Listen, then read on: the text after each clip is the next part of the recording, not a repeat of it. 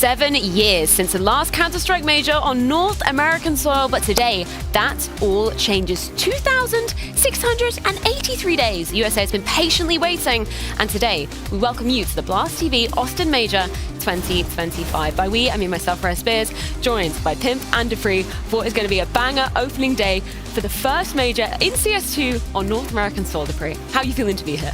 Feeling super excited, usually I'm playing here, but right now I'm working at desk. This is great for me to be here. And if I go back to January when I did my first gig and then coming here and expecting to be here, I didn't do that. So it's an honor to be here. It's a pleasure to have you. Pimp, I'm always joined by you, but it's also a pleasure to be in a major with you, in North America, no less. It's funny that you say that, when we're off cam for you say something else, but I'm also, in fact, happy to be here. It's good to be back to America, good to be back, having a CS2 major on American soil, and I expect it to be a banger of 3.5 weeks of pure fun. Now, Dupree, when we talk about North American majors, you've had some great success, you've also had some not so great success in years gone by. Do you want to tell people a brief history of Dupree in America for majors? Well, in Atlanta, I hoisted the trophy. That was my first did? major win. That was the first one out of the 5-1. And then, it was Atlanta became like this city for us that was like legendary for us. Like every time we came back to Atlanta when we played other tournaments, it felt like we had this Atlanta buff. And then obviously we came back for doing it another time. I think that would be in 18, maybe for the Boston one, and then the whole thing changed a little bit. The fact that I was going in for an Auburn decision now because Device is taking a kind of a medical leave, so I decided to go for an Auburn. And the whole idea about going to that tournament as an Auburn with the expectations of that didn't really pan out that well, and we ended up getting totally demolished and eliminated in group stage. So yeah, I've tried both things. Yeah, you've ever tried a major, Jacob?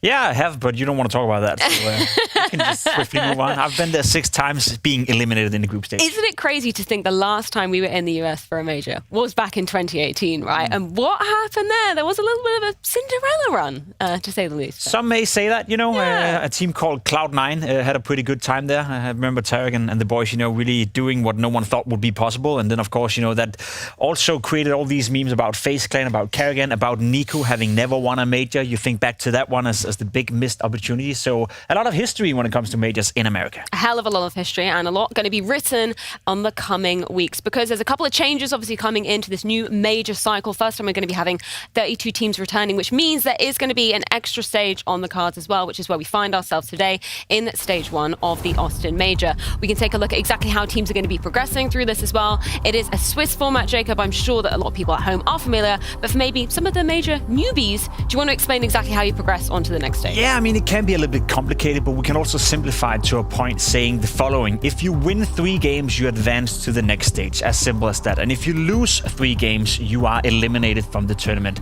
Now, the first couple of games is best of 1s, but every time you're playing a game where you can either advance or get eliminated, it turns into a best of 3 as well. So it's quite simple. Also for the teams, as you can see, they all start on 0-0, and you can only face teams with the same score as yourself. So as you win your first game, you're playing against another winner, and if you lose your first game, you're playing against another loser. It's funny when we talk about the best of 1 side of things, right? Because coming into kind of this new system of Counter-Strike into the beginning of this year, obviously this is only the second time we have the major at the kind of crescendo right at the end of the halves of the season. We're not so familiar with best of 1s anymore. It's been a hell of a lot of best of 3s. How does that change things in your opinion, Dupree, for the teams coming in here today? I mean, like the Swiss team is not unfamiliar territory for any of the teams coming here, but what is unfamiliar for them is the best of 1s, as you mentioned, which is probably the random factor of this tournament. And also looking at best of 1s, it's like you need to get off to a good start. Like if you can maybe only make 1 or 2 mistakes at most, like crucial mistakes that will actually end up giving you a really bad situation for the game. So I think the teams coming to this one, when they start the tournament today, when they're 0-0, and they like in the blink of an eye, they can be down 2-0 or up 2-0, but they can also be in a deficit where they're actually down 0-2.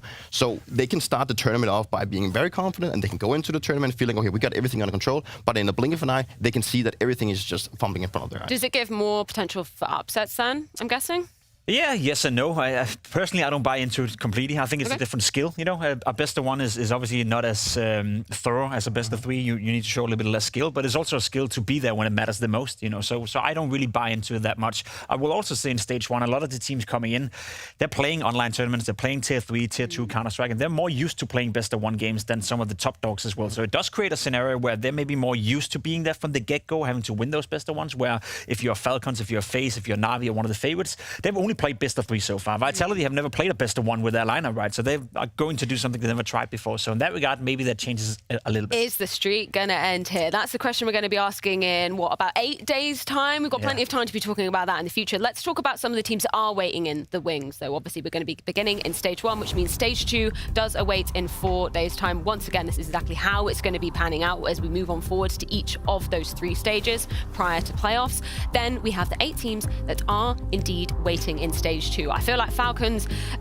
Should we explain why they're in that stage rather than in Stage 3? Yeah, I mean, the invites and the VIS ranking had a cutoff point, and at that time, Falcons weren't as good as they are now. Recently, they've had an awful lot of success. Obviously, bringing in m0NESY have really helped out that lineup to a point where we consider them to be the 2nd best team in the world as of right now. However, when the VIS rankings were determined for this tournament, they weren't, so that's why they are in Stage 2. Together with a team like FaZe Clan as well. You look at Simple, you look at Karrigan, you look at a team with that much history. They were in the final. Went to Stage 2, so a lot of firepower coming in early in the tournament. And I believe that if you look at the other teams in the group, I think Virtus.pro is also a team you need to look at.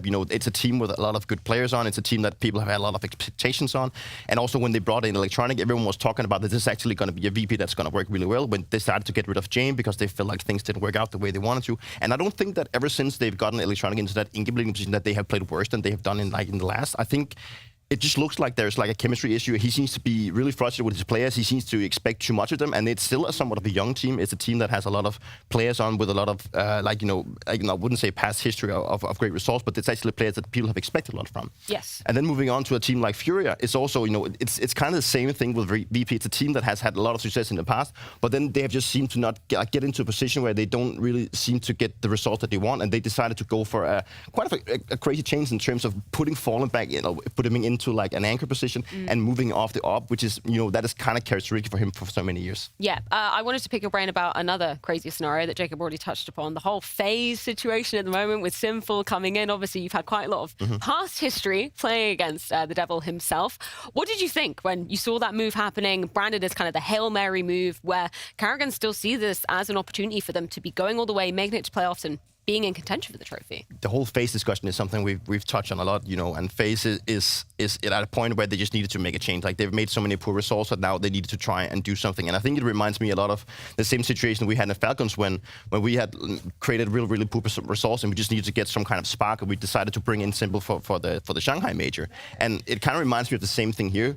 And I'm still worried. I'm not going to say... Simple is a great player. Like we can never say anything against this guy, but I don't think he has what it takes to bring FaZe back, and I don't think Simple is going to go back to the top player that he once was. I simply just don't think it's going to be possible. Yeah, you agreeing with that sentiment, Jacob? I think from what we saw in Dallas, he's definitely shaky. He's definitely a little bit out of form, so to speak. He was hogging a lot of walls, failing a lot of nades, etc. But I have been following Simple, offline as well. He's playing a lot of FaZe. He's been boot camping with FaZe.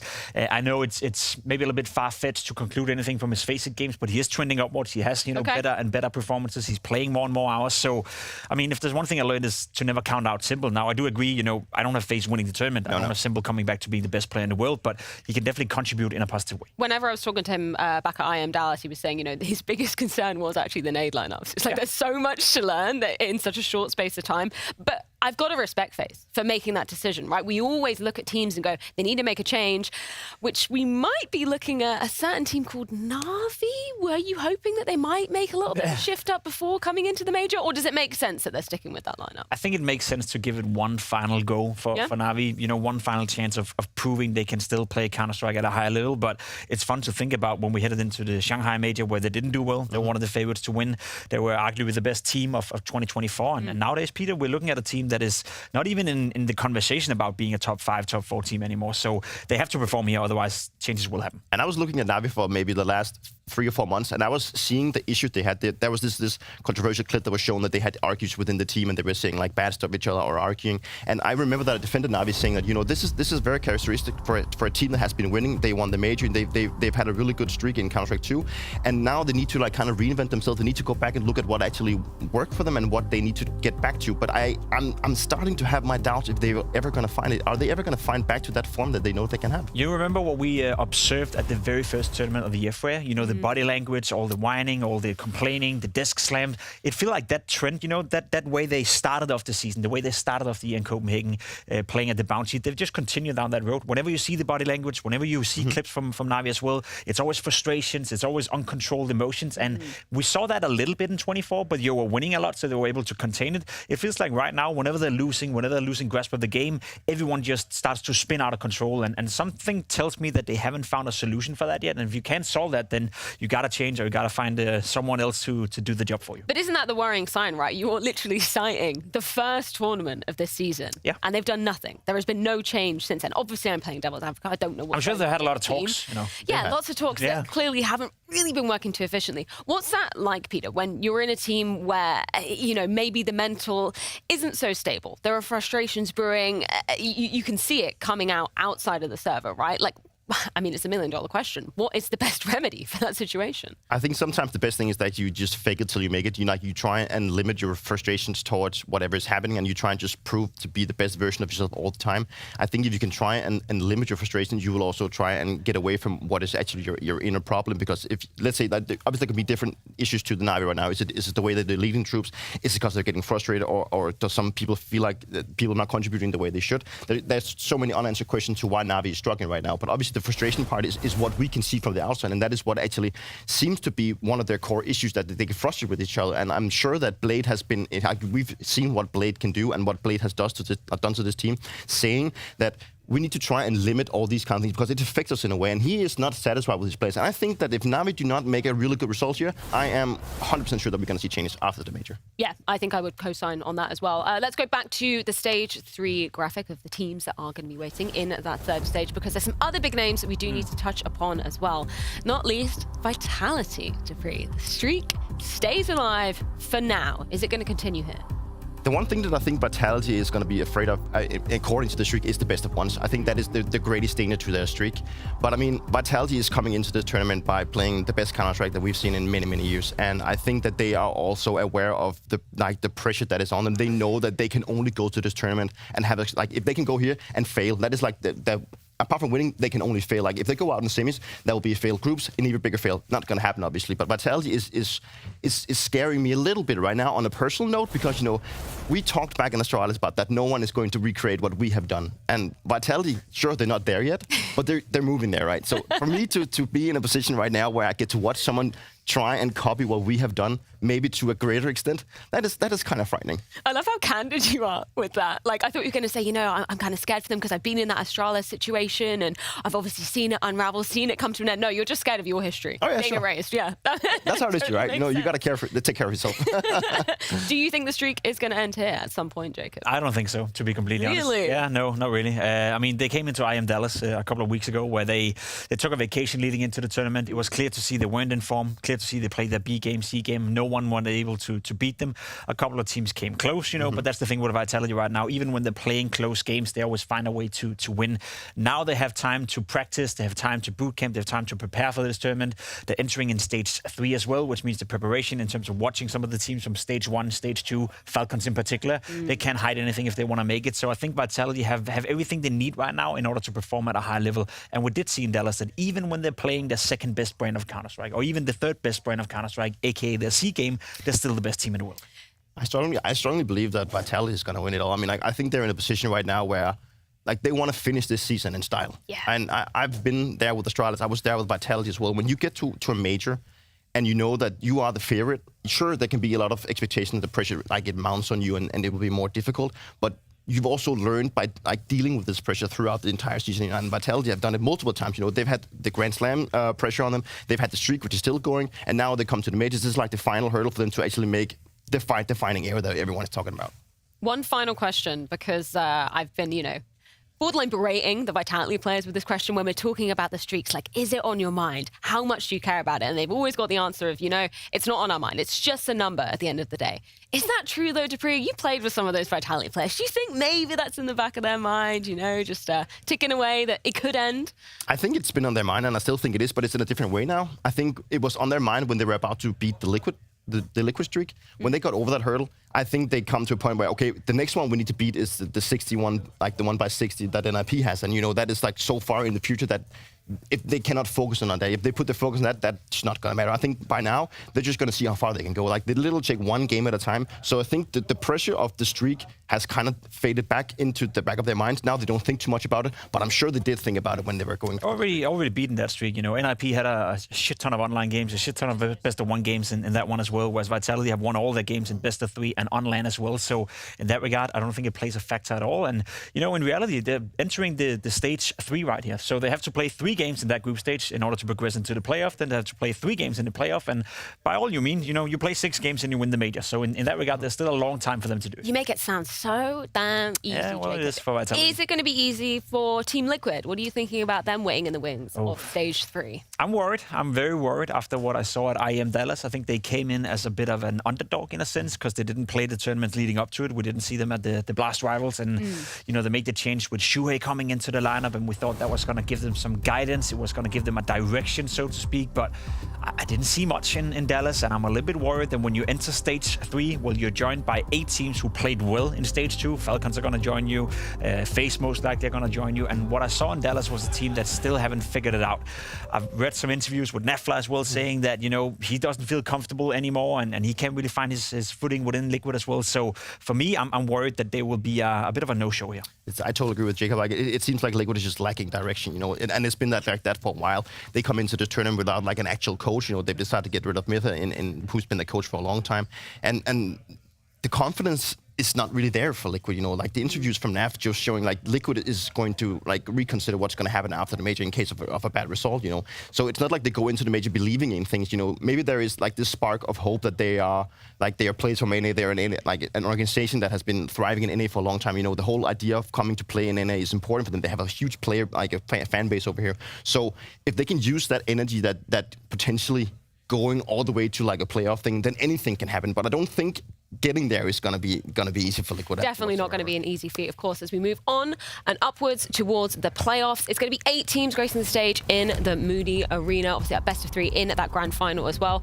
Top 8 teams, though, Jacob. Any bold predictions that you want to make here yet? I think Vitality is going to win the major by not losing a game. To be completely honest, I don't know if that's a bold prediction considering how they're playing right now. I would love to say that one of these teams in stage 1 will make it all the way to the playoff. I would love to see that happen. I would love to see some of these, more less known teams make a deep playoff run, but I'm not sure who that is going to be. It's not going to be Complexity with a stand-in. OG, I don't think have the level for it. Maybe Heroic could be a ballsy prediction to be part of the playoff, but I don't know, Peter. I think we have a major right now, and I think we have a circuit where the top 5 is pretty set. We have 5 teams who are playing Counter-Strike at a very high level, and then from top 6 all the way down to 32, that's pretty open. I just hope that we can get semifinals where we have Vitality, Falcons, Mouse, and Spirit. That is like the top 4 teams of the entire Counter-Strike community right now. So I think you talked about the whole thing that we get a team from stage 1. I don't personally believe that. Not that they're not good enough, but I also need to empathize on the fact that if you are going from stage 1 all the way to playoff, you've been playing so much Counter-Strike. You've been using your brain for so long.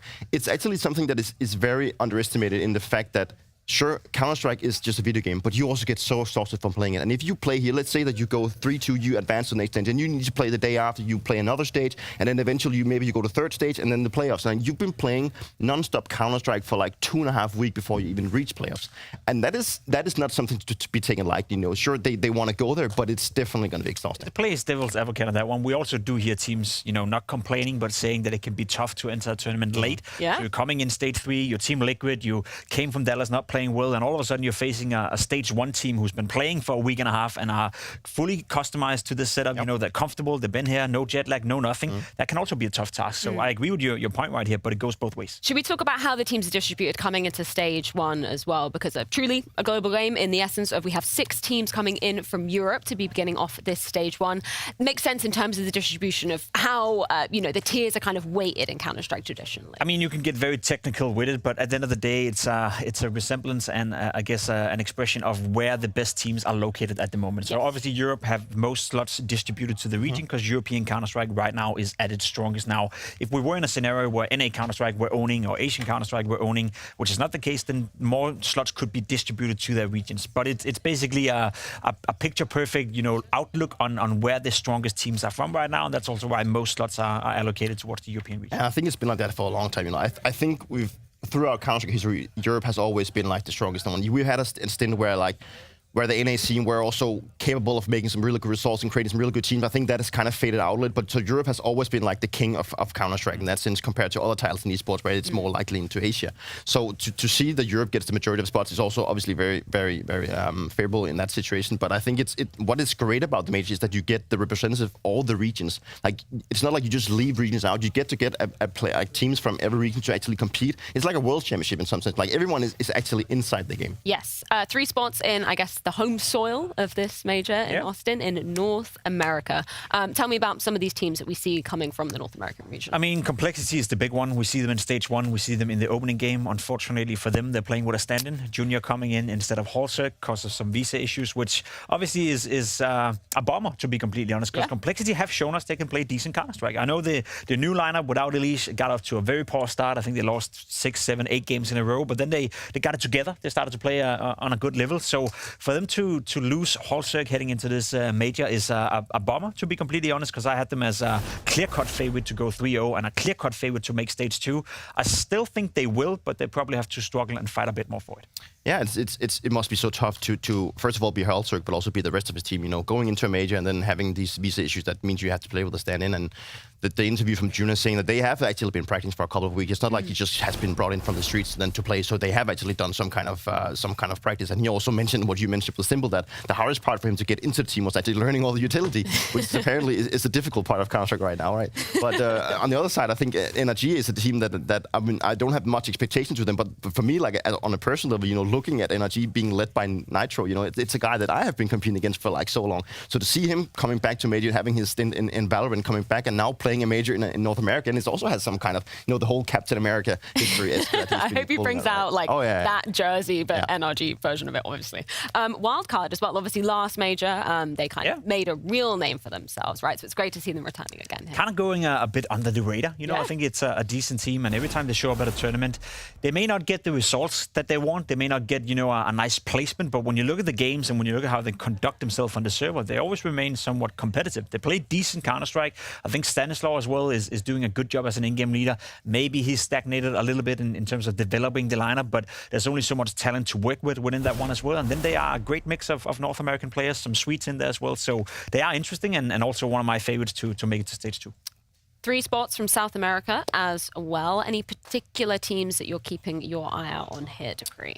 I think out of the 3 you have on screen right now, obviously I think Imperial is the one to go to. Legacy coming in with a wild card slot from the BC not making it here, then I still believe that the Imperial is the one to look out for. And the whole region itself, it's a region that has been creating a lot of talent, and it's a team. It's kind of a seen as in a development. And obviously you have the teams, a team like Fury that is already here and waiting in stage 2, which is not a part of the qualifier. So the fact that some of the teams in the region that is already inside of the tournament, that they didn't have to go up against like the greatest opposition, I still think that Imperial is the team to look out for this one. If anything, you look at those 3 teams in front of you right now and you think, which one of them are going to go 0-3? Which one of them are not gonna be the one that are going to give you the points for the pick'ems? I think there's only one country right now that is struggling more Counter-Strike-wise than Denmark, and that is Brazilian Counter-Strike. We had a conversation about that a couple of times, that it went from being such a deep and well-rounded region where there was so much talent, there were so many different avenues and options they could have gone for in order to create 2, 3, maybe even 4 or 5 competitive teams, but it does feel like they've all fallen off,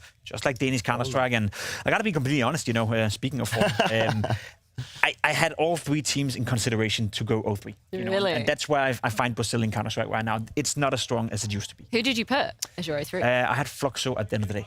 Okay, that makes just one of the Just one of them. teams. Okay. Let's move on to talk about the final four, two of which coming from China. Interesting to look at these guys, as you know, from an up-and-coming region. What are we thinking of Linvision and TYLOO? I mean, two teams that, especially TYLOO, that has a brand for themselves. You remember playing against TYLOO. I remember playing against TYLOO, and it was always a tough matchup. Again, an organization and a team that hasn't had a lot of success as of recently, but being part of the major is another proving ground and another stepping stone for this lineup.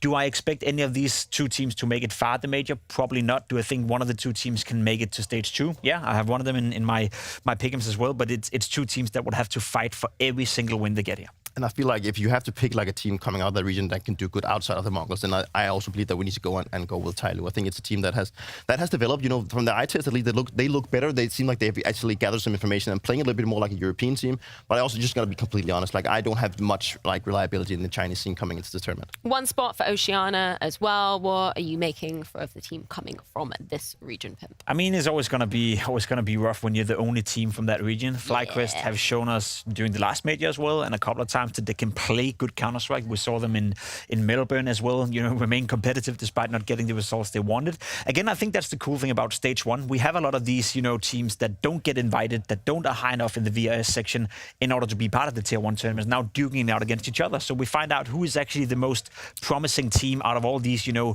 tier 3, tier 4 teams that haven't made it through. And I think FlyQuest is a great example of a team that will have to capitalize on this. They will have to show us that they are good enough in order to get more points, in order to move up in the rankings and make it to stage 2, and I think they have what it takes. They have a couple of interesting players. The man on your screen right here, Regali, is a good one, and overall a good team. I think they're one of the clear favorites to actually make it to stage 2 as well, and it must be nice to be FlyQuest, knowing that you have to beat your regional opposition to just qualify for the major night. You don't have to go out and beat a lot of European teams. Like, you just have to get that one spot, you know. And you know, at the same time, it could also be kind of a disaster if they didn't manage to. But then again, FlyQuest seems to be so much better than the regional teams they have them. Obviously, final team that's going to be rounding out this first 16 comes from Asia. Chinggis Warriors. How much do we know about them as a team? Let's be honest. You know, anyone who says they know a lot about them are probably lying or probably a mega nerd. And I respect either. You know, to be completely honest, it's a team that we don't know much about them. We know a couple of the players, and obviously you can dive into them. You can see the stats. You can see how they're trending up, how they're trending down. You can see the opposition they're playing, you know, the caliber of teams, etc., etc.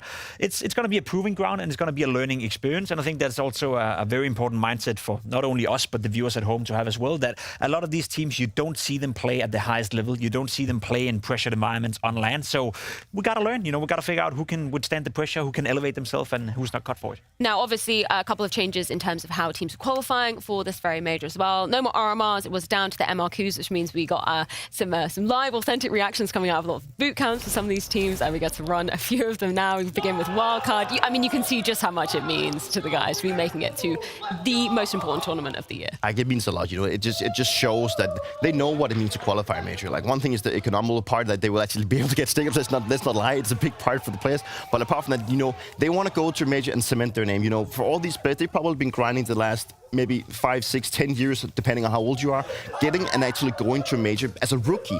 That is what you want to achieve as a counter player. You want to go to the majors, and then you want to see how far you can go. It's a proving ground. It's a proving ground, and it's the greatest scene for every single player in the world of Counter-Strike to prove yourself. If you do well at the major, not only do you have a chance, as you said, Peter, of making a buck, you know, there's a financial aspect to it as well, but it's also a way of elevating your own career. Obviously, it means a lot to the players. I'm a little bit sad we don't get to see the RMRs being played out on LAN anymore, but I also get why it's complicated and why it's a big expense to do that. But it comes down to the matter of the fact that when I was playing and when you were playing, Peter, yes, all these big tournaments, they matter, but the only thing that really matters is qualifying for the major. It is the most important game you can ever play. It's like when you see the championship in football as well, you know, the big game in order to make it to the Premier League, not only financially the biggest game in the world of football, but also in terms of being part of the big dog league. You know, that's where you want to be at the majors. I love how you bring up the term rookies, Dupree, because there are a hell of a lot that are going to be gracing stage 1 here. Obviously, you know, the whole conversation about there being 32 teams, of course, there's a lot more newcomers to the circuit. But should we pick out some of the players to be watching? Jacob, who are you going to be having your eyes on, particularly in stage 1? Well, I think me and Peter agreed on a couple of them, so we tried to diversify it a little bit. I had Netic as a player that I would love to see played out. We spoke a little bit about FlyQuest, you know, and we thought to ourselves that what can he potentially do. I saw some cool stuff in Melbourne. I think he's come in and done a lot of good stuff for FlyQuest. I think him and Regali are two players and two rookies that we have to look out for. And then Sway as well, Nemiga, a team that I actually have them as an 0-3, and that was a little bit of a gamble, to be completely honest. But the guy on your right here is one of the stars within that lineup, 17 years of age, very young. And as we spoke about, Peter, you know, being on LAN, being at a major, that's where you want to prove that what you show us online, you can also do on LAN, and that's why I have an eye out for him. I think, like, looking at these two players, I think obviously Netic, the one stands out. Maybe his stats is a little bit inflated in the fact that they get to play a lot of regional matchups, but obviously I think it requires these two players to step up for the teams to actually make an impact, you know, and that is the whole thing when we look at the rookies at this stage, that the ones that we handpick out, the ones that actually jumps a little bit off the page, they need to step up for the team to actually be able to go to the second stage. And for myself, you know, I looked a lot at Heroic's Tenir, and I looked at OG's Christian. You know, it's players that I've been looking out for a little bit a while. You know, I think Tenir is one of the players that then inside of Heroic has been standing out. He had a phenomenal tournament back in Dallas. You know, he really showed, and he got to open people's eye about how good he actually is. And I'm quite curious to see if he's going to end up in a better team coming after this major. And then on the other side, you know, as a Dane, we have two Danes on this. We have to go for Christian. Sure, his stats doesn't look as great, but he is a young England. He's only 18 years of age. And I've played with Christian back in Heroic, actually. We had like a small stand-in stint for Heroic together. And, you know, he is a guy that seems to be very hard-working. And what surprised me the most about him when we were playing with him is that he was playing alongside me, Shush, Tessis, and I believe the last one was Salazar and Auber. What stood out the most for me, like, he was so young, and he had to go in and lead players with that much experience. It was quite crazy to feel that whenever we said something and he actually dared to say no to something, he took the reins took the control, and he's only 18 of year, and that's more than a year ago. I can only imagine how much he's grown since, and we can see with what he's doing with OG. You know, OG has always been a team that's been creating some results left and right, but it's never really made the cut. I think this OG lineup, being majority of Danes, is a good proving ground and a good place for him to develop into an even greater in-game leader, maybe getting picked up by a team like Astralis if we have to go to a point where he wants to play a national team. So I think Christian is definitely the guy to look out for here. I don't think he wants to play for free, though, and I heard Astralis doesn't have a lot of money at the moment, so maybe someone else than Astralis, but that's not part of it. They're not even here, Jacob. They're not even here. Do you... was Christian a name that was on your radar as well, particularly coming from Denmark? Like, what have you heard about him? I mean, I'll be completely honest. I had Tenir and Christian as my number 1 and number 2 pick, but we had to diversify a little bit. I think Christian is a cool dude, yeah. I think he's a great prospect as an in-game leader. Obviously, hearing from you as well, speaking to you privately, you told me about that. I think when you look from the outside as well, he does seem like a guy who is able to control his team and get the most out of the players he has to work with. Again, you can only get as much out of a talent as you can. OG doesn't have the best player material, but I think he's doing a great job. And I think for Tenir, you know, just for the context as well, for people at home to know, Heroic is also technically a dead lineup. You know, the coach is leaving, Son Payas is leaving as well. Yeah. Now you're coming in as Tenir as a young prospect. He's 24 years of age, but young in the Counter-Strike sense. Never played a major. That's even more pressure, or it alleviates pressure, because now they're coming into the tournament knowing their dead lineup, and that whole, you know, having to perform, having expectations, being one of the favorites, maybe that frees him up to be even better. I totally agree. I think that could be really great for him, you know, coming into this tournament knowing that we have a dead lineup. Then he can not say that he should just solely focus on himself, but he can focus on himself that much that if he makes a great name, if he has a great showing here, he knows, sure, I was not picked up by G2 like the other of his teammates were and his coach. Good for him. But surely. But then if he goes out here now, he's already made a name for him. He made sure that people recognize his name coming into this tournament. If he can keep that up and even keep up what he's doing, but even be better, then I think he can actually get some really great offers coming. So I don't think it's necessarily a bad thing for the team. Yeah. Should we take a look at the Swiss bracket once more to see exactly what is going to be going down today? Of course, we're in the 0-0. We haven't had any games going down. This is day number 1 of the Austin Major, and there's going to be plenty of games on the cards. 16 best of ones today, to be exact. Complexity versus OG. That's going to be going down on the A-Stream side of things. We obviously talked about one of the OG players quite a lot. How do you see this matchup being weighted, in your opinion? I think it's a mega important matchup to find out who is the favorite to go 3-0. You know, I think if OG is winning, they could go 3-0. If Complexity is winning, they still have a shot at going 3-0. It's two teams, at least I have in my eyesight, to be almost, I wouldn't say guarantees to make it to stage 2, but I would be super disappointed if they didn't.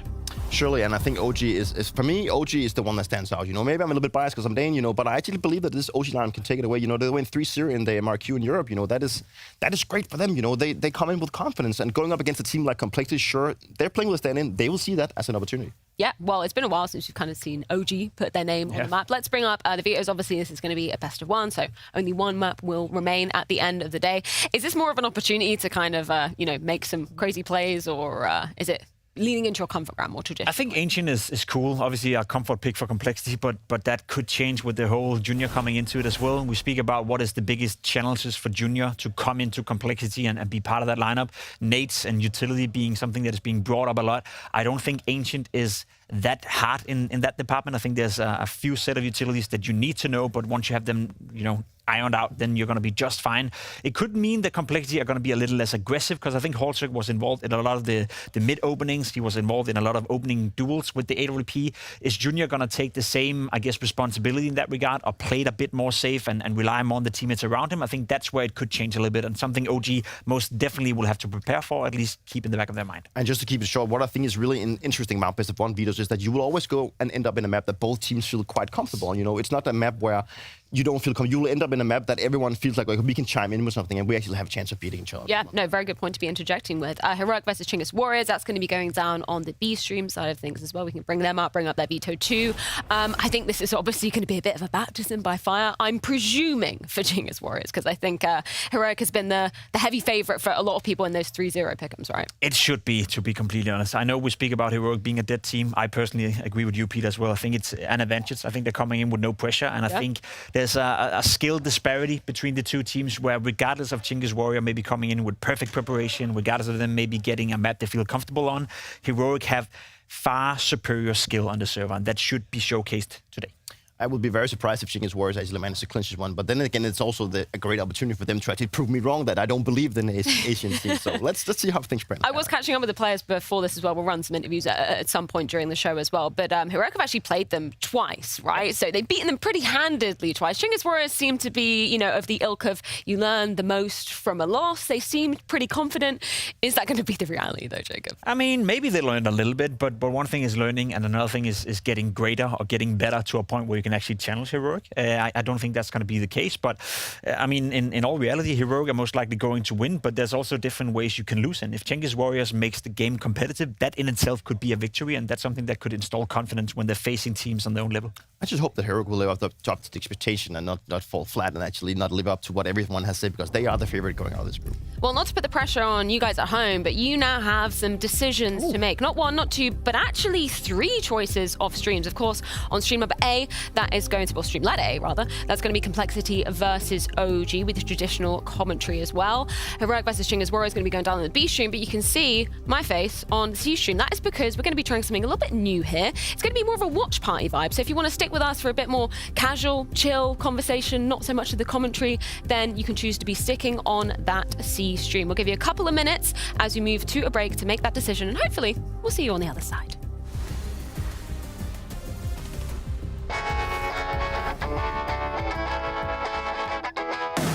I started 2015, I think, like I was 10 or something, I don't remember exactly.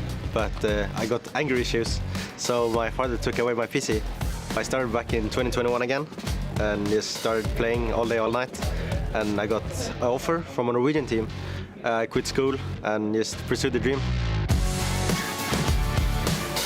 I was just grinding Face It, solo gaming. I was hitting the #1 on leaderboards, so that was how I got spotted, right?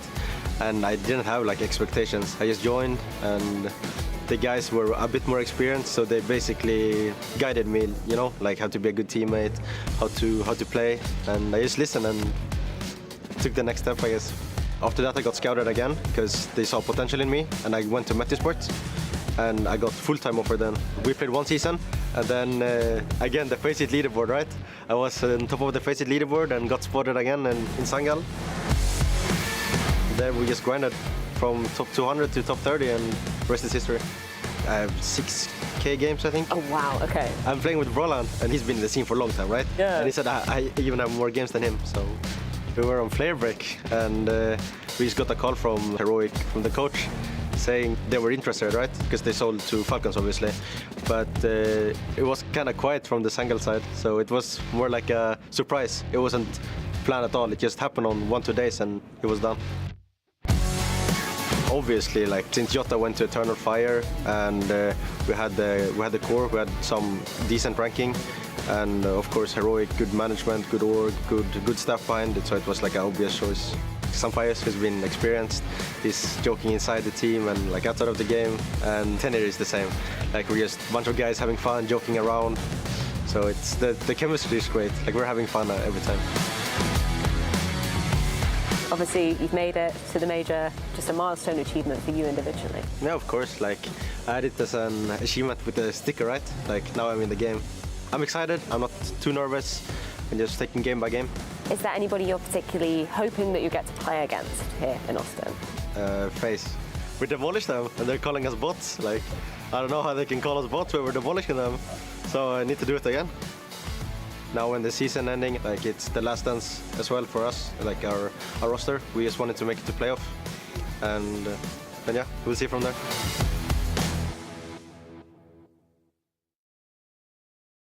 The temperature check on all the teams. Bring up the teams.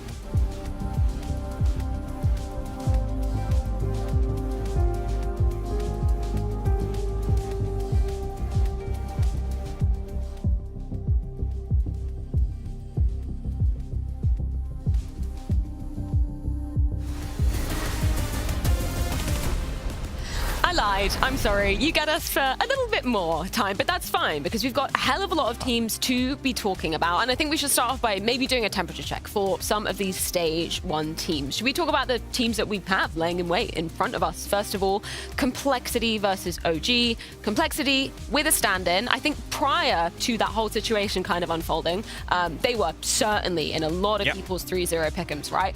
They're still in mine. Did you guys change anything when you kind of saw that situation? I also stuck with him, but I changed the mindset around him. It's a gamble for me now to have them as a 3-0, and I don't mind that because that means that one of the other spots, is freed up in the pick'ems. I think Complexity is good enough in order to make it work with Junior. I think Junior as a player is good enough in order to make it work with Complexity as well. Are they going to be as strong as they would have been with Haltzerk? Most likely not, but I think the rest of the team have shown me that they can step up for the occasion. Grim has been playing better. I think JT is slightly underrated as an in-game leader as well. I think they play a relatively, I wouldn't say loose style, but I don't think it's the most difficult team to come in and join as a stand-in. It could have been way, way worse. You could join Na'Vi as a stand-in. I think that would have been a nightmare if you were Junior. So I don't really fear on behalf of Complexity. They will make it to stage 2. It's just a question or not whether they can get over this best of 1 hurdle against OG. I'm also confident that they're going to do it. I mean, sure, missing out on Haltzerk is going to be bad for Complexity, especially knowing that they actually had put up some decent results and they were kind of playing better than everyone expected coming from where they were, well, losing Elise and then picking up the 2 young talents in NA. I think everyone started looking at them and saying, okay, is this actually what Complexity is going to bring out to the table? And then I think if they started proving everything wrong. So I think they will still make it to stage 2. They will not make it 3-0, I don't believe that. But they have what it takes. Like the rest of the players are still playing well enough to actually make it to stage 2. I think it would be a different scenario if they went to any other tier 1 event where they would go up against the likes of Vitality, Mousesports, and whatsoever. But with the opposition that they have here, I still think they have what it takes. And honestly, depending on what happens and who they face, and obviously we don't know that, depending on who wins and go 2-0, 1-1, etc., I think this best of 1 opening game against OG could potentially be the hardest game for Complexity in order to make it to stage 2. Okay. OG, where are you putting them then? Because obviously, I mean, where are we putting Complexity? Was second, now what, like 3 to 6? Somewhere in that territory. Should be going through, should be in the 3-1, 3-2s. Okay, that makes sense. OG, where are they standing in comparison? To me, the exact same place. I don't think you're necessarily biased, Peter, when you have expectations for these guys. I think Boss is a great player as well. He's finding his own footing as well. I think, as we said, Chrisen, very interesting in-game leader. And overall, OG have shown us that when they're playing teams on their own level, they usually win. It's not a team that has a tough time finding that kind of consistency. You said it yourself, the win 3-0 in the MRQ. And it's honestly a team that I have decent expectations for. You could have put them as a 3-0 as well, but that would be on the cost of Complexity. And I have them definitely being one of the top, I'd say, 4 or 5 strongest teams in stage 1. And they are a very young team, they are very inexperienced. The only one, like the one with the most experience in OG is probably Fico. He's been around that lineup for I don't know how long, And it just seems like he's like a constant OG player. Like he doesn't seem to move anywhere else, right? and if you look at the other players, another guy that I want to point out maybe is Nikodos. He has been brought into team. He's probably the closest they get to like a star player. He is the upper, but from my time also playing with his former teammates in Prezi back in the day, he was a guy that he's a guy that goes in with the mentality of not caring too much. He goes in and plays the game and in the way that he wants to. And if he feels like he can pick up a rifle instead of playing AWP, that is what he's going to go for. Like, he doesn't care too much about whether or not he's going to play AWP or rifle. But the good thing is that he actually is capable of doing so. So I think he's going to be a great asset to the team. He's been his time in Fnatic. He also showed that he could play like a very high Counter-Strike. Sure, he had some inconsistency problems, but I still think that he's a player that will also be able to stand out for OG this tournament. Is that a good thing or a bad thing, though, to have that mentality? Because I always looked at Nemiga and I thought to myself, what a waste of potential. What a waste of player. Because I think he's great. I think he has a great skill set. He has the ability to pick up the AWP, as you said, and be a difference maker at the highest level. But from looking from the outside, you played with him, I always looked at him as a guy that mentally-wise, he was just not cut for it. I think with Nemiga, I mean, it was a good and bad thing with the whole AWP and rifling thing that he did back in pre-season, because his teammates also felt sometimes he just did it out of his own like selfishness, and he just wanted to play rifles of AWP, and that would change the dynamic of how the rounds are running. So I don't know if it's a specific thing he does anymore, but that is actually what I've heard from the past. Well, should we hear from the man himself? So did have the pleasure of catching up with Nemiga ahead of this series. Great to see you once again at Nemiga. Obviously, the last time you were out at a major, it was back in Copenhagen with the heroic jersey on. How's it feeling to be in the OG jersey now? I mean, after all, it's my 6th major, I feel pretty good. 4 different teams, I believe, now, but I'm happy to be in OG. I'm really confident. I'm ready to play. How comfortable are you feeling overall in the OG system, and how different is that to some other teams that you've played in? I feel like I'm very comfortable. I think they put in a lot of effort, the coaching staff and Chris and the IGL, to make me comfortable, because they know I like to play somewhat different than other oppos maybe on certain aspects of the game, but I'm very comfortable.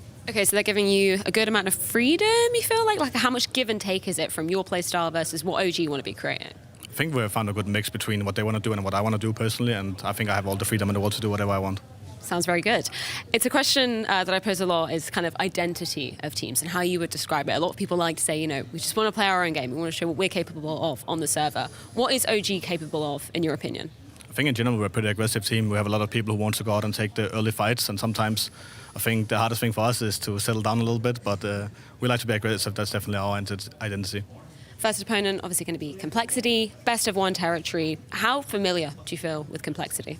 I think they are a pretty strong team, honestly. I think they're one of the best teams in this stage, but I mean, we're also feeling very confident against them, and we know they're coming in with a stand-in and they might not feel as confident as they should be, so we'll just take it one round at a time.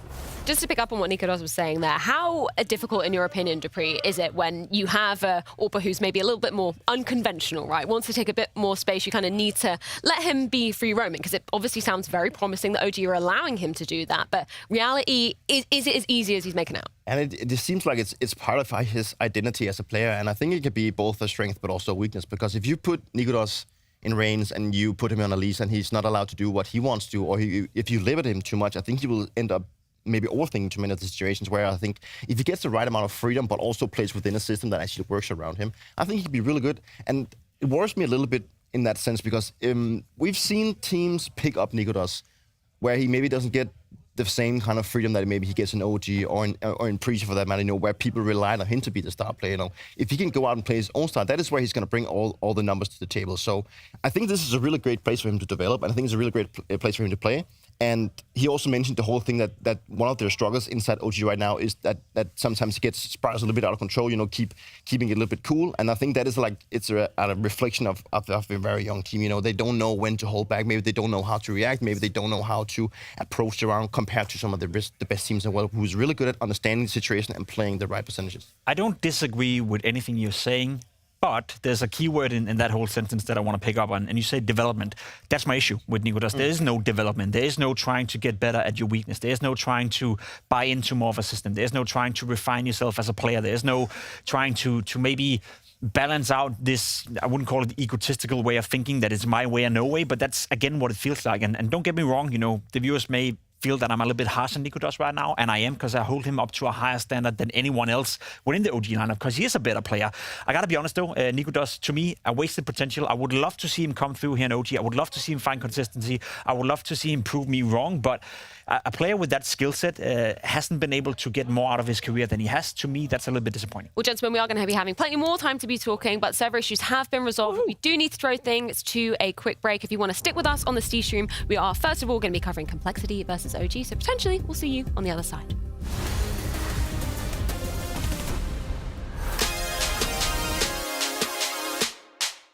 Chai. Chai, yeah. Do we add the Jesus?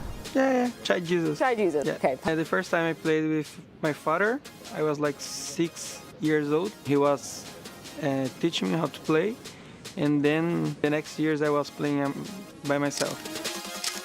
All my life I loved the game, so that was one opportunity to play.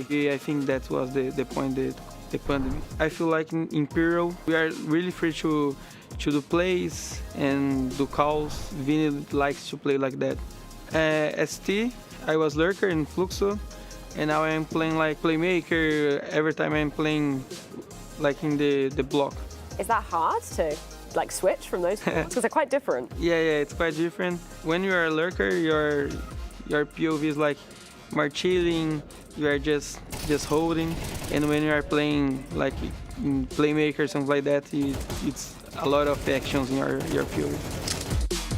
I think, of course, we have a pressure because, for example, Imperial went to the 2 majors before, and that one's my first one. So I have a pressure because of that. The same way, I know I was not here to replace all the roles of Phelps. So I think I'm good playing pressure. I'm really happy because it's my first time in USA too, and also in my first major, so it's a special moment. I'm just leaving, you know. I know major starts tomorrow, it's my first major, and I don't want to be like overthinking in my mind, you know. I'm just trying to live in doing stuff's good. Probably I will be a little nervous, but I think when we are playing, I think they can help me too with the nerves being not stressful. Do you think Imperial have a chance here of making it to playoffs, even winning the major? We know it's really hard, but who knows?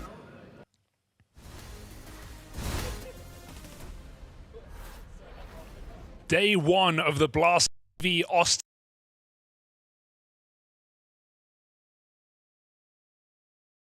of Counter-Strike competition live on your very screens. We're starting things off with Complexity versus OG, a mad day of best of ones into 3 weeks of competition to take a trophy at the end of the season. My name's Hugo, joining me is Harry, and we're getting into our first game in just a moment. Yeah, but it's going to be a great couple of weeks out here in Austin, right? There's a lot of games coming down the pipeline, and we're going to start in stage 1 here. Our first game going to be this Complexity versus OG bout. Cole kind of flying the NA flag extra hard with Junior coming in as a replacement for Halzerk in this squad. Yeah, it makes them the most American team at this event, the joint most North American team at the same time, and Junior getting another chance back at a huge competition, I think is an exciting story just for this guy as well. We haven't seen him play at the top of the scene for quite a while, and so I think he's going to have a fire lit under him with big boots to fill in Halzerk. Yeah, 100%. You know, and he was someone who, you know, years ago, kind of before that, like Furia move and whatnot, you had a very keen eye on Junior, right? And then felt like he took a big knock to his confidence when he tried joining up with that Furia squad in a very weird roster move that no one saw coming. And I still don't think you've ever seen Junior quite hit that same level again. But as you say, this is kind of a golden opportunity for the guy. So I'm excited to see what he brings to the table here in this opening matchup. Yeah, this is all up against a new look OG. OG attending their first major in CS2. Haven't seen this organization since Paris, of course, and only remaining player is Fiku from that roster. And I think this new roster is kind of exciting for me right now. They've got some experienced pieces, some younger players. Nikados back on another squad trying to make it to the top. Like he said in that pre-game interview, I think his 6th major with 4 different teams, 4 different organizations. He's been all over the shop and even seen major playoffs as well. So I'm actually very excited just to see Nikados back in the server as an individual. He's been looking really, really sharp in the couple of months of CS he's been playing alongside OG. I mean, you know, even kind of taking a look at the odds on this one, it's looking like Complexity kind of favored coming in, and I think that's interesting, you know, especially with the stand-in situation. I don't know. I think OG could could cause a bit of an upset in this game to open up. And who doesn't love an upset day one of the major, Well, right? It's day one of the major, classic. Harry. It's BO1. Exactly. This is upset city right now in Austin. No one is safe. Nothing is sacred. And expect some wacky results today. I agree with you. I don't even think OG winning this would be wacky. I think also the map kind of lends into their favor as well. While Complexity are more than comfortable, every team's going to be comfortable in a BO1 map. This is OG's most played map by a huge margin. Nearly double the amount of maps played in the last 3 months on Ancient over any other in their pool. So I don't think you're going to catch OG uncomfortable in this situation. And so Complexity have to watch out. Still big questions for us on, how's Junior been slotting in, not played officials obviously with this guy, how's Prak been going, and how up to date is he, filling into Halzok's position. So I think it's often easier to slot an AWPer in, but Halzok is a very explosive player. And so I still think there's going to be kind of high expectations levied on Junior, because this is a team that people even without Halzok are putting this team to go 3-0 through in their pick'em, right? People still have high expectations of this team. And so Junior's got to kind of hold his head high in a match like this, starting off where there is big upset potential. OG have been grinding lately online. As I said, back at their first major in CS2, they have a lot to prove. And, while we still have these kind of tech issues rolling on in the background, zooming out a little bit then and looking at the rest of stage one. Yeah. Hugo, any teams that excite you? Any teams you're kind of looking forward to playing? I want to see how, and this one is a bit, Okay. I never thought I would say this. You got some. I want to see how FlyQuest. That was what I was going to say. Yeah, okay. I think FlyQuest could be a really hot prospect, right? They've been through the ringer. They've been beaten up against the best in the world, right? Taking that oceanic spot. We've seen them struggle at the very top echelons of CS. But I also feel like this is a kind of stage where if FlyQuest, with their recent couple of roster changes, have gone back and done some good work and got prepped, I think they could blitz their way through this stage. I don't think that's an impossibility at all. So, FlyQuest definitely on the tip of my tongue. Pimp calling out Netic as someone to watch as well inside of this stage is fun. And Regali has been at least reliable in this team ever since he joined, despite their results. So, FlyQuest are my, I guess, hopeful prediction for this event. Yeah. But if you want to ask me who I want to see, not that I necessarily have the same expectations, to me it's TYLOO. We saw them back in Stockholm a few months ago with this roster. They actually looked really, really exciting. G brought a lot of energy. Yeah. They went through stage 1 of EPL and showed some pretty good CS, honestly. Like some of the better CS that we've seen out of that region. So TYLOO, for me, are always a huge question mark, but still a team that I'm looking forward to seeing play.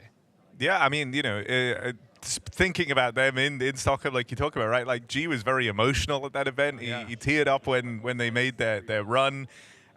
He's a very interesting character, and I think for kind of the international audience, he's someone you can kind of get behind, right? He shows a lot of his emotions. He always makes the effort to come and do like the interviews in English. He's been brushing up even on his the BM to the opponents and to the ability to hype up his team, and he always makes the effort to do that in English, for the show essentially, which I think is super cool. So we already saw him get very teary-eyed and have his kind of emotional moment back at EPL. What's it going to be like if they do well at a major? You can only imagine. Even just running through, I think this stage for TYLOO would just be a huge result, to be honest. And again, it's a very open field. I think we're going to have some surprises in stage 1. There are a lot of teams that we haven't seen play at the top level. Other than going into one event, getting grouped 0-2, we haven't seen them have a real chance. And here in Swiss, everyone's got a shot. Everyone's got multiple opportunities. Everyone's hungry. There's no doubt about it. Stick is already locked in for every single player here, every single roster. But glory, Harry, that's what the major's all about. Trying to get all the way to the playoffs, trying to prove yourself against the world's best. And especially with some North American teams here as well. That's always exciting. We got Wildcard, we got NRG, we got Complexity, all in this first stage. They're doing call-outs in warm-up.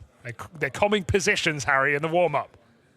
It's good, man. They want to go live. Start as you mean to go on, If the comms are good now, you're in for a treat. I think if you want to, stay zoomed out and look at some of these other teams that are interesting, I think Bait is a great one to just discuss briefly, because this is, another squad that we've seen them at RMRs in the past. We've seen them really struggle at RMRs, right? They've actually been to 3 different ones. It was Rio, Paris, and Shanghai. And they never made it to the major. They got close in Paris. Yeah, Paris was the one where they were 2-0 up, 2-0 right? up, and then they choked it, and they didn't make it to the major. In Shanghai, they didn't even get close, and in Rio, kind of a similar story. But here in Austin, they played through the MRQ. They actually had a run through the play-in, which was like the last chance section of the MRQ. They beat both ENCE and Astralis, getting revenge from the Shanghai RMR onto Astralis there, and made it here. So even though you could look at them and go, hey, they barely made it through the MRQ, they also took down ENCE and Astralis back-to-back in BO3s. Like, that's a legit run for Bait. So I actually have some expectation of this team. I think they should be making it through. I will say they've choked previous RMRs. That much is undeniable, but this team is getting better and better. They've also made a recent roster change, bringing in Kenzazor. It's added a nice bit of firepower, and I think it could be a story similar to Shanghai, where we saw Passion UA come through with albeit lower expectations and make a deep 2-stage run out of absolutely nowhere. They beat Spirit in the BO1 on the opening day. And so I want to draw some comparison there, but I'd argue that these players are even more experienced given their track record. They've just never quite made it deep in a major. No, you're dead on. And, I think on top of that, there's even just even within that Bait team, the kind of individuals that people are already acquainted for have some interesting stuff going for them, right? You have Headtrick coming from Na'Vi Academy, but then also NIP, kind of on this redemption arc in the Bait squad, trying to get his name back out there. And then someone else in that exact same boat, MPL, right? Who obviously had, we all remember it, that odd stint in the main Na'Vi lineup, once again coming from Na'Vi's Academy squad. That one didn't pan out. And then he links up with this Bait team, and now they're trying to build their own thing within Bait.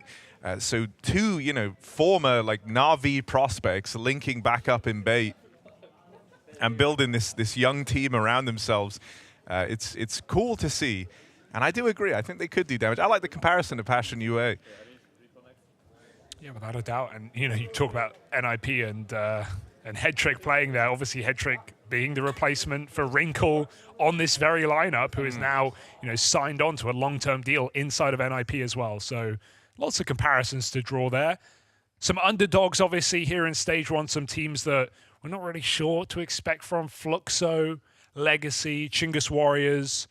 Low expectations right now, but I think the worst thing you can do in a BO1 on an opening day out of a major is to underestimate your opponent. We've seen that, pain many teams, Spirit included, back at Shanghai.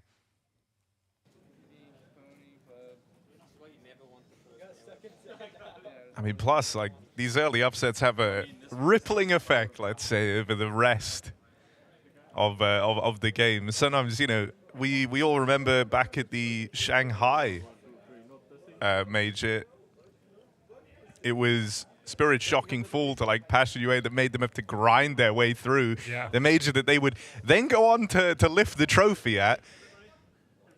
And that all stemmed from a shocking upset on day 1 of the run for Team Spirit versus that Passion squad.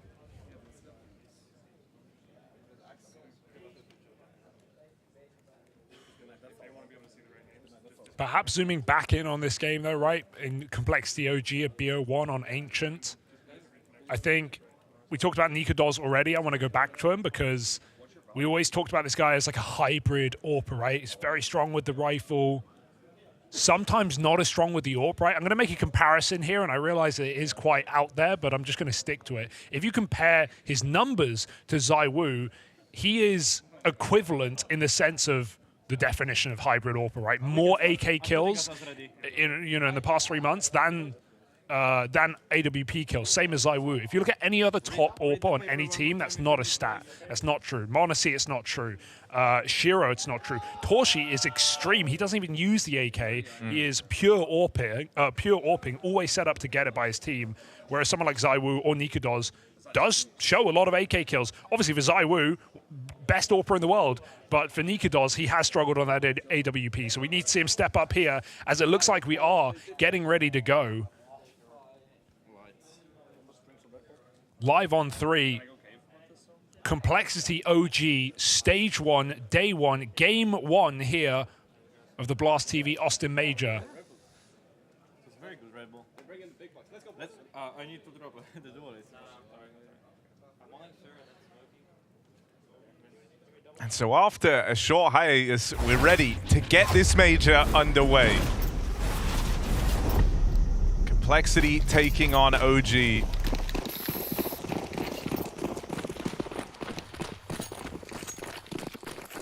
Day 1 here in Austin.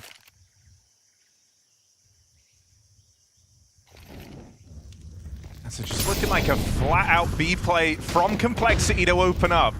They've been waiting for this for a long time. Sat back in the pauses, they're rip-roaring and ready to go, but Nikados gonna put them in the hurt lock. Oh my God, 3 from him in the corner. Nikados destroys that B play. Really leaving? Junior's the last survivor. Is he going to try and link back up with 60? They're looking to change this one on the fly. Yeah, that flash is going to give it all away, though. OG hit that into middle. They can start to scramble and rotate back out. Spooky's making a move, looking into middle. He missed that timing. Could have caught the bomb. 60's taken some space in this site. Can he cross towards the temple side? Does get caught on that cross, but gets the position. And OG are trying to task a retake here. 3-on-2, man up. Junior just looking to play around the bomb, so for now, 60's fighting alone.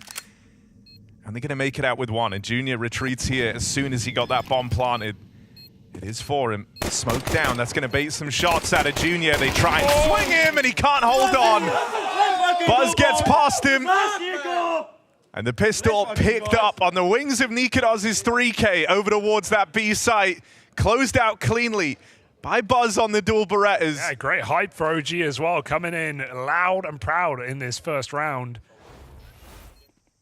And to not stick the bomb there, a really tough clutch for Junior. Doesn't know whether to spam the smoke or whether to be ready for the repeat. He looked pretty aware, but the trade is quick from Buzz. And Nikados on the P2K. Gonna have a force-up round 2 for Complexity. Grim, AK-47, 60 on the Galil. Complexity don't want to let OG build into this map.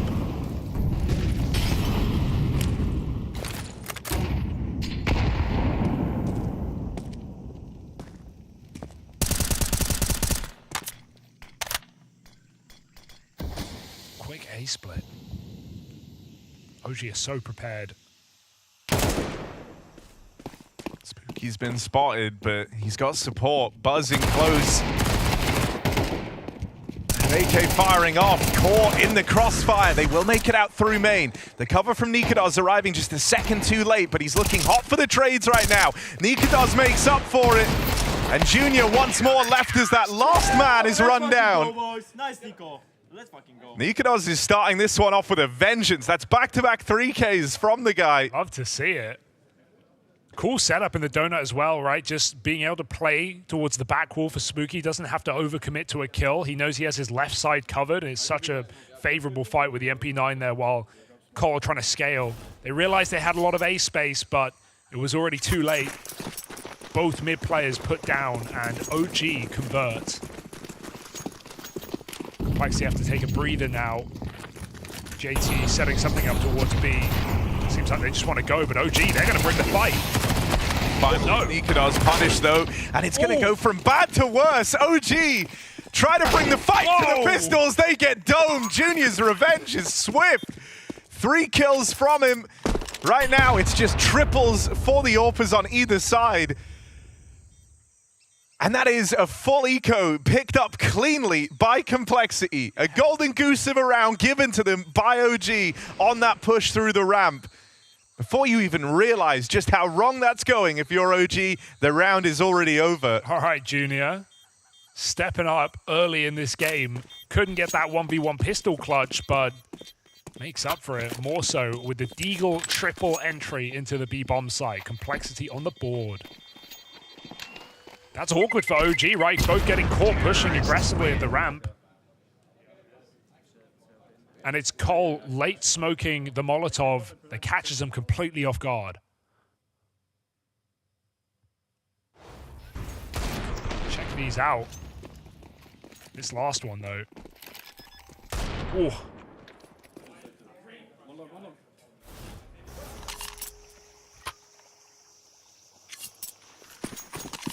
Only one rifle here for OG. Yeah, Damn. this is like the worst way it could have started for OG. Right? Because that was the eco. Complexity are flush with money now to open up this game. What a play. Trading places, JT can't hold on to middle. And so the MP9s all clash out for this mid control. But when Cole see this, when they see so much attention over in mid early, they know that space is to be available elsewhere. They'll get out into the A site. And they have a plant right here. Nikados missing that timing. It's a little awkward. Still a man up. 60's trying to alleviate pressure by taking space away, but he doesn't get that timing, and so has to just back up. OG on for the retake. No kit. Gonna have to move swiftly here. And Junior looking on. Tries his hand at the tap. A chunk of damage. Him and Nikados clashing for this control out of Donut. Oh. And he will get thrown into the Nikados crosshair. Still, for Nyx and 60, they're so entrenched here, and with no kit for OG, they just don't have that ability to launch themselves into this one. So sound reaction from Complexity, the speed up on A, kind of bailing them out after the mid-fights don't go their way. Yeah, Cole will take that, but it's coming costly, isn't it? Explosive into A. I like what Spooky did in middle there. He dropped that just smoke in the middle of the open and went right through it to find the elbow player, able to isolate a one-on-one with the flash. But as you said, great reaction from Cole, knowing when to speed up in that round. Keeps things even for now, and OG get out with some guns, so they get to rebuy. Never seen this smoke really be used before, and Spooky's gonna make it happen again. They climb heaven in the meantime. Triple mid for OG, finds a double for Nikados. He is the multi-kill man right now on OG, and he's not satisfied with 2. He wants a little bit more. Kills are stolen away. Crizzen holds the B-bomb site, and Nikados has everything here. Just like that, the round disappears in front of Complexity's eyes. Cool thing about that smoke as well, that Spooky's throwing it actually lets his team climb up heaven with a lot more cover. If someone does get out elbow, edges the Molotov, able to play in that cubby, that smoke is going to draw a lot of your attention. It's going to block your vision on heaven. So OG have been cooking.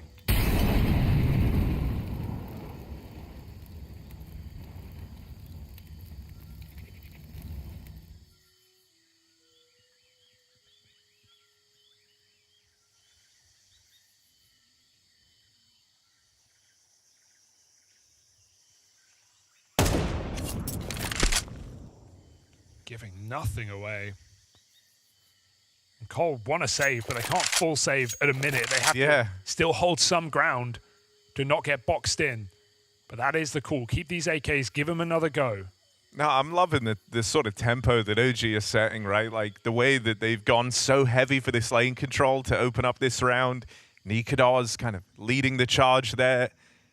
But then the moment they find themselves in this 5v2, it's like, okay, you know, we've made our play. We've been aggressive. We don't need to keep that up. Let's really, you know, put the hurt on and make them feel like they can't do anything here in this 2v5. Nothing sucks quite like just sitting in spawn and saving your guns almost from the top of the round. Yeah. And it also allowed OG to attempt the hunt after time, but they didn't find anyone. So the guns get out, at least for Complexity still. No ignoring the kind of fury that Nikados has come into this game with. He's sitting up top of the board, 11-2. He had back-to-back triples to open up the game. More multi-kills coming up for Nikados in this round. Problem solving on the fly here for JT. What are they going to do about this mid control for OG? Playing triple mid so many rounds of this game. This time they give it up completely, trying to adapt. Cole go back to what's worked. This A-bomb site, under-defended. The Spooky watches middle, they start to speed up. He's going to hear these footsteps, but he knows it's already too late. OG had to know this was a possibility. They played heavy for mid, but They weren't ready to go in for this retake with 2 players back in Donut, just getting overran. You're kind of on the manpower alone here. You're already out of the round. Buzz is so close. He wants to go fishing, see if he can find anything, and he's going to get away with 2. Buzz has just cracked this retake wide open. A 3v5 for OG, and all 3 players still standing as they move back in. Grin spammed to death, and Fiku's going to hold the line. Oh, that's some heat from OG. Why are you peeking, says Buzz. I mean, 5v3, that felt unlosable right there for Complexity. They had all the space. I mean, Buzz had a very valid point. Why were they peeking? That's a rough one, right? He gets given a chance to swing out through Temple, catches them on like the reposition back into main. Felt like 6, he had that fight there. He saw Buzz's gun, he went for the peek, and Buzz just flicked him. Crazy round to win for OG out of nowhere, and that will put Complexity back on pistols. That's a reality check early in this game. This could and should have been Cole starting to build in. OG got to watch out on this B-bomb side again, but they won't run down the ramp. It's passive for Fiku, holding strong with 2. No Junior Deeg today, and supportive flashes from the backline make this a flawless round for OG. This has been brutal to open up. Yeah, outside of like the one round that kind of like cost OG the flawless scoreline, which even then, now, like within the context of how they've been playing throughout the entire start of this game, you don't even hate like the way they lost that round to the Deagles. It's clear their game plan is to disrespect Complexity, get in their face. You know, this is a team that quite like a kind of set piece call from spawn. JT operates really well there. If you're able to disrupt the flow of that by bringing all this early aggression, and I mean, the results have been fantastic for OG for the most part. That's a really nice way of kind of getting under the skin of Complexity, especially then when you factor the fact that they've got Junior here as a stand-in. You know, I'm loving what OG are bringing to the table. It feels like they know exactly what they have to do to pick Complexity apart to win this map. And it's left him in a great spot on this CT side. You're going to need, in one of these rounds, Complexity, you feel like, to kind of once more get the better of this early aggression. That was how they found their way in on this T side. It was that big Junior Deagle 3K round where he stopped the lane crunch single-handedly. Right now, though, this solution, or at least what they've been trying, has been kind of these faster reactions. Once they get the info from that early util, they know that lane has been a real object of desire for OG, so they've lent towards A lot. It's a good timing for this mid-take right now because OG are trying to keep it varied. They've started 2 players over here in main, coming through with aggression. And they will lose Buzz early, no chance at the trade. So finally, a 5v4 here for Cole, where they've denied some of this early space. They're still cautious about a second player. Nemiga still catches Grim. Gonna get his belter util out now. The smoke denied on the B side, and Nikados has to clear this corner or the A site will crumble. Finds his second. Junior trades. He falls as well. Nikados another multi-kill. He can't keep getting away with it. His 6th multi-kill in 8 rounds. Unbelievable. One of the things that's so wild with like this Nikados arc is, hang on a second, JT has something going there, but Fiku's gonna stop it. Nikados 17-3. Normal, average game. Dude, you know, the thing that's like so interesting about this is, like, you remember back in the day with Nikados, everyone used to, yeah, the meme kind of was, yeah, he's a better rifler than an AWPer. And actually seeing him like go into this kind of hybrid rifle AWP mode, like you said, comparable to like a Zywoo, someone who gets more kills with rifles than he does on the AWP, feels like it's been great. He brings so much to the table. He's dominating Complexity right now. This might change the plan. They actually miss the mid-molly. They throw it and bounces in red, so that lets Cole get out. But OG don't overplay it. They have a 1-2 punch in the donut again. Lots of 2-man setups here for OG in middle. Towards donut, towards red. Catching that cross from Grim. Grim, who is 1-8 right now, has been the star of the show for Complexity ever since Elige's departure. Having a bit of trouble. Talk of which, 60 missed shots. He had his chance, but the smoke blocks him at this B-bomb site. Meanwhile, Cole are going A, but they get smoked out as well. So this one's just petering out. OG with the advantage, with mid information, and Complexity with not a drop of utility to open any pathway in this round.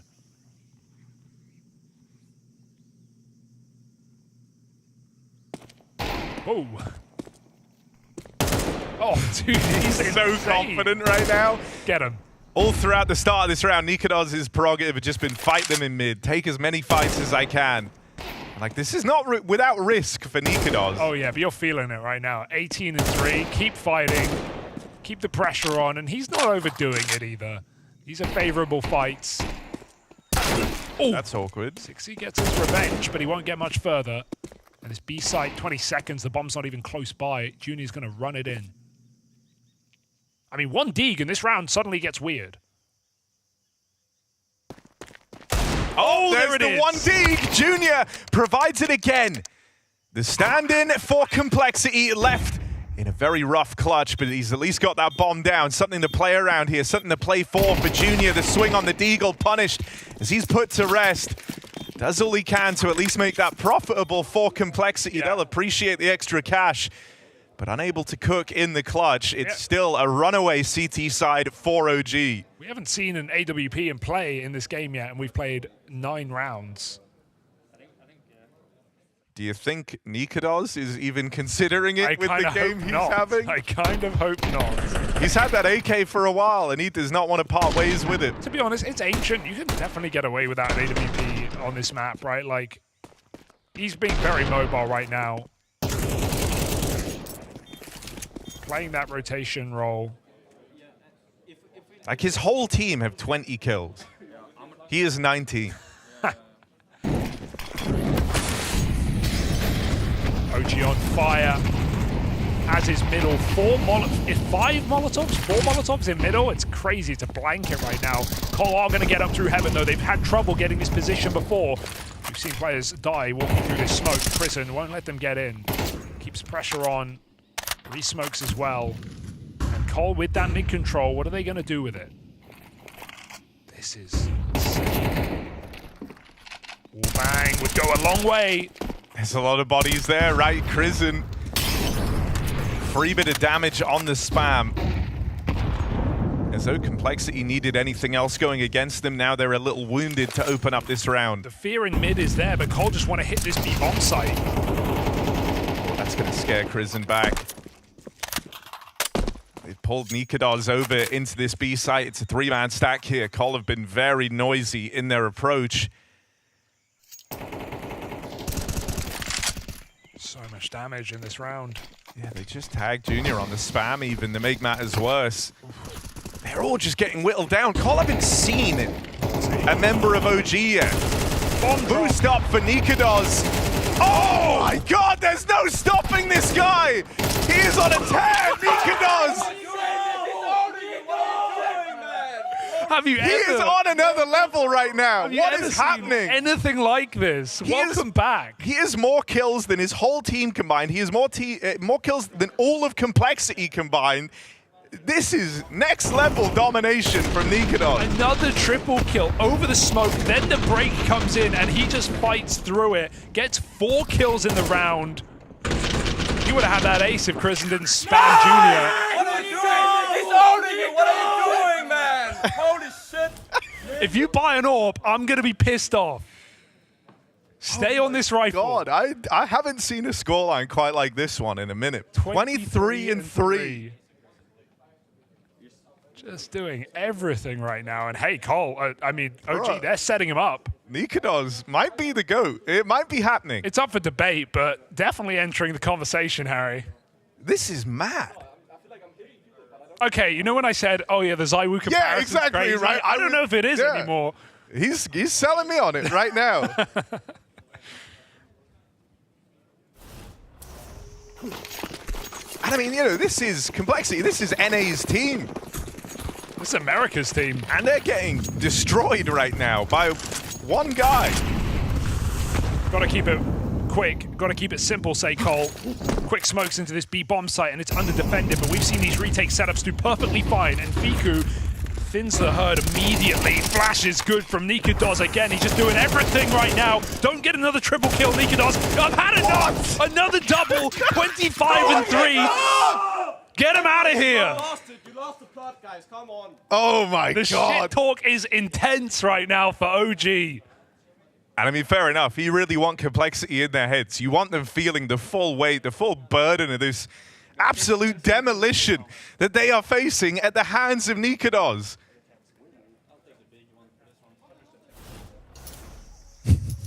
Last round, last chance for complexity on this T side. Felt like they never got going.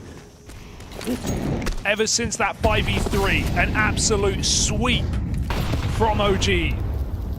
Can they keep the board clean?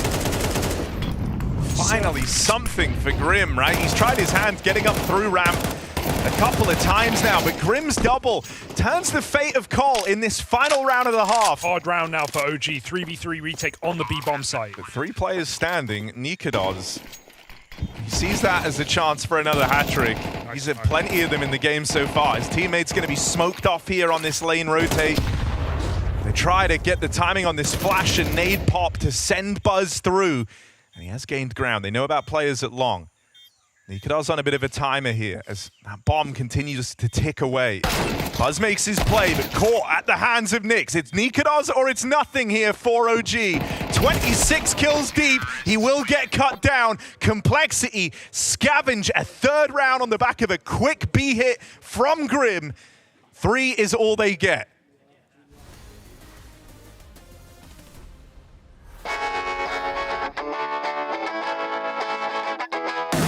I started 2015, I think, like I was 10 or something, I don't remember exactly. But I got anger issues, so my father took away my PC. I started back in 2021 again, and just started playing all day, all night. And I got an offer from a Norwegian team. I quit school and just pursued the dream. I was just grinding Face It, solo gaming. I was hitting the #1 on leaderboards, so that was how I got spotted, right? And I didn't have like expectations. I just joined, and the guys were a bit more experienced, so they basically guided me, you know, like how to be a good teammate, how to play, and I just listened and took the next step, I guess. After that, I got scouted again because they saw potential in me, and I went to Metizport, and I got full-time offer then. We played 1 season, and then again the Face It leaderboard, right? I was on top of the Face It leaderboard and got spotted again in Sangal. There we just grinded from top 200 to top 30, and the rest is history. I have 6K games, I think. Oh, wow, okay. I'm playing with Roland, and he's been in the scene for a long time, right? Yeah. And he said I even have more games than him, so we were on flare break, and we just got a call from Heroic, from the coach, saying they were interested, right? Because they sold to Falcons, obviously. But it was kind of quiet from the Sangal side, so it was more like a surprise. It wasn't planned at all. It just happened on 1-2 days, and it was done. Obviously, like since Jota went to Eternal Fire, and we had the core, we had some decent ranking, and of course Heroic, good management, good org, good stuff behind it. So it was like an obvious choice. Sampayas, who's been experienced, is joking inside the team and like outside of the game, and Tenir is the same. Like we're just a bunch of guys having fun, joking around.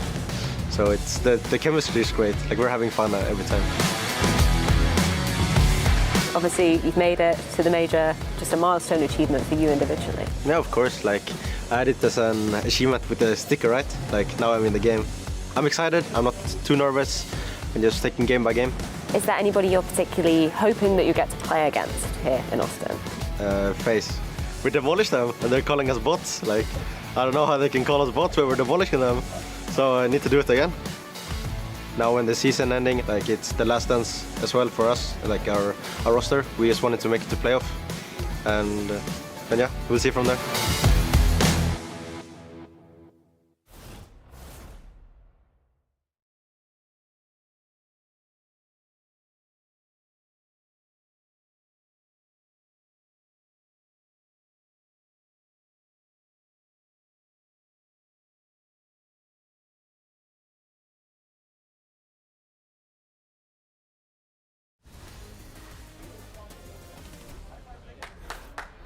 There's nothing complex about that first half. It's just Nemiga.CDT, Nemiga.CDT. Triple kill after triple kill. Sits in 26-4 at the half. And OG have come into the Austin Major with something to say, with a statement. Can they finish on what they've started? Yeah, in a shocking world, like you could be on path right now to like a record-breaking performance day one at the major. This is insane from Nemiga.CDT.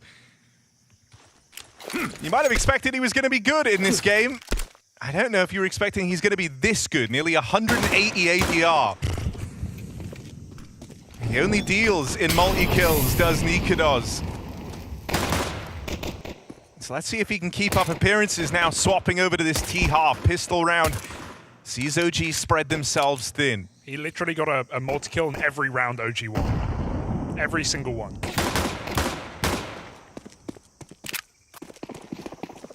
OG, convoluted pistol. They've thrown A smokes. They come back to this B bomb site. Retake setup here for Complexity. No kit right now. They need to thin the herd. Nick's on the cross. Awkward shots, and he's caught by the K player as well. Space taken, Chris, and drive-by, and bye-bye Complexity in this opening BO1, because this pistol is slipping through their fingers. Nothing to do but die. And Junior will make it so. Nemiga.CDT with another double. And OG a stone's throw away from a 1-0 lead here in Austin.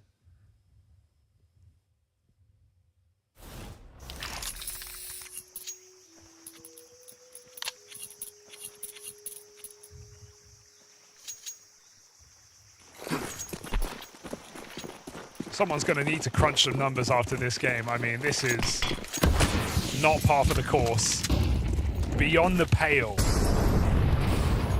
Grim's going through the smoke, but no one's giving him a way in. Spooky playing it safe. So OG put pressure on B. This molly's a problem. Getting crunched, but here comes their savior, Nemiga.CDT. Getting aggressive. Oh, they line what? up. He literally can't set a foot wrong. Nemiga.CDT is broken. He's breaking the game. Nemiga does him dirty. 32-6. This, I don't know, man. This feels like he could be shattering records. I don't know. Nice! Hello, man! This is mad. 32-6, nearly 280 yards. Going up. How's it going up? I've never seen a one-man army like this. And still the calls are coming through, frantic This from is like prison. he's in aimbots. No one else is even doing anything in the game. There's one other player on double digits. Nemiga.CDT has 32 kills. Can a B-stack stop the mad? Can a B-stack hold back this OG push? It's the only thing they've got, and it's not going to last long, is it? Nemiga.CDT's finally humbled. Finally doesn't get a multi-kill. But it's not going to save the round here. Spooky has lurked through red. He's seen those B players, and he's cut down the only path to salvation. They're just going to face together. Why not? 11-3, make it 12. OG are here in Austin.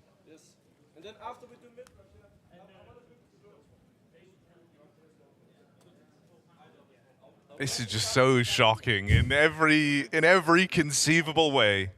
Coming into this, Sixy did that interview where he said, you know, I haven't really watched OG. I'm not super familiar with them. Well, he's certainly familiar with their game now. I don't think much prep could have stopped this result. He's learned a bit about what Nemiga.CDT likes to do now, huh? Spooky out in the mid. Might just get fed to the wolves here. But Buzz there alongside him keeps things pretty for OG. And this one is looking to be a very decisive win. That tends to happen with Nemiga.CDT absolutely blowing Complexity out of the water. No kills for him in this final round, looking like 33 is all he gets. All he gets. How are you getting 30+ kills in 15 rounds of play? There might be one more as Fiku spreads out, checks this A-bomb site, and tries to get the info here. It's all a ruse for Nyx, getting dragged into the wrong site as OG look to walk this over the line slow and steady. Nyx has at least read it. Felt a bit too good to be true. Oh, God, but look at who he's about to run into. 34 Will it be and 5? 34 for Nikodos? 34 and 5. That's what he's looking for in his debut game in Austin, but Nyx gets rid of him.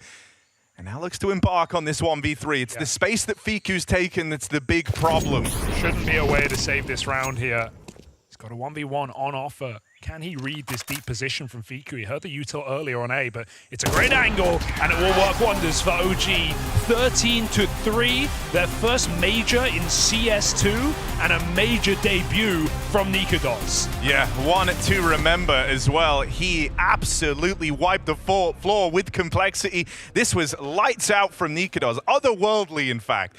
No one came into today thought Nikodos was about to do that to complexity. That's certainly a strong way for OG to start a squad here in stage 1 that a lot of folks have eyeballs on, and this was one hell of a way to leave an impression. Yeah, got to reset and go next here for complexity. No one even showing up in this map. Hard to imagine anyone could have saved complexity from a game like that, but yeah, an absent Grim, no rounds to talk about from Junior other than that Deagle 3K, and a 5v3 for complexity that just crumbles into OG's hands after they lose it. A very impressive debut for a team with low expectations. Well, now suddenly they just skyrocketed. 100%, yeah. And, you know, for Cole, this is a real rough way for it to start, right? I think the fact that it was a one-man army against you, you're hoping they can turn it around. But, yeah, that's NA's team getting demolished in the first map. We're going to give this one back over. Yeah, I'm joined by Kristen after a fantastic major debut for you guys, completely washing complexity away from the server in a very fast manner. Are you surprised that it was that easy? I mean, I would be a little surprised, you know, like coming into this major. Of course, we have 3 guys who are very new to this. It's our first. So, yeah, I mean, I didn't expect it to go in this fashion, but Nico played well. He played exceptionally well. I almost described the game as a game of deathmatch. You guys were being super aggressive, constantly fighting. Did you plan that ahead of the game? Yeah, we definitely wanted to come out and like set the tempo. I think that's very important, especially just like B1. So yeah, it was the plan from the beginning. So I'm just happy it worked out. And speaking of Nikodos, obviously we know him to be a player that has a high ceiling, but also times being a little bit inconsistent. When he's playing like this, I guess you can beat anyone. I mean, yeah, I would say so. Yeah, he's playing with a rifle a lot. Is that something you're planning, or is that his decision, or is that something you're talking about? It's definitely something we've talked about. I think from the beginning when we signed him, it was a conversation which we both knew we had to like incorporate him into the system. So yeah, it's something that we're working always on, you know, making sure that he feels comfortable and we also feel comfortable with it. So yeah, it's nice and it works out great. Good start, 1-0 here, obviously a long way making it to the next stage, but I guess that is the expectation for you guys as well to make it to stage 2. Can you do it in a 3-0 fashion, or what is the realistic expectations for us and the viewers? Sky's the limit, so yeah, of course 3-0. Sky's the limit. Well, thank you so much, Kristen. Congratulations. Let's send it back to the red zone.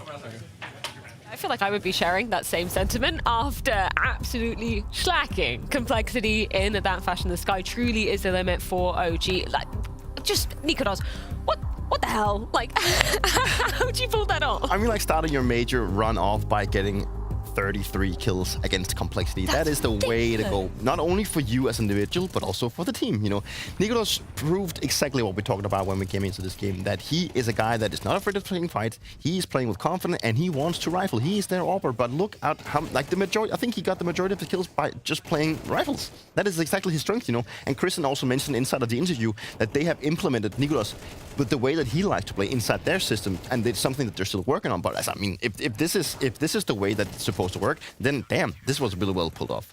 33-6 for you. 33 kills. That's ridiculous. In the span of what, 17 rounds or something like that? 18 rounds? It's crazy. It's crazy. Like, I might be going out on a limb here and maybe I'm reading this wrong, but guess how many AWP kills that he got? 0? Probably 0. Yeah, he didn't play AWP at all. He didn't play AWP at all. Exactly. He didn't even need to. That's ridiculous. But that is actually his strength. That is, I mean, the way that he played and the way that he got into this game by only playing rifle is exactly the way that all the players that I have played with in the Danish Counter-Strike community That's the way they describe Nicolas. He doesn't have to play AWP. He can play rifle. Sometimes he likes to play rifle instead of playing AWP. So him showcasing it here was pretty good from him. I don't know how to feel about it. You know, in isolation, this game is fantastic, and we had the conversation leading into it as well. Nicolas is a player that inconsistent maybe, couldn't really make it work in Fnatic, you know, couldn't really make it work against the best teams. But when he's playing like this, it makes you wonder, why is it he can't make it work like that? And I think to myself, as a team, you know, he's coming in, he's playing with the rifle like this, Peter.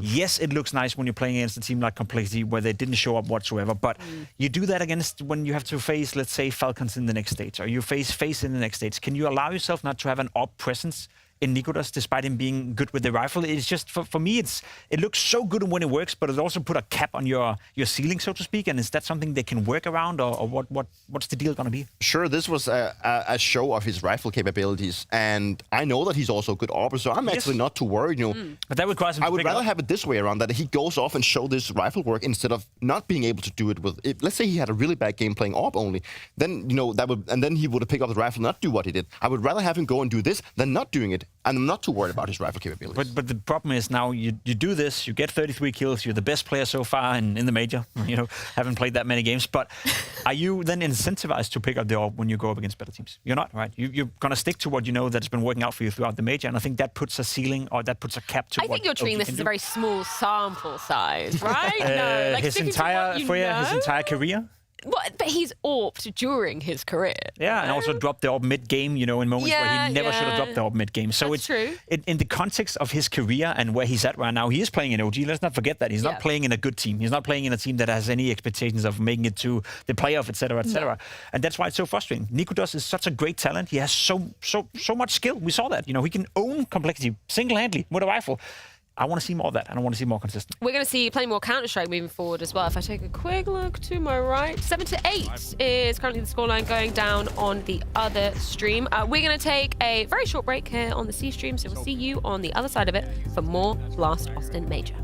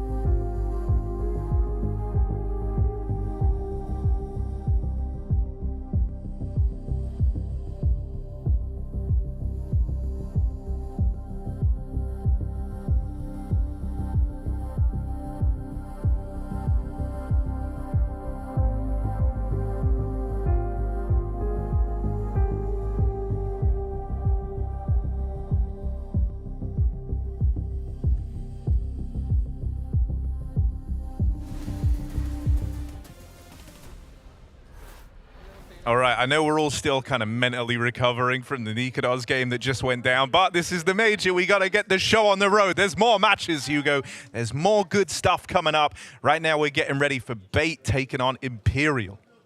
Absolutely. I think this one's still got a lot of potential to be very fun. Bait are a team we talked about earlier in the sense that they've been to many RMRs, they've had many chances, but never really made the major. I don't want to call them chokers. I just want to say that they've had opportunity and now they need to actualize it, right? Making it to the major through the MRQ, a decent run, taking down Ent and Astralis, back-to-back BO3s to get that final spot. And they absolutely need to make a run here, I think. They have to get through this stage. This is a team that's been rising lately online, and you can see reflected in the odds favorites as well over an Imperial that are not as experienced, at least, or rather have some players just as inexperienced, I guess you could say. Someone like Che Jesus, who's played 3 LANs in his entire career so far. To be fair, that's pretty equivalent to Bait. They've only played 1 this year back at Mesa, where they lost to Big in the semi-finals. But other than that, I think the online results have been very promising from Bait, taking down some decent Tier 2 teams and players like NPL really showing their worth and increasing their individual performance while also in-game leading. This is a guy we saw play alongside some of the greats back in that Na'Vi team for some time. Yeah. And, you know, went back to a smaller, younger team and has taken that experience and kind of raised the ceiling of this young Bait roster. He's been here for some time now. And as I said, Bait have, you know, been bouncing around between RMRs for the last few majors. So it's nice to see them finally get in the game and get a chance to perform against potentially some of the best teams in the world. But you've got to get through this Swiss stage, and as Complexity just learnt, it's not that easy. No, although I'm going to go out on a limb and say we shouldn't have any crazy, you know, like 30-plus kill dominations here. I kind of just want a nice, long back-and-forth game. Yeah. Well, we are on Inferno, which is a great place for that to happen, Harry. A lot harder to have something like that transpire. You know, back in the day, we called this map Vinferno, if you remember. Yeah, that was way back in the day. Spoke to Vinny the other day. He seems in good spirits. He's feeling good. No worries from him. Nothing crazy to report. He was just kind of excited to get to playing.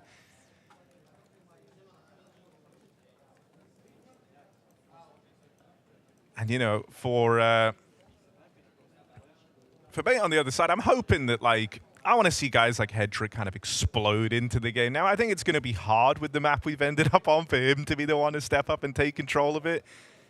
But, another AWPer that's kind of, you know, I don't even want to call him hybrid because he always made use of the AWPer. He was always, if anything, more impressive on the rifle. He was an AWPer by committee back on the Academy roster, kind of just picked it up after Monacy left, like to fill his shoes. But I actually think he always looked better on a rifle, at least in that time in NIP. Maybe they weren't using him too well. He was actually a really passive piece of that team, was never really let off the leash to go for openers, and being a very supportive element, which we've seen can be difficult to do as an AWPer. But I want to see how he's evolved as a player as well. Is he back on the AWP? Is he here to be a menace? Or on a map like Inferno, are we just going to see him slot into a rifle and play pack CS? We're getting into things now. Inferno BO1 opener between Imperial and Bait.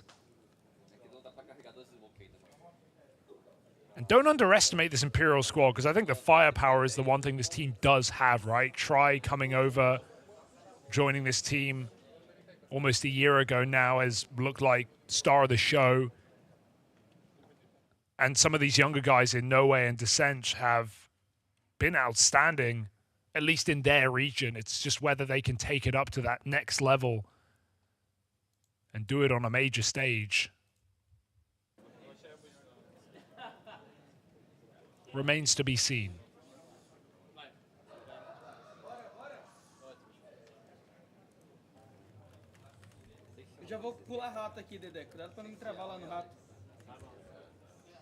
I mean, this is also kind of a continued run of success for this Imperial squad throughout different roster iterations of making it 2 majors. True, yeah. Got to see him First CS2 major in Copenhagen. They make it to the opening stage in Shanghai as well. And throughout all of that, they've been changing pieces here and there. Yeah, Brazilian teams the last couple of majors have not been shy of making runs, so got my eyes on Imperial. Does the pressure get to bait?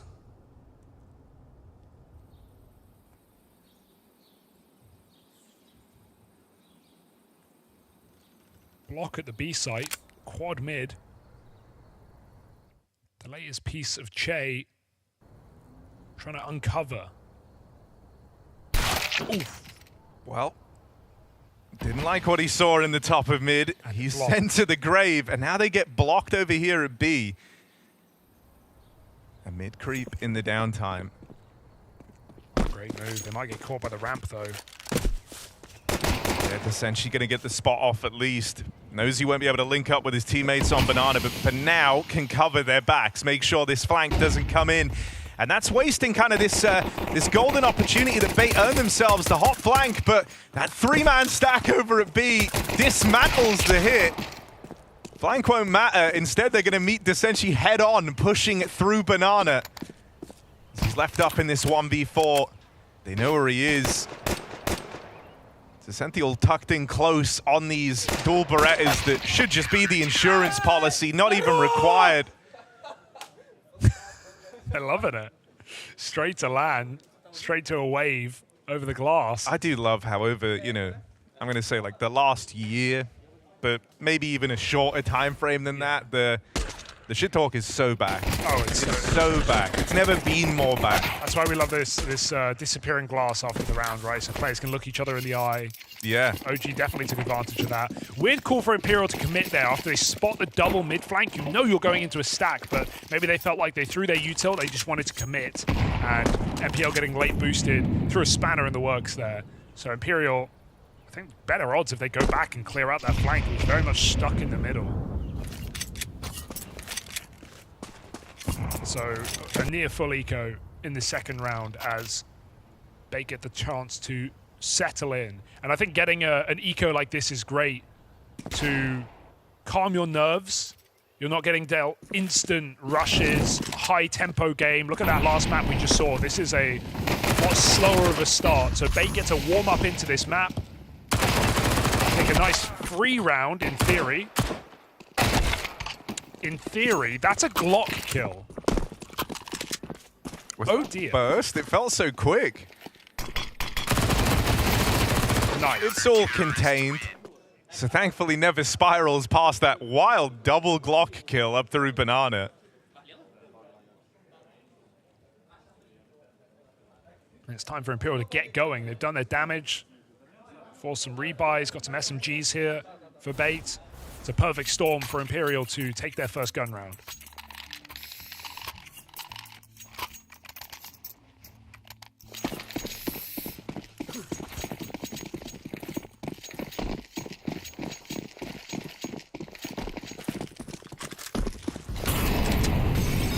Heavy towards B off the rib.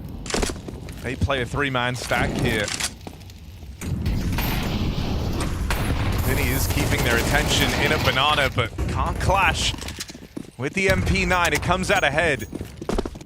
And so Bait, they kind of get the reward, right? They play that three-man stack over towards B. They get out with a kill. They might look to just dismantle it now, go back into something more standard, expecting this reaction on the other side of the map. Essentially in a good position, but won't be able to get the shot off before that smoke blooms. Great awareness from Headtrick. Looked like he was going to back into that angle, but maybe a call comes in. Kenzazor gets a smoke down. And Bait won't give away this man advantage, not for free. Imperial going to have to earn it with this A-side attack. One smoke on the long side, and the rest just charge in. Kenzazor and Headtrick have this crossfire to play around right between both the pits. Kenzazor faces first, falls. No way takes it one step further, and there's Desenchi playing a little bit later out through the apartments. Been able to muscle their way in, have Imperial on their first buy round. Oh, needed that. With nothing connecting on the spam. for Alex. He's just got to bow out of this. They save the 2 MP9s, the worst guns they bring with them into the round, all that survive. And great spacing for Imperial, sending one player in deep to default. That stops Bait from playing any trigger discipline, getting a double kill in the pit.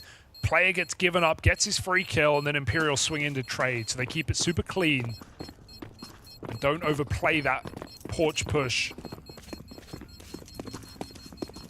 on the board early. Got to watch out for that bomb always. 3 HP, nothing he can do. But AK saved, and a round on the board here for Imperial early. In a 4-on-5, no less.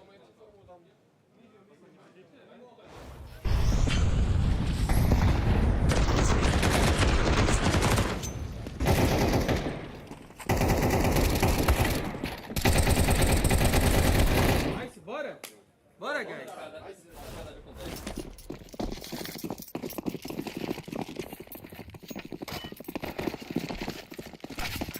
Oops.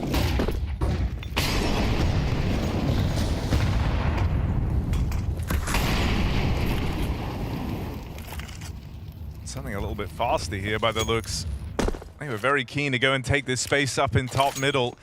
I mean, they know that for Bait, Cash is going to be strapped here, right? And so you're not expecting that full volley of early util to try and slow you down. Going through. Right ahead of this is MPL. Gets into the close corner. Trade has to come through, and No Way will find it. Good stuff for him in these trades. It was also No Way he opened up last round with a double entry out through the short side. He's running it back. Another multi-kill for No Way. Descent makes it out through the apartments. They've got a lot of control over here at A. The bomb is actually going B in amongst all this ruckus that No Way and Descent have caused over at the A side of the map. And so Vinny just waltzes in to an empty bomb site. Yeah, he knew it was clear. He walked through that smoke as well. Great realization from Imperial. The fight in middle had drawn full rotations. Bait playing 4 strong at A from the start. So Imperial get their feet dug into that B bomb site. And for Bait, it's just about finding this last player in A and saving their AKs. It seems like Descent is going to live here at the back of the bomb site, as Bait want nothing to do with this. Upgrades are good, but round is better. Imperial 2-2. Better mid-round there than we saw in their pistol. Able to change the plan on the fly.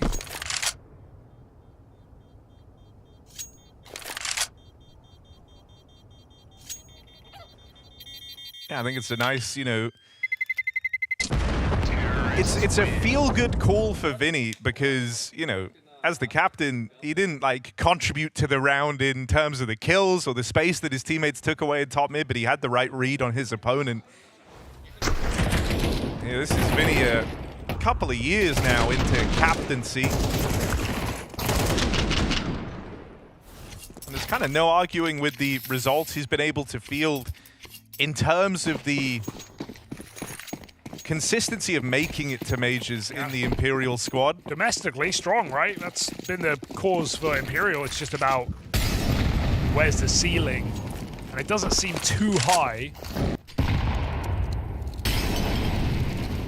But that's why we've also seen this chop and change, constant roster additions, getting in young players, and we're seeing some of the value of that right now. No Way. He was a streamer, for crying out loud. Coming in with a big 3K last.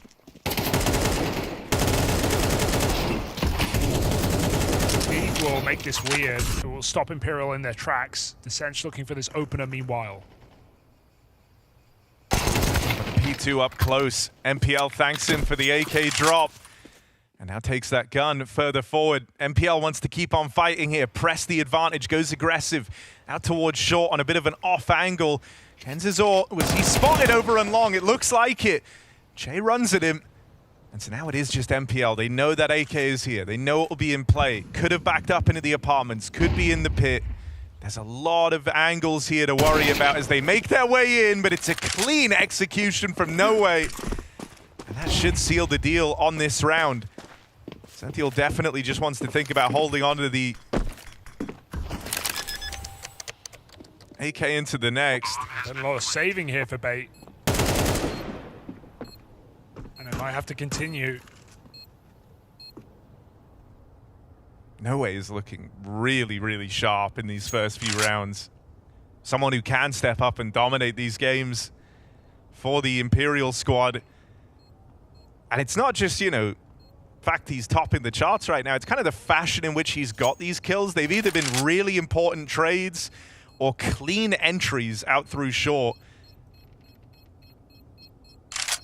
They've all been headshots. It's been very snappy. You can kind of tell just with how he's moving, how he's playing right now, that he's in a great spot. Terrorists win. Very much had his finger to the pulse in terms of this mid control. Factoring in, you know, that the Sench has been real hot as well in the apartments. Not quite lived up like with the same number of kills, but my God, has he put a lot of pressure on. Sure, falls first for the P250 in that round, but he's constantly just been harassing the apartments. And so Bait don't really get to feel very comfortable over here at A, right? They've been losing mid whenever Imperial have wanted it. The Sench is roaming through the apartments. You're always looking over your shoulder. And so that might force you to feel either you want to bring more players over and fight for the mid control. Alternatively, you might go looking for more of this banana control that we saw Bait trying to employ early in the game. They've been doing a lot of triple Bs of Bait, but they haven't necessarily been taking that space away. So still there have been, yeah, these gaps at the A side that Noe is just finding one-on-ones, untraded one-on-ones, and kind of free kills in that sense. So let's see how Bait adapt off the back of a quick break. With another important buy round here. Had lots of saves, lots of rounds they know they can't compete in. This is not one of them.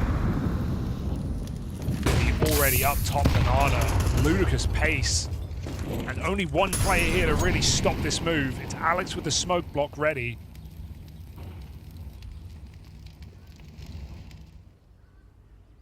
I mean, if Imperial just executed right now, you'd think they'd win the round off this, but do they believe in that call?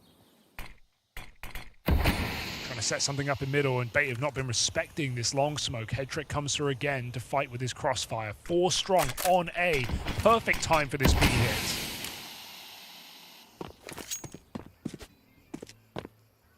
Bait are uncertain. Oh, bro, I mean, Vinny doesn't know it, but he's really in the heads of Bait. They're doubting everything in this round. And now they are pulling right as they disassemble this stack over in top mid, that's when Imperial look to move in. It's still a triple, you know, porch side setup. This is very, very strong to try and stop the mid hit. You can sometimes feel a bit vulnerable to the apartments, but the Sench doesn't look like he's going to go walking out the balcony just yet. So for now, it's all eyes on this mid hit. Util in for Imperial. Clean opener found, but there's more where that came from out on short. They'll get past the first man. MPL now left as the only line of defense here inside of A. They've learned his position. They know he's down in the pit, and he's got to get out with a multi-kill. One doesn't feel like enough. Bait locked out by the Moto Smoke, leaving it to chance on this spam from Alex. And Imperial have no reason to peek here. They know these saves have been coming through. They know a 2v3 feels rough for this Bait squad. Yeah, stubbornly hanging on here, but it's not going to happen. Imperial with some really solid rounds on this T side.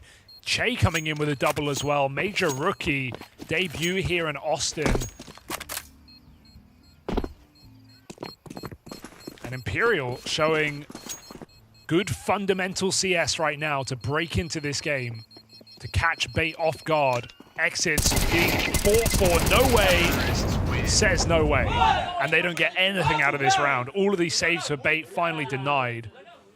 And they got nothing to show for it either. One player with money, that is it.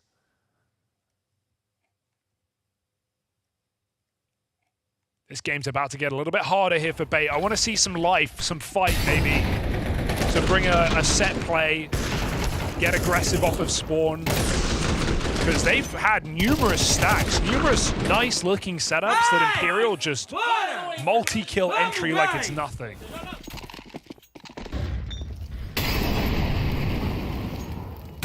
Oh, that's a jump spot for info, denied.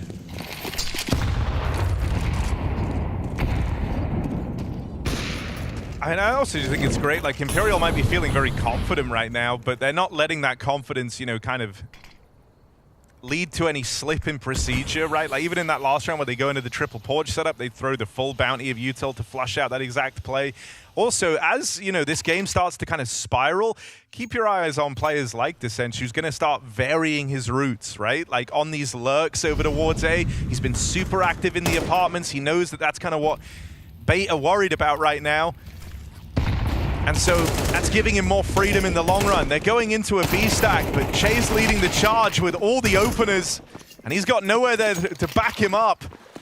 The stack gets demolished. Exactly, and again, it's pistols, right? So you can write it off, but I think the thing that's most surprising, most impressive about this T side right now is they've not found the free site. They've not found the one-man hold. They've not exploited Alex alone at B, just cycling utility. They're going into 3 or 4 players every single time and getting out cleanly. A very impressive beginning to this map for Imperial.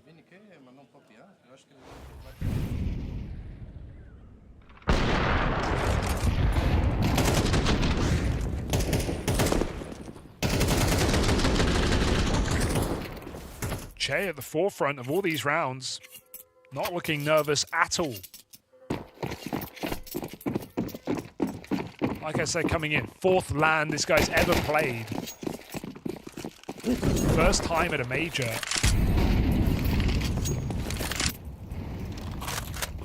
In an open stage where anyone can make it through. Here's the reaction to try and flush Descent out of the apartments. But this is where Imperial are going to kind of use him. This is the one guy you're expecting. But the rest, all these numbers flooding out through mid. That's something Bait weren't entirely prepared for. Still, they've dealt with it well. Hendrix Orb gets removed from the line. Thankfully, they're there to keep it contained. Just no way and try. Finally, a round looking to come through for the Bait squad here. They just need to stick the landing on this 4v2. I mean, no way you walk this, right? What if you do? Now you might have to re-smoke. I mean, it's the change of pace here for Bait that works wonders, right? No longer static in their setup. They actually make something happen. They push aggressive through the apps. They clear out a player. Sure, Imperial take good space off of that, but Bait know where they are. They're right behind them. Even now, NPL inside of the smoke. Sees the bomb pop up through that smoke fade. Try with the trade. This one's going to be too far gone, surely. They won't give it away. Blocked by the Molotov. Oh, it's close, but it's not going to cut it. Bait back on the board with their 3rd round. Yeah, they put a stop to that 5-round streak. Still, it's going to be a while before they feel truly comfortable on this CT half. They've got quite the bank to break through on the side of Imperial. Enough money for even that AWP to make another appearance here for the T side. Still nice stuff in the apartments. And I wouldn't hate if Bait try and run something similar back. I think you want to kind of make this Edge feel like he has to give you some respect in that position. He's been very free in the apartments. A fixture of this T side. And someone whose presence alone is enough to cause you, problems or hesitations in these rounds.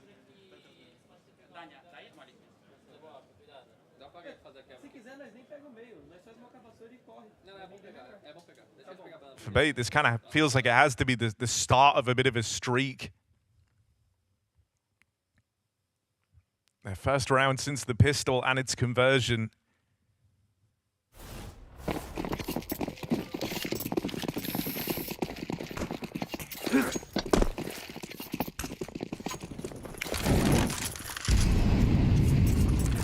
Still operating with some limitations as well, right? You don't have full util. That feels like it kind of lowers the ability to go for something like banana aggression early, but they will run back the apps take. It's clear that they do want to kind of deny Descent this control early on. He's anticipated this though, so it's a bit of a game of cat and mouse over in the apartments. Yeah, we haven't really seen B execute here for Imperial, with the exception of that anti-eco either, so it could be the perfect round for them to try that out, and Bait know that as well. Going back to 3B late in the round, putting the AWP at the back of the site. Imperial again operating inside of the darkness. We talked about how many stacks they've walked into, successfully coming out with rounds. Will they finally avoid one? As even NPL shuffles back to this B bomb site, it seems like Bait are buying down on what is appearing to be a fake. Execute for Vinny as he sends his team into the solo hold. Even if he dies, it doesn't even matter. And Kenzizor now hears everything. Your heart starts to sink a little bit if you're Bait. You hear Vinny leaving B. Kenzizor hears the footsteps coming up short, and they know that they are all far removed, far and away from this site hit. That's a huge pickup, though, catching Vinny late from the B site. A missed shot for Try. That's going to leave you a man up in this retake. Bait have a reason to give this one a go. Oh, big nade doing 50+ damage. Ollie's going to push player out of the pit, and they have to fight together on this short side. Orb with a missed shot, not going to get a second chance as his team just get thinned out. No Way on the swing, finds another triple kill, and Imperial just push Bait out of that retake without even a sweat. Man down, missed shots, but it's No Way does it his way, and Imperial respond to Bait's one rifle round. Terrorists win.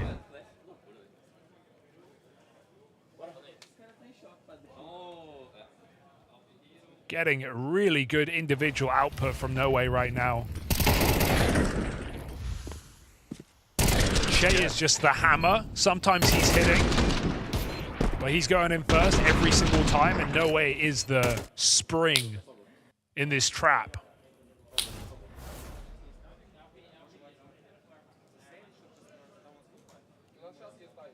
And, you know, Vinny might be yet to put up a kill, but I think he's called a fantastic T-side around, you know, kind of playing to the strength of his squad right now. Yeah, that putting them in positions to succeed, not afraid to potentially throw his own life away to, like, sell the fake. Yeah, and he didn't even overdo it there No, he either, didn't. right? He still got back to that A hit, which is very important when you just go off of numbers. But that fake worked perfectly, and I think it's because Bait win their first round. Imperial haven't done a B hit at all. They go into a timeout, and they fake out the B hit. Bait bite down on it instantly. And Imperial just go back to what's been working, this porch control. Head trick, needs a pick desperately, but they jump up apartments. Dude, I just, you know, the awareness that we're seeing from Imperial is really good. Che, that is a mind-boggling kill.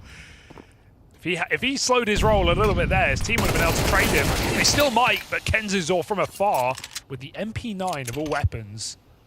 He's going to go for the upgrade as well. Yeah, this one I think feels rough if you're Imperial. They actually had the right idea, right? They went heavy into the apartments expecting fights to go down here. It's the one way that Bait have been able to find success, but you're dead on. Those trades kind of weren't lined up to come through, and the one golden chance they had eluded them. Stack B, they now know. They missed a shot, but they still have all the info right now. This is a guarantee for Bait. They know they're going B. No excuse, you got to win this round.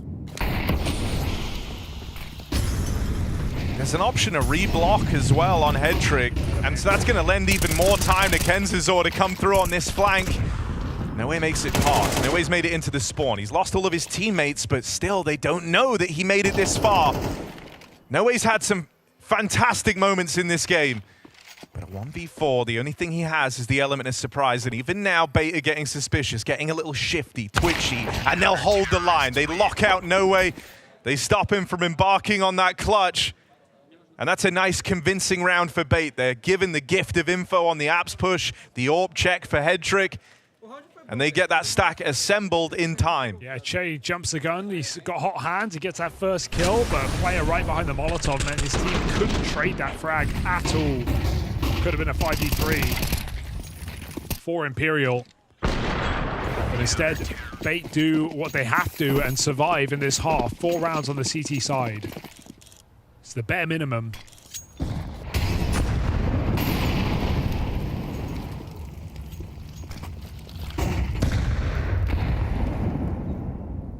And this final round hits hard, right? For both squads. As, you know, you lose this one, If you're Imperial, you're broke heading into round 12. Suddenly it's an even scoreline. You feel like you let your foot off the gas and gave bait a way back in after that really strong 5-round streak to open up this half.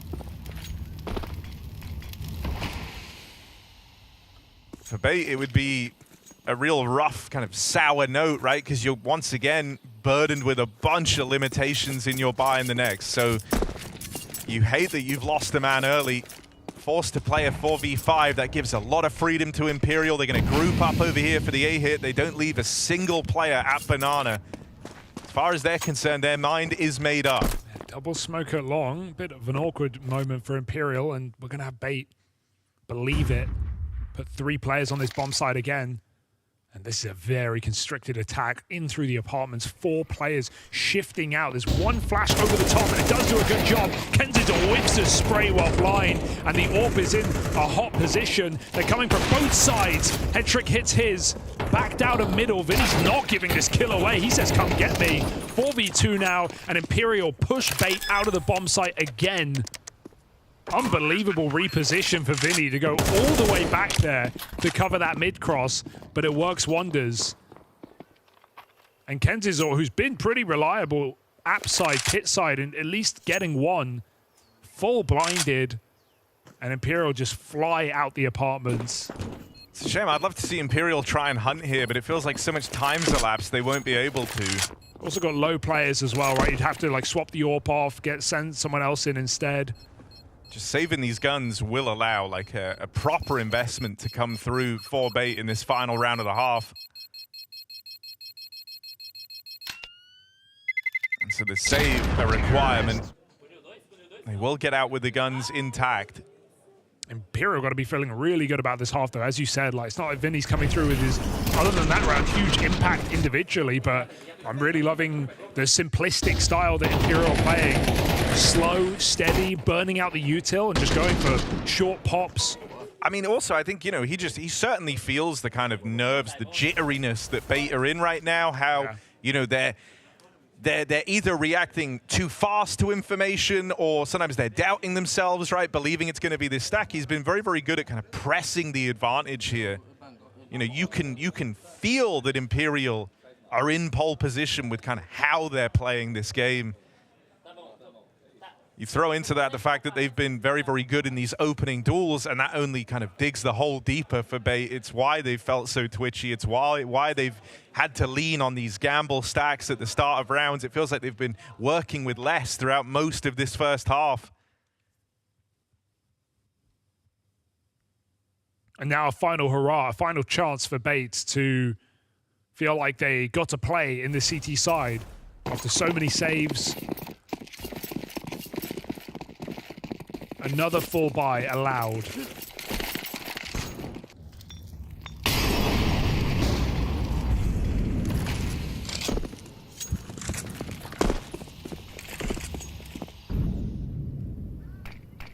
Do we now get the full B execute early in the round? Sench working his mid-smoke. He's found some timings here before. Looks like he wants to go soon as his team are putting a lot of pressure on B. They caught off guard right now. They're pushed out of position. Flash is good, but Vinny full blind just sprays him through. Dissench on the long side, and that might just be it. Imperial double kill. They've got the space. They've blocked the rotation, and this backstab is continuing to find kills. Bait locked out of this map, a BO1 that is slipping through their fingers, and Imperial laughing all the way to the bank. Yeah, they're going to really have to dig deep in this second half if they want to turn it around, because Imperial have been in full control throughout. Even there in the final round, it all comes together. Vinny's master plan. Finally, that Dissench flank gets to activate. Imperial sitting very pretty. They are in full control over this match.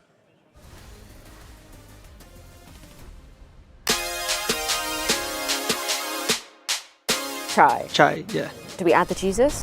Yeah, Chai Jesus. Chai Jesus, yeah. okay. The first time I played with my father, I was like 6 years old. He was teaching me how to play. And then the next years I was playing by myself. All my life I loved the game, so that was one opportunity to play. I think that was the point, the pandemic. I feel like in Imperial, we are really free to do plays and do calls. Vinny likes to play like that. ST, I was lurker in Fluxo, and now I'm playing like playmaker every time I'm playing like in the block. Is that hard to like switch from those two? Because they're quite different. Yeah, it's quite different. When you are a lurker, your POV is like more chilling. You are just holding, and when you are playing like in playmaker, something like that, it's a lot of actions in your POV. I think, of course, we have a pressure because, for example, Imperial went to the 2 majors before, and that was my first one. So I have a pressure because of that. The same way, I know I was not here to replace all the roles of Phelps. So I think I'm good playing pressure. I'm really happy because it's my first time in USA too, and also in my first major, so it's a special moment. I'm just leaving, you know. I know major starts tomorrow, it's my first major, and I don't want to be like overthinking in my mind, you know. I'm just trying to live in doing stuff's good. Probably I will be a little nervous, but I think when we are playing, I think they can help me too with the nerves being not stressful. Do you think Imperial have a chance here of making it to playoffs, even winning the major? We know it's really hard, but who knows?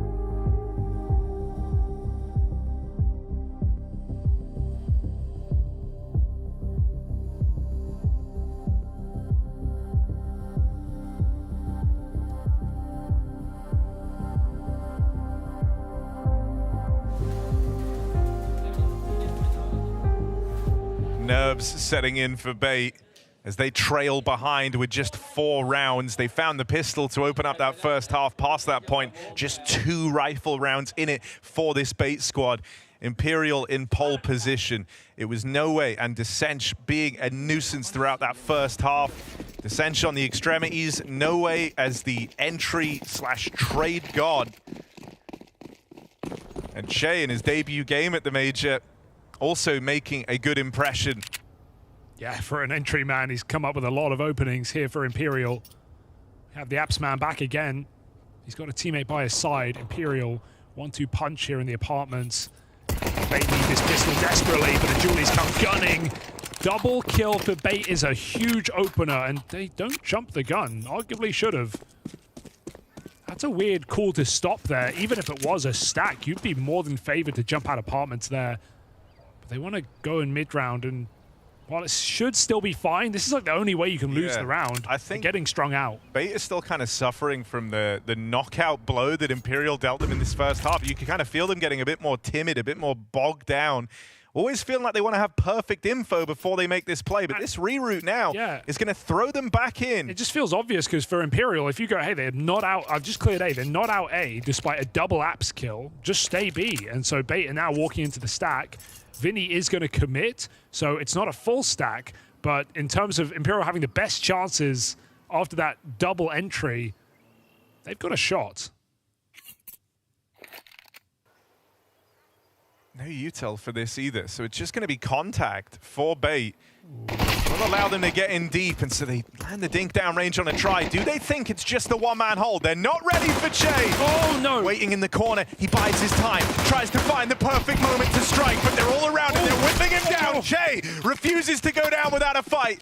2 kills and a lot of damage done onto Kenzazor. Vinny could stop this right now, but he's let the plant come in. 1v1, and it's MPL to beat.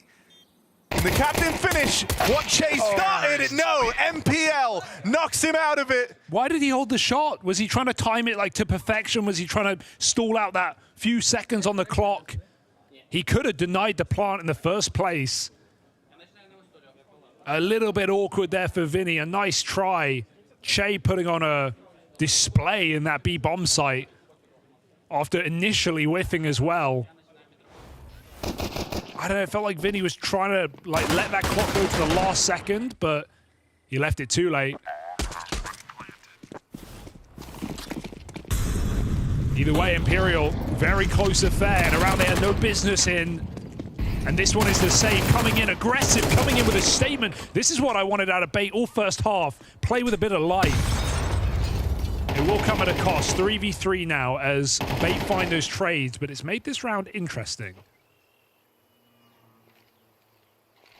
Boost up just to try and siphon more of an advantage here, and that's a lot of damage. Put down range, added to Sench's Deagle. For rotate, they know that Bait will speed up. They've seen 2B. They got the reads, man. They've been doing this all game long, it feels like, but Try has missed that timing on a player. Launching them. Oh, that was really close. Hold on a second. They know about the Pitman now. They know it's the safe play. Head trick holding on to mid. Watches this smoke. Gets eyes on in time and catches the double push. Round recovered. Landing stuck. And this force bite denied. He's going to get this third kill as well. Try has no idea. The head trick immediately knifed out down middle after that kill. And so, oh dear. Low on health. This is an AK as well. Oh, Try wants to go for it. He's going to find a gun.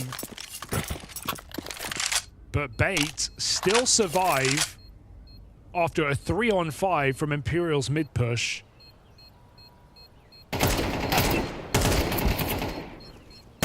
Oh my god. You didn't want to hunt this badly, but Try forces them into it, makes it a ludicrously expensive round for Bait. From bottom of the board, he rises up, gets 3 kills on the save with that AK. Now he's also got a bit of extra money. I don't know. I wonder, do you try and strike here? There must be some element of temptation. You buy a little bit, you put some pistols in, maybe some Kevlar, but you know a full buy is coming, so don't need to overcommit to this investment. No, that's going to keep money for all. It's given you a lot of power in this round to kind of decide your fate. It's like, even if you do a lot of damage here, with your buy coming up next, you are in a golden position at that point. Boost is great. Run it back with the boost. Try his hot hands after that save on the AK. Wasn't able to accomplish much with the AWP in the first half. Let's see how this AK hits. It's going to catch Kenzazor on the push. They've learned about the rifle in this B site now. But they aren't going to jump the gun on reacting to it. They're expecting him to be mobile. They're expecting Try to move around. Well, Vinny offered the other boost. I think that could have been interesting to grab a kill. The danger of this is it allows Bait to come into the bomb site. And if they clear this position and just pre-fire Try, he's never going to get a chance. So this is salvageable right now for Bait. And you feel like, with a low econ round on the board for Imperial, you are going to be going for this spam when you smoke CT. This is readable.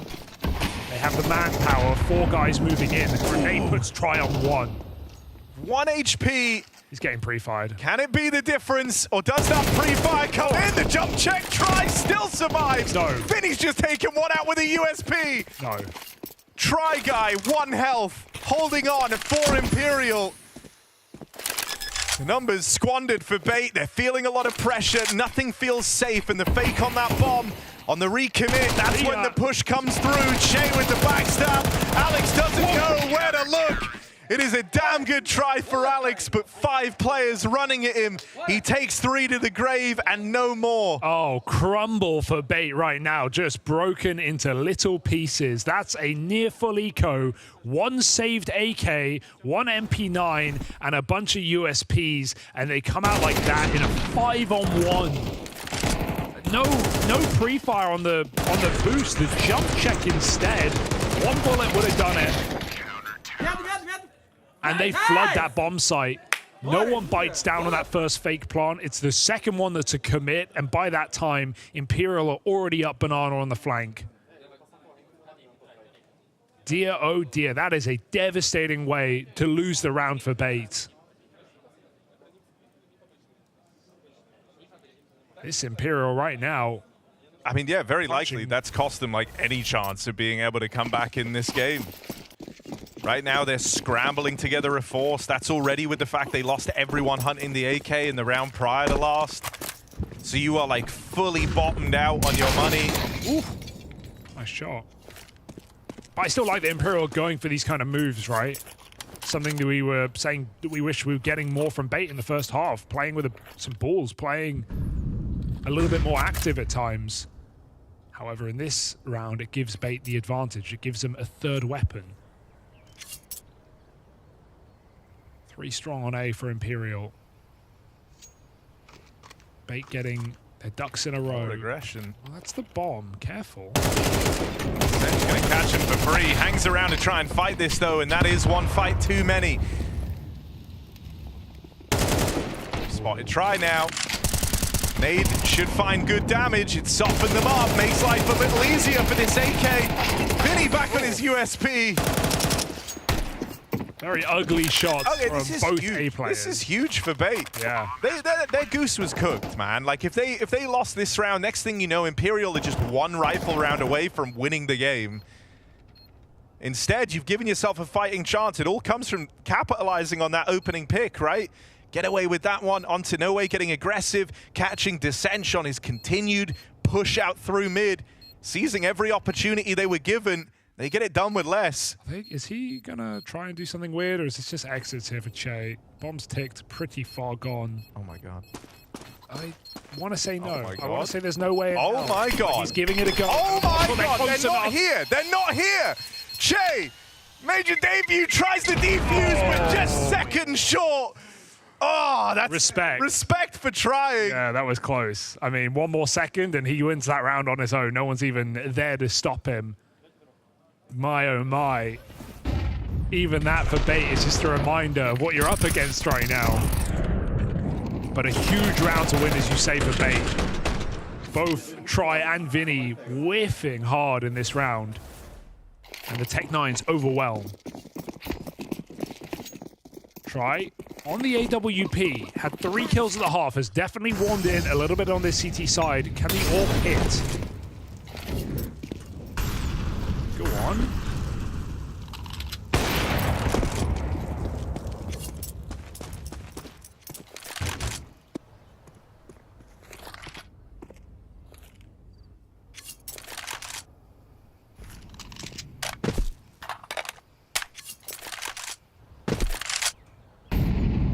Bait just bleeding the clock, bleeding the util. And it is drying up right now.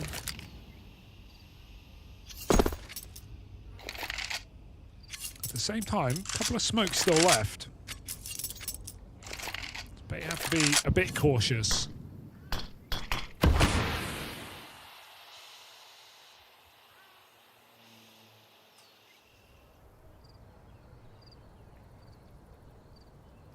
Yeah, the object here for Imperial is just to buy as much time as they can, right? Delay with this util. They've lobbed in the last smoke now. It's where it's interesting that everyone also, makes sure they have an incendiary with them here. It's not too uncommon to just see it be the smokes, but that buys you an extra couple of seconds, even if it's just the CT molly. Here we go. They're going to be funneled into the Try AWP. He's been pretty quiet in this game on the AWP as Try. Yet to see him have his moment. If there ever was a time for him to deliver, it's now. His teammates falling like flies around him. Try can't find a thing. Backstab on the cards for Vinny as the 5-7 pulls up. But too many crosshairs on him. Quick trade for Kenzazor, and this comeback is on its way. Bait now. It's a one-round game between them and Imperial. And the money bottoms out for the Brazilians. Yeah, seeing why MPL has been the statistical best player on this Bait team for some time, right? Not afraid to make moves. He creeps through that long smoke while they're going for the short exec, kills the B rotation, gets behind Imperial on that hit. So even if there were a couple of kills from that bomb site, they would have been just fine. Breaking into this game now, well and truly on the T side after a very slow start to this map. We're ready to write off Bait until they won that force buy. Now it's Imperial staring down the barrel of an even game once their next gun round comes out. Careful, head trick. They're all here.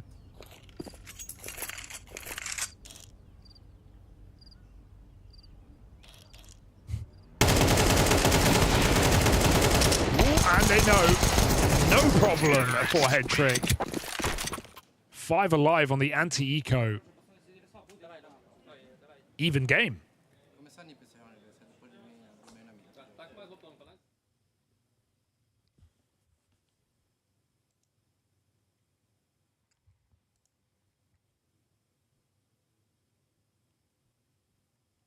I mean, suddenly, you know, if you're Imperial, you're wondering, where have all the rounds gone? We were running away with this. 8-4 up on the half. Even attempting ninja diffuses. Never looking to save in these rounds. They've been willing to give everything a go because they felt like they were in full control. Suddenly, the game started to spiral. Every round they're losing, they're finding themselves broke in the follow-up. And so this scoreline has closed up very quickly. It was one thing for Vinny and Co when they were playing from the front. How can they cope now that Bait have launched this comeback successfully all the way to a tie game? It's already more passive than rounds gone by, right? Threw in some early banana take util, but no one's making moves. No one's looking for info. Instead, they just have faith in these setups. The 2-man hold at B, hoping to withstand a hit. And a 3-man stack inside of the A site, including a double porch setup. So ready for the spill out through mid. Our Imperial. Dodging the flash. That's awkward. Yeah. Still smoked up anyway. It's not like they can go just yet. Try getting smoked along, but this is all a fast right now. Coming out through mid. Enters all with an entry, but that's when they line up. Dissench with a triple, and the swing comes in from that B rotate. Tries, miss, doesn't matter. He is not giving up this kill for free. Molly does force a fight, and Alex wins it, but he's not got that bomb, and he's not got the time. 20 seconds, Vinny on the cross, and Shay can swing off his teammate's contact. I don't see how you win this one. Vinny will not let it happen, and Imperial box it up on their buy round with a huge triple kill from Dissench on short. That double port setup does all the heavy lifting here for Imperial. And, you know, I think it's a very positive sign at the time that this 3-man kind of rifling core for Imperial are looking so good, right? Because Che, you question the nerves. How is he going to be faring at his first major?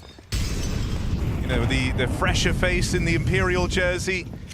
Dissench, though, someone who you've known for a long time has what it takes to dominate games. No way, as you said, you know, someone who went from streaming into pro play, very quickly became someone that you could look to step up and deliver in these big games.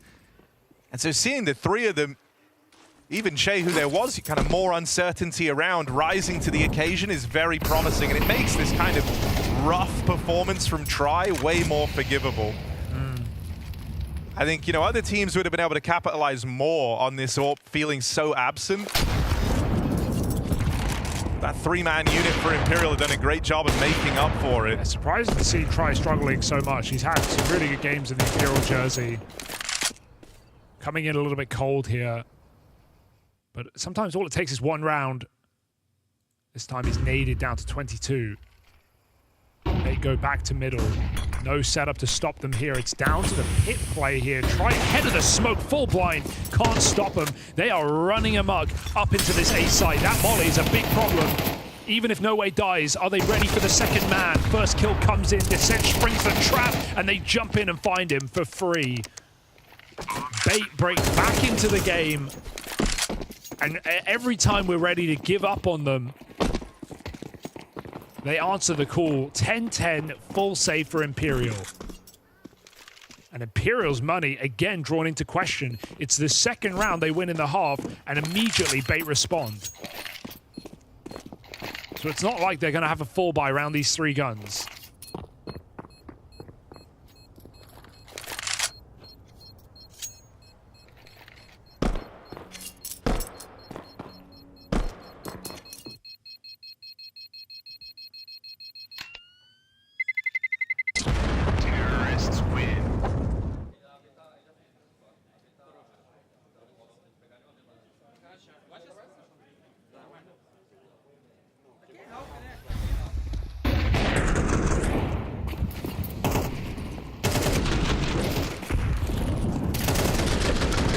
these guys in bait, right, have had that kind of quality of choker attributed to them in times gone by. So good to see they've been able to establish themselves here in this map and bring it into a winnable position. Saying in that last round, 3-man kind of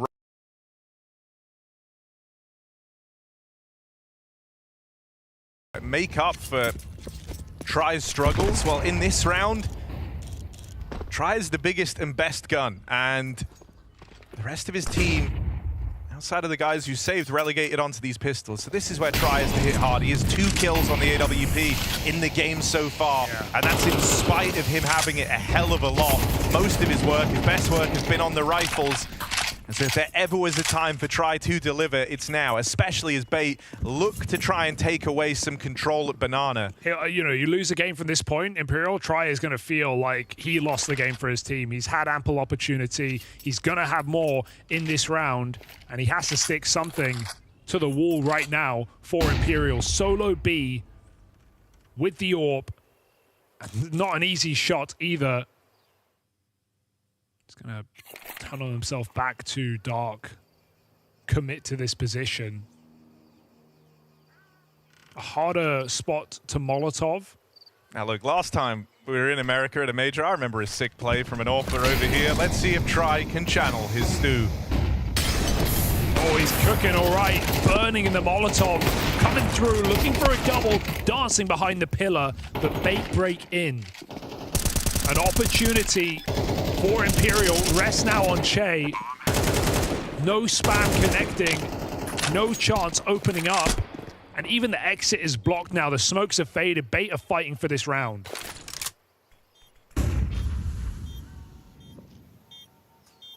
Oh, the jump up, Vinny.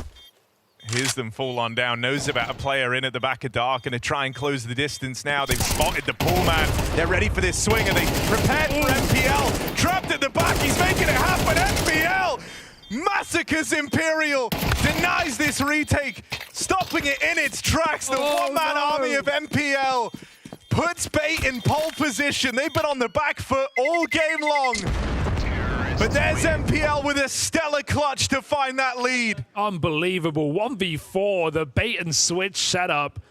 And as the kills just roll in for Imperial on the retake, players caught looking the wrong way. MPL, massacre indeed. They just line up for him. What a saving grace here for Bait. That's that standout player. That's that captain of Bait, saving the day late in the game.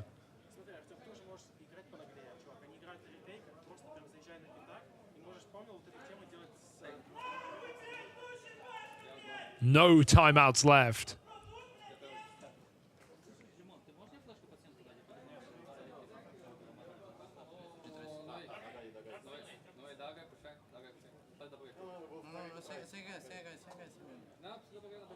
And Imperial feeling the burn of a game that they were in full control of. An 8-4 half, winning the first rifle round in the second half as well.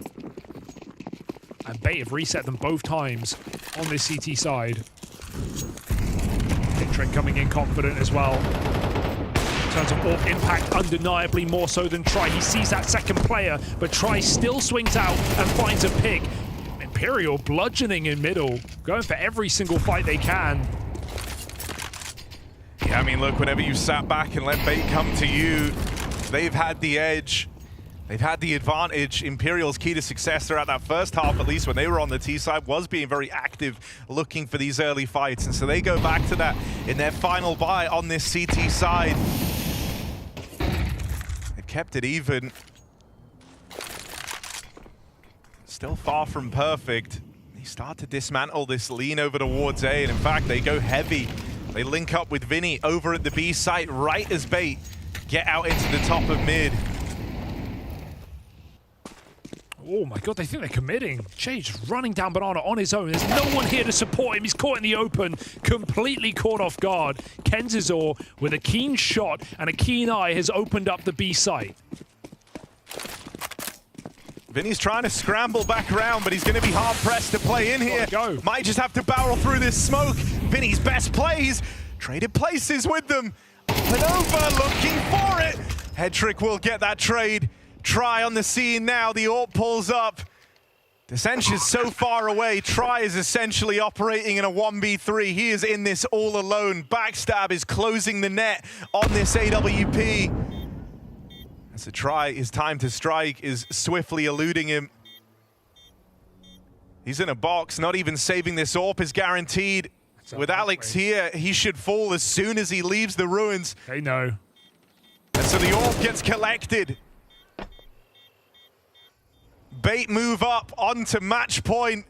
After a 4-8 half, they were left trailing behind. They won just 2 rifle rounds on their CT side. I mean, this is an unbelievable comeback because it's not just the score was one-sided. It's how Bait looked. It's how they were playing. It was weak. They felt like they were just throwing away opportunities. Had so many chances to win gun rounds on the CT side. So many good stacks, good reads, and no one stepping up. And now it's Imperial have just let this game slip through their fingers. A curious move from Che, who runs down Banana alone on that B-bomb site, and it opens up a world of hurt, a world to a win. Bait 5 kills from this first map. And Imperial feeling like a wasted opportunity. Bait playing fast and loose now. Kenzizor straight up top B.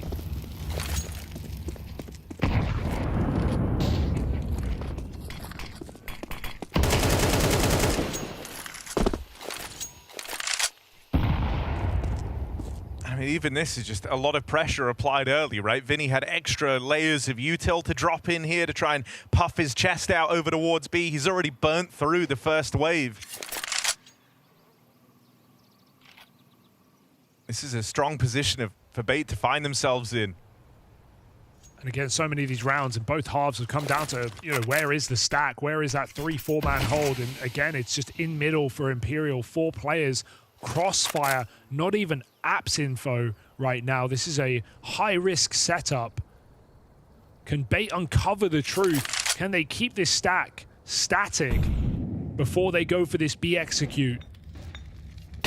Molly should certainly set them up well to do so. MPL leading, not just in frags, but in calls as well. And Bait are hearing this rotation come through CT. They need to get ready.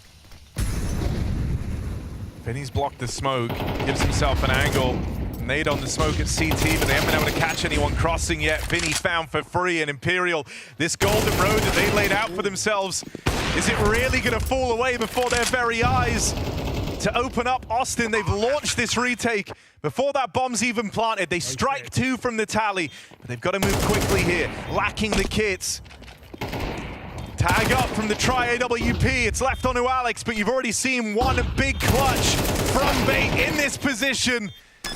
Try deletes him, and the game keeps going. Imperial keep themselves in it for at least 1 more round. Yeah, some realization comes in. Some penny drops there for Vinny, and he calls that early rotation as MPL is faking middle. It makes all the difference. It gets Imperial outside of the B site in time, gets a flank on Banana, boost up for Try, and they keep the pressure on. They don't let Bait get too comfortable despite the 5-on-4. Kenzizor, overconfidence, comes back to bite him. I actually like that play through the smoke, but Imperial punish it, and it welcomes them back in. Chance for overtime here in this BO1.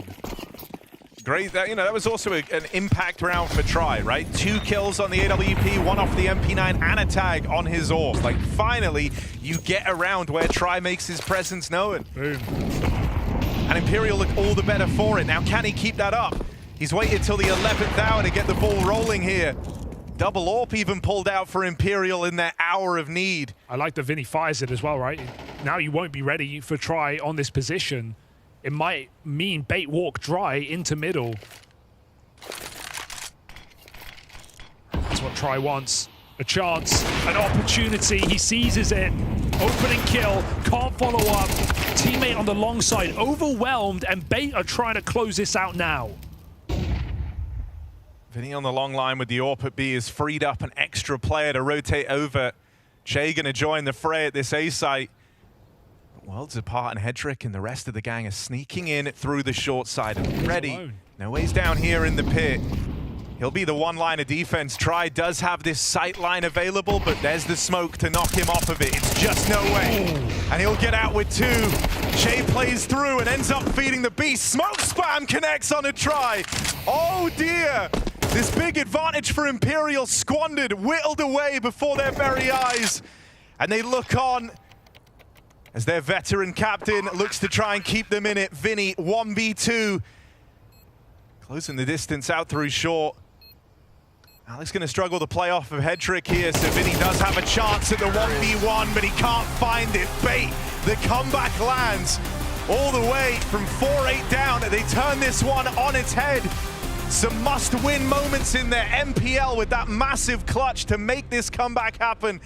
In a game of inches, he went the distance to put them over Imperial in this opening game. Yeah, impressive resilience for Bait, a team that have famously struggled at RMRs, have struggled to make it to a major. They're here at their first one right now, and they're making a bit of a statement. Opening game comes through off the back of a very difficult comeback, and I'm loving what we're getting out of Headtrick and NPL, the 2 more experienced pieces inside of this team showing up in a big way. Some exciting rounds for Kenzazor as well, someone touted to be a player to watch out for here at this major. And for Imperial, a bit of a kick in the teeth. It all started so strong. We're seeing some great entry rounds for Che and No Way, and then it all comes crumbling down on the CT side. Yeah, it's a harsh lesson for Imperial, right? That the job isn't done. You could tell that they felt like they were in full control of that game right up until suddenly they weren't, right? The rounds closed up super quickly. They lost a couple of swing rounds that the economy was riding on, and they just never recovered from that.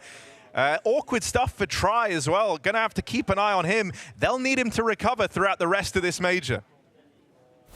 It was a very close game. Bait came back from basically trailing throughout the entirety of that game to then concluded by a strong T-side, which is kind of cool. Somewhat similar to what you saw on the other stream as well, where Nemiga was off to a good start in the beginning. You think to yourself, ooh, that could be dangerous, but then they recope, they come back, and I guess BetBoom got the job done. I don't want to throw production under the bus here, but it would be nice at some point to get that NPL clutch in round 21, right? Because I feel like that really turned the tide of the game, because we're talking about a map where Imperial was, you know, they had the lead quite handedly for a long period of time, right? 1v4 as well, you know, a 1v4 where the money is so low on the side of Imperial that they don't have a kit, which means that NPL didn't have to kill the last guy, but he just had to stay alive for long enough and kill the first couple for him to win the round. That was a crucial moment. And again, we spoke about a rookie. You know, he has experience, but he's still a major rookie, CS2 major rookie in that regard. So for him to step up in that fashion and be the difference maker, a good start for him. And great to see that they kept their cool. Like they were falling behind, and they were maybe not looking into the result that they wanted to create at this coming into the major.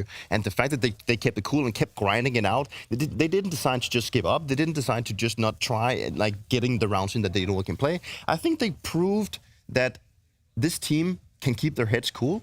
That is what I talked about, keeping their heads cool, because they're a young team, and when they come into a major, if they start getting some kind of like people start fighting back at them, there's a case that young players would be like, okay, we need to maybe take a step back. We need to do things a little bit different, but they didn't. Where does that leave Imperial then? It was a conversation. It leaves them as an 0-1 team. Yeah, I mean, it does quite literally. But the fact that you were saying Brazilian Counter-Strike in a bit of a downwards spiral, maybe some would say. It's a shame that they almost, close but no cigar, as the phrase goes, right? Did we learn anything? I think Imperial played a decent game of Counter-Strike. Yeah. They didn't win, didn't really make an upset right here, and I think that's been the case for all the games so far. I know Complexity OG, that was pretty much on paper a 50-50 game.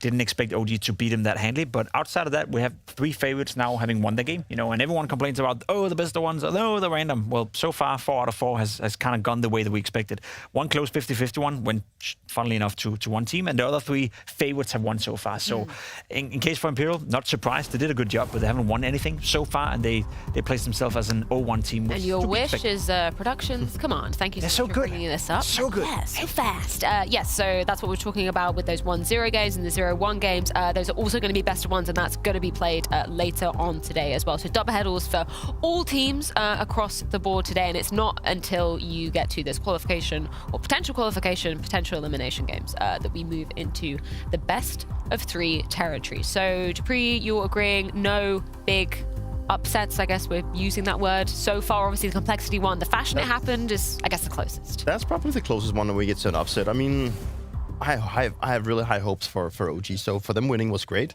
I think that Complexity looked very flat. It didn't look great at all. But apart from that, all the other ones that we expected to go out and win, they did it so far so good.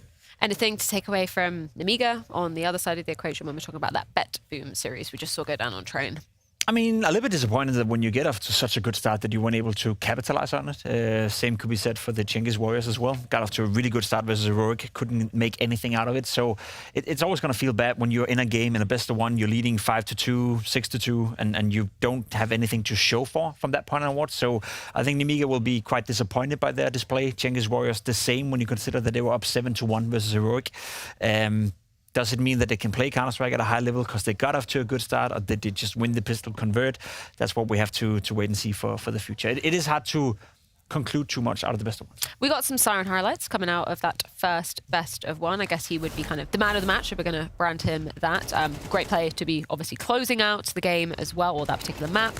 But some solid firepower coming through and through. Really nice to kind of see him back in the fray. I totally agree with your point, DeFree. Like, I have this kind of, for some reason, I have a slight bias towards him. Exactly. But I do really want them to succeed because I love the kind of narrative around all the players. I love the personalities on the team as well. I got to talk to Magna Jez a lot yesterday. He regards Boomage very highly in terms of the college department, which you can't blame him, right? Former major champion in his own right. And they must put a lot of emphasis into that they know what Boomage brings to the table. You know, some of the players have played alongside Nafany for a long time. Now they got Boomage into the fold and him taking the reins and control of the lineup. I think they have a lot of and also high expectations. But if you look back at that Siren popped off this game, you know, and when you deep dive into the BetBoom roster and you look at the names, maybe you're not looking for Siren to be the one that actually decides to go out and have a game like this. Sure, he's capable of doing it, but you probably have the likes of Magnorius, Exile, or Sorry to do it. And for them, and for him specifically, to get a good start here could be a very good thing for BetBoom as well, that they feel that they can rely on everyone in the team. Not obviously saying that Siren is a bad player, because he also had a really good run back when he was in Spirit alongside Patsy in the old days. So he's a player that's also tried a lot. So he's not a newcomer in that sense, but it's great to see that he also had the firepower to step up and clinch this one for BetBoom. Any thoughts, Jacob, or should we move on? I think we move on. We got what we expected. Yeah, I think that makes sense. Just one more question to pose to you, Dupree, in terms of this kind of best of one situation. We're obviously halfway through the first chunk of games that the teams will be playing today. You find yourself in that 0-1 bucket. You could be 0-2. 4 teams have to be in that 0-2 bucket by the end of the day as well.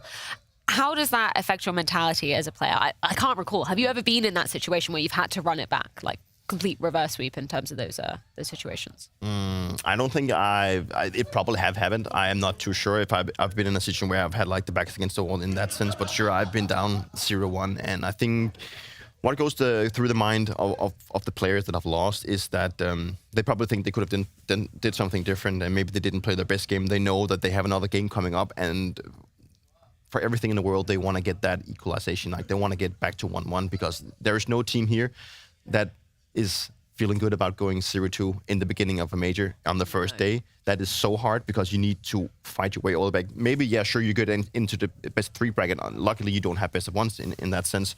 But yeah, you want to equalize the score. That is like that is your main goal. You leave the first game behind, you go into the second one, you want to equalize. I mean, it's one of those where the pressure amounts the further you get into the tournament. So if you're 0-1 in this instance, you know that in a best of one and you lose that one, you go 0-2. And I think that's where, again, it's a skill. Like, I know people like to complain about the best of ones. I know they like to complain about the fact that, you could go 0-2 in day one and all of a sudden you're out of the tournament. But it's a skill to be able to cope with that. So it's not easy. It is not an easy task. It's not an easy job, but nothing is supposed to be easy when you're at the World Championship in Counter-Strike. It's very true. If you are the other teams kind of waiting in the wings, obviously we're only halfway through that first set of games. You still got 8 more teams. Yes. I'm good at math. I'm good at math. Yeah, wow, that's crazy. Old stuff for me. If you're those teams, obviously having to play those later games, are you? What's the routine typically? Are they watching the games that are playing here? Are you in the practice room? Like, what's the kind of vibe when you're looking at a marathon day like this? I think the most important thing is that you are well prepared, and that is all about focusing on yourself, and you try to, that the tournament is running, and maybe you have a friend or a former teammate playing right now and you want them to lose and everything, and you want to look at the games. But at least from my experience in the past teams that I have, is that, we are the tournament, but the only thing that matters is when we are playing. We don't care about the other teams right now. So at least in my situation, we would always just prepare for that specific game. And when everything was done, when we had done our preparation in terms of the mental preparation, but also in terms of anti-stratting and whatnot, then we could go out and maybe go to a room, take a small break if we have like a late game or anything like that. So I think it's about staying true to what is the importance of your tournament, and that's just obviously the best of one and the job ahead of you. So you don't want to put too much effort into just like watching the other games. It's all about prioritizing your time, you know. You don't know your opponent yet because the format is what it is, so you got to put it into that context. Well, speaking of time, it's time for us to take a little bit of an extended break, but don't you worry, plenty more Counter-Strike on the cards here at the Blast TV Austin Major. My name is Jacob Winneke, and today I'll walk you through a little bit of a map analysis on Nuke. It's between Spirit and Eternal Fire, and what I want to showcase for you guys today is how you condition your opponents to feel uncomfortable and maybe deny them information in order to cause rotations and then losing your rounds. Now we have Spirit on the T side and we have Eternal Fire on the CT side, and I want to set the scene from the get-go. Donk over here towards Yard is being applied to, I guess, pressurize a little bit.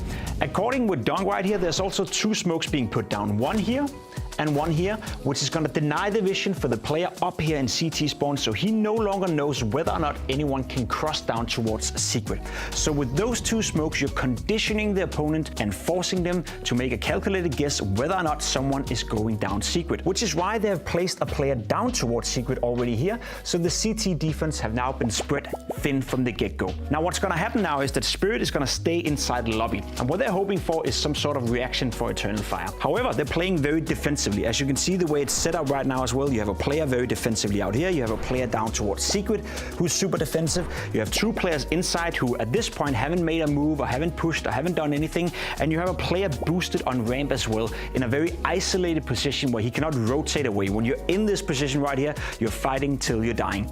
Now what's going to happen is that we have three Spirit players moving towards ramp right here later in the round, and they're going to go out towards ramp and applying that pressure. Now before they do that, they have players out here in Donk, who's now rotated from Yard back towards lobby, in towards center with this boy. They're going to throw Molotovs towards inner. I believe they're Molotoving behind the second vent. They're Molotoving somewhere on the side as well. And they're also going to throw a smoke towards gate. Now what that does is that they're trying to sell the idea that they're going inside. Meanwhile, three players from Spirit are moving in towards ramp, and they're actually going out ramp right here. Now Jota, who's in the boosted position, he's getting a double kill, which in itself is very well handled by him and not according to plan by Team Spirit. But what happens subsequently as well is that they are reading this fake. So the Eternal Fire players have no information whether or not Spirit are faking inside and already are in Secret. They may think that, okay, they're going to go three guys towards ramp. They already have two guys Secret, so they're going to do a lower crunch, which means that these two players in Matcha and Wycadia, they feel the pressure to do something. They feel the pressure to get some sort of information. And while these three players are fighting on ramp, you have both Wycadia and Major, and they're pushing in towards Hot, they're pushing in towards Door, where these two players are waiting for them. So even though they're losing the trade towards ramp, even though Jota is getting a multi-kill and essentially potentially winning the round for Eternal Fire, because Wycadia and Major feels pressured to do the push because they have no information towards Secret, these two players are able to punish that, which means the one surviving player from ramp can then rotate back, and you have Spirit going inside and essentially winning the round. So at this point, this would not have happened had they not conditioned Eternal Fire from the beginning of the round. So even though nothing is transpiring for 50, 60 seconds, every single smoke, every single Molotov, every single point of pressure is conditioning your opponent to make a decision later on in the round, which you can take advantage of, which is exactly what Spirit did here.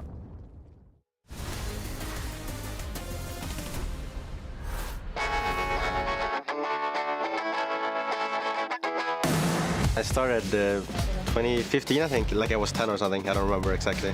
But I got anger issues, so my father took away my PC. I started back in 2021 again, and just started playing all day, all night. And I got an offer from a Norwegian team. I quit school and just pursued the dream. I was just grinding FaceIt, solo gaming. I was hitting the #1 on leaderboards, so that was how I got spotted, right?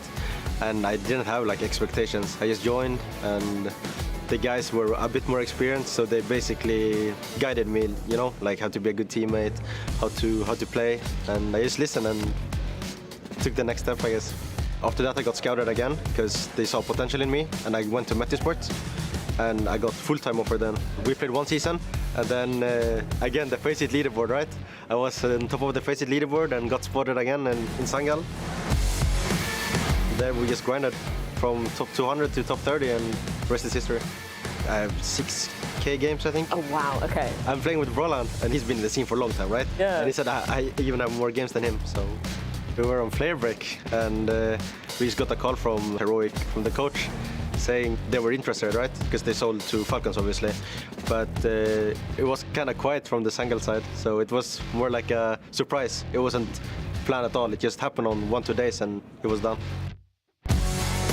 Obviously, like since Jota went to Eternal Fire, and we had the core, we had some decent ranking, and of course Heroic, good management, good org, good stuff behind it. So it was like an obvious choice. Sunfires has been experienced, he's joking inside the team and like outside of the game, and Tenir is the same. Like we're just a bunch of guys having fun, joking around. So it's the chemistry is great. Like we're having fun every time. Obviously, you've made it to the major, just a milestone achievement for you individually. Yeah, of course. Like I had it as an achievement with the sticker, right? Like now I'm in the game. I'm excited. I'm not too nervous. I'm just taking game by game. Is there anybody you're particularly hoping that you get to play against here in Austin? Face. We demolished them, and they're calling us bots. Like I don't know how they can call us bots, but we're demolishing them. So I need to do it again. Now when the season ending, like it's the last dance as well for us, like our roster. We just wanted to make it to playoff, and yeah, we'll see from there.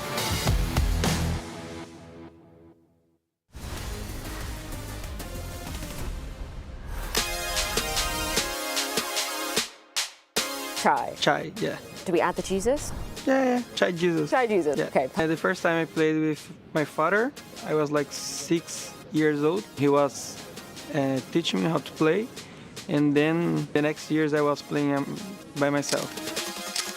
All my life I loved the game, so that was one opportunity to play. I think that was the point that they funded me. I feel like in Imperial we are really free to do plays and do calls. Vinny likes to play like that. ST, I was lurker in Fluxo, and now I'm playing like playmaker. Every time I'm playing like in the block. Is that hard to like switch from those two? Because they're quite different. Yeah, it's quite different. When you are a lurker, your POV is like more chilling. You are just holding, and when you are playing like in playmaker, something like that, it's a lot of actions in your POV. I think, of course, we have a pressure because, for example, Imperial went to the 2 majors before, and that one's my first one. So I have a pressure because of that. The same way I know I was not here to replace all the roles of Phelps. So I think I'm good playing pressure. I'm really happy because it's my first time in USA too, and also in my first major, so it's a special moment. I'm just leaving, you know. I know major starts tomorrow, it's my first major, and I don't want to be like overthinking in my mind, you know. I'm just trying to live in doing stuff's good. Probably I will be a little nervous, but I think when we are playing, I think they can help me too with the nerves being not stressful. Do you think Imperial have a chance here of making it to playoffs, even winning the major? We know it's really hard, but who knows?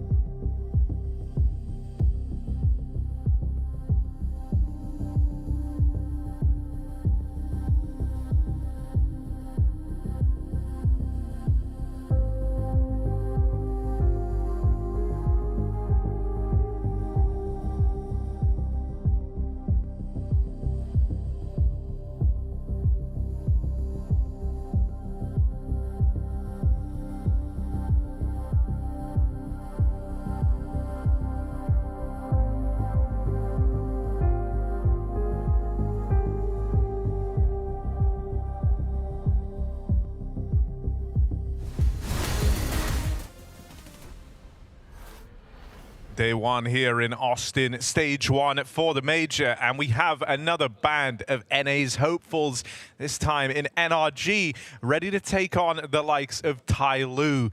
This is a pretty intriguing one. Hugo, where would you want to start, man? Oh, I would start with TYLOO, mainly because NRG have really been struggling as of late. I mean, domestically, sure, having some moments, but even, you know, falling at frag to NIP. I think it's TYLOO that have really taken our attention this year with, you know, a lot more success domestically, despite this back and forth between them and Linvision, also here at the major. But more so, it was back in Stockholm a few months ago where we saw TYLOO get some legit wins under their belt and some close games v top teams. They took down the Turks of, well, at the time, Eternal Fire. They took down 3D Max. They took down FlyQuest, getting to the second stage at EPL. And then we even saw them get a close game v Spirit on Anubis and take a map off of Na'Vi. So there was a lot to like from this TYLOO squad. And, you know, they hopefully can bring that same energy into the major here. They've, as I said, been having good success back in China ever since. So we've had a lot of Chinese teams come and go and find upsets along the way, but a deep run in a major, that could be exciting. We're going straight into things between TYLOO and NRG on Anubis. NRG wanting to one-up Complexity from a very poor start to the tournament. And dare I say, the field is open in this kind of game. Hard to know what to expect from a team like TYLOO. Always got a couple of tricks up their sleeve. NRG with a good read. Triple setup. Flash ready. TYLOO double Molotov. Got to clear Hexed out of this position with one of them. Oh,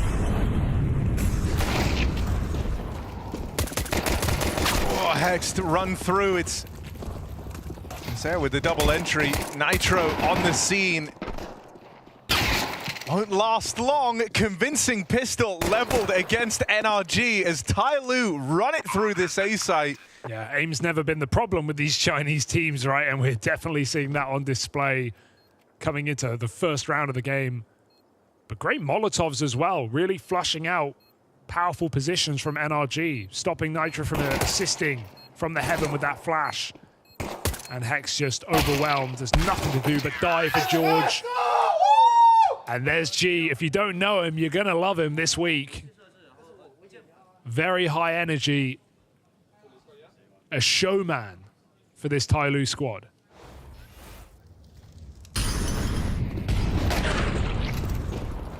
What happened to Hex there? Because I think he got full blinded or something. He got deep on the flash.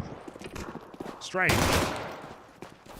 G was the fan favorite from that EPL where... For sure. TYLOO managed to make it through the first stage. It was cool just getting like a bit of insight as well into like the inner workings of the team. You got like a recap on his situation within the scene as well.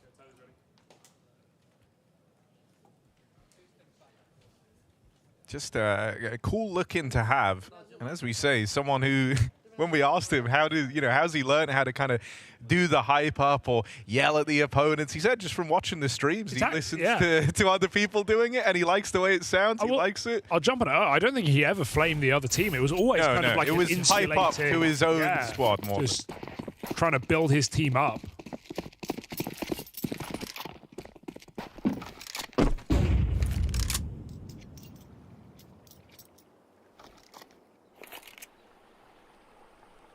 Cheeky Astrala stack. Boo. Odds are very favorable for TYLOO, perhaps due to NRG's struggles. See ya. Oh my god, it got melted. At Dallas, we saw NRG, of course, again on home soil, just round the corner and didn't get a single map. Didn't really feel like they were in any of those games. Pretty hard draw against Falcons and Aurora, but a stage like this is one where we've got to have NRG picking up some wins. Especially given the scarcity of North American teams at this major.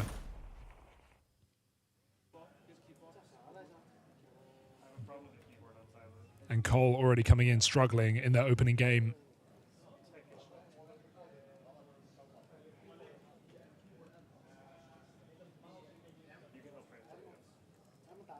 Bit of a slow beginning with some tech issues getting rounded out.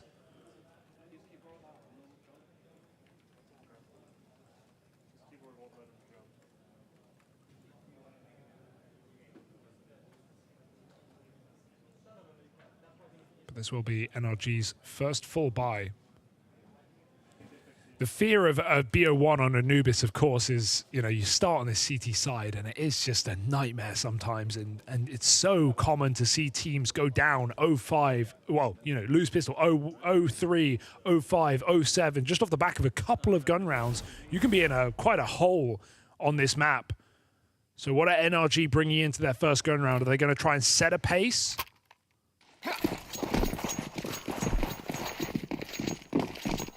Pressures on them.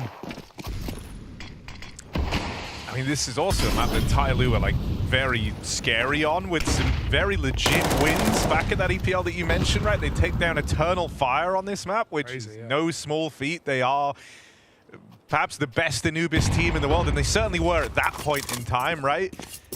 Then even a really, really close game over Spirit on this one, right? That went the full distance, all the rounds required. They lost it 11-13, but still, that's Team Spirit. On the back foot as well, right? Starting CT, starting really slow, and then coming back on their T half. A lot of the teams that they have played and taken a good distance on this map have been like specialized Anubis teams too. So yeah, I think TYLOO are going to have a lot of ideas. Work cut out for NRG, but this is a nice play that crunch out through main and dark. Still, the real hits coming in through B main. Info now that Bro's been able to pick up. They're going to start scrambling these bodies up through the canal. Linking up with Bro in the connector. The smoke spam has treated him very, very well, and it's put NRG in a winning position. The round would look so good for TYLOO, but 2 smoke shots for Bro go a long way, and this flank coming in quick. Nothing G can do about it. Jam Young had so much space in middle on this lurk, but 1v4, not the gun for the job. They can get on that bomb. Hexed with the kit, crosses in. He is dropped. A sticking 10 second. Jam Young can't force a second kill. And that is NRG on the board. The timing of them crunching almost felt like it was going to leave them completely out of position, as TYLOO had all the info, but Bro goes a long way with that smoke spam.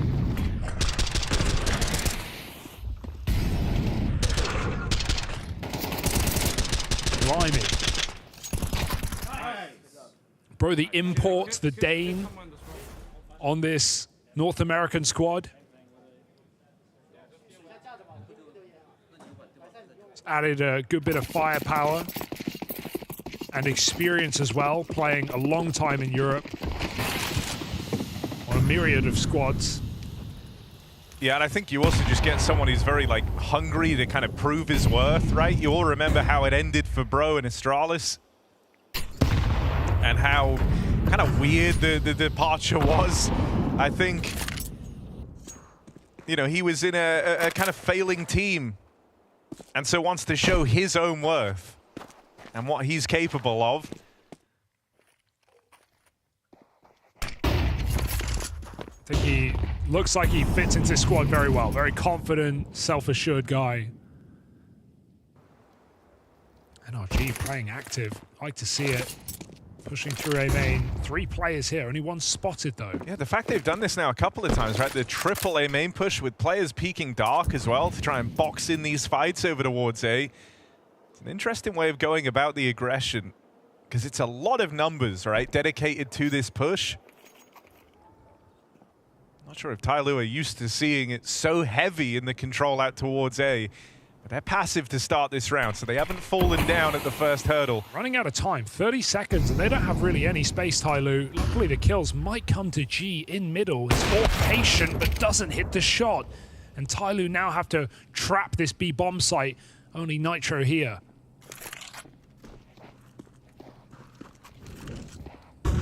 Just left dark right as they've moved in. Backstab on Nitro, but they can't go any further. Nice. Bro and OC hold the line down. Bro with another stellar hold here. 3 kills from the guy. And rising up to the top in the charts for NRG. A hot start for Bro is promising, and it's helping them get these coveted CT rounds that you need so much. That's what we were saying, right? This could easily just be a strong start for TYLOO. You win a couple of gun rounds in a row, and NRG are in the hole. But really active CT side right now for NRG. They're not necessarily forcing kills, but they're getting a lot of info. Bro's been in the right place on both of these B hits. They've had good stacks. So this is a really reassuring beginning for NRG. Broken TYLOO's money.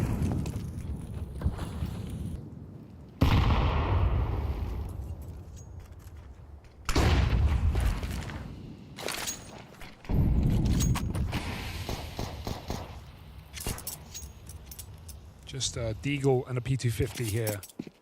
Not much intrigue for TYLOO. Just going to group. Try and bash this A bomb site, but two guys in position to stop it.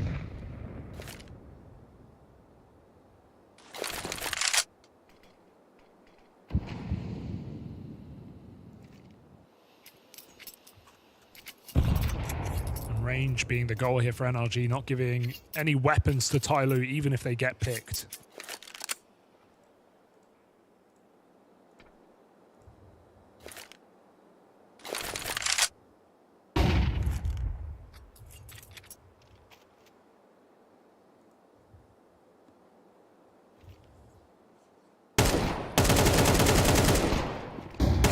There's waves to this.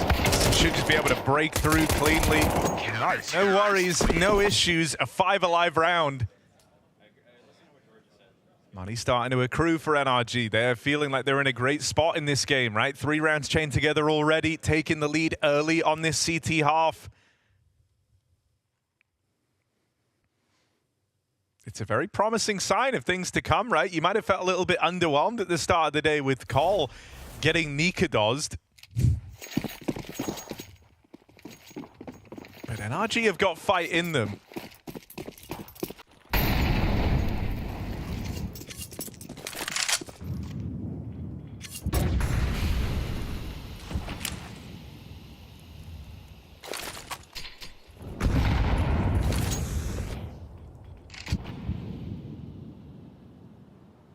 TYLOO going for some mid control, and it's been a position they've gained a lot of ground in these rounds. NRG playing stacked on the bomb sites majority of the time, just getting info on camera is hexed. So TYLOO get this space, and they're well aware of what it means. 3B, 2A, as TYLOO look to pounce on this A bomb site. Through the smoke they go, and they meet their maker. Georgian Hexed shuts it down.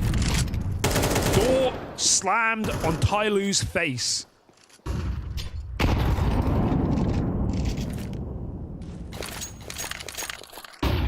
Oof.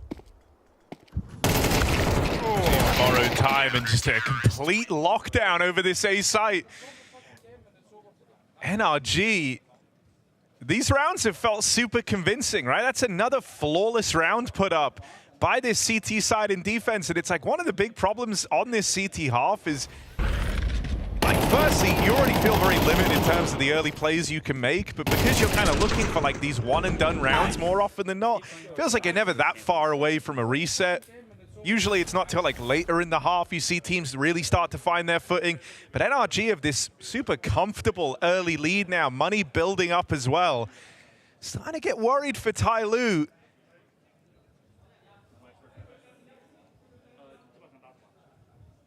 Jam Young down bottom of the board, 1 and 5. Very excited to see him here at the major.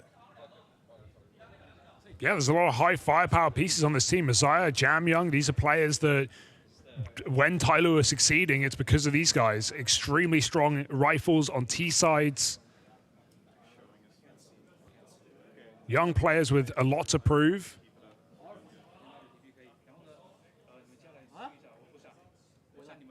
But yet to really break into this map are TYLOO. I mean, Jamman's been chasing majors for a while, and it's like, felt like he was just always on the wrong team, right? Yeah. Like when he was on Rare Atom, TYLOO were the ones winning. When he was on TYLOO, Rare Atom are the ones winning. And, you know, getting into this TYLOO squad, a very, like, prestigious organization in the history of Asian Counter-Strike. but one that has had a fall from grace. This is supposed to be the roster to take them back to top of the food chain. Yeah, and even then there's a debate on which is the best team in China. Sure, TYLOO do win most domestically, but Lin Vision always make it interesting, and in fact they've actually had the better of them more times this year, even if TYLOO's results internationally have been standing out more. It's hard to know for sure on any day who is the best Chinese team, and I think at this major we'll get to answer that question. On paper, TYLOO have the better prospects. Nitro getting pressured here. And so finally you don't get one of these free openers for NRG. No crazy multi-kill to open up versus the Tech9s. Instead, they've lost 2 players. Bro still boxed in down here at Dark. I mean, NRG, as mentioned, they are flush with cash right now, so can justify hanging around. See if they're given a reason to go for this. Oh! With the mow down! Dark belongs to Bro. And even as they sacrifice 3 players to get past him, it's left Mosea alone in this clutch. Wrestles for control, but the defuse being held won't get there in time. NRG steal that one with milliseconds remaining. Ice cold stick for Hex, but Bro, how does he do it again? 3 kills on a plate. They just deliver themselves into his position. What a save on that spray as well. Looked like he almost whiffed onto attacker. And NRG clinched the round. What a relief. Worst case scenario for TYLOO, felt like they finally broken in on a half buy on the T side, had every advantage. 5v3. And now it's NRG on fire on CT Anubis. Of all places, they're playing with confidence. Georgia swings out mid. He had a chance to escape, goes back for more. But mid has not been a problem for NRG. Even when they concede it, TYLOO don't know what to do with it.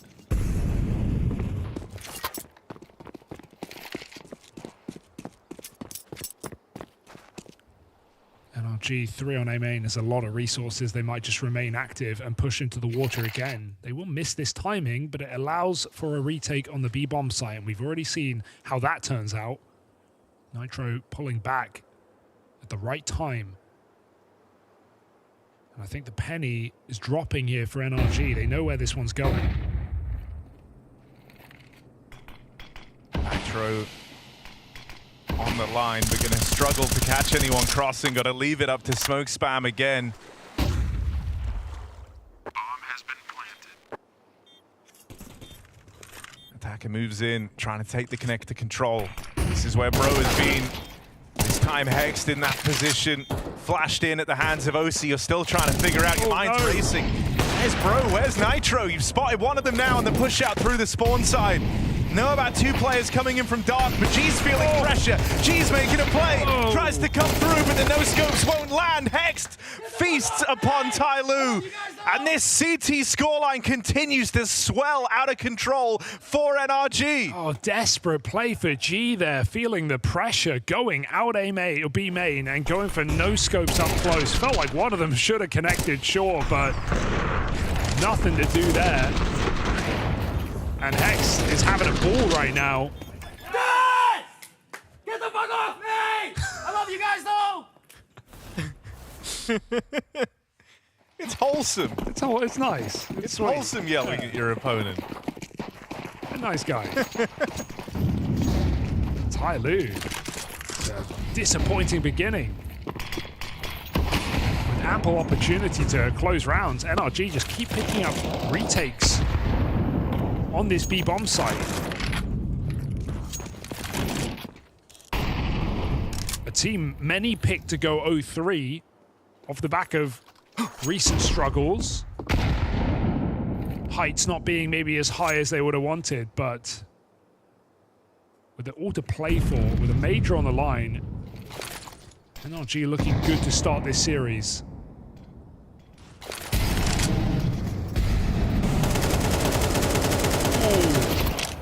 Doesn't get better for TYLOO. boost up Now as the well. boost as well, just to keep pressure on. George looking for a gap on the edge of this smoke. It's close, but that plant will go down. On for the retake now, NRG. This backstab from Jam Young would go a long way in helping them take this round over the line. Mercury pressuring the heavens all across the extremities. TYLOO are trying to fight for this. They want to deal such a crushing blow that NRG never even attempt the retake, and Jam Young is still the one in position to make that a reality. Holds on for a second, but not long enough. It's just a Taka, and he's going to get dropped on. NRG, that one looked done. It looked over, but they've picked it up to continue this streak of rounds. Yeah, I was just about to credit TYLOO on how they don't overplay that in the post plant, right? Jam Young had the option to re-swing the AWPer, decides against it, goes in to help his team in the camera, still gets 1 kill, but NRG swoop in and win yet another post plant that they have no business in. Ugly shots here for TYLOO, coming in cold. I mean, it's safe to say, like, Jam Young just isn't looking entirely like his usual self. Bit awkward there as he goes out for the swing through camera. You're dead on, though. Up until that point, I think he played it well, right? Didn't overstay his welcome, trying to cut down the rotates, got his one, went back in to help the team. It felt like TYLOO had played that well. And it's kind of the rounds you're losing right now if you're TYLOO that hurts so much. You are in these positions where many times over you feel like you should have been able to get one of these past NRG, whether it's been a bro multi kill, whether it's been this sudden change of advantage in that retake there. These have been awkward rounds to give away for TYLOO. And that's before you even take into account the map or the sides that we're on, the fact that T-half Anubis, this is where you're supposed to do all the legwork for that second half. They've not won anything since the pistol round. Dear, oh dear. 3 stars of the show for NRG in Hex, George, and Bro have each had huge triple kills in defense of their positions. So it's not been a trade-heavy game.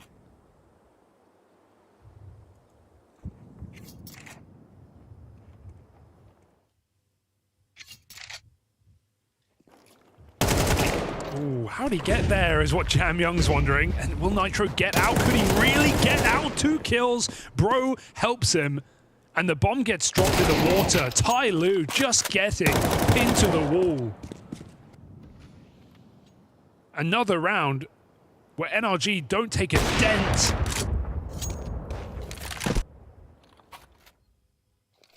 And I gotta say, it's the active CT side again for NRG that has been so enjoyable to watch. It's not just been grouped pushes. Even in this round, Nitro makes a hero play on his own, has support. Oh my God, okay, hang on a second. This is getting weird now. No. But only 20 seconds left. Attacker, even though these first few shots are really convincing, he will fall heading back to the Does he go for the knife? Nitro in full control.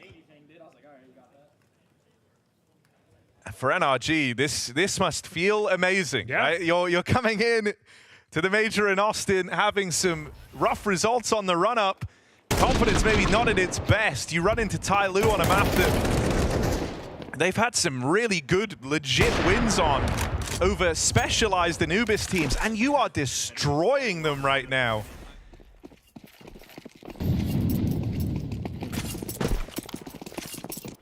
And like you say, it's been super active, super mobile. This round, another example of that. A double push out through main to net you an early kill on the OC AWP. From bad to worse for TYLOO on this partial buy. Now left a man down. Whatever game plan they had out the window, as that early aggression has called it all into question. Game plan for TYLOO has definitely been blown away in this game due to the moves NRG are making, and it does just continue because this is the bomb about to be lost on its own at Nitro. Oh, it's messy. Still love to get this kill. It would maybe even win the round. TYLOO would get stalled out massively, but OC's holding his ground with 3 shots on the AWP. Everybody gets a triple in this game for NRG, and OC looks to finish the job. Jamyoung 1v4, a matter of time as NRG just sweep into this series 9-2 on CT Anubis. Dallas was just saving strats for the major. Yeah, I mean, look, if Complexity had had NA fans feeling a little upset to start the day, you should be very happy with what NRG are bringing to the table here. This isn't like a TYLOO in super weird, questionable form. It's not like they've been caught off balance by the map pick. Really, on the basis of where we've ended up and what you've seen from TYLOO here, this should have been, at bare minimum, a very competitive game. I thought if anyone was going to be sitting at this scoreline right now with the T-side start, it would be TYLOO. NRG, this is one hell of a run on the CT half.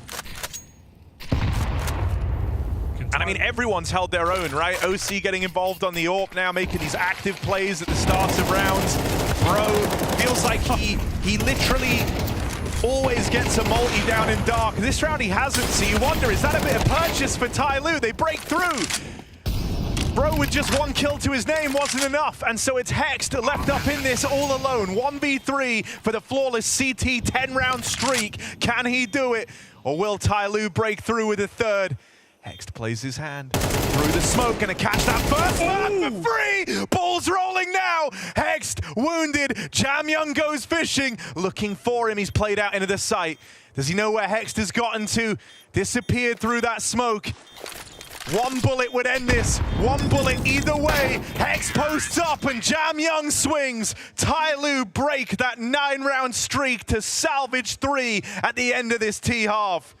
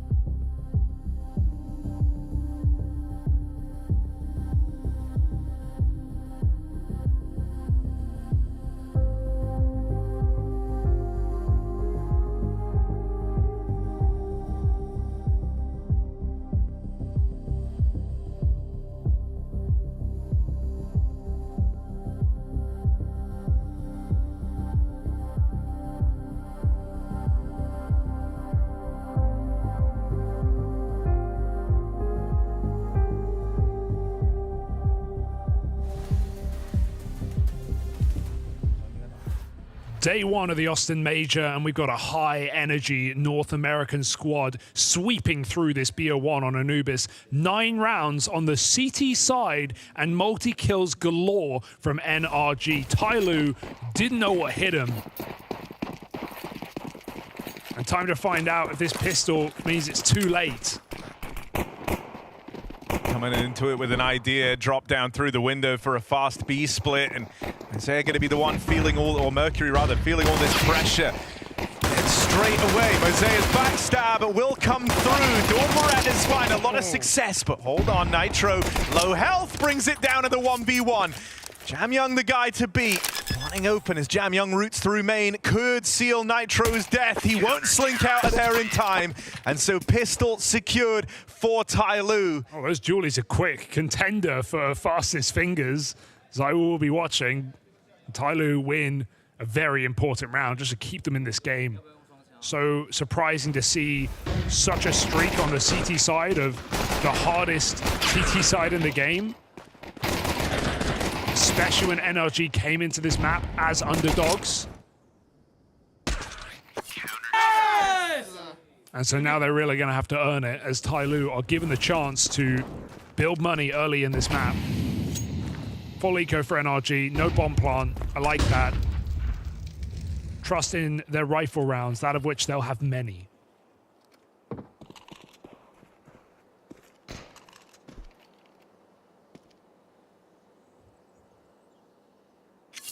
Gonna need some of these individuals for TYLOO to wake up right now if this is ever gonna happen.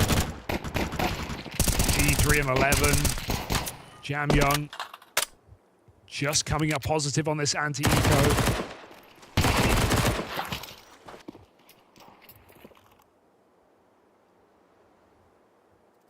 So as we hit this first gun round in the half, it's now or never for TYLOO. Yeah, a few times G had AWPs as well. Like he missed some sitters in that first half. So inclined to agree with you. Definitely want more mileage from the TYLOO AWPer.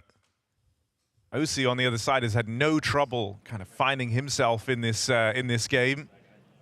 Even down the tail end was involved in a lot of the aggressive moves that NRG were making. Climbed himself up towards top of the charts, or actually at the top of the board for his squad. Very even split though, 2 kill differential top to bottom here for NRG. Everyone's been pulling their weight.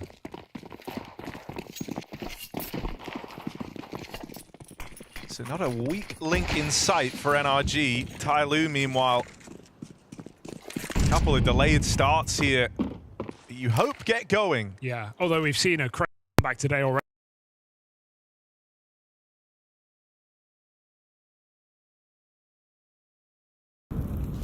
Who's to say TYLOO can't? First gun round here, NRG straight into A main.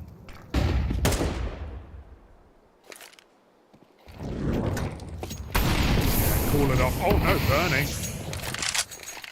NRG will survive. And TYLOO starting to bulk out on this bomb site.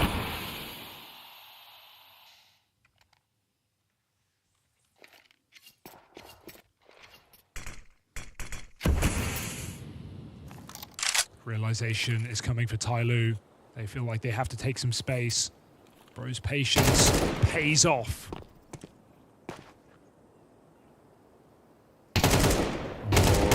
Try to flash back in for that, but Bro, good angle, strong position, and it's a... This guy just deals in 3Ks. Yeah. It's all Bro was built to do. 3 letters in the name, 3 in the game. That's Bro. And that's put NRG up onto a 10th round, finding success as soon as the guns come out from just one man. The rest of the pieces were in position and ready to go, but they were surplus to requirement. Yeah, just the EU import here for NRG. Worth every tariff. So many multi-kills in this map.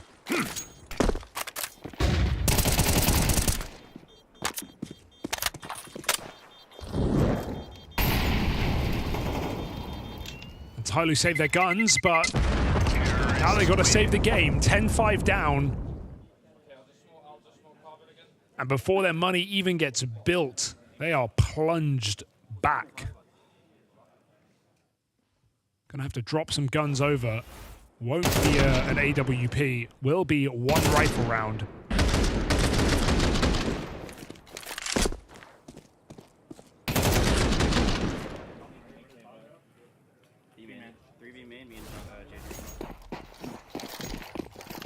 Prep paying off.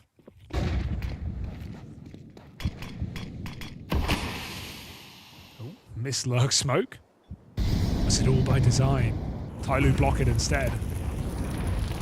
Nitro. Oh, barrel spotted. Attacker has a backstab. Knifes out. He drops on their head. Quick trade from Nitro. Got to watch out. He's getting pressured from the con side. Nitro just sprays him through. And NRG explode onto B and explode with surely another round. The rotates are so far away. Oh, that's... Nitro does go for a Hail Mary swing onto the two players leaving that A site, and that's suddenly got TYLOO interested. Gotta go. Throwing the pitcher, and this guy was the master of this connector position all first half long. 1 kill on the board, but this guy only deals in 3s. Bro burning, looks for a little bit more, and they will burn him. George tucked in though, can capitalize on that damage, and Jam Young not long for this world. NRG deal with that rifle round, brush it aside casually. And now that's the money broken for this TYLOO squad. This should just be the end. There's not much left in it for TYLOO now. TYLOO get gifted 2 free kills in this round, but NRG just looks so sharp on an individual level. Bro making it look easy. George with a couple of well-placed headshots, very snappy. And TYLOO just, we haven't seen any, like we've seen a couple of rounds out of them, we haven't seen any moments of brilliance, any one player having a crazy multi-kill. They just don't look up for the job right now. And that's with like Jam Young recovering from being bottom of the board, right? Yeah, finding himself a little bit more. But G still super quiet, Mercury nowhere to be found. Mosaic being like the one guy who's been switched on from the start of this game, had a strong start in the pistol, has had a couple of multi-kill rounds in there, but no one's been able to capitalize on it for TYLOO. You said it already, but for NRG, like top to bottom, there just isn't a weak link right now, right? There's 4 kills the difference between the best and worst player on NRG. And you know, it's not just oh, hold up. Not again for Bro, not again. No, he got his 3. That's what he's here for. And this is an AK save because the round is done.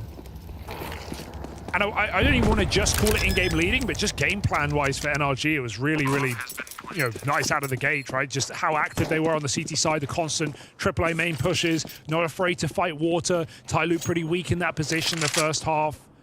Giving up middle entirely. The amount of rounds TYLOO got like deep middle, got temple, got camera, and did nothing with it really in that first half. NRG was super fine, just playing pack CS and taking a lot of space. So game plan worked wonders today, and this just feels like a formality the last couple of rounds of Anubis. I mean, look, you've heard of Stewie 2K, you've heard of Techno 4K, but now we introduce Bro 3K, exactly what you need if you're NRG. Hey, if he keeps doing them.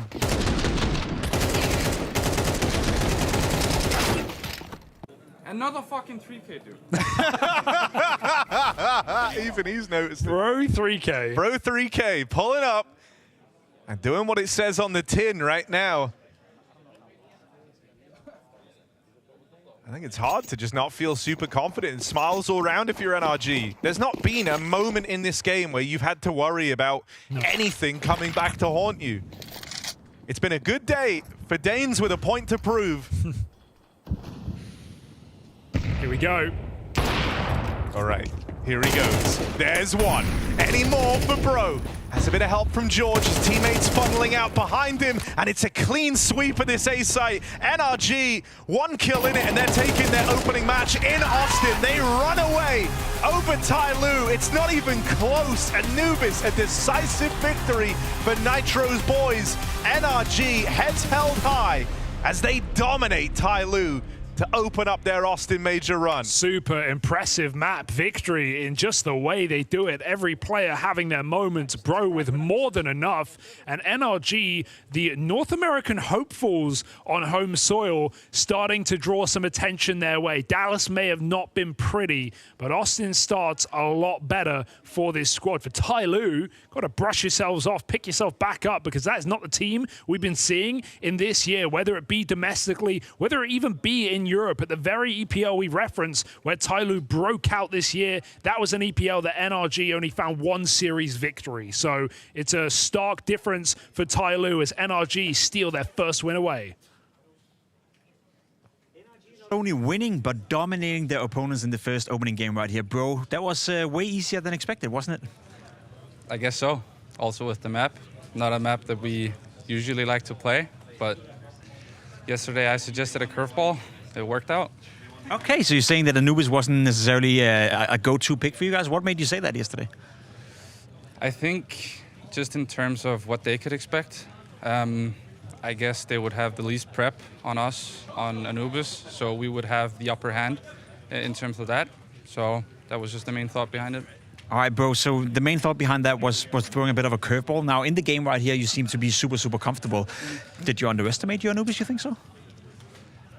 Maybe some of the NA results have altered the perception of our Anubis a bit, but yeah, I mean, it felt strong the previous week, so we trusted in it today as well, and it worked out.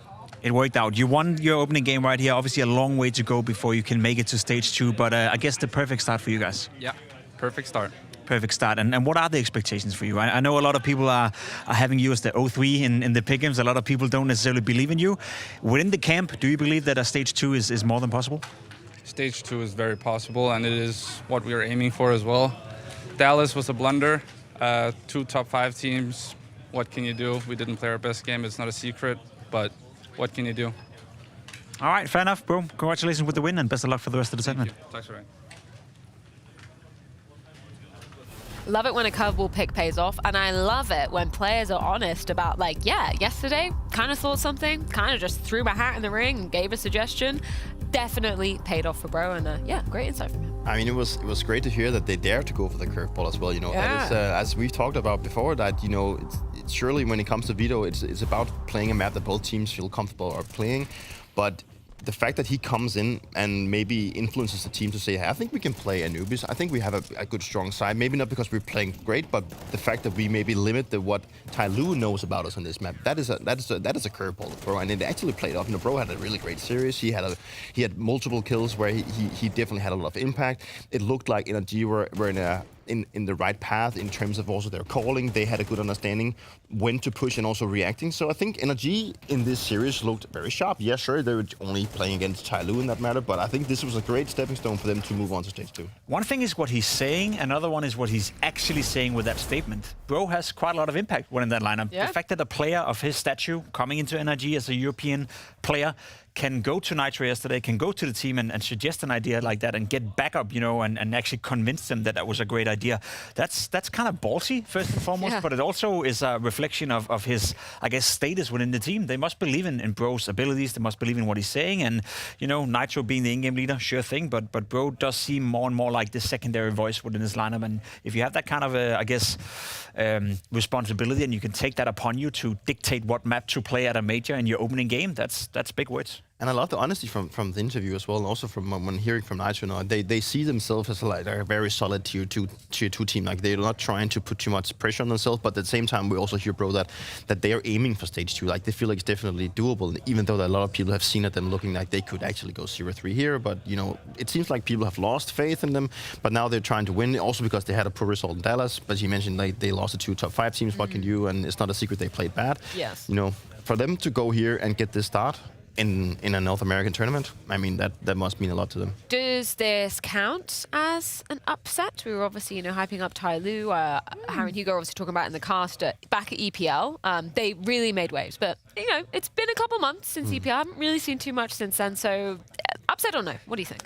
I don't think it's an upset, but I think it's the fashion it played out in. You know, sort of like with the OG complexity. I saw this game as maybe 55 towards TYLOO, 45 to NRG. So calling it an upset in terms of the result, I don't think that would be fair. But it's an upset that NRG won this convincingly and TYLOO weren't able to put up a better fight. Yeah, it's all about the fashion. Like when we look at the games right now, there is a lot of teams that are very equal in terms of their capabilities. And I think it's more about like what type of fashion they win in. And I think NRG just played better in all aspects of the game, and they sure we had Bro stepping up and being the dictator in a lot of ways, but the team overall looked solid. You know, it was not one guy just carried out like Nikolas did, but it felt like the team was on the same page and they wanted to approach the game in the same thing.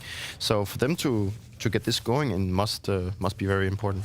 Does this put any kind of warning signs out for TYLOO? Because I believe we all had them in at least a 3-1 or 3-2 to go through in our pick'ems, right? Wrong? Maybe. Yeah. You did? I did. You did? I think so, yeah. Yeah, I think we all did. Yeah. I mean, it's obviously not unachievable now to go on and reverse the tides, because there is obviously still the best ones and best of threes to be coming their way. But does that, I don't know, leaves a little bit of a sour taste in my mouth when I'm looking at the TYLOO that I thought was coming in versus what I got to see in that one map. It does worry me a little bit that you lose in that fashion, especially considering what Bro just said to us, you know, that Anubis was a bit of a curveball, which means that TYLOO must have at least felt, you know, somewhat comfortable on Anubis since that they wanted it to go in that direction as well. I'm never going to be worried based on one best of one result, but it's the fashion they lose in. And I also did see G, you know, do a couple of plays in that game where it's like, yeah, you may be vibing, but that was just stupid, you know. And I would like him to eliminate those kind of plays at a major. It's different to play at Pro League. It's different to play in less pressured environment. Everyone is coming in here at their best, you know. And if you're not playing at your best, you will be punished. And G was in this game. Yeah, I'm glad that you mentioned the whole pressure thing. I think like pressure is something that we've actually not been talking too much about so far. Is that the pressure is just extremely high here, and the expectations on everyone is high, and everyone wants to do, obviously, since it's a major. But TYLOO, sure, they are still in a position where they have things under control. Yeah, they've lost this one, but they have a game coming up where they need to try and turn things around. And I think it's important for them to try and leave this one behind and just focus on what they can control, which is something that is very cliche thing to say when inside a Counter-Strike, but it is so instrumental in that you don't dwell too much in the past. Yeah, no, 100%. B-Stream game going down at the moment was just at halftime, so once that returns, we are going to be jumping into that. That's Linvision versus Legacy. You were MIA whilst we did flick on over to that very briefly. Expectations, maybe, you know, not looking at the scoreline, maybe cover your eyes, maybe give us a take of what you think the halftime score would be. Oh, that's a good question. Somewhat close. I don't think either. We're on Dust 2. We're on Dust 2. Yeah. We know. And I think one of the points that I brought up was that we saw Legacy play in Dallas on Dust 2 versus Vitality, where they forced him to play 24 rounds of Counter-Strike. So in that regard, that was a positive sign. It should be close, and as you can see on the scoreboard right here, 7-5. So I guess I wasn't completely off. I don't see neither of these two teams, first and foremost, making it to stage 2, and I don't see neither of these two teams, being, I guess, necessarily better than the other. So we spoke about it briefly, Peter, as well. A close game and probably a game that can go back and forth. And 7-5 on Dust 2, that's pretty much as close as it gets. And they've made a small comeback. When we checked in last time, it was a 6-1 in favor of Linvision, you know, and it looked like Linvision was mainly like playing the better game and also dictating the game in the way they approach it. But as you mentioned, I think these two teams are maybe pretty much under people's radar. People don't expect too much of them. I think the one thing that maybe is mostly expected of Legacy is that sure they are here, maybe because they didn't deserve it in some sense. You know, that is maybe that also mounts some pressure on them. Maybe that actually is going to impact them. So it's going to be interesting to see how that's going to pan out. Well, maybe we should hear from the players themselves as they have a chance to catch up with Lux ahead of this series. Lux, with the other teams looking at Legacy, do you feel like you're being underrated, overrated, or fairly rated by the community? I think it's underrated because we kind of didn't qualify for here. So yeah, I saw some of the predicts on the CS and we were like there on 0-3 or didn't make it, but I think we can make it to the next stage. You had a really lovely interview recently where you said, you know, becoming an in-game leader was the best decision of your life. What kind of in-game leader do you want to be known as? When we're looking at the strategy side of things, what do you want people to look at you and think, he's this type of leader? The type of one that can make all the team feel good on the server and and being an aggressive leader as well, like making some plays, getting some positions, some infos. So this kind of mix, you know. How comfortable do you feel in that kind of, route at the moment? How much progress have you made in that department? Very much, a lot of progress, because it was only a semester and we could qualify for a lot of international events. We didn't make to the playoffs or something like that, but I think it's kind of the progress, the process, you know. Where does that leave the goals for Legacy then, coming into this tournament here in Austin? I think we need to go step by step, but my goal is the playoffs. We didn't make last year with Pen Gaming. We were like only one match into the playoffs, and we did like twice, I think. And yeah, this is our main goal, and of course the trophy. Any thoughts on your first opponent here in stage 1? I think it's gonna be a great match. They have like the advantage that they can choose the side of the map, but we prepped a lot, so yeah, let's go. Now, if you're joining us via the A stream, we're going to send you off because the 4th match of the day is going to be starting. That is Wildcard versus Metizport.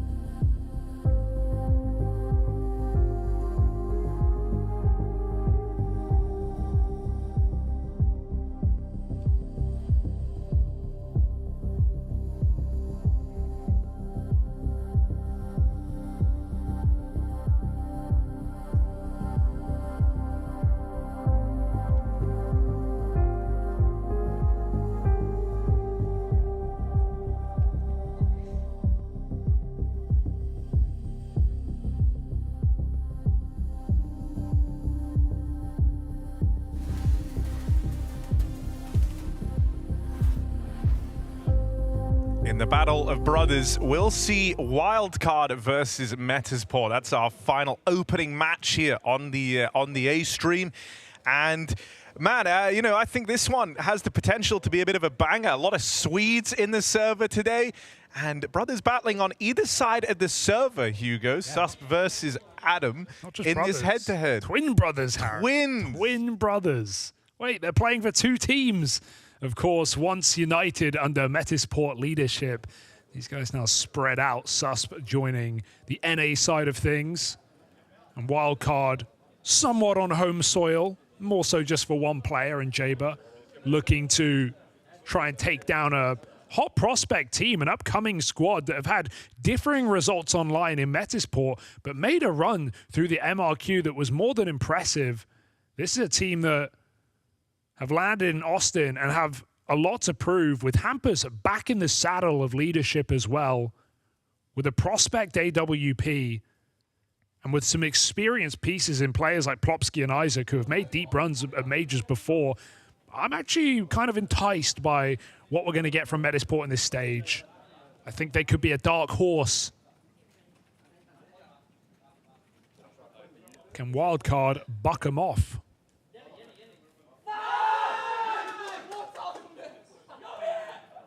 I think opening games of majors, though, that's when I think about Stanislaw as someone who is very well prepped, comes in, knows the map, knows the team, knows their ideas, and uses it against them.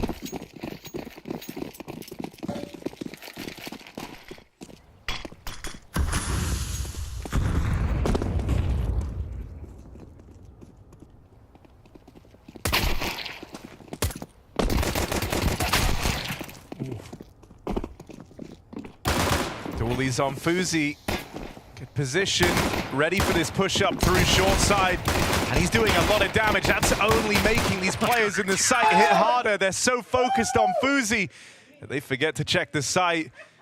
Lit up were Metizport, and an evil chuckle to seal the deal on that pistol. There's going to be a lot of listening, I think, after rounds in this kind of game. Some back and forth, a lot of familiarity between these players, these brothers. These Swedes especially.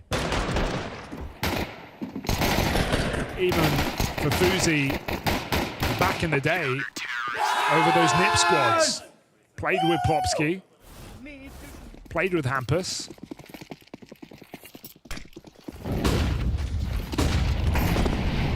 Wildcard with a pistol, and Metizport take a breather.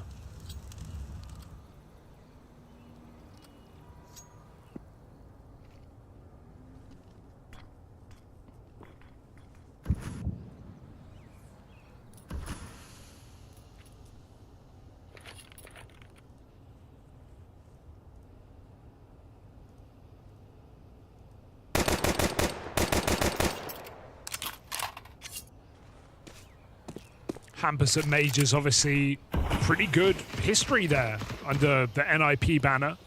3 majors in a row. Stockholm to Rio. The playoff appearance in 2 of the 3.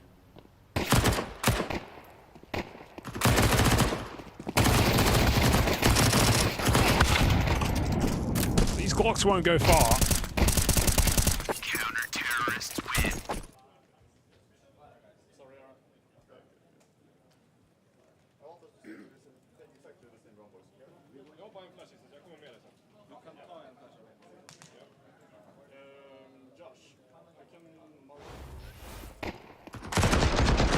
Time for Hampus to pull the shots.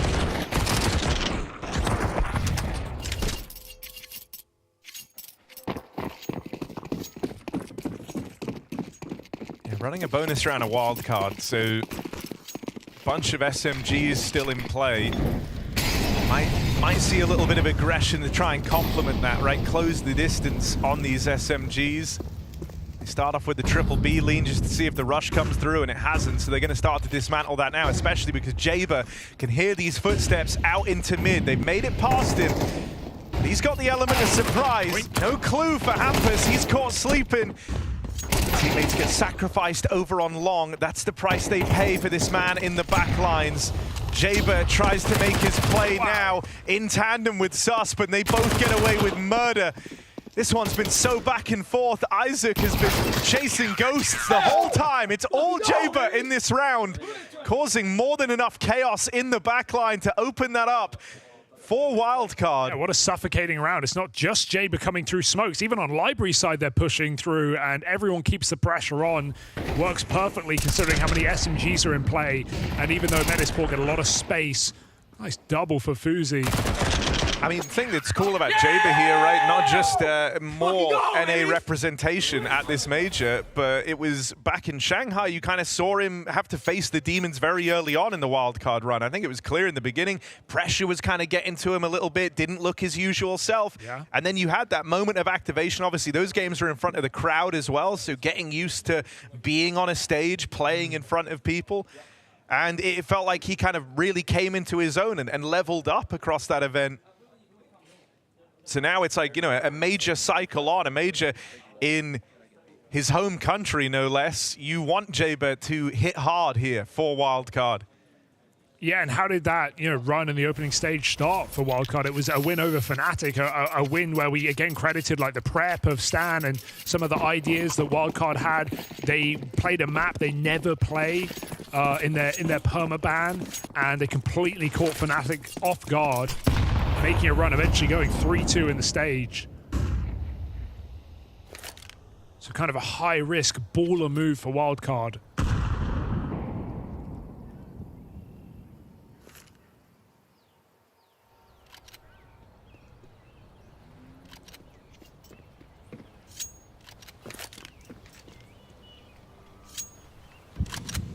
But here the veto is a little bit more standard.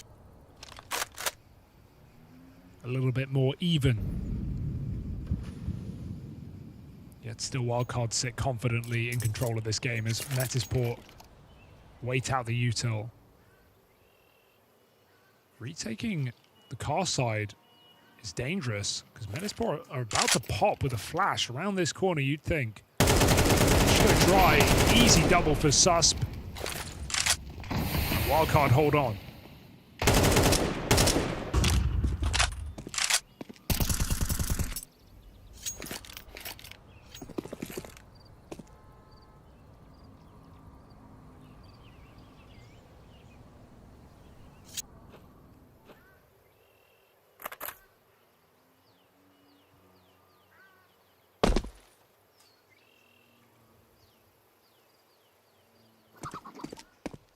Yeah, they're not jumping the gun on this at all. They even have Fuzi like waiting at the speedway, so as soon as there's noise, you have 3 players in the B site just to keep it clean. Don't make this any more expensive than it has to be. They'll get out with 5 alive. Very well handled here off the rip. Winning the pistol, sticking the landing on the conversions, winning with their bonus round as well from a man disadvantage. You're getting a Reaper. A lot of rewards right now to open up this game if you're Wildcard. Yeah, some hungry North American players here trying to make a stand in Austin. The Complexity hit a brick wall. NRG just came through with a dominant win. And Wildcard absolutely want to enter the fray as well. Hoping to be a good day for NA leadership, right? Sure. Veteran players, Nitro getting his dub earlier, Stan now seeking his out. Jaber, the firepower piece, forces a 5-on-4 in this round. They even let him get out. That's awkward. Unpunished by Isaac. And a 5v4 sat back in another full buy round. Metizport to do it from behind. You're liking the look you're getting out of Jaber early though, right? He's given a lot of space, a good chunk of room to maneuver, a lot of freedom to pick and choose his fights. And over towards this B site, they don't need shoring up. They've done a fantastic job of holding their own here. Good kill for Isaac, sure, but Fuzi's already made his way over. Always ready as that third man to reinforce. Another molly walk. That's an extra kill. That's now both players spotted. Fuzi on the line next though, and it is that third piece causing them problems. They can't get past him. Clean stuff for Fuzi, and the scoreline remains flawless. Desperate times calling for desperate measures. Timeout called in from Metizport. They've got to plug these holes quickly.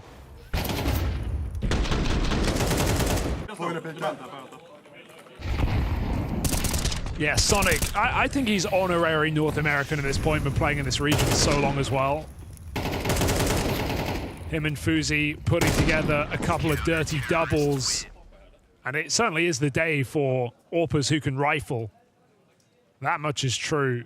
Oh, bro, every AWPer saw the Nikados performance and is like, you know what? Drop me AK. You know what? I'll take AK this game.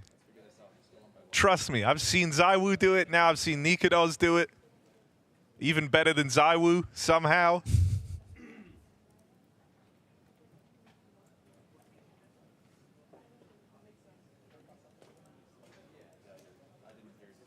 Metizport in the hole right now, 0-5 down. Haven't really been in any of these rounds. Had a close one on the bonus, but... I mean, even then, like, it was close. Close For, like that. It was like 5v3, you're feeling really, really good, and then Java just ruined it all. Yeah, and you decisively go on to lose that round. It's the best looking one they've had so far. But something's got to give here. They're still strapped for cash on this T side as well. Yeah, maybe a bit more pace here in a round like this. These rounds can sometimes feel a bit liberating. Like, you've just been getting bullied. Everything you tried that's a little bit slower has felt rough. When you're playing safe, it hasn't really worked. And so in these rounds where you feel like you have a little less to lose, Hampers might just come through with, you know, something from spawn. Everyone's at least on the same page. So you play a bit more confident. Even if it comes from a place of like desperation, can sometimes be how you find your way in, and it's looking like an apps pop here. Just set piece play from Spawn. They get players through the apartments. Util ready to come out and help. There you go, no one's blind at that flash. Jaber allowed to just wreak havoc from down in the pit. And even as he's lost his teammate in the site, it doesn't matter. It's a losing battle for Metizport. 6-0. It felt like a worry when Fuzi lets them out apartments there, but no problem for Jaber. Reliable hit player here for the Wildcard squad. And only pistols. This one's got a hit now for Metizport. They're running out of room in this T side. 6-0 down. Not really made a dent.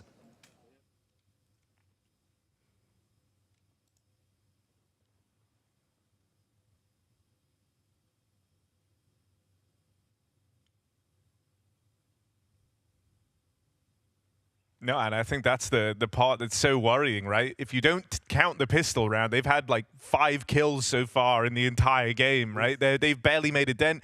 You have multiple players approaching like max cash for the side of Wildcard. They're going to be super entrenched here.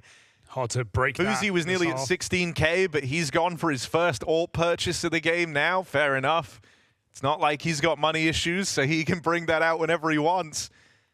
Unfortunately, worse spawn for Fuzi to take a pick, so can't really force anything here, but it will still maybe come as a surprise to Metizport. We've yet to see the orb.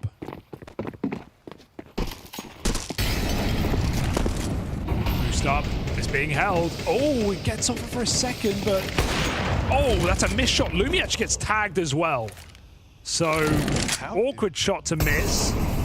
Fuzi doesn't. The one that got hurt. I and he's on the line. Fuzi had to be so quick in that. Yeah, I looked dead on, but a little shake of the mouse at the last second. Wasn't sure if that was a boost or not. Look at the faith they have in Jaber. Solo. He's been left solo on the A side of the map. Only now is he starting to have reinforcements make their way over. Sonic and Stan gonna try and reinforce the A site, leaving the AWP over at B to take this long sight line down through Banana. So they'll get those 3 players entrenched in A in time. Gotta clear Sonic here. Smokes fade on both sides. Sonic waiting. Creep in. Flash perfect. Sides turn. Sonic sees a third. He takes it as well. And we were saying it's not even close. This round is a great example of it. 5v2 in the blink of an eye off of 1 player. Hampers side as well, looking the wrong way. And Metizport haven't even had a fight in this round.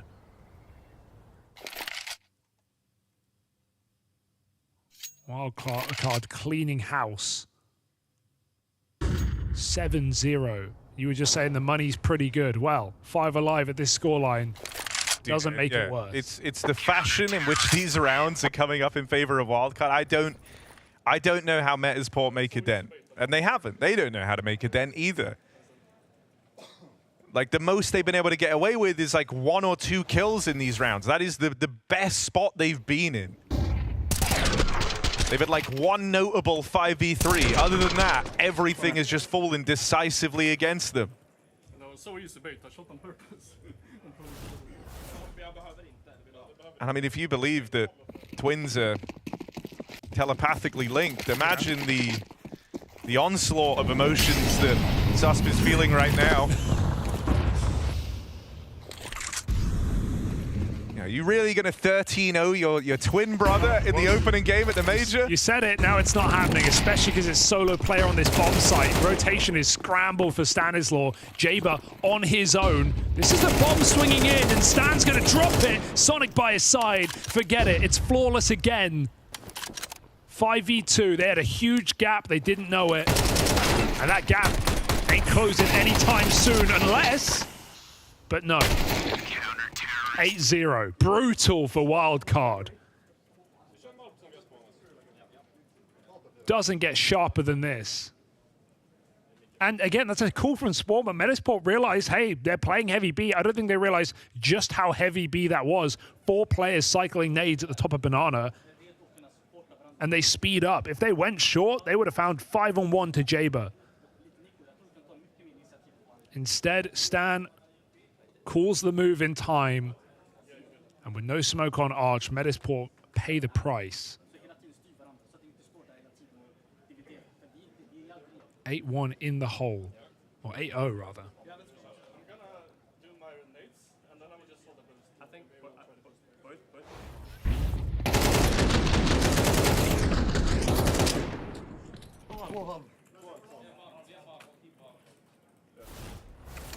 And I mean, I don't, this isn't...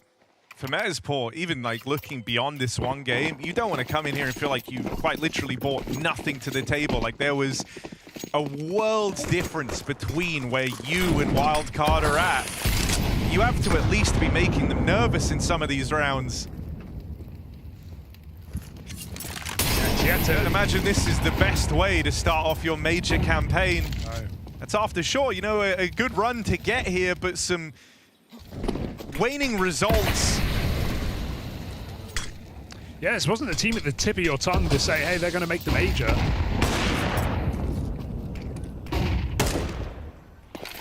You would feel now they're here, the pressure is somewhat off, but even for these experienced players on Metizport, getting dealt a pretty heavy hand right now. Can Wildcard keep them unconscious?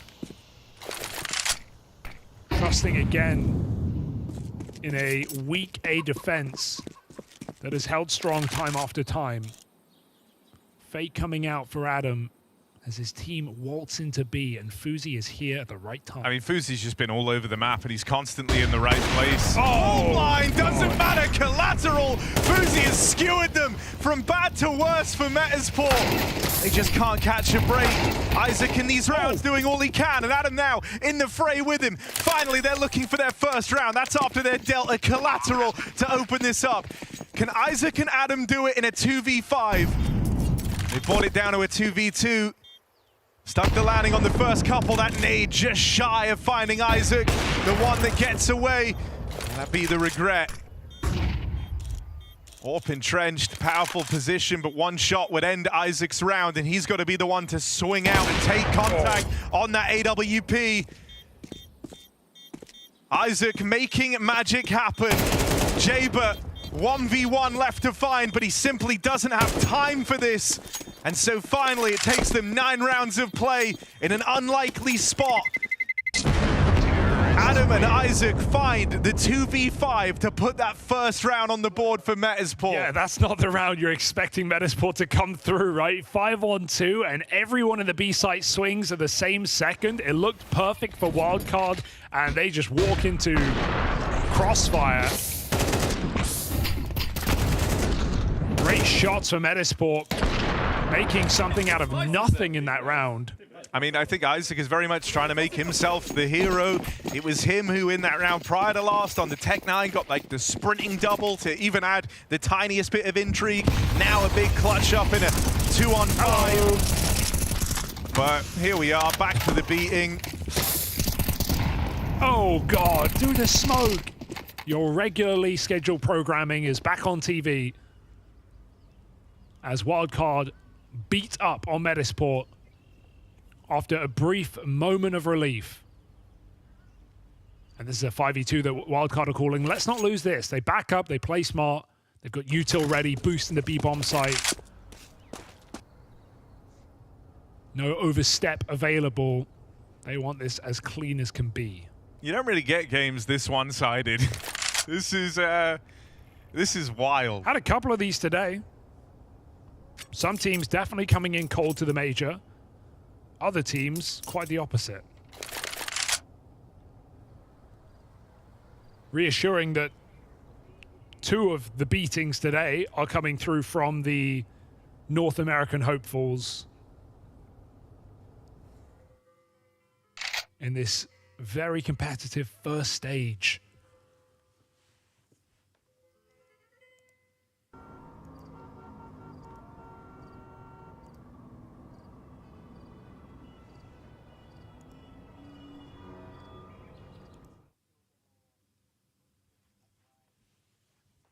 I mean, even this is like just kind of a brutal sign of the times for Metizport. This round has been over for well over a minute, and they've been just forced to sit back and hold on to these guns. They need anything they can get at this point.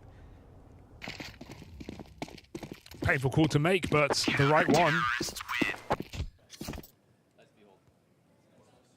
And I mean, also, like, when you're, you know, like, Pit Apartments player is 8-1, that's a very good sign of the times. Jaber just not ever being an issue over towards A, and that's in spite of him sometimes going for these aggressive moves.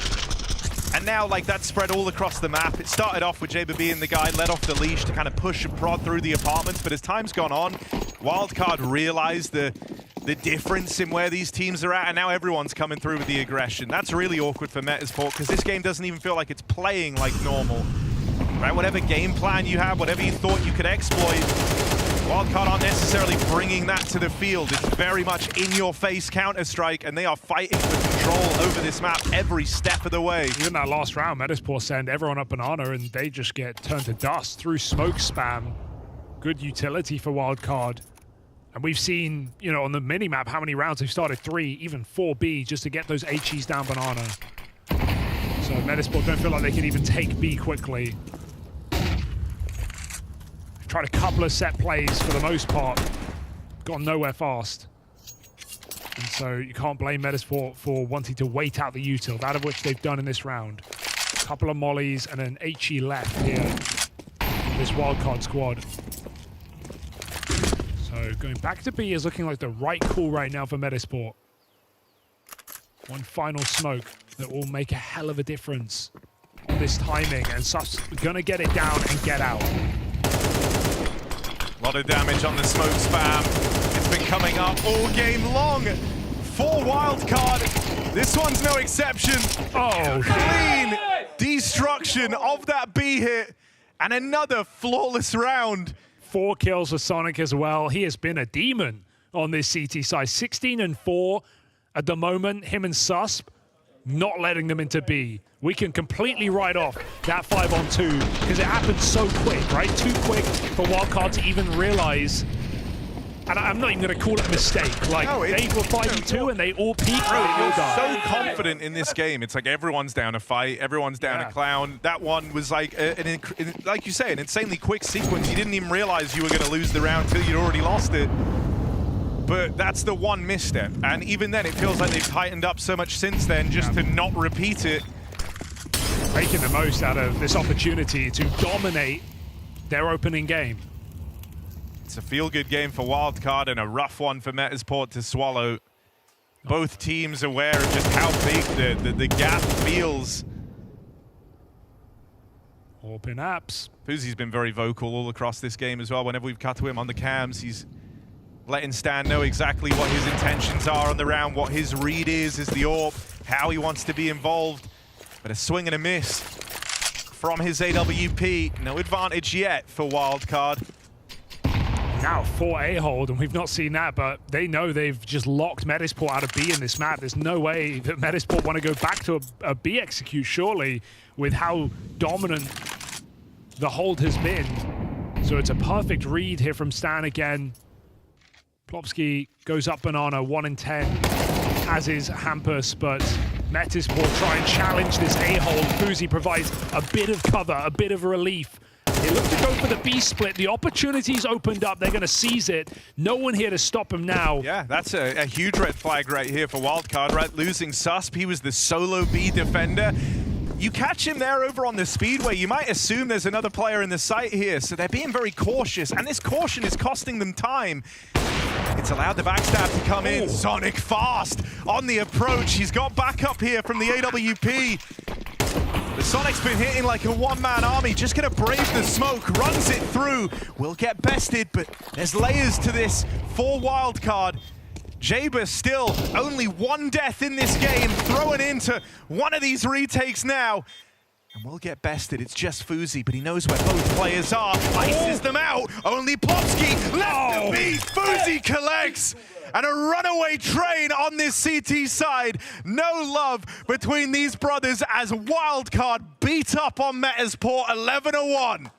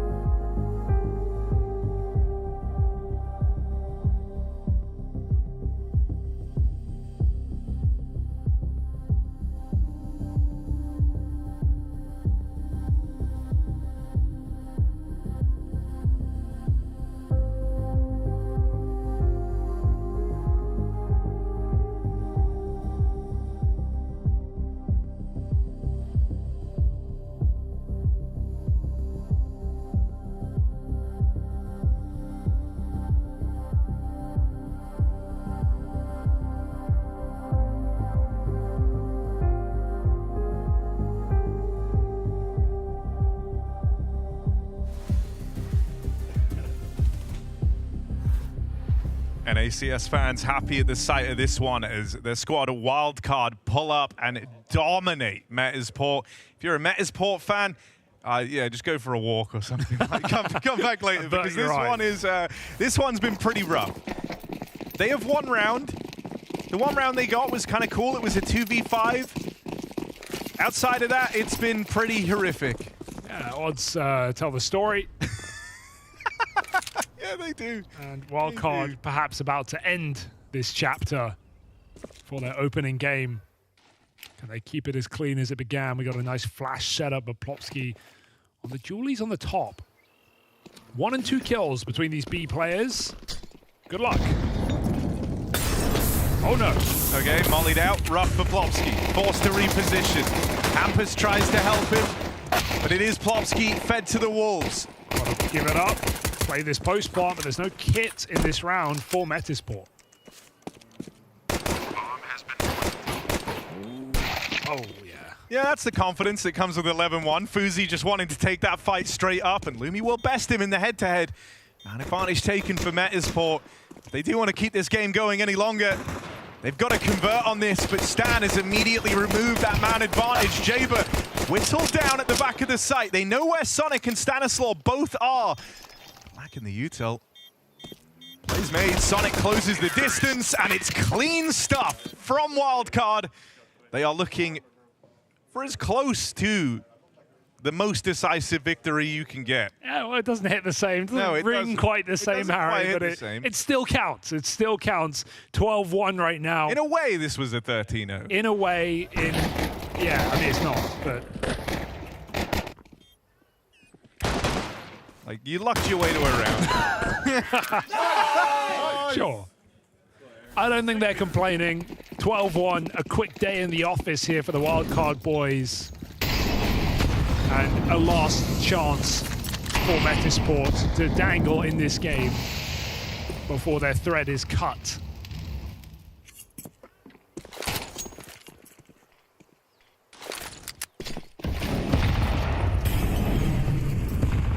It's a very reassuring look for players like Fuzi, players like Sonic. And even though Jaber's not up there on the kills, he was reliable at the beginning of the game when he was getting tested. He was forcing openings. It was never an issue. I mean, the 2 deaths he has, one is from the retake in the final round, which they end up winning anyway, and the other's in the pistol here. Outside of that, he was like so unproblematic in that first half. He was 8-1 as the guy anchoring down the A site. You know, very much just lived up to his part of the deal. And eventually they stopped going A altogether, and so Jaber wasn't really in a position to put up numbers. It became the case of just running into these B hits over and over again for Metizport. Wildcard faking this A attack. B block just came in though.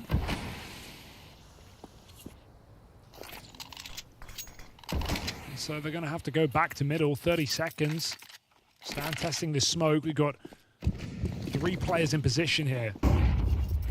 On the swing.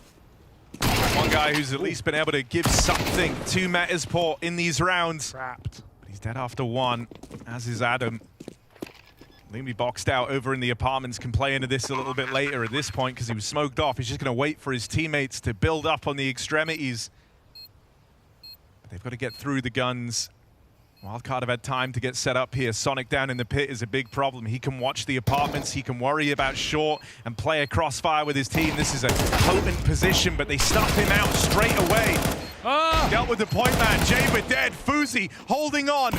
And 1 man left in it. Lumi charging at him. Can't get past the Fuzi rifle. Wildcard dominate. They punch down on Metizport to open up their run in Austin. And after a slow start from Complexity, NA's team, it started to be a nice day in the office for fans of NA Counter-Strike. Veteran captains finding success to open. Stanislaw now alongside Nitro as guys who took dubs in the opener. And nice stuff from Jaber holding his own. The Swedes here delivering too. This was a great showing for Wildcard. Yeah, they definitely had the better hand today. And for Metizport, it's going to be a bit of a struggle to come back from a game like that. I mean, that's a dominant defeat to enter into your first major as a squad. And Metizport A bit of a shocking blow, a bit of a crumbling, you could say. And for Wildcard, very excited to see if this team can run through stage 1, as all expectations are there after a game like that. To head on over and shake your sibling's hand after they beat you 13-1. An absolute clinic put on by Wildcard. And as Harry aptly said, you know, if we're excluding complexity from the North American side of the equation, 2 very solid starts from Alexa Stanislaw and Nitro here in Austin. Gotta give it to Wildcard. There was a clinical performance, not only by the team, but also some of the individuals. Fuzi had a showing with the AWP. Sonic, a player that we will talk more about him later as we get deeper into the tournament. I think he's a silent star winning that lineup. Very, very impressed by Wildcard. Not gonna lie, I expected more from Metizport, but you gotta give it to Wildcard. They played a good game of Counter-Strike. I think Sonic just proved again that, as you mentioned, he's like the silent star of this team. Like he once again proved to be one of the greater fraggers inside of the team. I think obviously it must feel really flat to be Metizport. You know, going up against a team that they probably had a feeling that they could contest with or maybe even beat.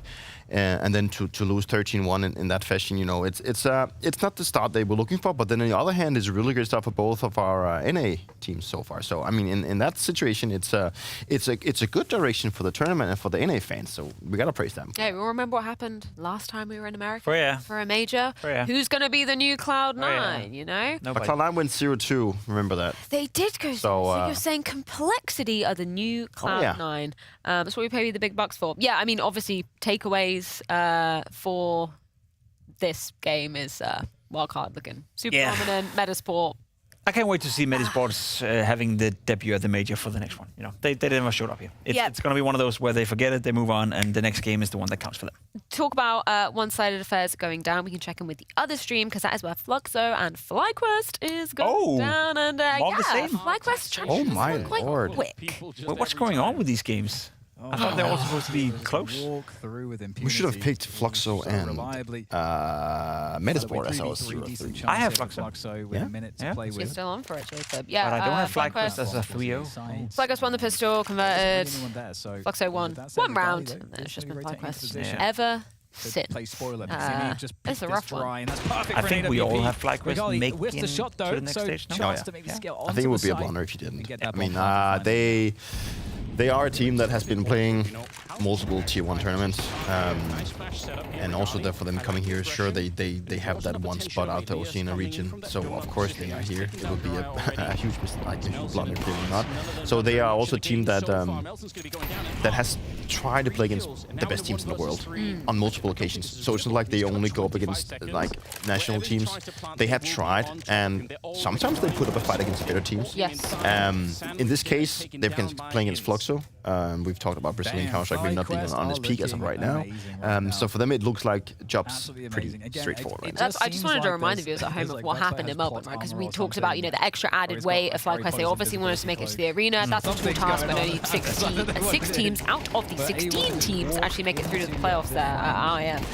But obviously they had to face them against Vitality in that first game. They lost to them. Then they actually managed to eliminate Virtus Pro. And then the series versus Na'Vi, that was still a 2-1 affair. They made Na'Vi look rough around the edges in that series. So I think maybe FlyQuest is being a little bit slept on coming into it. I agree.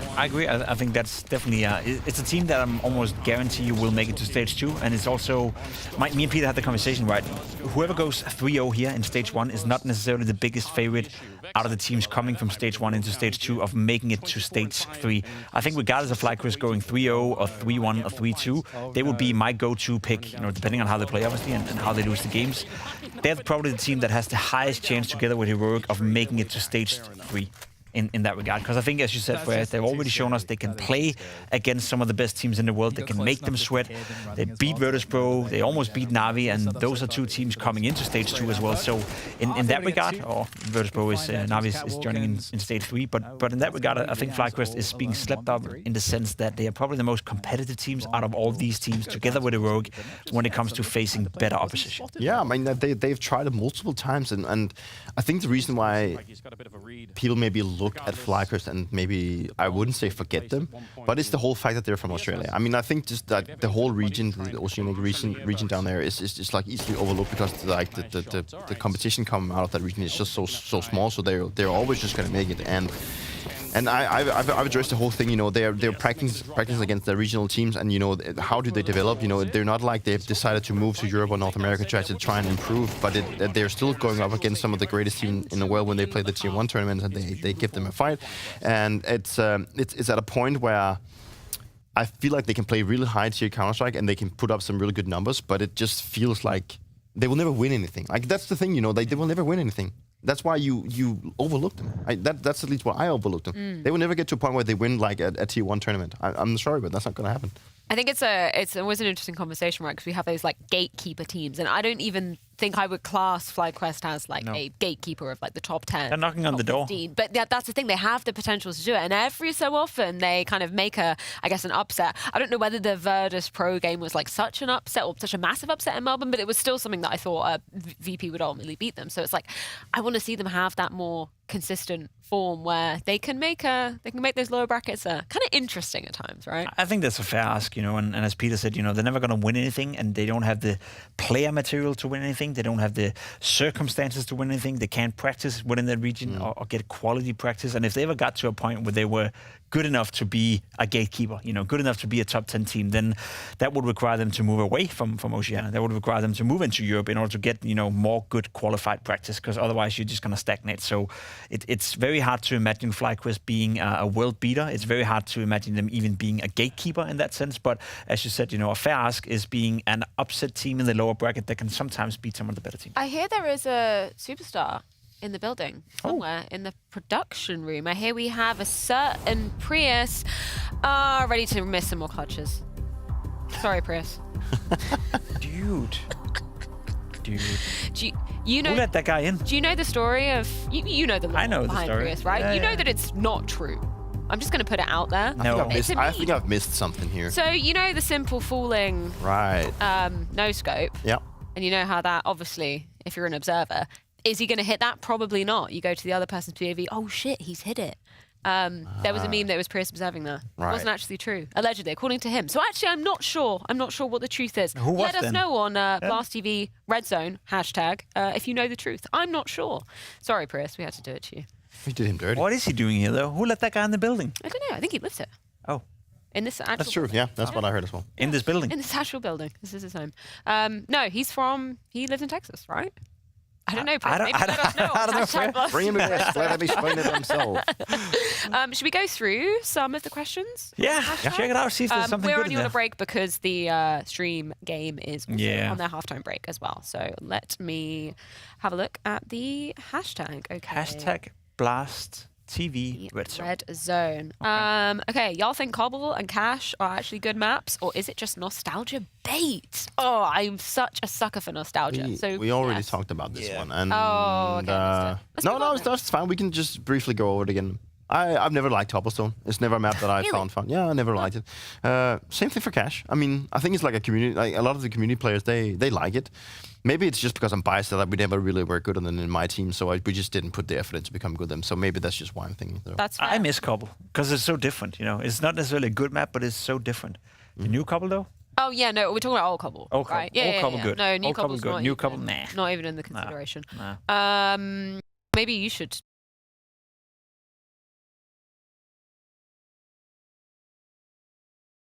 Is that already off? Yeah, obviously. Yeah. I don't think I have any other. Well, yeah, I did play a small part of my career. No, I very think small. that's With, I'll say Sonic 2 then. Did you? You had Sonic as well, right? One tournament.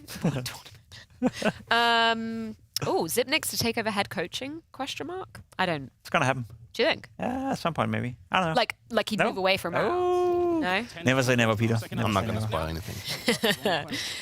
Who has the best jersey? Ooh, like going all the way back or now? Now. Yeah, he At this tournament. person hasn't stipulated. I'll do it for him. At this tournament? I thought he had an answer. Well, we haven't seen all the... We should do We haven't seen them all. jersey tier list. We This should. was suggested by one of our producers yesterday, I think, and I agree with it. Oh, it was actually me. Was it? Sorry. That's all right. You never give me credit for anything, apart from the one occasional dictionary word or whatever. Well, it's in there. Yeah, I guess. There's another headshot from Seth. You think there's going to be a cosmetic comeback in this game? Because I don't. No. If they win the pistol. But they won't. They can find any additional kills. Never say never. It's very weak. Nice headshot again. Maybe you're right. 2 more kills Maybe to you're go. wrong. You're wrong. Let's go, Nedic. You're rookie. Yeah. My rookie. Rookie. My guy. And he's not from Australia. I accidentally put. I did, and I'm sorry. So where is he from? Oh, New Zealand. New Zealand. Right. Yeah. What's the difference, though? Just kidding. Just kidding. Imagine if you were told you were from Sweden. Chad is launching himself down this aisle as we speak. Yeah, good for them. No, but really, what is the just kidding. There's no, like, all the dangerous animals is not in New Zealand. From. Oh, okay. It's like, do you ever get offended when people are like, oh, you must be Norwegian or Swedish? I'm like, yeah. No, I don't. The same thing. I don't care. Like, but if you call a Canadian an American, then yeah. I mean, they are. They're so proud. Essentially different. What about you? And like, you're from the UK. What people told you like from Ireland? Okay, right. I've got like a bit of a.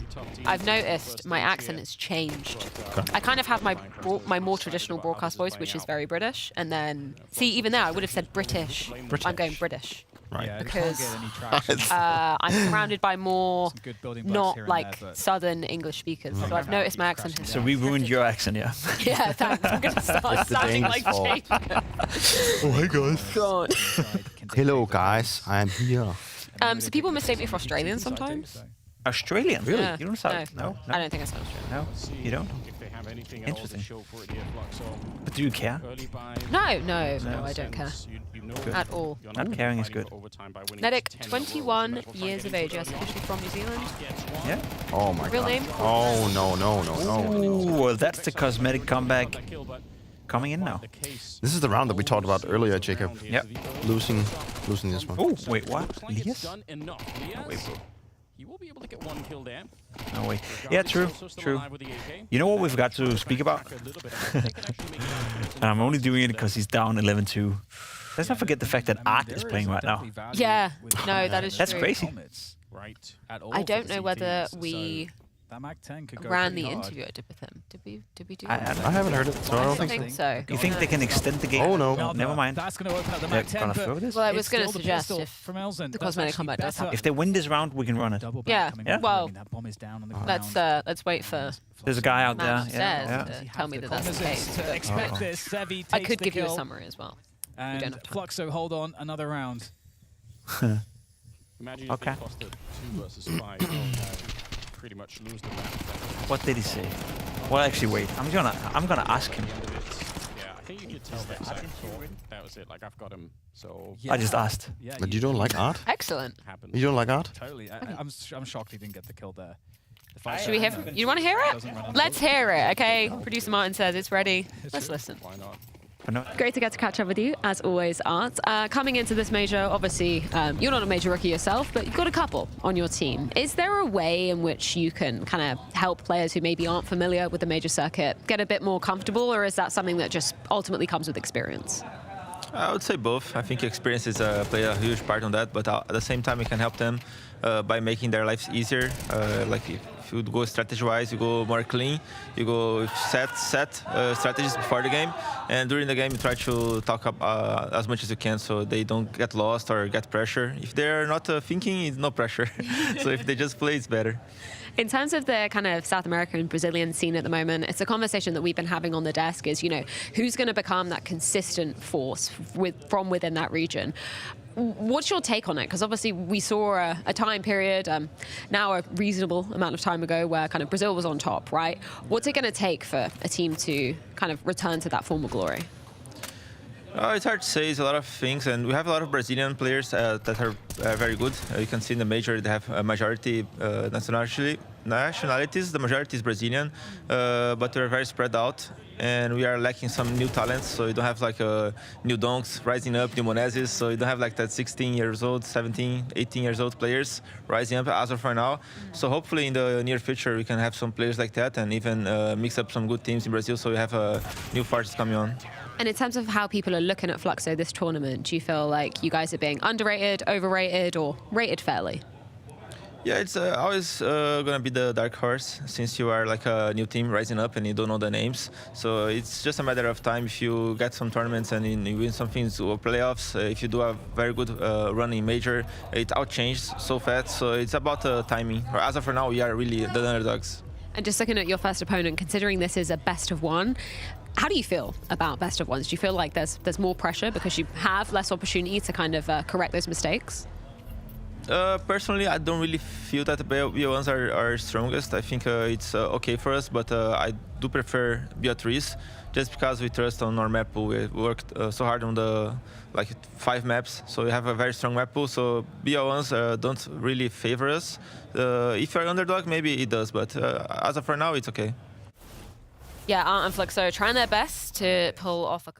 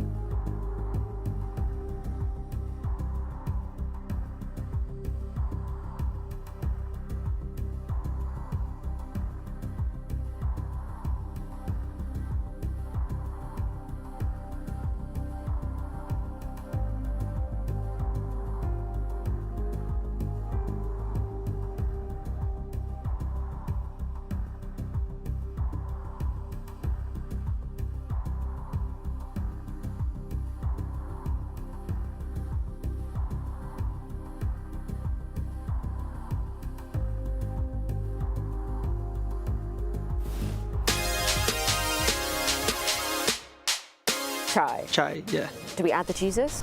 Yeah, Chai Jesus. Chai Jesus, Yeah. okay. And the first time I played with my father, I was like 6 years old. He was teaching me how to play. And then the next years I was playing by myself. All my life I loved the game, so that was one opportunity to play. I think that was the point that they funded me. I feel like in Imperial, we are really free to do plays and do calls. Vinny likes to play like that. ST, I was lurker in Fluxo, and now I'm playing like playmaker every time I'm playing like in the block. Is that hard to like switch from those two? Because they're quite different. Yeah, it's quite different. When you are a lurker, your POV is like more chilling. You are just holding, and when you are playing like in playmaker, something like that, it's a lot of actions in your POV. I think, of course, we have pressure because, for example, Imperial went to the 2 majors before, and that one's my first one. So we have I have a pressure because of that. The same way, I know I was not here to replace all the roles of Phelps. So I think I'm good playing pressure. I'm really happy because it's my first time in USA too, and also in my first major, so it's a special moment. I'm just living, you know. I know major starts tomorrow, it's my first major, and I don't want to be like overthinking in my mind, you know. I'm just trying to live in doing stuff's good. Probably I will be a little nervous, but I think when we are playing, I think they can help me too with the nerves being not stressful. Do you think Imperial have a chance here of making it to playoffs, even winning the major? We know it's really hard, but who knows?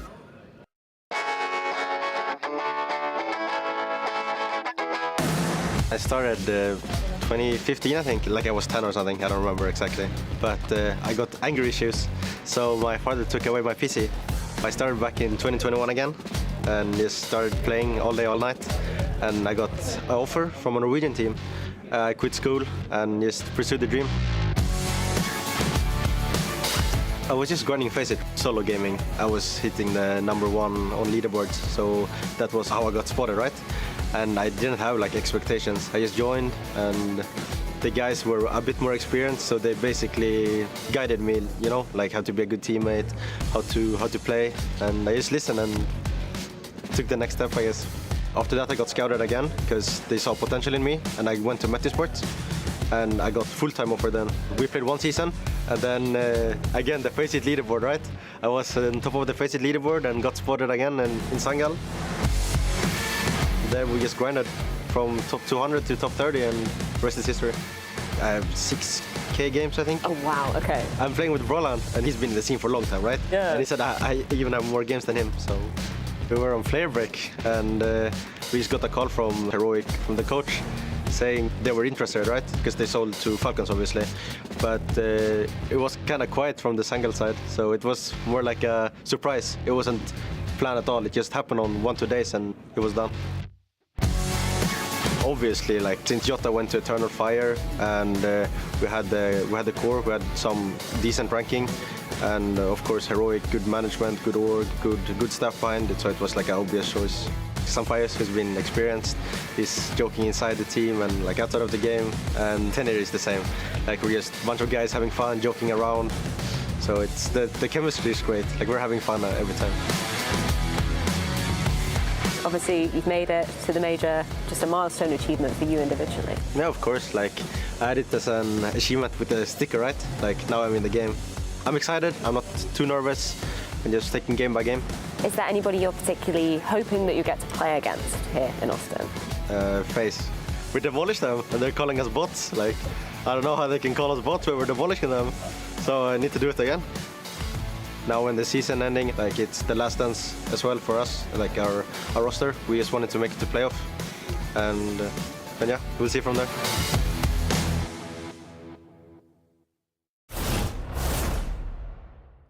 welcome back, everybody. We're taking a look at beautiful Austin. That is where our major for the Blast TV is being held right now. Already the first round of matches have got underway, and we're swiftly moving into the second. See what positivity can be held for the players and the teams that are looking to find their success down here.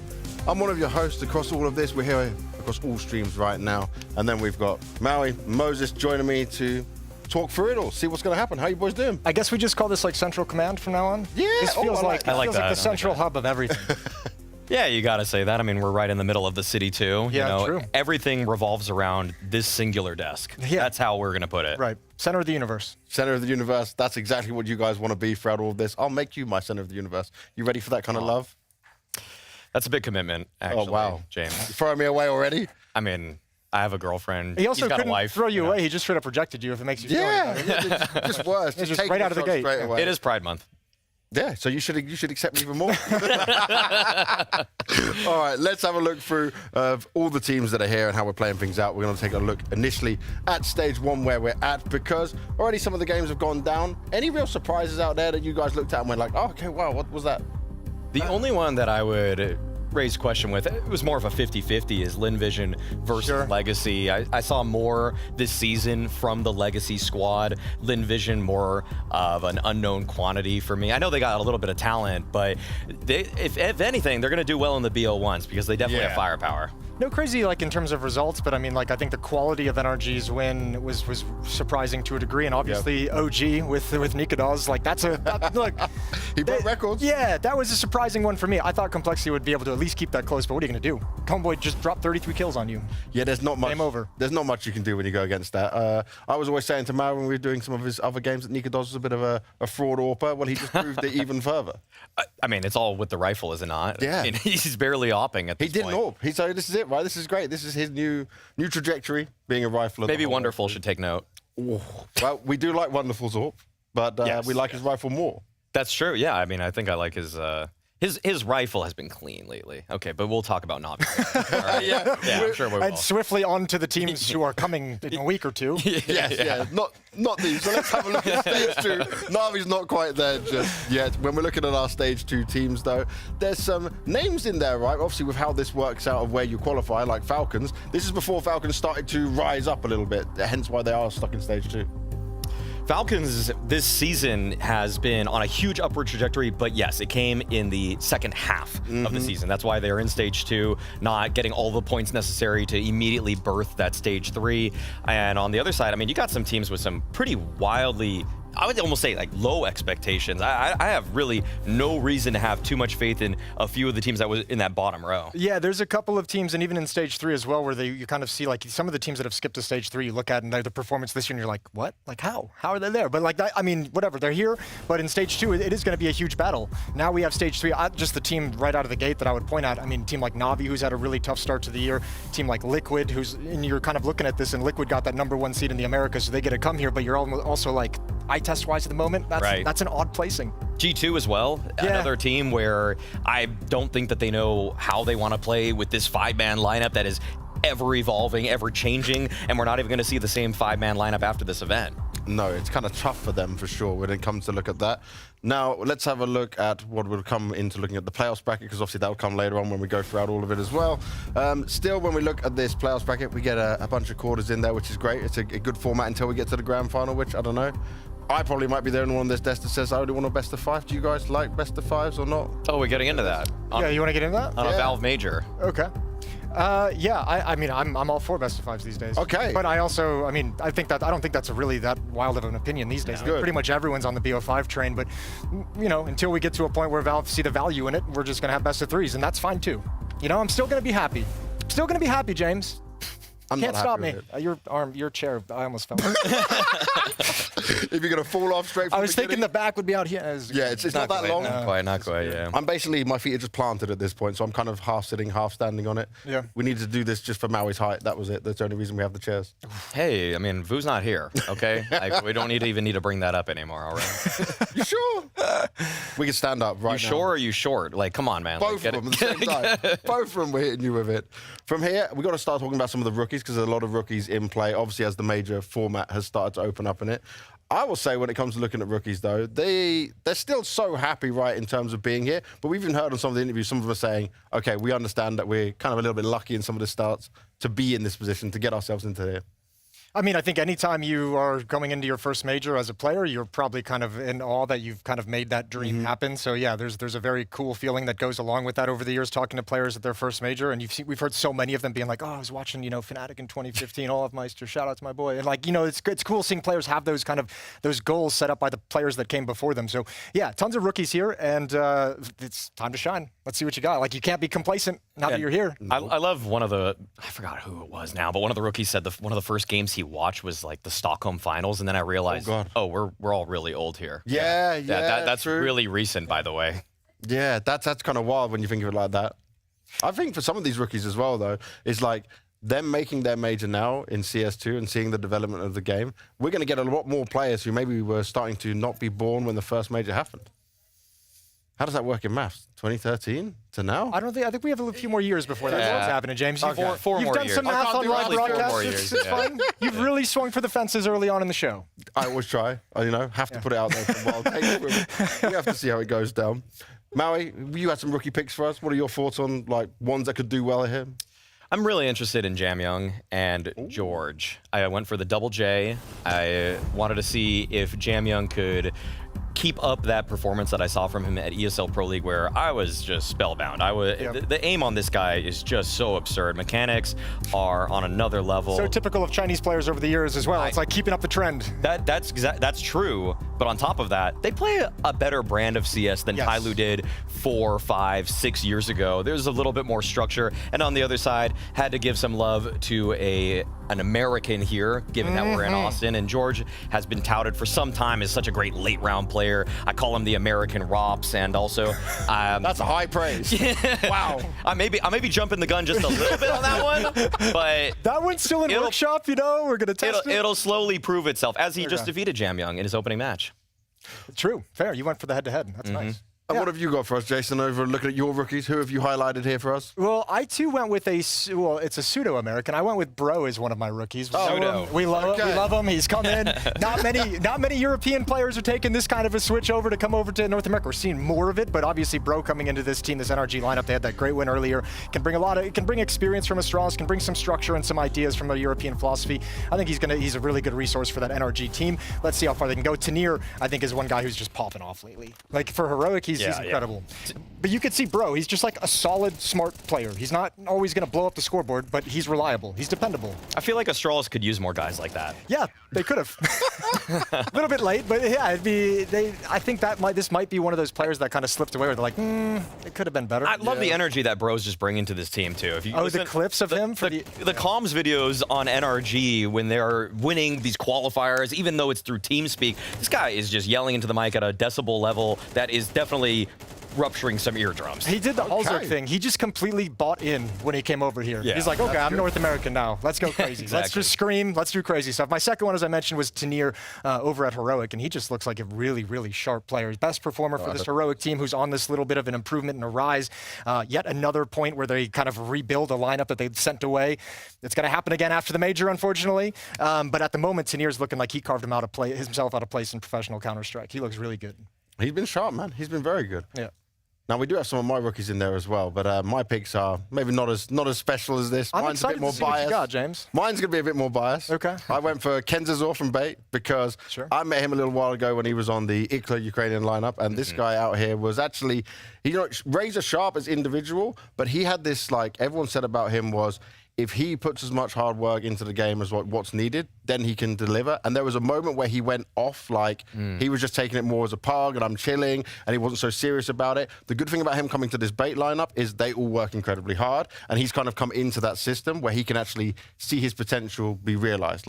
There is something that actually now he's not going to falter the opportunity that he's been given. It's so much about the environment, right? Yeah. If you're going to be joining a team of hard workers, guys that have more maps played in the last 3 months than practically every other team, you're forced to work hard. If you're going to be the sore thumb that sticks out and you just want to relax, you're just going to get kicked immediately. And obviously, he's passed the test so far. I mean, yeah, and it's not always about the hard work too. Sometimes you just join a team that has just a bunch of dicks in it.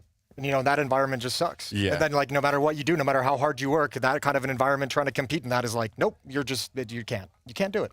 Well, let's take a look also at our MRQs and the reasons. Not that I'm accusing anyone of. No.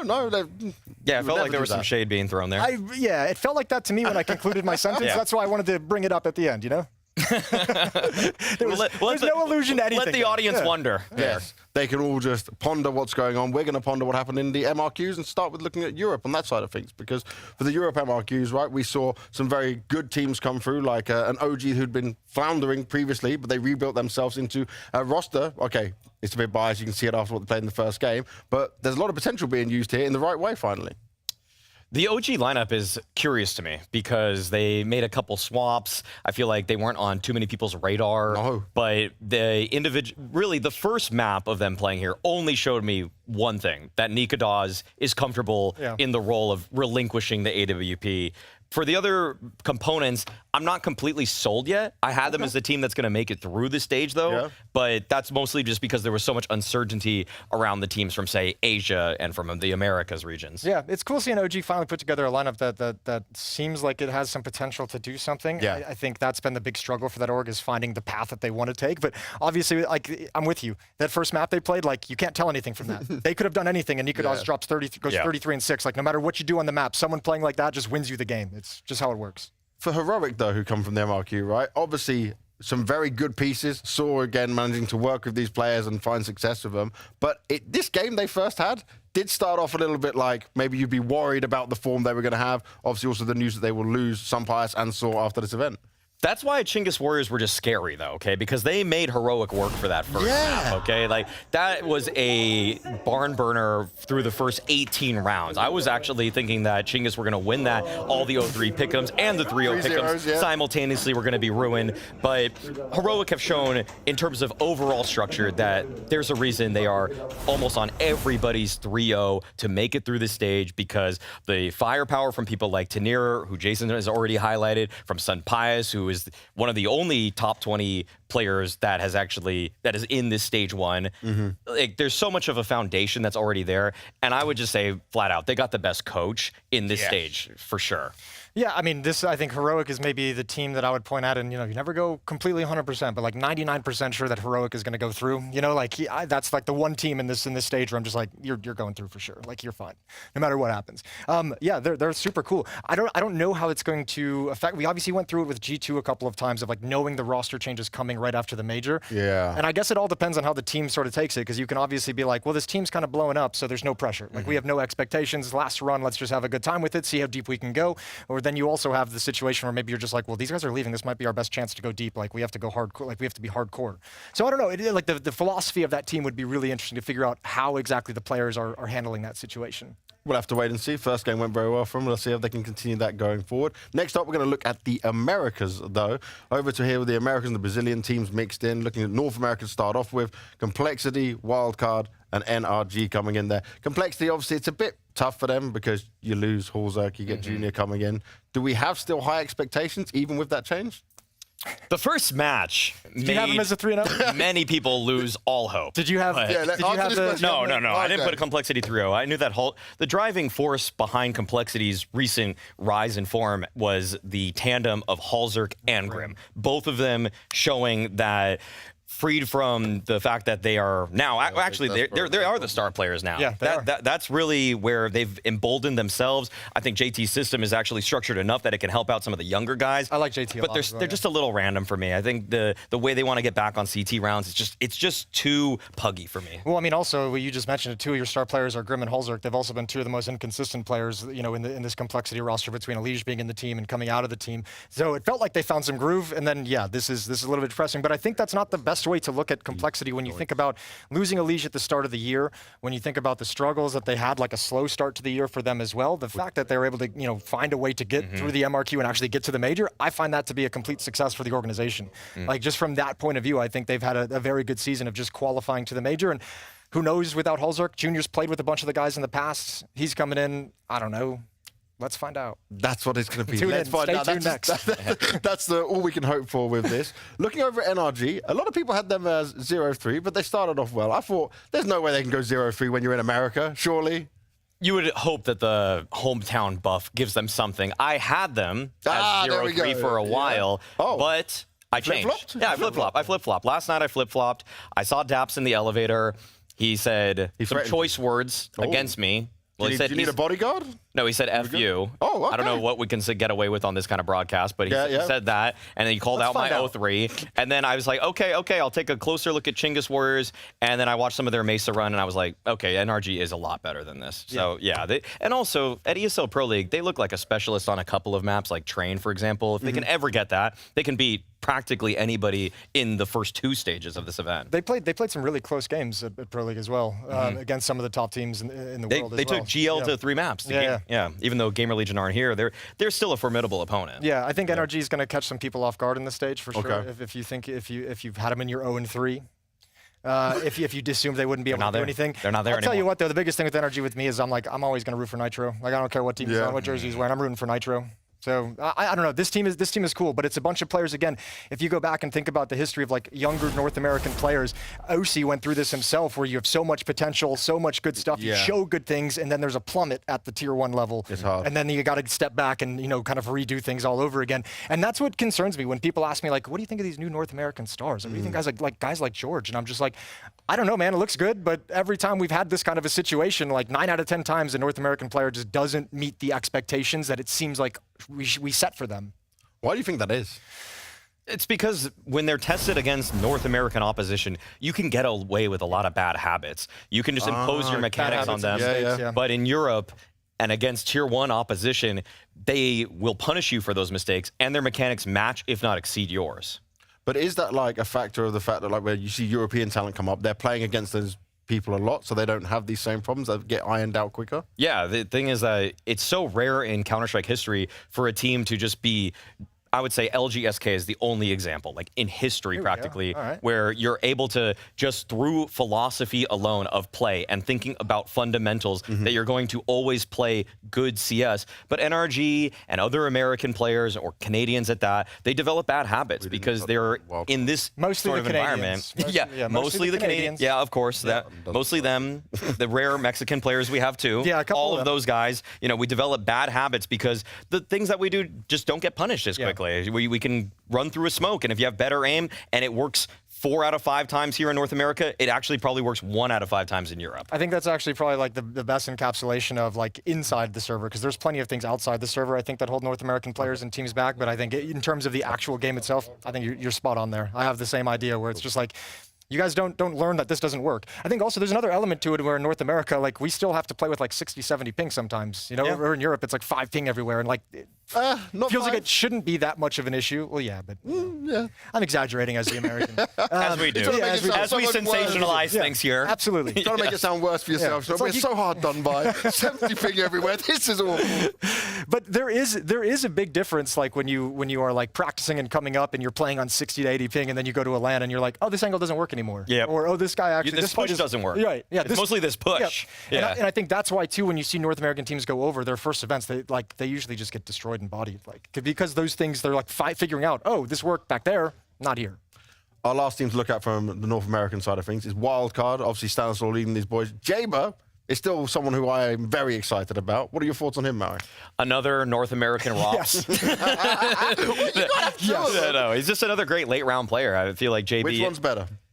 Today, JBA. Rops. Today, well, of the 3. Of the North American. JBA has been a talent that many people, including myself, have touted for some time now. It doesn't hurt that he has been under the guidance and tutelage of Stanislaw for now 2+ years. So learning from one of North America's best in-game leaders of all time. Like that conversation is definitely like him, Nitro. You have some guys back in the glory days, back in like 2015, 2014, but Stanislaw has shown he can beat world #1 teams. Yeah. So if he's going to be the one that's holding your hand as you rise up the ranks, you're going to develop some good habits. And he's not only strong in-game leading inside the server, I think he's got a great mentality and head on his shoulders to be an actual leadership figure for the team, which is cool. But I mean, I think like Java, I hold in that same kind of conversation where I'm like, he looks great. But like I'm like, you know, I don't trust it. I'm not there yet. I haven't accepted it quite yet. Okay. I'm waiting for the drop because it's just happened so many times. But really, I mean, the sad thing about talking about NRG is you have to give well, not sad, but you have to give so much credit over to the European players they brought in. Like I think Susf and Fuzi are playing great for this team. So yeah, we have Stanizal, we have some really good pieces. Jaba, Sonic has played well previously at Shanghai. He had a very good tournament. He's had a resurgence as an individual. Right, like he went to go study, and it was like, why? Why'd you do that? That was. He had his passion of business. Not anymore. He needed that break to study to then become better. Yeah, and then he came back, and now he's killing it. Yeah, it's sweet. But I think too, like I think really the bringing in of those 2 Europeans was really the kind of thing that escalated this team to a degree. Are you happy with that though? Is this a good balance? I'm very They're happy. good. They're a legitimately good team now. I would probably pin them 15th in the world, roughly speaking. Okay. Which is better than we can say about teams like NRG, who have a more majority North American core. I think the only thing that holds me back with Wildcard is like, what have they done this year that you've been like, dang.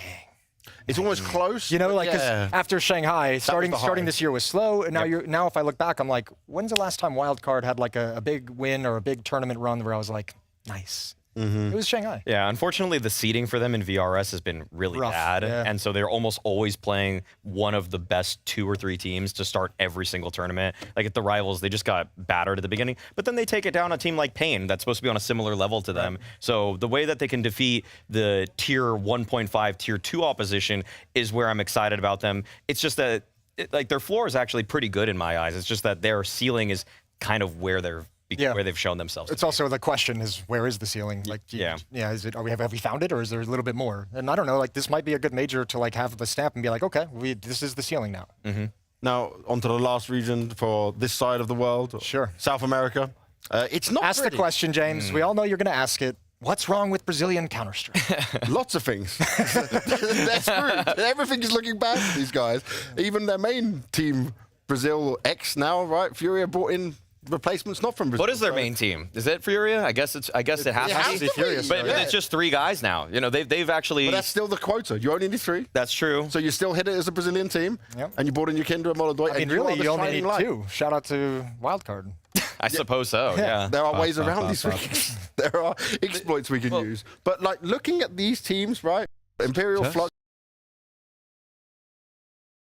A canary in the coal mine regarding the entire scene, when what is supposed to be the front runner for Brazilian Counter-Strike has to go to Eastern Europe, Central Asia to pick up an Opper, an entry fragger. You know something's going wrong there, because also of all roles that you thought that you had to go overseas for, entry fragger, that's where I'm most confused. Like, if anything, usually you can find some unbridled talent and then shape him to be the tip of the spear in your offense. But thinking logically. But they just needed more voices. They need somebody to revamp their playstyle, which thankfully Yakindar's actually helped them with. Yeah, Yakindar's been put into that duty a couple times, right? He did it with Liquid when he came in a few years back, and now helping out with Furia. Is he America's savior? He might be. Yeah, we'll just take him, bring him over. Yeah, keep him here.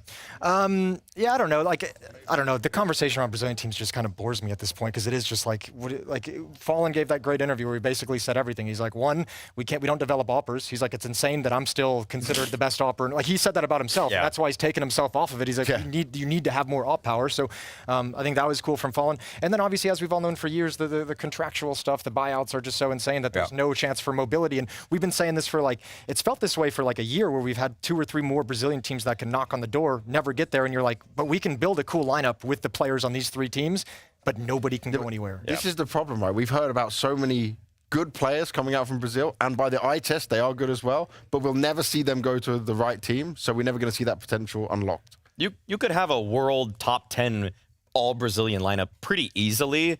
Just without having the contracts, if we could just pick the pieces ourselves, it would look really great. Exactly. To take the soccer or football way of doing contracts for Brazilian players and bringing that over unnecessarily to the Counter-Strike space was probably the biggest way to just completely nerf your entire region. And then also, because of that, it's a knock-on effect of like, these orgs aren't selling the players, so they're stuck in contract, and then their careers are being wasted, and then we're never going to potentially see the best of them right now. Let's start looking at Imperial from this side of things, because that is one where I feel like Vinny has had a successful transition into a new role. Zach, obviously, I personally like to praise this guy. I think he's done great work with bringing younger players up. This is probably the one with the most potential at this stage for the region. Sure. Yeah, let's go with that. Most Out of those potential. three? I don't have a lot of faith in any of the three. If I'm I don't being real, either. but I That's why I have said the Flux. most potential. I do have Fluxo lower. I do have Legacy lower. So yeah, I would still. I guess I have to agree by default here. Okay, I like wins like this. Yeah, Default win for Banks. I'm not really trying to get on the Imperial hype train, but they have shown me more in terms of some of the pieces. People like Decenti and Try have shown a lot of promise. And you're right. At one point in time, probably for a 3-month span, I thought that Vinny was actually a better IGL in terms of the style that he was calling than Fallen was on Furia. So there is some little bits of praise I can throw to Imperial. I can't heap a lot, though. Right, it's all good. I don't know. I want to see Legacy continue to rise out. I think they have some cool pieces in that team, and I think they also had some good games well, they had some close maps in Dallas. They did lose 0-2 and get eliminated, but they played Vitality and I'm forgetting the other. But they played two very strong teams, so it was just kind of like, nope, you're screwed. But they had a couple really close maps, so I think that team is like the next iteration where it feels like the names that we're hearing out of there is like the next ones that are supposed to rise up. Supposed to being the key word. That's what it's been over and over again. Could, by chance, any of these three teams do you see having a small chance of making it through to the second stage, or is it kind of out of the question? Because a lot of people had like Fluxo and Legacy 0-3, and I haven't seen many people putting Imperial through. Imperial is, in my eyes, a 40% chance to make it to stage 2, and I might be a little bit generous there too. So they weren't in my teams in the 3-1-3-2 category. Me neither. You put them. I put them through. Why? Okay. Why? Why'd you put Give it to us, James. Why'd you put them, host? Come on. No, I just like Vinny and Zach. I had no analysts on this. You know what I do? So obviously I talk to them so much before events. So Zach gave me really good vibes and impressions, and that's what I ran with. That was my whole thing. That's a classic. Vibes check is what made people actually curious about Furia when they came into Astana, and they passed that vibes check. So I understand it. And the reason I'm so hot on Zach Yeah, is except they didn't bring in a Star Opera and Kinder as an entry. That improved the vibes. How are you gonna have vibes when you improve got the the vibes. same guys you've been getting deleted with, for the past 5 events? Yeah, exactly. But I will say this, the reason I went with his vibes for Zach is, I remember back in Stockholm, 2021, his team it was 9Z, but not even in the tournament. And they came to Europe to boot camp because all the teams were there. And I was like, that's a hard worker. I like that. And forever now I'm on Zach's train. That's me. Done. Okay. I can't knock it. It is a great idea. I think vibes over the years have been the worst predictor of good performances. That's why I don't factor them into my analysis almost at all. Almost at all. Yeah. But I respect it. I respect wait the till we get to strategy. the end. I know. The Imperial is going to go through. It's just going to be. Usually the host James end up doing the best on these pick'em competitions. James is going to be sat over there laughing. The idiot will have success with this. I got to look at Fluxo, though. You're not an idiot, first of all. Oh. You're not an idiot. Okay, now you're being nice to me. Despite what they say, you are not an idiot. Thank you. I trust your opinion over what they say every day of the week. And what my wife says. She also calls me an idiot, so it's all on the same. That's fair. It's a regular thing right now. Okay, from here we'll go to Fluxo, though. Sure. Yeah, Fluxo, Art back in charge. I haven't seen him I don't remember the last time we saw him at any sort of a big event. This is a golden opportunity for him, but what do we make of this team right now? I make nothing of this team at the moment. Oh, wow. Like, I don't have I'm sorry. It's your favorite players on him. I have many reasons to doubt this lineup. Okay, first of all, art style for Furia over so many years was at first a novelty in terms of how aggressive it was, how in your face it was, how they actually found new smokes and utility to It was create actually new plays. very cool early on in its life. Yes. To his But credit. it ran its course after a year. Yes. Okay. After the upsets came in, it's kind of like a modern example would be 3D Max, where they had a lot of cool strategies, but as soon as you get on anybody's radar, they learn your strategies, and you either have to keep innovating or you have to go back to a more default spread out play style, more balanced in approach. And for Art to have so many rookies on his roster, and underpowered rookies at that, ones that aren't really even that good as individuals, he's got to run gimmicks, but then he won't be able to regress to just playing a normal style because they don't know how to play a normal style. Yeah, I mean, I wonder. It's going to be a big test for him. I mean, look, all the everything with Art over the years aside, like I think it would be really cool to have like an Art redemption arc. I think there'd be something cool, but like you have to.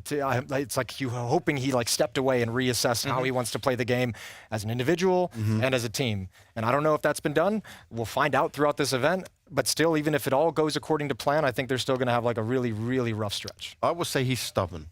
From what I've seen, it does seem like stuck in his ways. We'll have to wait and watch it all plan out. But the last one over here, on Legacy, obviously they're in a situation where anything that can happen here can be a positive for them because they didn't expect to be here. And I want to get your opinion on this, Moses, because I'm a big fan of Lux, because obviously he was the second caller of Pain for a long time. I have a vacation in Argentina scheduled, so be careful with what question you ask. Do you actually? No. Oh, okay, thank God. That was all for the show. Go on, James. But do you like what you're seeing from Legacy that we've seen at previous events, or what they can show? Yeah.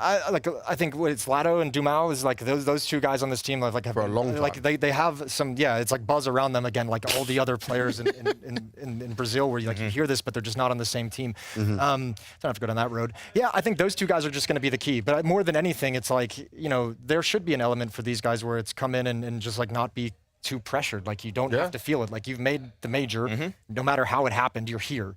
So everything from here is like the cherry on top of the sundae, the proverbial sundae.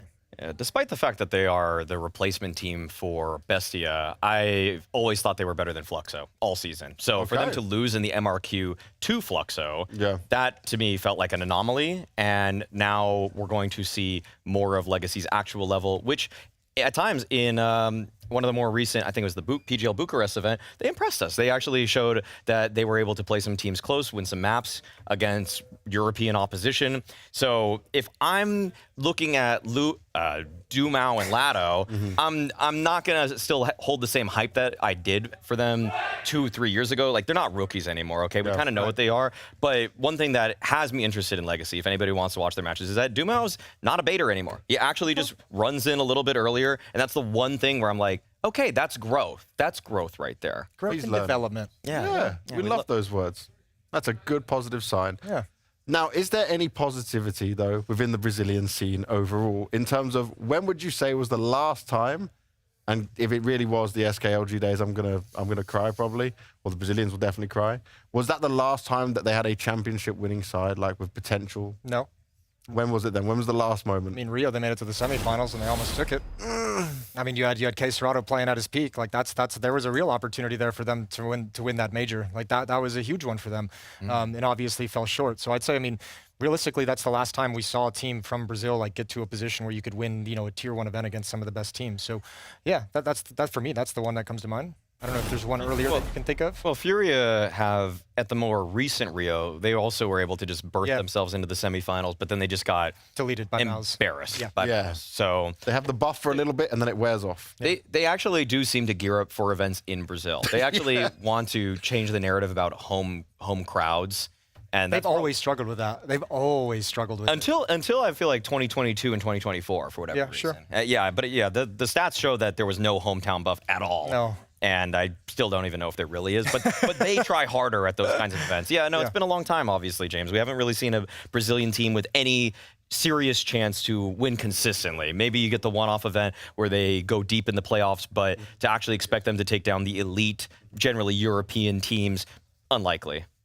All right, well, let's take a look over to another region in here. We're going to go over to China because two teams out there, obviously I would say a lot of development came through the Chinese region just from having the major there. It was a big deal. It brought a lot of love back to the region. For TYLOO, this is probably the best TYLOO have looked in a long time and finally have a chance of at least showing themselves in a better way. You guys saw them at EPL, right? That was at least impressive compared to what our usual expectations are for them. I have them going through. I have them qualifying as well. Yeah, I mean, I think really, I mean, Maui already used it in his kind of rookie as Jam Young for this team is just awesome. Like that is like kind of the trademark of the Chinese teams is that sort of skill that comes into play. We see it manifested in Jam Young, but they've got plenty more. And like it's been cool watching the region of Counter-Strike over the years get a more fleshed out game. Like they have actually figured out like what how to manufacture, how to do things, how to use utility properly, like the European teams. Yeah. They've stepped up a lot in that regard. So now you've got a ton of skill and you've kind of got the inkling, like the seed of a philosophy of Counter-Strike that they're building upon and developing.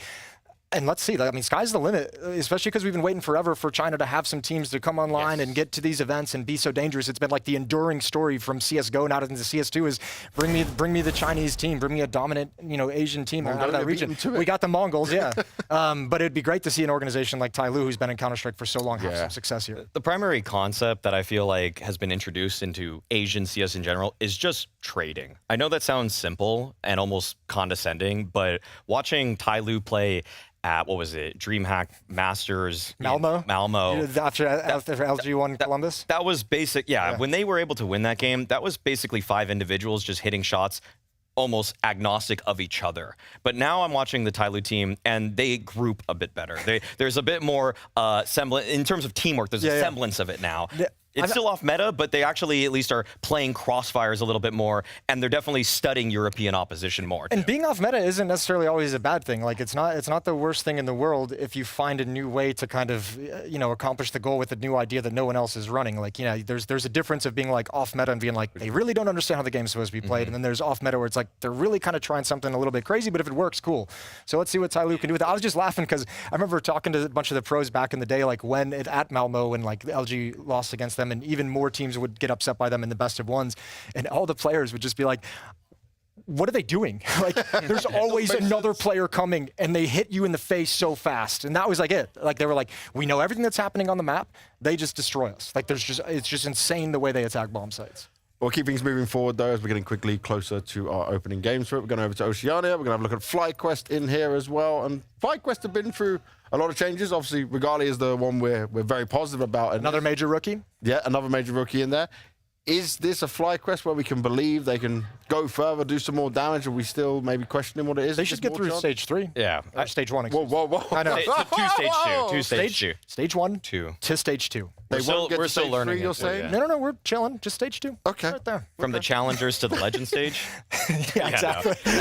This is the best FlyQuest that I've seen in some time. It may probably in the organization's history in Counter-Strike. I like that they've actually changed Ints to be the in-game leader. I feel like people are working a little bit more synergistically. I feel like some of the bottom fraggers from before, people that I couldn't really rely on, like Vexite and Liaz, they're actually looking a little bit more polished now that Ints is the in-game leader, and Regali. I mean, it's the obvious upgrade that they found in this season. They went from an Opper who really... Alistair, he could farm Australian competition, but once he ever jumped over the pond, he didn't stand a single chance. And Regali, I mean, you get a Romanian opera, he can do some damage. I think too, like, it's the same issue as like the North American teams, right? Like you get over there after all this work and then you're like, oh, none of this actually does anything. None of this can put a dent in their armor. Yeah, I think, I don't know, I have FlyQuest going through, but I don't think they'll make it past stage 2, but I like what they're putting together to a certain extent. I think the ceiling just isn't there for them. I mean, maybe if they spend more time in Europe, I think that's kind of the next conversation. I know, talking with Chad a bunch on the podcast, it's kind of like if you're a Europe, or if you're an Australian team and player and you're not in Europe, you're just not going to make it. Like, you just have to be here. And it's a tough sacrifice for Australians specifically, considering how far it is away from home. Yeah. So, yeah. The Mongols did it, though. By the way, I think with FlyQuest, remember, they had that run at the Shanghai Major where they started out like, they qualified after the first and then came back in and went 2-0 and like lightning fashion. They looked incredible and then fell 3 maps in a row to get eliminated. And that's probably the biggest worrying thing for me that doesn't let me buy into them for going past stage 2 is that sort of choke factor that I've already seen. Okay. Yeah, that's good to say. Well, let's look at now the Asia regions, get on our last team in there, and we'll look at Chinggis in here. Most people probably had them as their 0-3. We're not sure what to expect from these guys, really. It's not a pretty picture, but it's learning for these guys at this point. The things that I could say positively about Chinggis is that they recognize that they didn't need to go into the depths of old Mongolian talent. Like, they were playing with people like Zilkenberg about a year ago, and they decided to cut the cord on people like him. They invested more into newer talent, and that has actually lifted them above, for the MRQ at the bare minimum, above teams like Eruption, who are still using some older players here and there. So for Chinggis Warriors, the expectations are on the floor. I don't expect them to do anything other than 0-3. If I'm being completely honest, but it's a testament regardless that the GMing for their roster is actually pretty shrewd. Okay. Yeah, I mean, you're exactly right. I think the blueprint is there with the Mongols, right? I'll tell you what, if Chinggis Warriors does something, because I'm with you, I think 0-3, if they do something at this major, that's a crazy indictment of North American Counter-Strike, that we can't find teams that put things together, and Mongolia's found 2 good teams. Be crazy. Well, let's take a look right now of where we're at, because we're getting closer to our games in here. This is all the opening matches we're going to see down there, and, well, luckily both pick out maybe one that you like most out of all of this. Lean in. Ooh, okay. I feel like a lot of people's 0-3s can be potentially ruined with the Chinggis legacy game, so, you know, I like those kind of matches. That is a spicy match. I like those kinds of matches. That is a spicy match. It's a dirty one. I would go with the heroic match against NRG. I think is going to be cool. Or is it OG? Yeah, that was the one. Yeah. Okay. I think that match is going to be a lot of fun. All right, well, we're going to a break, but for you guys to know, you can stick with us here on the Red Zone and just enjoy the chill mode of it all as we go through whichever games and whatever we want to do and just have some fun. Or over on the A stream, you've got Bait going up against OG, and for the B stream, it's Heroic taking on NRG. So pick your poison.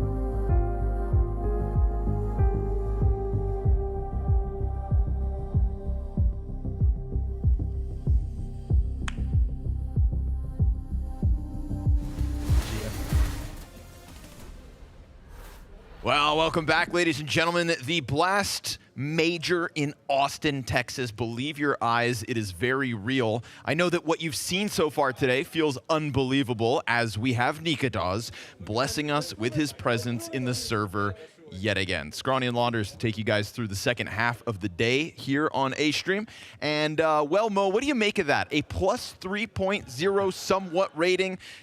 It's not every day you get out of bed and break a major record, is it? It's actually specifically never. That was the highest rating we've seen at a major in history. And of all players, Nemiga, he's the kind of guy who you think could be capable of it, but you'd never bet on it for any one specific game. But he really gave complexity to the business. Now he's going to try to make it 2 maps in a row here as they go up against Bait. And I think it might be a slight step up in competition, but not drastically. Bait didn't look perfect. No, they didn't. I think a little shaky. A lot of LAN experience so far this year. We're going to go right into the banana hit, though. Fiku and Buzz, each with a kill a pop. We've got Essential from the corner, already that fast mid-flank. Fast tempo coming out of this pistol round. And we saw what I think OG wanted to do versus Complexity, which was come out swinging. They said it in the post-game interview. Krizen just straight up highlighting, we wanted to take control. Well, you tried it yet again, and Bait met you at the top of B. I think this actually is nice for Bait, the fact that they get to play Inferno again, because we didn't see their best on the last map of Inferno, but they just had a warm-up game. Whereas OG, they just played Ancient, and that was really impressive. But I think it's Bait who are probably going to be more comfortable. We're just hours apart from their last going here on Inferno. And yeah, they definitely had more to give. MPL, I think, was the real hero in that match versus Imperial. We got a lot of best of ones, a lot of variety. Any chance you can get to play the same map in these first days is going to be something you look for. I mean, we have this conversation every time the majors roll around. With the format that we get, the best of ones, first day of each stage is always one of those grueling prospects. How many players sign up today with their dreams on the line, and each of them starting with that clean slate? There are teams that will be 0-2 and facing elimination at the end of the day. There will be teams that are 2-0 and feel like they've got all the runway in the world to get into that coveted stage 2 of this major. And I think that, yes, any consistency just makes a little more comfort. And that is what Bait have in this one. I think also when we talk about comfort, we're talking about a team that, in contrast to OG, have been competing at LANs throughout 2025 and beating the likes of Heroic and beating the likes of BetBooms, teams that are of this caliber at this stage. OG burst into this major, absolutely. Just star-studded performance in the online qualifier. But other than that, bro, when's the last time you cast OG? Yeah, I mean, it sort of feels like how we're looking at Wildcard, that their last really strong run was back at Shanghai. They played a lot of good teams leading up to this event, so they got some good experience, but they weren't taking strong wins. But you kind of expect them to be good at the major, and so OG, maybe they become that as well. We'll see, but they just didn't look phased by the pressure whatsoever. They were playing so comfortably, and maybe that's the Copenhagen Flames spirit of Nemiga coming through, just believing in how far he can get. And maybe the pressure feels off because no one's really talking about OG at the moment, as they're still trying to prove with this roster where their ceiling is at all. Lots of new fans to be won here at Austin. And for some, qualifying to the majors, 70-80% of the battle. And then if you think about it like that, I think it does take some of the edge off when it comes to what stage can we make it to. I think Bait's expectations are probably a little bit higher. I think as an organization, the expectations have been there for so long. How many majors now have we cast Bait, get to an RMR, find themselves 2-0, be on the brink of qualifying, and then fall short? And obviously this major, thankfully, it's a little more inclusive with this extra stage. 32 teams for the first time in Counter-Strike history. We've already got Bait where they need to be. Signed up with in-game stickers. Up 1-0 with that 13-11 over top of Imperial. And the prospect of going 2-0, when you see a match take place like this, where, OG win their game, Bait know they can beat OG, you know that just because you go up 2-0, you're not going to simply go 3 on the best of 3s. You're not simply going to qualify through. We've seen that happen. We've seen tragedy strike too many times. And so getting to a position where you can potentially lose 2 best of 3s is massive. One of the easier teams for both of these guys in this group to do it.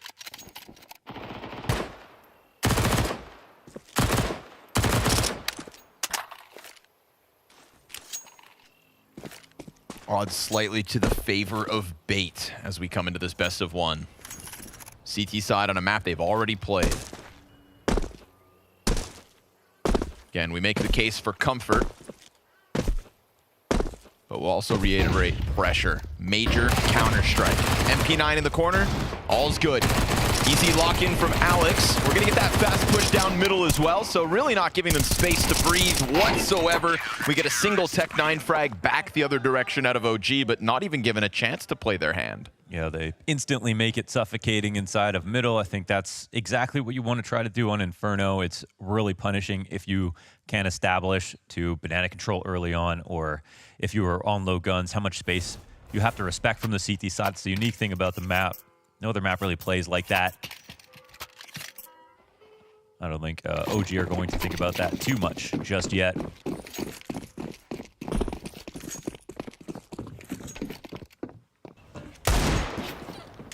Trying to catch him, slipping up down mid again, but okay, Kenzizor into ramp, total control. You're gonna find nothing else. It is nothing but alt mid. You damn well know it. OG know they know it.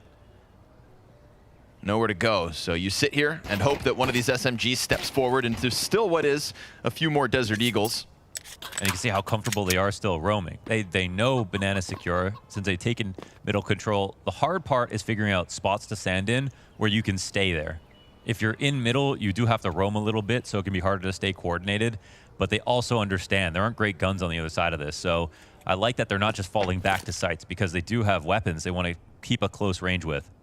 A triple SMG situation here for Bait, looking to make a bit more money. How do you redirect your Desert Eagles when all you have is ults? Well, Nikudas tries to do it back around through spawn. Really suffocating here. We're talking smoke grenades in your own spawn at 50 seconds. Sweaty, but this is the alternative. You take a step around that corner, Fiku hits the headshot, and that's just a slight bit more wiggle room to try and contend with apartments. That's where Kenzizor is gonna just lock it down. You kind of get OG trying to burst out of this den of theirs. And money made. Triple kill here, denying it all, and a quad off the MP9, so clean start for the Bait 3-0. We've had a day of stomps, a lot of one-sided matches so far, but one of them wasn't the earlier Bait game on Inferno. That one ended 13-11. But now they've got a chance to really open up, I think, in their gameplay. And the game plan is looking very sound at the moment. And we saw the one Deagle shot rock the map a little bit, when this is where it gets scary in the atypical positions. Where do you stand in middle for the rest of the round? How do I now cover the site that I have to go back to?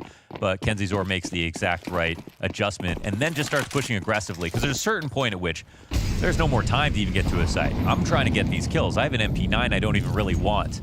Let's go fight. Fiku pop-up, finds bodies mid, head trick. You said it, cover. Golden opportunity for Fiku, denied by the Opper.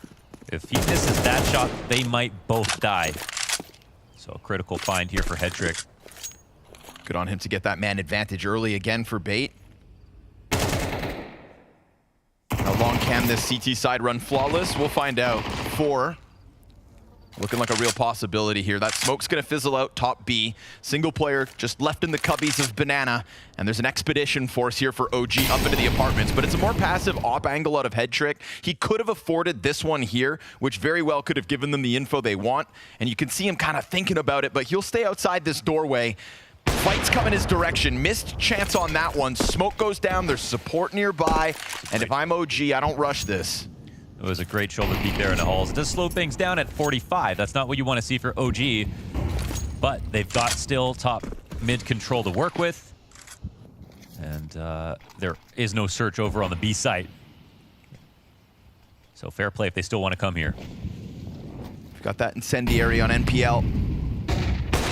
There we go for Head Trick. Gets his second chance at it. Bomb's got to come up short side in the back of Nemiga. We hit 20 seconds, and they have still decided to hold off on that green flag. Oh, they're just saving here. That's, yeah, a little awkward. Couldn't get across to get their... I don't even know if there was a molly that they could have used to throw into pit. That would have been very favorable. No team molly, just that buzz smoke. Deny the line, but Nemiga is going to be able to fight for his right to hang on to the AK, and we do go 4-0. You actually don't... I feel like you don't actually see the situation that often where in the round 2 of... It's usually majors now. We're rarely seeing any best of 1 Swiss stages that a team gets to play the same map again. And I'm saying this is a bigger advantage for Bait because OG wouldn't have had time to dissect the last map that was played in that first round.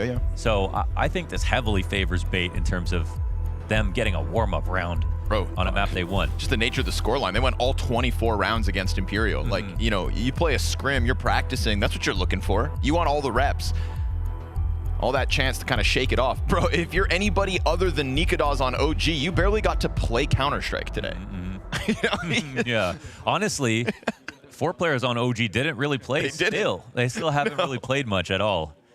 There was a point where only 1 player had more than 10 kills towards the end of that game. Like, if you're on OG, you've maybe shot at 10 players so far this major. You know, which is great if Nemiga is going to do that again, but here he sits at 1-3, so not quite the record-setting start that we had on Ancient earlier today. We get off from Head Trick yet again. I mean, already there's some mobility here in the op positioning at a Head Trick. Nice to see him getting weaponized. Somebody that I'm personally, well, happy to see welcome back to the top of the Counter-Strike realm. Anybody who knows we play. With a lineup of his countrymen as well. It's clearly been working well for him. Head Trick, very aware. He does lose his balcony player, so that's good presence up short side. Krizen also looking to get around on Arch. They need to delay a little bit because it's a nice find for Krizen. Both players seem aware of the possibility. They're waiting for one another. Now Head Trick's going to have to go above and beyond. It's 3 kills already. And then we get that spooky post from Balk to get it back into the even keel. Now, delayed play out from Library. Take your time with smoke up. You've got a longer road for Essential to come up through middle. And Bomb's going to go down. We've got a comfortable post plant. Best position for OG to pick up a round yet. Fiku's in the key position. They're going to come in and try to fight him inside of Big Pit. They're trying to find out if it's going to be a double Arch retake or here on lane. They'll find out now in a couple seconds. Spooky gives them a lot of space, though. Fiku just giving it this slight jiggle. He's waiting for his chance. Flash makes it awkward. He lets him cross over. Finds his timing. There's the trade back. Back corner position held. Time's there. Wow. Essential 1v2 on site. The flawless run keeps going. That was clutch in more than one sense of the word. Yes, it was literally a 1v2 there, but how he held that crosshair over top of the box, knew that that fight was coming. That can be a very difficult one to win, and it's one to make it 5-0 here versus OG. Another opening pick play from Head Trick. They're keeping the same energy in these last few rounds, taking over mid very quickly or going for a 5v4 right away. And this last round, it's Nemiga, right? A really important guy to show you're not going to have back-to-back great best of ones. And right now, he's 1-4 to start this off.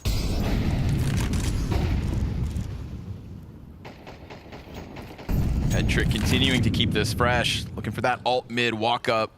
Nobody there early for OG. They're just kind of blessed to even have ramp control for once.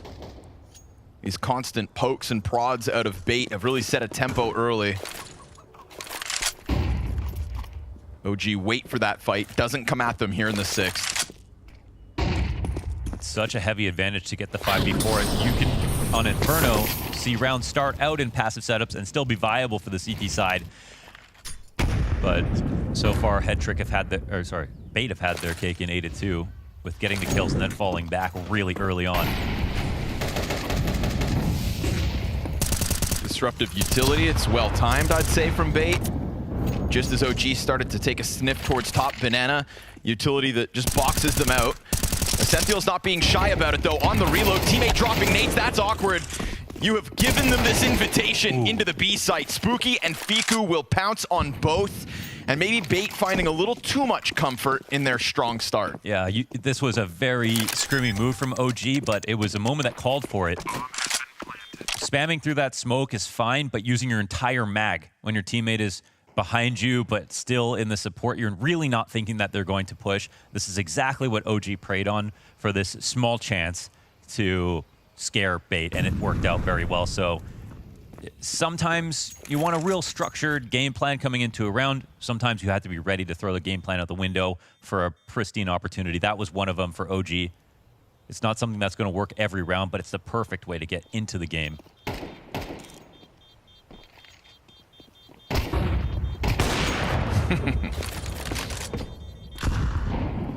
Couple tease peeks for head trick. People are counting your ammo, so always be careful about what you're shooting at. And also, if your teammate in front of you just rattles off 20 bullets, maybe don't drop flashes. Yeah, exactly that, right? It's going through the motions of, okay, the smoke's there, they're probably not pushing, but you're not being that extra layer of careful, which you need to be, especially as the B players. But also don't beat yourself up. Yeah, it's one mistake. You know, hey. You've got plenty of time to make more. You are up 5-1. You are playing at a major. The first American major since E-League Boston. First American major and the first CS2 American major. Oof. A lot of great things. Just find myself, I keep saying that out loud all day long. It feels good to say it on broadcast. Yeah. Back in the United States of America. I Uber Eats chocolate milk to my room today. Can't do that in Europe. I don't think you can.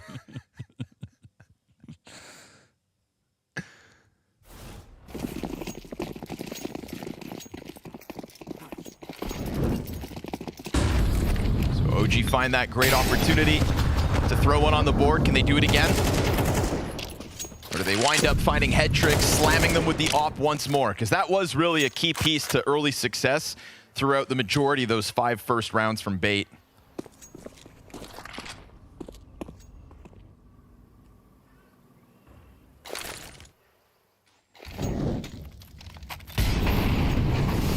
Same utility setup that they got caught on in the last round. There is a contrast in that there's already a third defender here.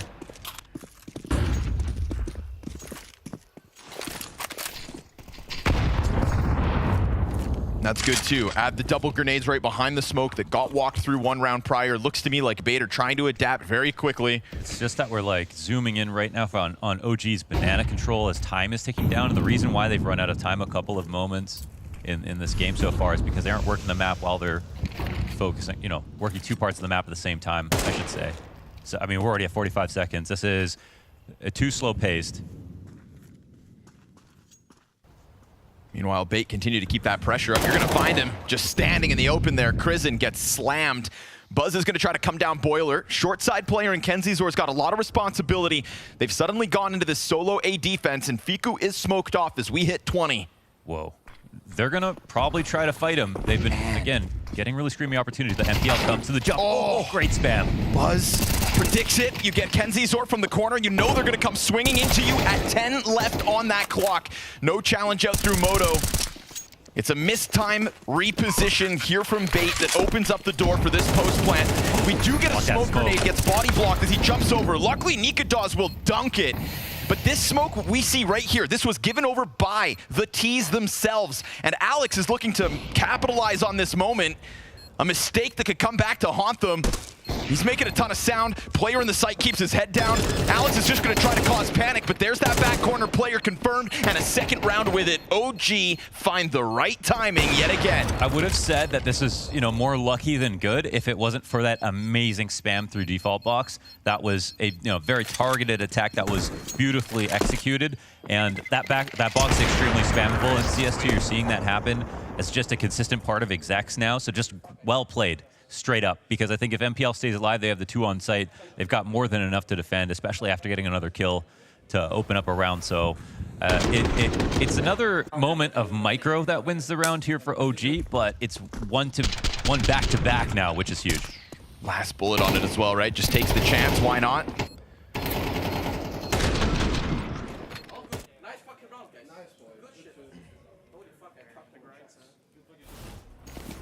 Definitely give yourself a pat on the back, but you're not through the thick of it yet. Here we go again. Head Trick looking for that opening op kill. He will take a ton of damage, 80 off the nades. And Nemiga.CDT knocking on the door of this B site. We've already seen them contend with the smoke. This one's looking faster. But remember, we do go 3 defenders for bait on site out of spawn. At least they got their B control fast. Last round, again, they almost ran out of time. And if not for that 1 kill through default, it might have been another situation just like that. But here, they've pushed them back off a Hobbit early. They've got some damage in. If they want to keep it simple, fine. If they do it early, that might favor OG's style so far. And going for the boost on quad early on in a round is really risky. There's lots of utility left, and there will be a molly coming. Of course, Alex ready to smoke this out. Hanging on to it. Oh. Head Trick gets ahead of that smoke grenade. He's going to get a chance to rattle one off. Now all eyes on the Opper in dark. Does that take attention away from this stacked back site? There's that fire, but it's destined for Head Trick. They don't burn out default box instead, and now Nemiga.CDT returns it. You know there's another one over here. Alex with a chance to shine. They're going to disengage. Wait, he can hear that. I mean, they've got a player up arch. Buzz thinks he's wrapping into the A site. They're never going to expect these CTs, but now they're going to run into each other. He jumps into the corner, lucky to be alive. They're never going to expect KenZor, right? They're checking. They've got it. The presence of mind, but he delivers headshots. This one, so sloppy on both ends. Everybody just so frantic in an attempt to rotate back and forth, and it is bait to come out on top. I mean, I want to say this is just a bad call from OG. You know, they have 2 players dead on the site. They know where the 3rd one is. Maybe they're worried about the rotators over, but, I mean, we see 2 CTs coming down middle. Could have been 1, 2, or maybe they all rotate through CT, but it's sort of just like the opportunity at hand. You are almost done taking this site. You have a lot of players in great spots with fresh utility here ready to help you out. And I think they threw that away at the gamble of just going for a big rotation, but that was more of a gift than anything else. Also, great triple kill out of KenZor. Clean shooting. Fast pressure here for Head Trick. Luckily for him, his teammate just whittles away the health through smoke. NPL excellently done. Takes the chance to keep the pressure high. Speaking of pressure, Head Trick just bombarded by the util. And so we get a little bit of an answer here. Don't write off this round for OG despite a MAC 10 in play for the 3 players left. It's the moment in the round where bait just have to make sure to have that extra layer of carefulness because it's only those moments that have got away from them so far, but they've got the map control. Oh, delivery. Yeah, that is a big delivery. Spooky sits on the angle. But this is actually an interesting move because they retake bracket, not seeing anything here. Very good of Spooky to be watching this push, but they're looking into middle. This is now extremely awkward. The bomb's up there in halls. He can't expose himself to everything. But Alex is coming up behind Nemiga.CDT. I mean, how does this go down? It's going to be impossible to derive this timing. Ooh. Oh, and now they know B is clear. This is just take care of yourself on A is the call. And the bomb has to go up through long haul. It's the timing that has to be respected. Okay, KenZor had a chance there. Could have gone back through short to hold off balcony. But the rotation isn't in from bait. I mean, they just still feel so confused. Finally, they're going to recognize that it's got to be all in on A still. Maybe that last round's got them a little scared. Things have gotten weird before. KenZor arrives, MAC 10 in pit popped, and the bomb planter right thereafter. They're lucky to get a bit of money, but yeah, slow to the draw there for the last 3 players out of bait. I think they're just content, majority alive, and a 7th round on the board. Both teams having a little trouble keeping an inventory of the map, what's open, what's being covered. But it still works out for bait because they come in carefully with the way that they're pushing. And even though they sacrificed 1 to take a peek into halls, and Spooky was doing a good job here, watching from his Valk position, peeking in through Boiler when they needed a kill back, it still was better for bait because they were up material the whole time. Starting to put together a little highlight reel here to KenZor. Triple kill 2 rounds ago, double to close out this most previous round. Yeah, I mean, yeah, versus complexity, they weaponized Nemiga.CDT. He went crazy, but we didn't actually see a lot of the nuclear system gameplay out of OG, and bait are making them look a little bit one-dimensional now that we go into their 2nd round. So OG are gonna have to step up a bit here.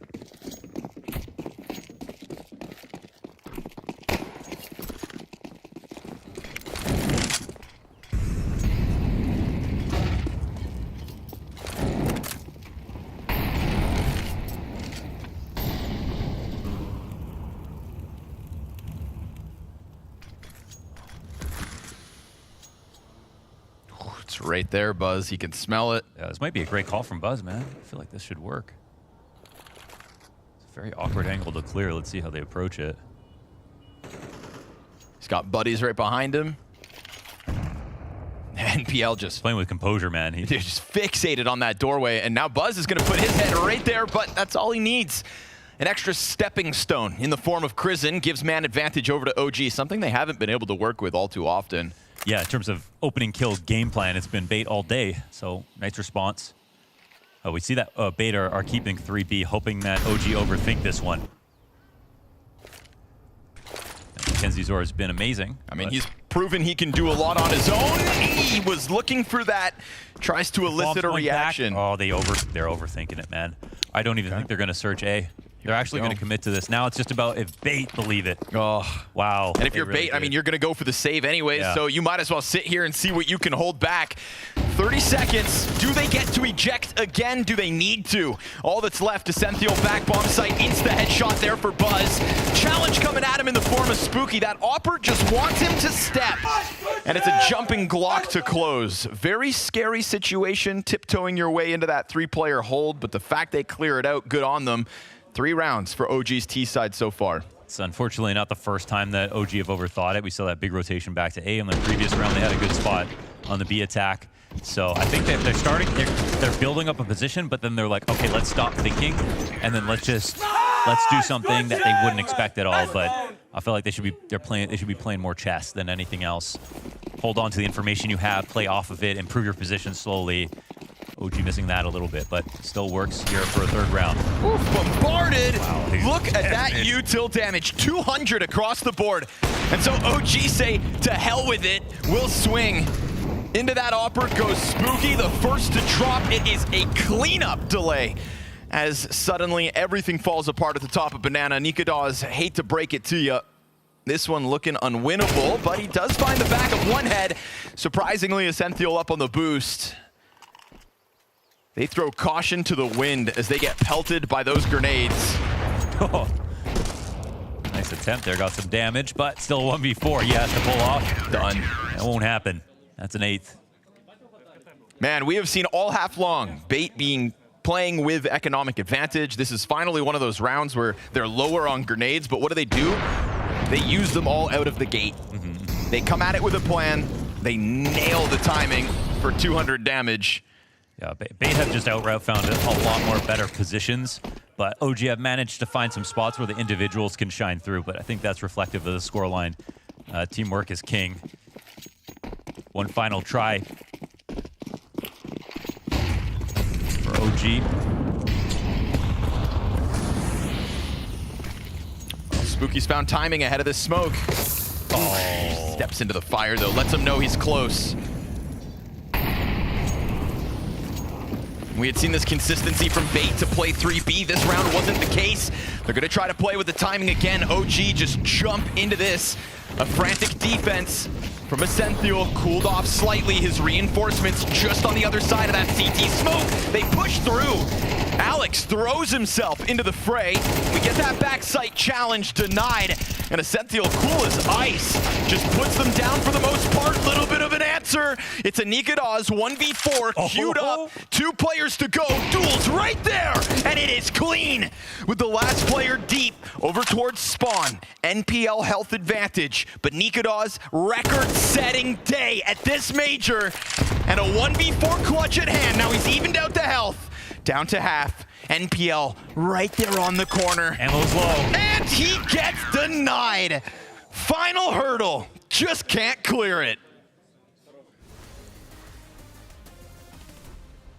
My name is Jacob Winneke, and today I'll walk you through a little bit of a map analysis on Nuke. It's between Spirit and Eternal Fire, and what I want to showcase for you guys today is how you condition your opponents to feel uncomfortable and maybe deny them information in order to cause rotations and then losing your rounds. Now we have Spirit on the T side and we have Eternal Fire on the CT side, and I want to set the scene from the get-go. Donk over here towards Yard is being applied to, I guess, pressurize a little bit. According with Donk right here, there's also 2 smokes being put down. One here and one here, which is gonna deny the vision for the player up here in CT spawn, so he no longer knows whether or not anyone can cross down towards secret. So with those two smokes, you're conditioning the opponent and forcing them to make a calculated guess whether or not someone is going down secret, which is why they have placed a player down towards secret already here, so the CT defense have now been spread thin from the get-go. Now what's gonna happen now is that Spirit is gonna stay inside the lobby, and what they're hoping for is some sort of reaction for Eternal Fire. However, they're playing very defensively. As you can see the way it's set up right now as well, you have a player very defensively out here, you have a player down towards secret who's super defensive, you have two players inside who at this point haven't made a move or haven't pushed or haven't done anything, and you have a player boosted on ramp as well in a very isolated position where he cannot rotate away. When you're in this position right here, you're fighting till you're dying. Now what's gonna happen is that we have 3 Spirit players moving towards ramp right here later in the round, and they're gonna go out towards ramp and applying their pressure. Now before they do that, they have players out here in Donk who's now rotated from yard back towards lobby, in towards center with this boy. They're gonna throw Molotovs towards inner. I believe they're Molotoving behind the second vent. They're Molotoving somewhere on the side as well. And they're also gonna throw a smoke towards gate. Now what that does is that they're trying to sell the idea that they're going inside. Meanwhile, 3 players from Spirit are moving in towards ramp, and they're actually going out ramp right here.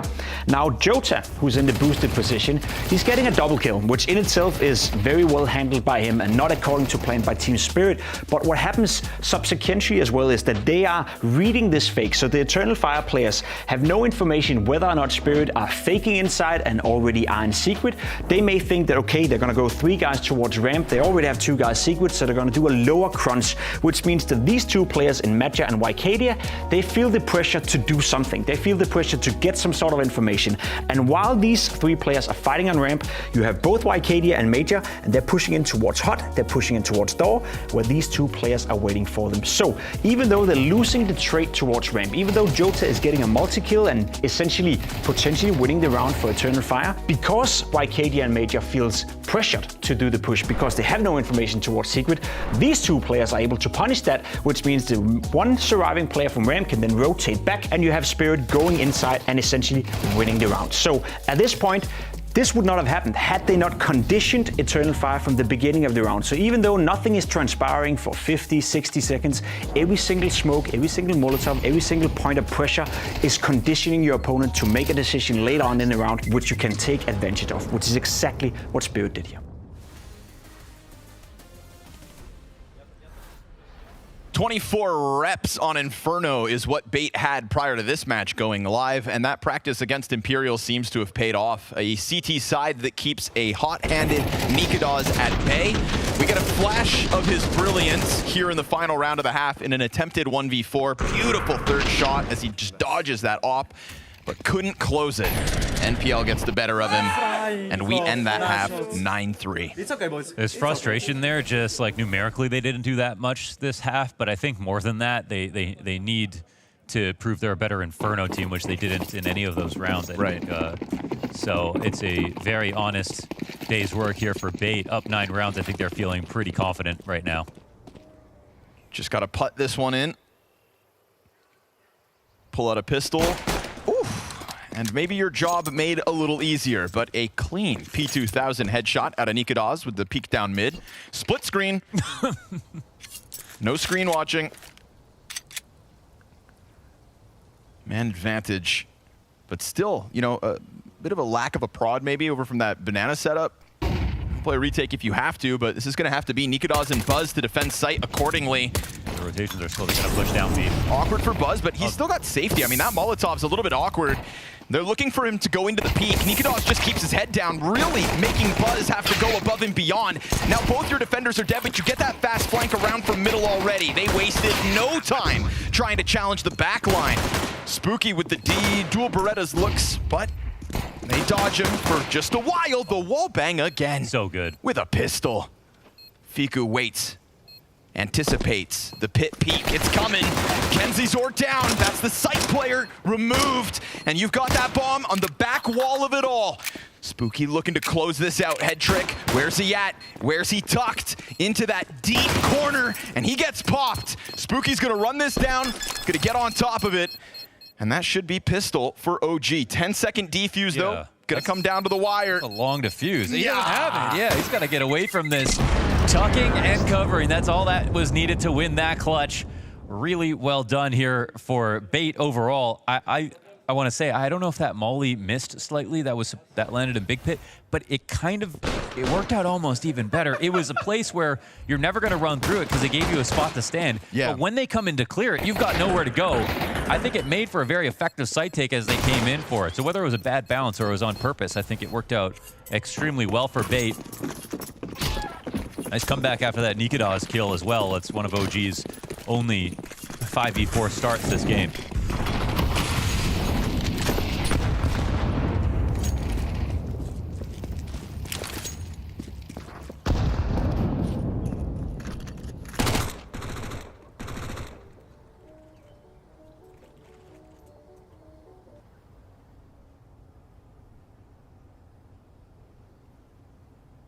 Trying to make do with less. OG putting a lot of stock in Nemiga.CDT. I think, again, earlier today has proved you can lean on him.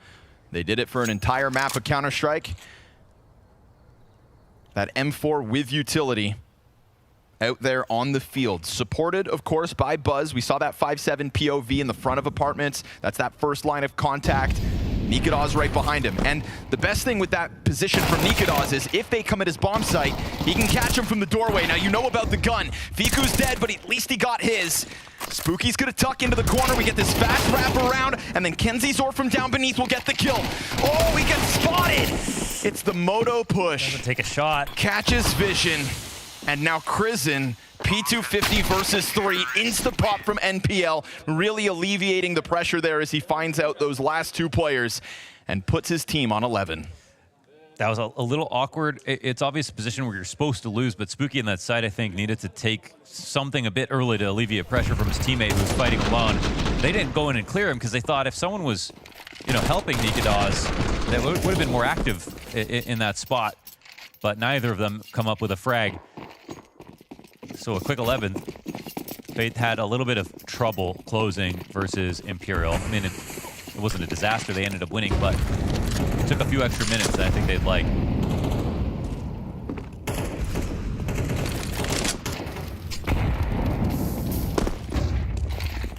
Here comes the swing. They're well equipped. MP9's in hand. This MAC-10 in the fray.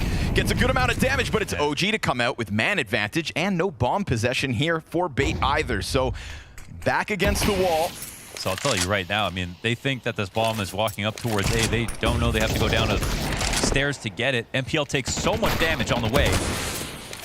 Down to 27 health. Crizzen pushes through, so now control on both. Oh, my goodness. Coming through with no ammo and then dying. That the ticket back in. Pushes smoke with one deagle shot in the chamber. None in the mag. Bomb gets recollected. And if you just hit the shot, they win the round. Sometimes easier said than done. Clearly.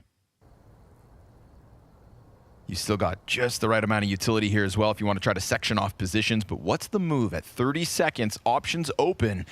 And OG feeling like maybe they've got to make something happen here. Nemiga.CDT is going to go take a look at brackets, but he's missed the timing on this arch wrap around. Yeah, they have to wrap to A. There's no other option. But it's also the one that OG are watching the least. If they walk back into this awkwardly, who knows?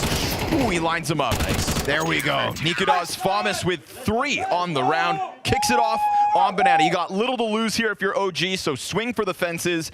And they hit the home run off top Banana. This is a little irresponsible, obviously. They know how many players. They say 2 on the push, 1 splashing, and there might even be more because it's a low buy.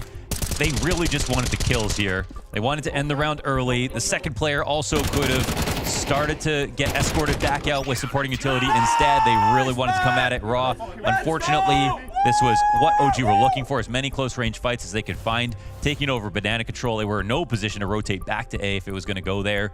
So if they want to play that game, then they will open the door to OG. And even if you have rounds to work with, this is a team you've got to be afraid of. Saw what they did versus Complexity.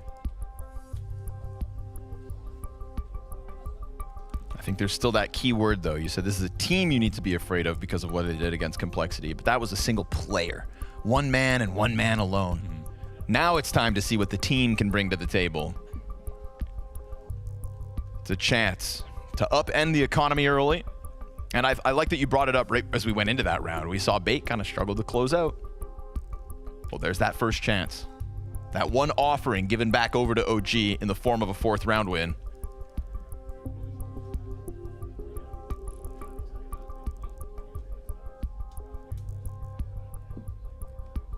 It's a quick computer restart, so this tech issue won't be a long one.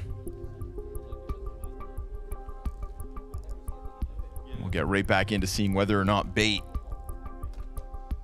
can just close out to go 2-0 on the day.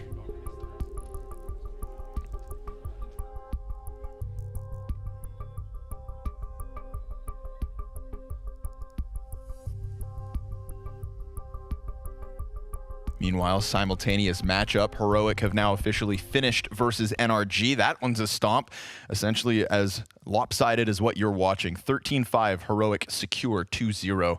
The most picked team in the 3-0 slot.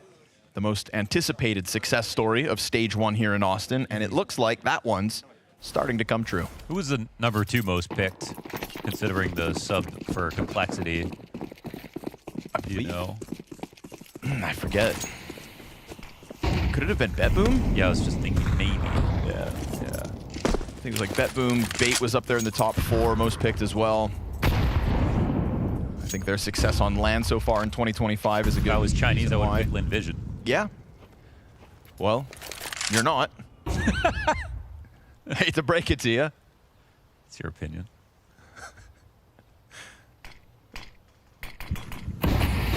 Try again tomorrow. Yo, it's a big spray from Nemiga. Problem is now he's going to be stuck on that P2K if they chased him down. Not the case. You got a lot of bodies here for the defense on this A site. But just as many, in fact more, from Bait. Bracket controls is theirs at a minute. Advanced smokes here for Bait. Never before seen. The waterfalls don't go that high, unfortunately.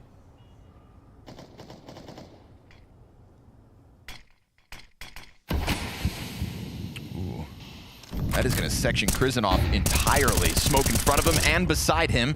Spooky and Buzz in a 2v4 to hold off on this bomb site. 30 seconds. Mac-10 goes swinging. Krizen's able to get in with action, and they slaughter them. A total shutdown inside of that A bomb site despite man disadvantage. And that is the kind of round, if you are OG, that will inspire the chance at a comeback on this defensive half. Yeah, that was a lovely hold. They tried their best to confuse Krizen and really stress his spot because he's got to come back to check for lurks. He has to ideally also fight on the right timing. And from what we saw, if Bait had slowed down their attack, maybe it gets a little bit more tricky for Krizen, maybe he turns around at the right moment. But we also saw that they were intent on having the attack be mostly on lane, catch the rotators off for Bait, but they don't come in with that much money. This is just the first step on a long path here for OG, but one of the most solid rounds from the perspective of Crossfire's teamwork right there to hold the site. How does Krizen end up getting into the action? There was that smoke down in front of him, but he offers up that kill on Alex. He decided to commit. Good job, boys. Man. Nice. Let's go, boys.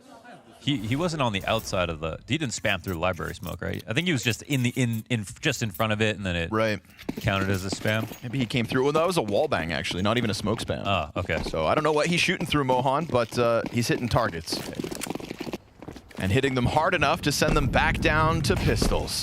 Finally, in this match, you have Bait on pistols. It has been guns in hand since this party got started. A fine chance for OG, but look at this collection of players already up inside of the apartments. Buzz, M4 is clean. 2 kills into the Tech-9 as well, so just a spray down on the doorway, and he will execute. Double headshot just to close that one out. You're not getting in without at least a flashbang. One flash, and it's a world of difference, at least getting out of the doorway, but they didn't really come in with the expectation, besides anything except maybe get a bomb plant if they're lucky. 5-round game now here for OG. greener pastures here on CT side. Maybe they favor it.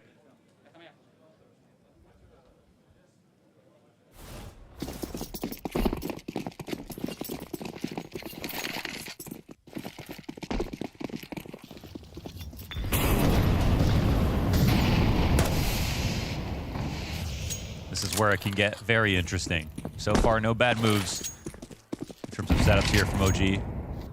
Like everything they're doing.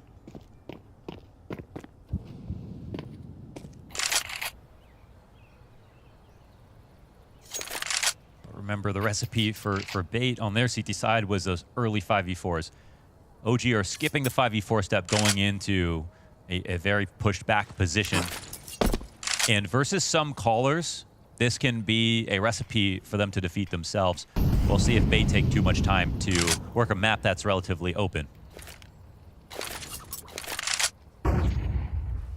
It does feel like they're moving with the right amount of conviction. You can see in the back of their head, they're already thinking about how they're going to make this a B take.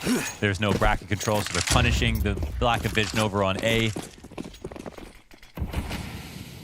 Stressing this two-player hold. No rotation over, and the reason is it's because they can't see anything on mid. Certainly feels like in the contrast to OG's T side, this is bait going through the appropriate motions. Yes, this is OG rolling the dice. We'll see if it comes up snake eyes. 2 players in this bomb site in an attempt to hold with fire in front of them at 20 seconds. You've got a flashbang here for Crizzen. That third player in Spooky starts to move over from spawn. Fiku's hitting flashes all the while. He sees contact, but won't be able to peel that player out of the pit. So now he's stuck backside on his own. We hit 8 seconds on this clock. And finally, he's going to go down. Can they stop it? No! The spray is off the mark, and so bomb planted 5v3. It is down to the wire, but it is indeed bait to come out on top with the post plant. You've already got Buzz knocking on the door of the retake. You got a lot to lose here if you're OG. But the map is on the line, and there's no guarantee in even getting these players out. So they're going to take some sort of a look at this site still. Bomb beyond the halfway point. Buzz now on the retreat. Nikados peels a player out, but Spooky's still sticking around. They're just looking for kills if they can find them. This is everybody with kits.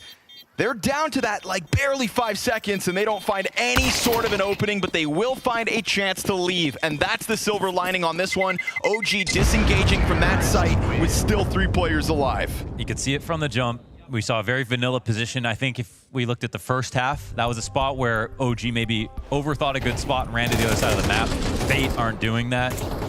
Here, it comes down to 10 seconds, but they still have every right to hit this site. It's 5v2. They've drawn out some utility. They've worked both sides of the map. Fundamentally speaking, it's a very sound round. It's not an incredibly creative round, but that's because OG gave them nothing to play with. They just sat back and waited and hoped essentially that it was going to be the A site, but that wasn't the case. So that'll be bait swiftly taken to 12.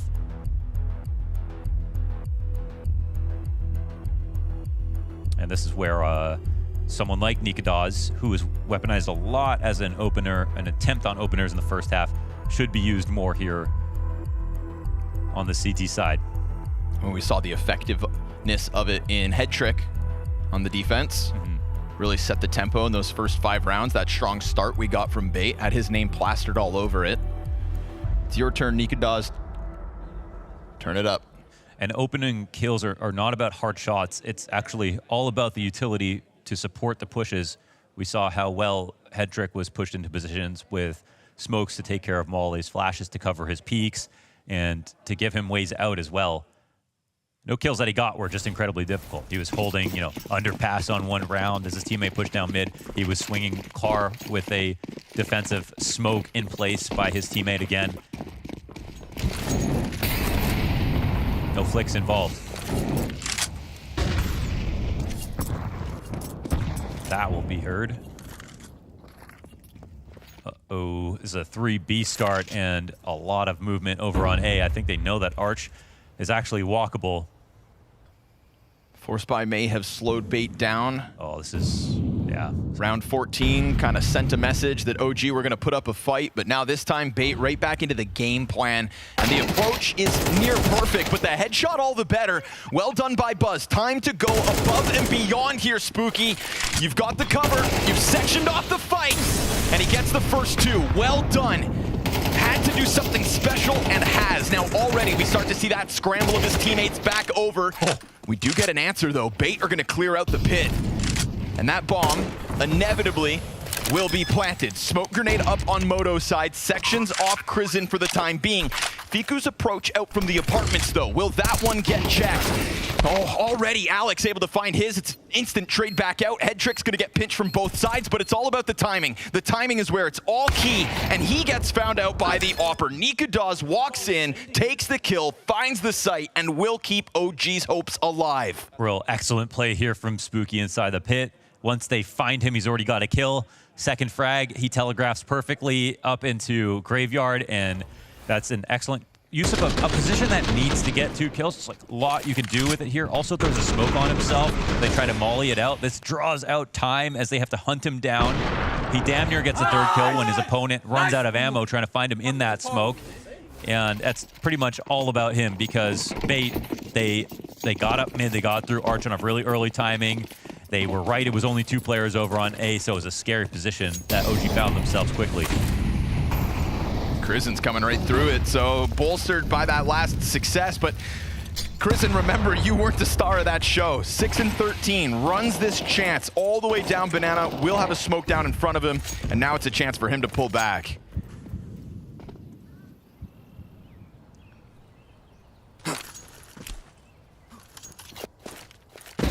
But he sits around on Banana, his teammate already back in spawn. This is looking fast. Bait with little to use, little to lose. Oh, the pop-up. Well timed. Crizin's gonna keep it clean with the triple. So he does his job and goes back in with the sidearm to try to finish it off as fast as possible. We get an answer back from Alex. A double tech 9 kill. There's a gun to grab. He upgraded. He's got all the time in the world. 61 health here for Alex. And he doesn't play that site. He goes deep around the church. Player already to the right side. He's gonna find it. That point of contact was theirs for the taking, but an additional kill, one too much to ask. This is a 4-round game from overtime. Yeah, marginally scary situation, but again, not the highest buy here for Bait. It was that last round that was well called, put themselves in a great spot to take it, and they couldn't close out. Now, last timeout getting used. Couldn't think of a better time to do it, to be honest. Right before they're coming into another good buy.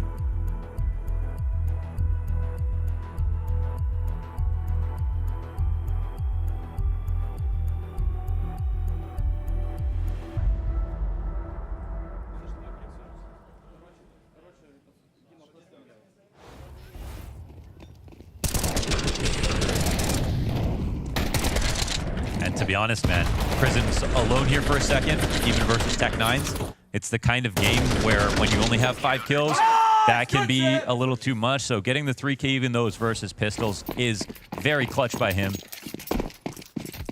That's why it was making me nervous to see him down at the bottom of Banana with all those players ready on ramp, but he found a way to take it into his hands, controlled the situation well. Excellent utility damage coming out of the defense on B. Even further damage done. Just additional volleys, one after another, to keep these T's low. I think Nemiga missed a chance there to kill an alt player. So he went for the Halls push, and this is the kind of moment where if you have one opening play, that's fine, but if you don't get a kill for it, you have to be able to transpose into a new creative position. He's trying to get info back on brackets. All the while, there are movements being made over on the B site. Oh, but this is great from OG. They cover that too. You will be given no vision as to what's on the other side of this. You want it? You can run the risk and come get it. And they're going to. Call the bluff, step through that one blind. Get a move here from Spooky to throw himself back over onto Coffin. Well, they're far out already. He find it? Yes, sir. Good timing on the swing out, and then Fiku pops up with his desperate attempt out of Alex to try to just push through that smoke. Didn't want his teammates' deaths to go down in vain. And head trick hit by another grenade. So utility definitely making a difference this one. OG finding the nice timing on each of those pieces of util. And so 3-round game from overtime. OG have rebounded on this defense. It's just such a better round from OG, CD side, T side, whatever. We have an opening try from Nemiga. We have effort on both sides of the map. It's an atypical lead with a 3B start, but they're not actually pushing down Banana. They throw the B control nades to make it feel like there's only 2 players here, and that's the first time we see Bait actually get tricked and coaxed into going to a more heavily stacked site. So if OG trend in this direction, they do have a good chance of actually tying this up, but Tech9's come in again. It's the kind of game that gets messy.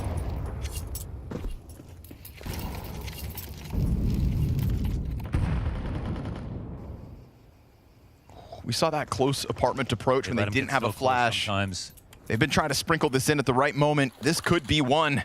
Nemiga goes down over towards Arch. All of a sudden, these players are going to feel that much more exposed. Buzz, there's that internal timing. Eventually, somebody's going to swing. Hentra gets the kill off the nade, and that's all 3 A defenders dead. Perfect timing on the bracket push, and with lesser weapons, it seems to me like Bait will break through. Just a bit too much utility. And they made that tricky here for OG. Nemiga going down, put Buzz on such an awkward timing. Fiku's position now well known, and unfortunately for him, whittled down to half health as well.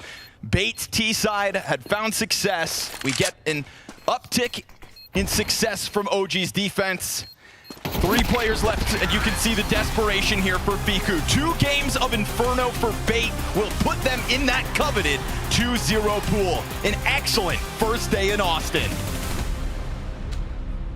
Yeah, that's lovely, man. I think as a team looked better. The scoreline gets marginally close once again, but I think they made their improvements. It didn't really feel like they were slipping and sliding. OG, on the other hand, I think went a little bit in the wrong direction.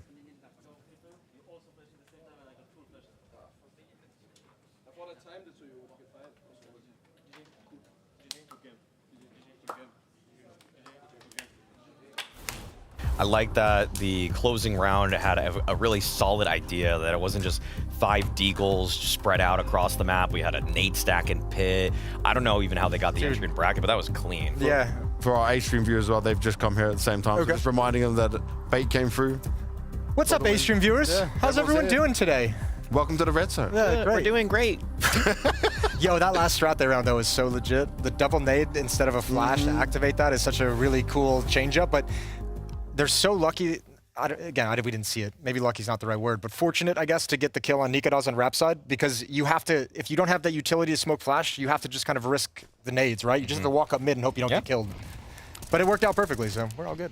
We got on the B stream right now. We got a Wildcard going up against Lin Vision on this one. I had a good chat with Sonic, who was feeling mighty confident after their obviously very dominant victory against Metizport. They looked actually insane when it comes to that, but not the swift start they would want here. It is obviously there on the T side of Nuke, but I'm going to make a strong assumption without looking at any round of history here that Lin Vision started 3-0. Okay. Because the buy here looks Would you like me to tell you if you're correct or not? Yeah. Yeah. And there's no money built up either. Yeah, fact check me right now. Fact checking. You are a genius. Okay, thank you. Thank you. I looked at the money like Jason said. It's just no utility either after 20 seconds. I will embrace his genius, whatever I get. I'm sure. Oh my god. Oh my god. Oh, get back. That one. Oh my. Yeah, reset. Holy. Reset after that. Oh my. Okay. Oh. Wow. Oh, wow. They needed something. That's a cool little bait, though, from the MP9, like continuing to jiggle and just shoot bullets into the wall, so you have to keep your attention for that peak. Yeah. So for the A-Stream viewers, you're out of here. You're not in the red zone for much longer because you have got BetBoom going up against FlyQuest coming your way, but you can stick with us. That is a banger. That is definitely a banger. That is a good one. I want to switch to that now. You already want to go there. Can we hang out with them? Yeah. Can we go with these guys?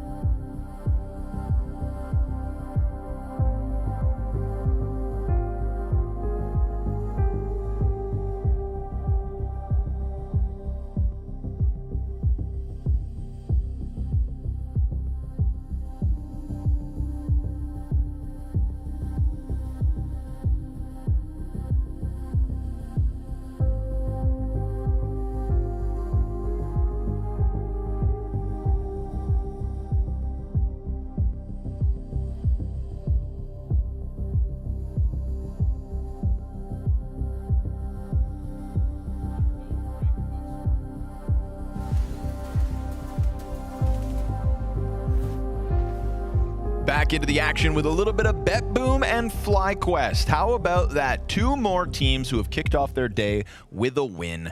And obviously BetBoom, Mo, I've heard people saying that Boomich may be the best in-game leader at this stage of the major. That sounds like something Maui would say. How did you know? How did you know by people? I meant that one guy. Because I think if like Big Clan was here, it might have been a comment about them or something. But they're like just underrated enough that they're like perfect prey for Maui, you know?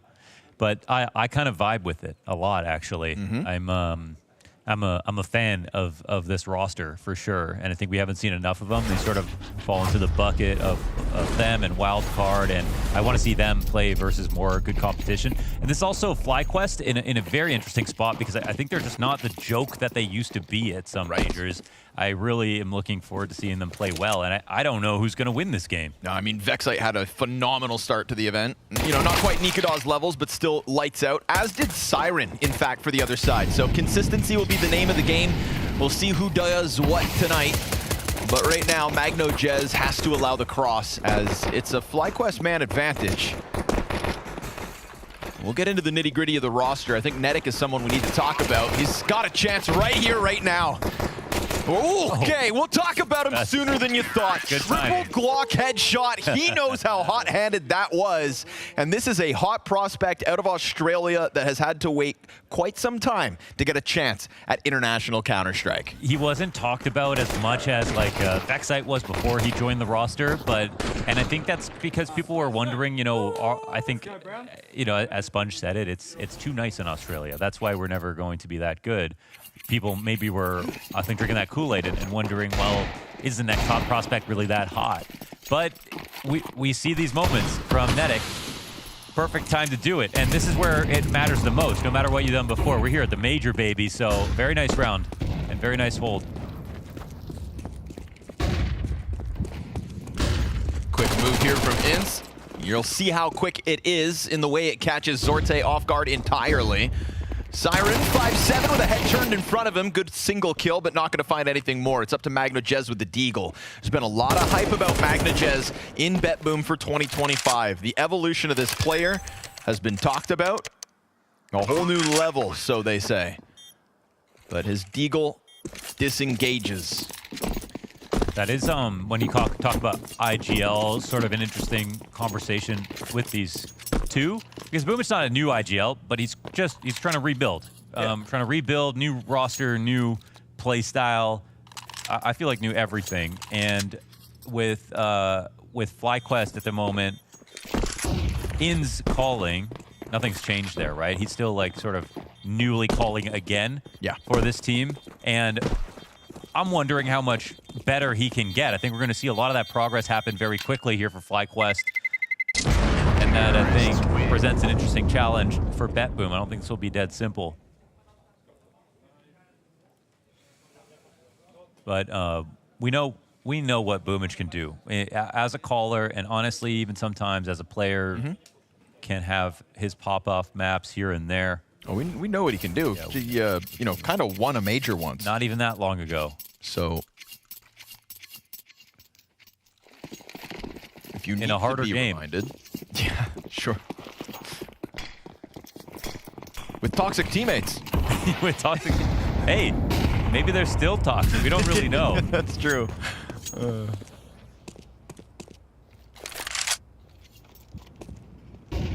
Yeah, he's battle hardened. You got Axile on the team. Obviously, you know, we want to talk about Boomich trying to reinvent himself. That's a big conversation topic, too. Axile looking to get back to being one of the hottest rifle prospects. I'm a believer, man.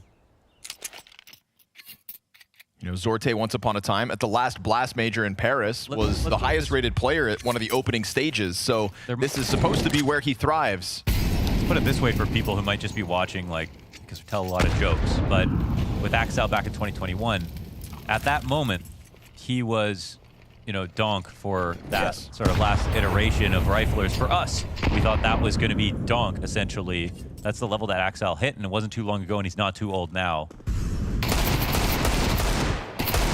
Here we go.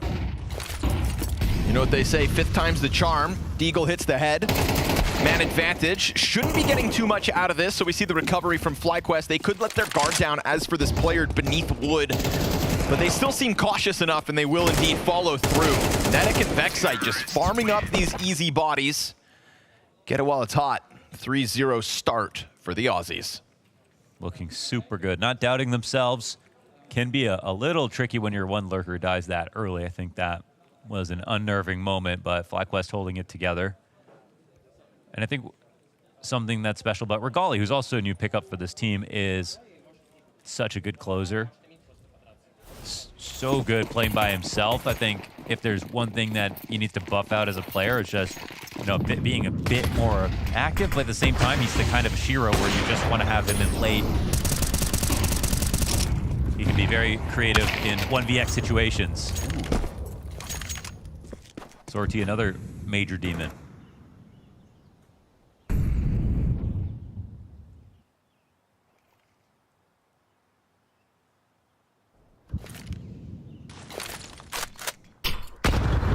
Ouch. Liaz gonna have to eat that one. Bomb sitting outside of the ramp with Liaz, so at some point he's gonna have to go back. We near the minute mark as Regali starts to take a sniff down towards middle. You'll find no contact up until this point on Catwalk, the first and then the second to his demise. Siren just close enough to tether nicely. Netic slips up into connector in the meantime, finds great contact onto stairs, and now that bomb combined with the Palace player can really take a chance to hit this A site. There is still a chance at the cat fight though. If BetBoom can utilize Zorte to hold this angle, then that's one less piece to have to deal with. Siren now knows he doesn't have to be the hero. Your cat player has given you that edge. Don't throw it away instead. You can go for the retake, but it's 2 T's up in the post plant. Vexite waits. Nobody there. They have all redirected towards jungle. And Liaz gives them a bit more space. They don't know which angle this retake's coming in from. They will meet their maker in the form of Util. And now Vexite can try to show us what he has to offer here in Austin. Ooh, it's Boomich up first, and he swings. First on the board for BetBoom. Yeah, no first kill there. There's a moment for FlyQuest here, 45 seconds or so, where they take a little too long to get organized into the actual site hit. CT was open. They could have crossed. Coming in carefully, there's nothing wrong with that. But when Regali gets his pick off of Cat, they get into a really good spot. Even though he dies here, they still have connector control. It's a little scary now for BetBoom. They lose the stairs fight. A-site is actually really vulnerable. It's just that FlyQuest don't see it the same way we do. And that's just those extra few seconds where they're being patient. It's right where BetBoom get back control of the position.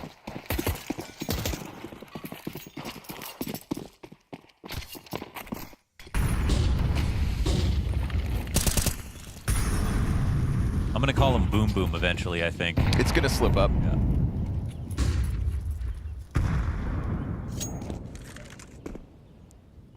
Why use big word when small word do trick? I'll just call him the Rizzler. Okay. Sold. Got a collection of FlyQuest players up in that apartment.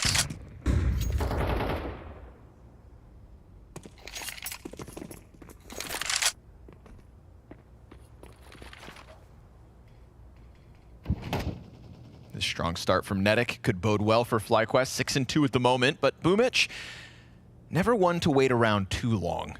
Loves to get active, loves to gather information for him to be informed in the calls, and he has found a T-spawn that could be fully clear, but you do have Vexite still over towards ramp, and Boomich is going to route this direction. Vexite turns around and reads it. Maybe Boomich makes sound on the drop. You'd hope not.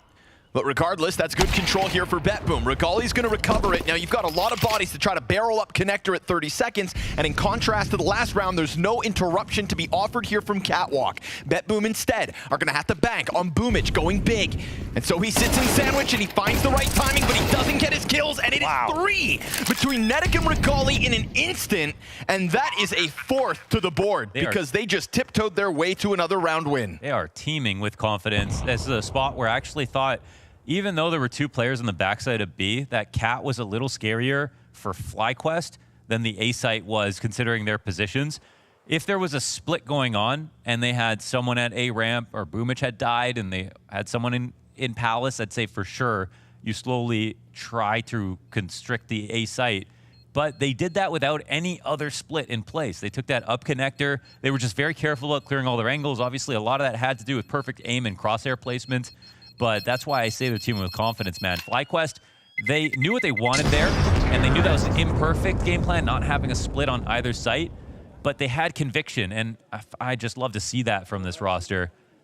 They're playing like they're the better team, and you see that from better teams when they're in worse spots. They still believe in the spot they're taking.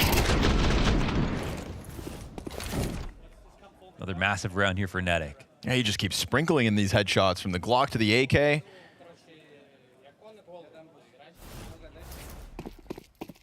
And a shaky situation here for BetBoom. Just those 2 rifles saved. See what Zorte and Siren can bring to the table here in the 6th. Already towards top middle, you've got a lot of bodies from FlyQuest yet again. There's that op contact. Rifle's not too far off, and I like that there's pistols around it. Look at that 3-player core. Just trying to move together. All the while, Zorte finds the perfect timing to strike down the ramp guy. Now, that does open a door towards B, but Bomb was at the bottom of mid, so it's got a double back around Cat, and that's an extra 5-6 seconds that gives Zorte this so chance. Good from Netic, man. He got there so quick. Despite the teammates behind. Okay! Just checking. And he nails it to it. Oh! Just perfection! The war machine. He keeps on giving. Netic. What a performance so far. And honestly, the op was not late to the rotation. Netic just didn't waste any time. They went up Cat. They made their decision. You know, there can be a lot of red tape when you make a rotation like that, and that's what sometimes allows the other team to get into a better spot than you. Netic turned the corner on Cat after Zorte showed himself on Ace so quickly. He knows he had the trust of his team. He read the map beautifully. They went in right behind him. Another round with great conviction here for FlyQuest.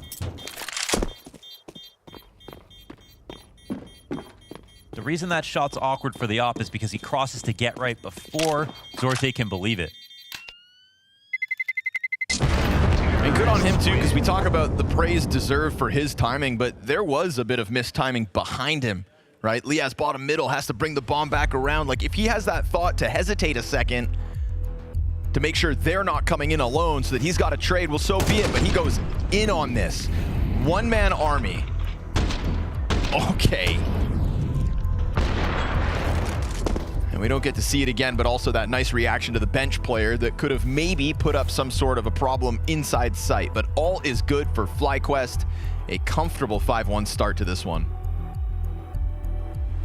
You really can't ask for much more out of FlyQuest at the moment. We've seen a couple of scary spots. They've won these situations. This is the most self-belief I've seen in this roster in some time. It's working very well here versus BetBoom, who definitely know how to get frisky in a lot of rounds versus any team they play against. They like to try to punch up. I don't think they show a lot of fear normally.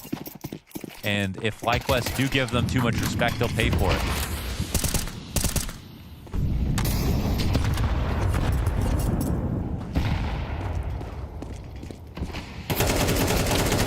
Finds him in the smoke.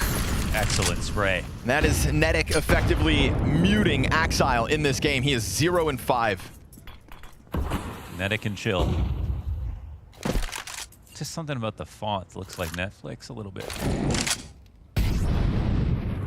We're working on it. We're gonna get that sorted for y'all, don't worry. Just feeling a little Hulu at the moment.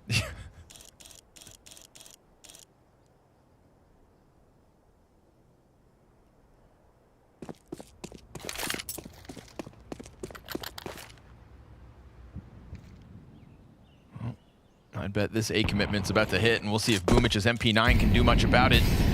Zorte to support him. 3 players destined from ramp. Oh, they both get stuffed. The first 2, that is the utility support from down beneath, and Ince eventually comes through, and Zorte has to give up his line as Vexite gets damage on MagnoJez. But look who recovers again, Netic, or Vexite, excuse me. Vexite. No further contact. Siren takes the place of Zorte as the front runner on Ticket. That opens up the op to move over. Okay, why not? Wow, they're reading the next move.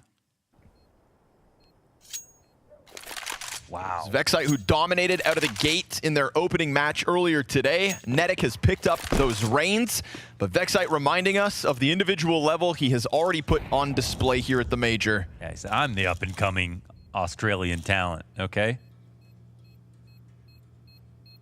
Don't forget about me. This is a stomp so far here. And I mean, it's a stomp because FlyQuest earned each and every one of these rounds. They played just as fast as they needed to. But honestly, if they didn't play so perfectly after losing their first player a couple of times, if they didn't make 5 right moves in a row, they could have very easily lost a few of these positions. And I think that's what's even more impressive about it. This was a crazy one for this man. Boomich. Oh, that's how it goes down, huh? Oh, MagnoJez, he poked the bear.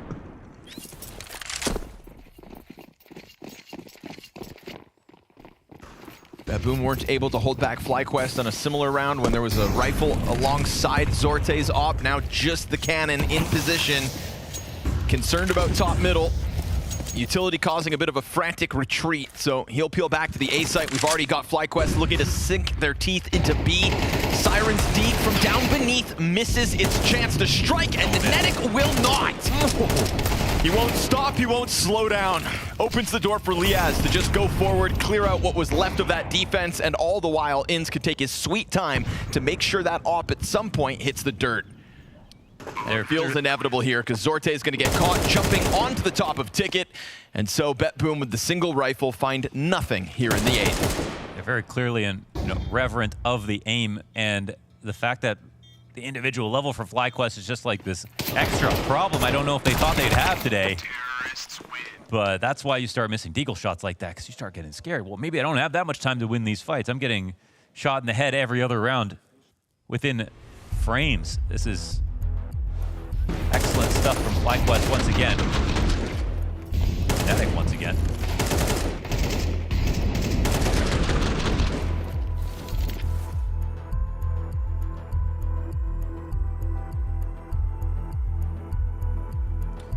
I mean, came into this game, didn't know who I felt like would win, but I was pretty sure it was going to be 13-11. Same. A lot of stomps today. It's 2 teams I have faith in, but 2 teams I thought would match up a little better than this. I didn't expect Axile either to be as flat as he currently is. Mm-hmm.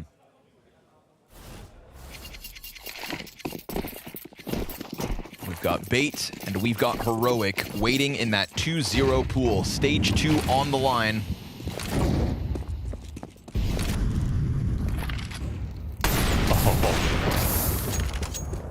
Wow, he actually still took the shot.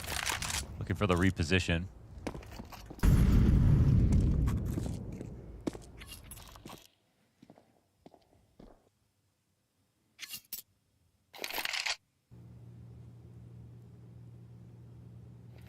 Looks like it's just going to turn into a classic A split here. We'll follow the bomb. It's 3-walk underpass. Oh, that's incredibly awkward. Yeah. Rifle stands right in front of the op. Both die. Well, we are 9 rounds into this half. About time we get a bit of a mistake from the FlyQuest camp. Now we'll see if there's any sort of a recovery. Missed shot from Zorte. Liaz playing with his nades. He's going to get pinned into the corner. Nothing he can do about that one. And Axile with a back turn to him starts to clean up. All that remains here, 19 health on Vexite, and we get the AUG peek out of Siren to get that second round. So a bit of a bottleneck in bottom mid, we'll call it. Regali shoots Netic, wounds him, and he gets swept away with basically the collateral spray down from Connector. So yeah, it's great from Boomich. It's a little awkward because the op coming out, I don't think is what Boomich would have expected. And if there wasn't a player in front of it, you'd think he might be dead. So hard to say who to blame in a position like that. I'll blame them both. You blame them both? Yeah. That's just a good guy take, though. You got to pick one. Netic or Regali? Regali, because Netic has more kills. Can't be the top fragger's fault. Wow. It never is. I respect that, actually, a lot. I will agree with you.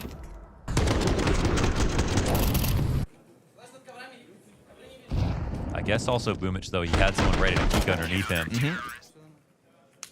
Oh, definitely looked well prepared there, even if Boomich didn't keep it as clean as he did, but that was some swift shooting from the in-game leader of BetBoom.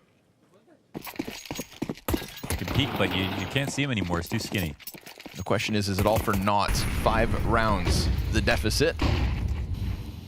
3 left to play out. Regali's going to get boosted top middle, so there's both ops hunting here on the adjacent sides of mid.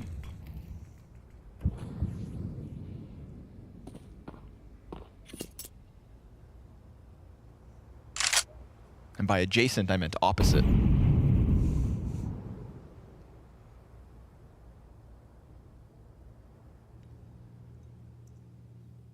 This one gets quiet.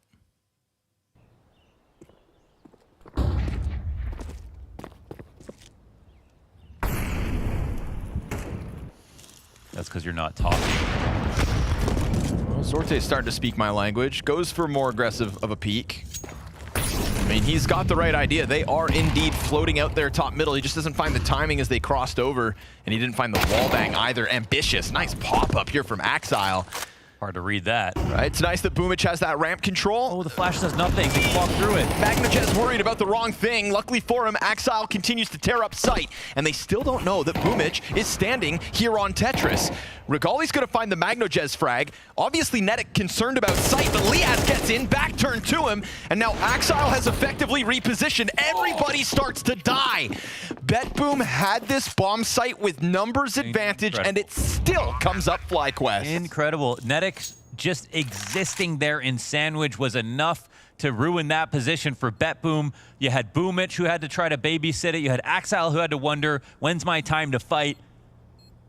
That was such good coordination. You know, and again, I think it's a position where Netic just walks into it. He's like, follow my lead on this, right?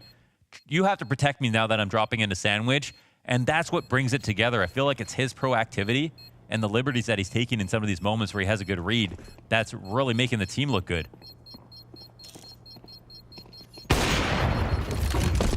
Save is under question. Dire one here for Sorte. There goes the op. So a little bit of salt in the wound here as they go up 8-2. I think it was also good on Netic to quickly make a move, to become the key piece that everybody had to work around, but then to also not go one step further, because when Axile pops up on wood and catches the Palace player off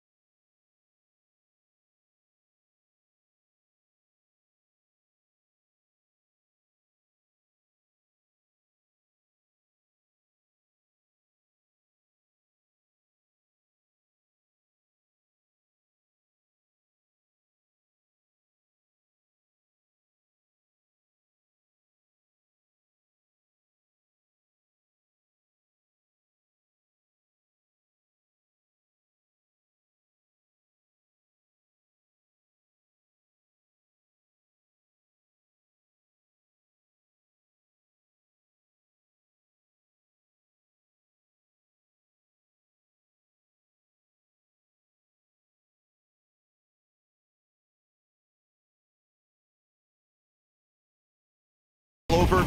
Boomich just trying to hang on to this site with an MP9. And again, this sandwich position could wind up being critical for the FlyQuest approach. Still, you know these bodies are nearby.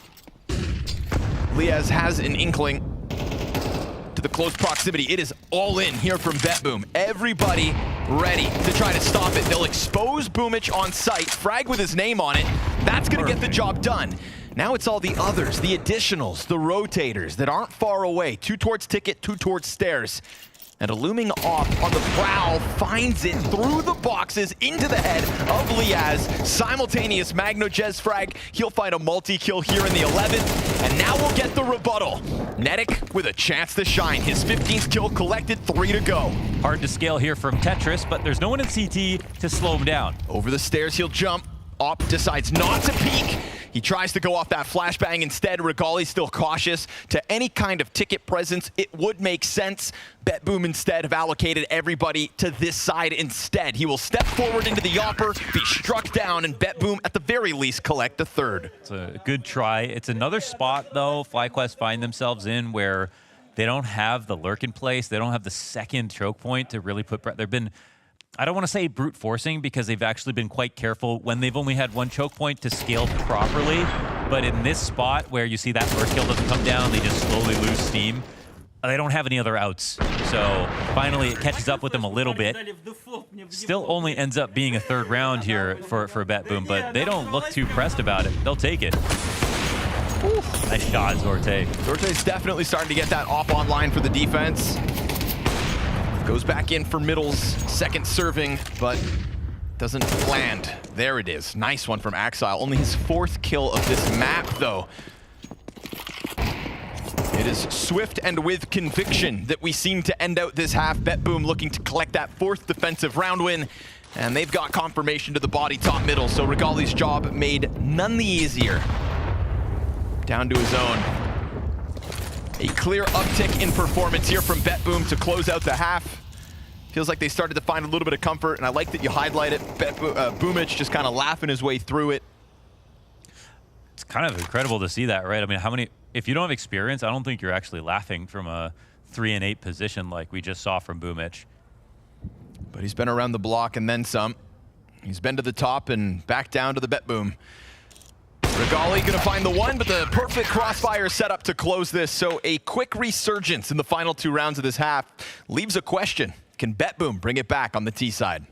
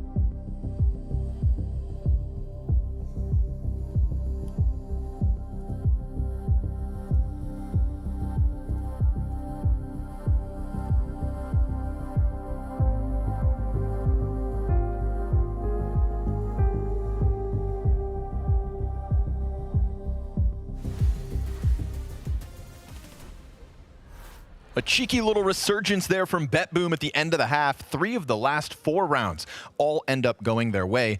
But when we look at that 8-4 score for FlyQuest, I just got to say it, man. Only 4 opening kills for FlyQuest throughout that half. So talk about resilience and the ability to rebound out of man disadvantage. It really did feel like they could kind of take control back from BetBoom whenever they damn well wanted. Yeah, it should have been a worrying sign every time they went in. And to be fair to them, they tried to do a lot of splits, but it felt like their lurker was almost the afterthought and dying first in a lot of those positions. So very hard spots to pull themselves out of. I still just loved how they recovered though. And yeah, I think BetBoom in general, they took it in stride. So I think there's still hope alive for them even with these 4 rounds.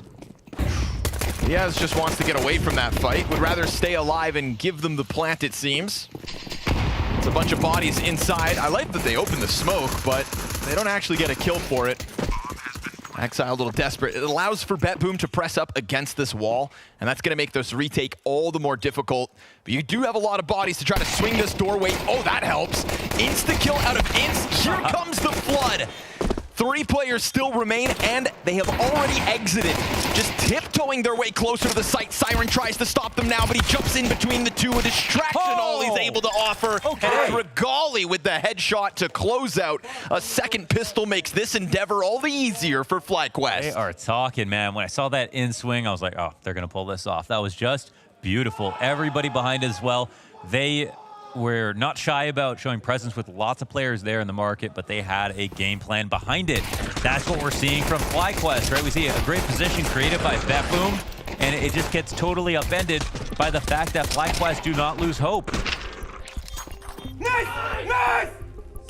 I'm not sure if playing from behind is a real concept for this team. It's lovely to see. I feel like that's the hard part. Lots of teams can get a 5v4 and then close the round. In fact, 80% of the time, that's what happens at the highest level of Counter-Strike. You don't have to give up that kill, but once you solve that problem, Tier 1 is your oyster. There's one thing for that front player, in this case Inst, to have to just like jump out the doorway. It's like a nuke ramp entry. You know? Yeah, exactly. That poor sucker who's got to go first. But dude, what a succulent headshot he gets up close.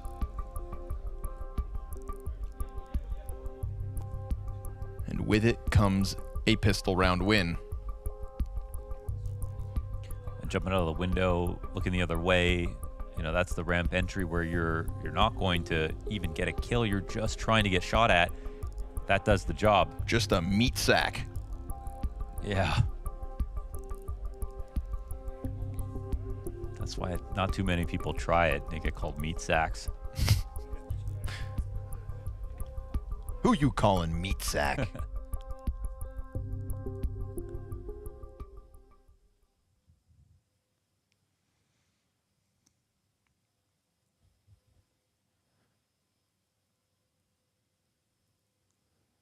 So recovery from man disadvantages throughout that first half. This is both pistol wins now as well in FlyQuest's back pocket. Converting this could call for a quick end to the BetBoom attempt on Mirage.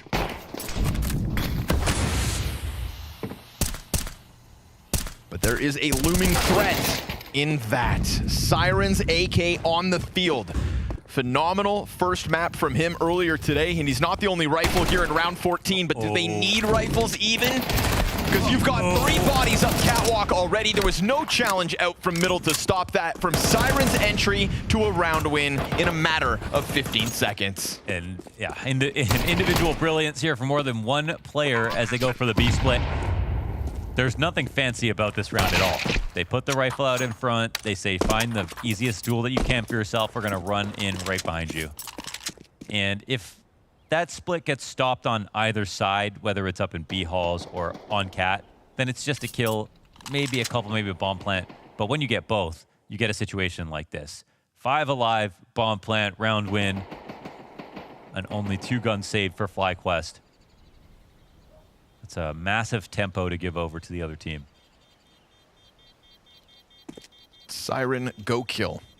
Easy as. Terrorists win.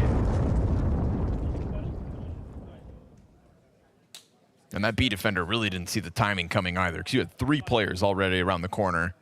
If you're able to tuck in behind the corner. I don't, because they didn't have any vision on Nothing. mid, right? Even Oh, nothing at all. at this moment. You know, they opt to try to go for the apartments control. Vexite just gets shredded. And then Liaz kind of steps out with his pants around his ankles. Exhibitionist style. Trips over those skinny jeans.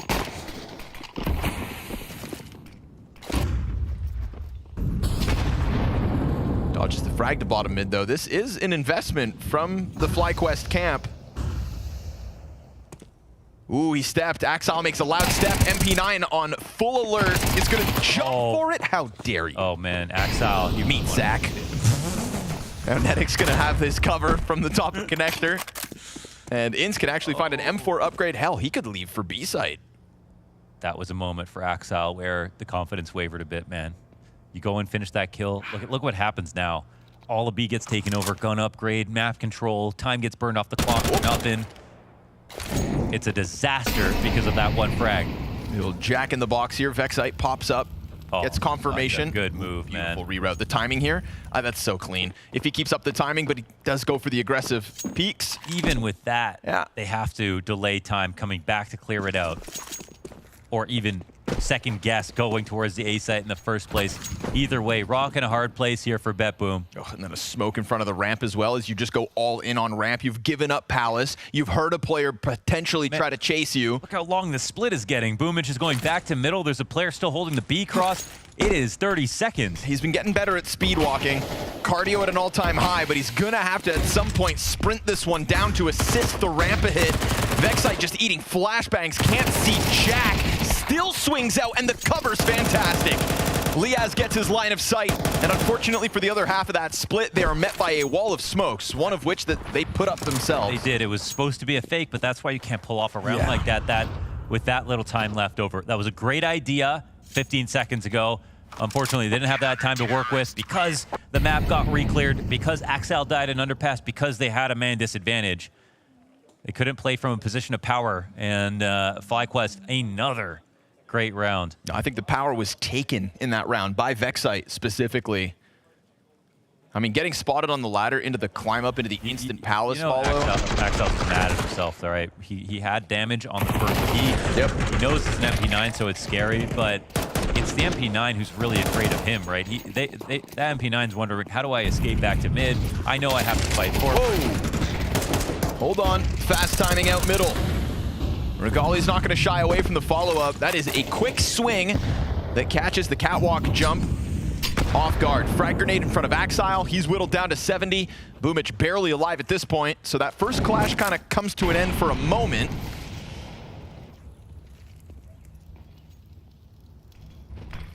It's a bit more jostling for position off of the utility with a smoke grenade and window. Zero control of this A bomb site here for FlyQuest.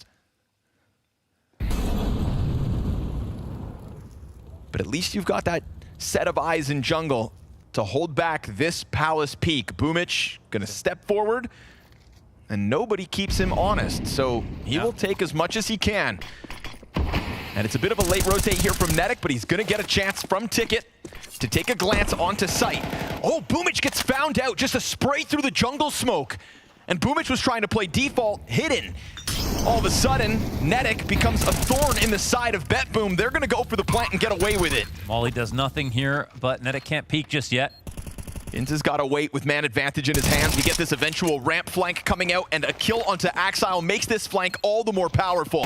Sorte currently smoked off. This outer ramp position's been found out. Liaz can take his time. Now they'll get a little speedier in for the retake. It's a 1v4 attempt queued up, and that bomb is indeed planted here for Sorte. Looking for a second. He gets the damage in. They'll jump on top of bomb, and that is FlyQuest to 11. Just amazing to watch here for FlyQuest. It's another hard position.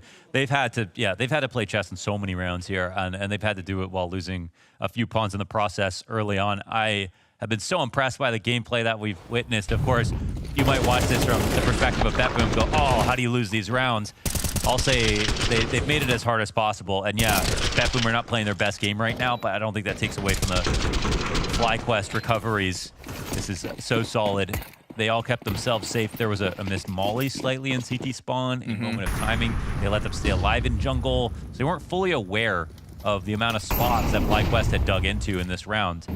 But they should get used to it because they're getting better and better positions every time.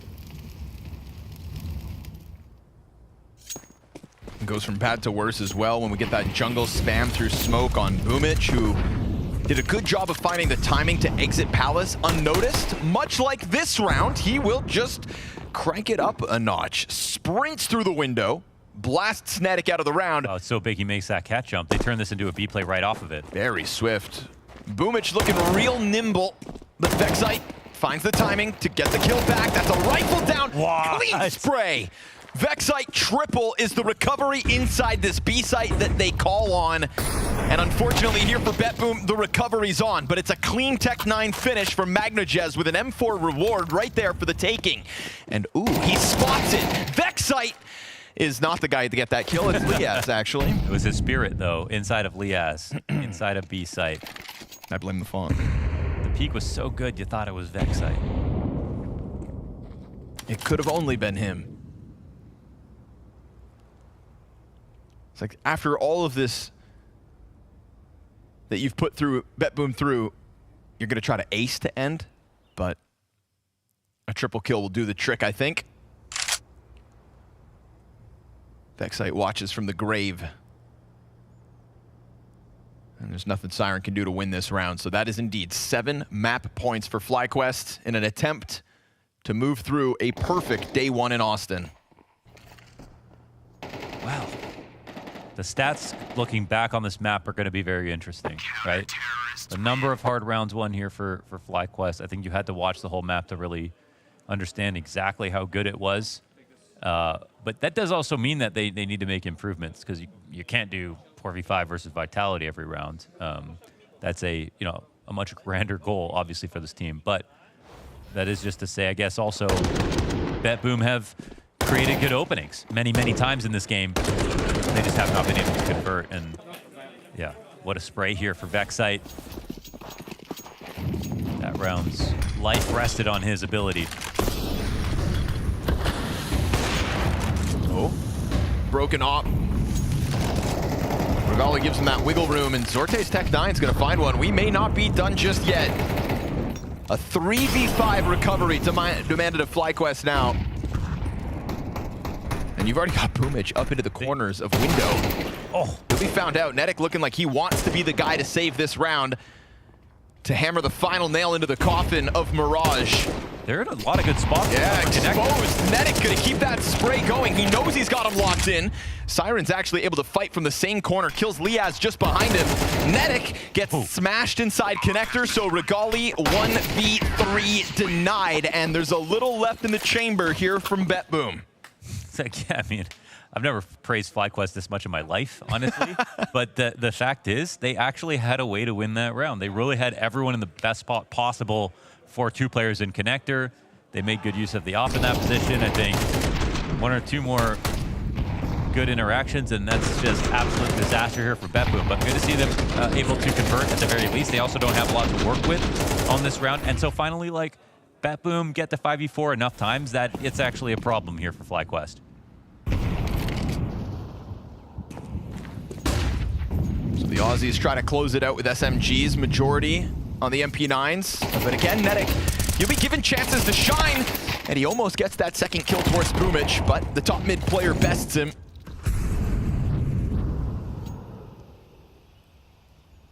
Vexite's rifle over towards Cat.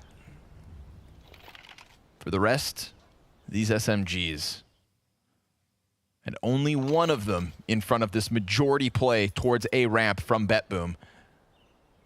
If they get into the apartments fast enough, I think it's going to serve as the activation for the ramp hit. So Regali's going to have to go above and beyond.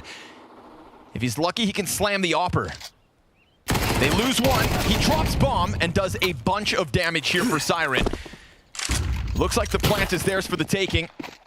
But FlyQuest have already put themselves in a good enough position to try to win the retake. And honestly, BetBoom take a bit of time there, jostling the guns back and forth. Both players allocated to the site. They don't plant for ramp, but they are going to both peel off of site itself. This is not a comfortable position. Sorte tries to get more damage in. He'll go down. And this Opper has been isolated from his bomb. BetBoom, in an act of desperation, are trying to recover to continue in an attempt to hold back FlyQuest. 10-second stick. You didn't plant the bomb for this position. Siren pays the price. And with it, FlyQuest, flawless first day. Lovely to see, men. Well earned. So many good rounds to look back on here for FlyQuest. They made BetBoom look easy, and I think BetBoom are going to be kind of salty about that fact because they got so many good starting positions. But it's always more impressive to pull out that many 5v4s in one game. I mean, this FlyQuest camp looking for a solid first day at a major. How many majors have we gone to where the Aussies are your typical 0-3 pick? I mean, it's nice to see it be on the total opposite end of the spectrum. 2 promising games and 2 games by way of players across the board. We had a phenomenal first map from Vexite to begin the day, but it was Netic for me who set the tempo in this Mirage match, and it just took over. It's like, I watching Netic play as he joined the team, I saw a lot of impressive games, but I've gone from impressed to now a straight-up believer. Well, let's get some words from the winners, shall we? An excellent 2-0 start in Austin. Certainly was an excellent 2-0 start coming here from the FlyQuest group. And Netic, your performance just then was out of this world. Were you just more than feeling it in this one? I think it was okay. Just okay. Bro, that looked damn impressive from start to finish, especially in this game. But looking at that, you go 2-0 here. It's your first major as well. How do you feel about that? I mean, good. We're looking to go all the way, so we'll just take it game by game, see how we go. And taking down BetBoom like that, were you this confident as a whole team in terms of preparing and being ready for them? Yeah, I think so. We're very confident. Very confident. And how did you guys prepare for this major? What did you do to get ready in order to be in a better shape and get some more reps as a team? I mean, we've been on the road for a while. Like, we had a lot of events, like Blast in Denmark and then to China, then had some time off at home. But we were in LA for about a week before this. Okay. So we got over, like, the jet lag, had some practice. Yeah. Not the best practice, but we're feeling confident. You said not the best practice. Why was it not the best practice?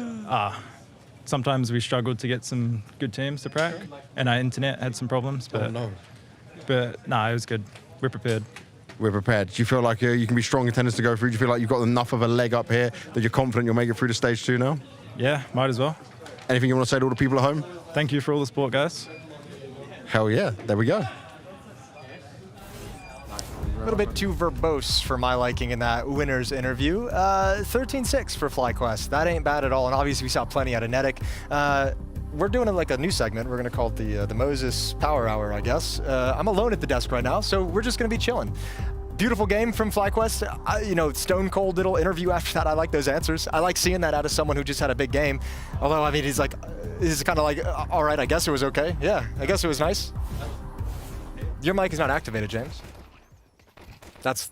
Hey. Okay, we're just going to sit down next to each other. I'm getting real close. Perfect. Yeah, this highlight reel is going to be nasty. Like, there were some disgusting sequences. 3 kills, quad kills, entries. This dude is a freak. I don't think he realized how good he actually was. Yeah, I will. Yeah, I don't know. Maybe it's like the inexperience. He's like, I actually don't realize how much I just destroyed these guys. Yeah.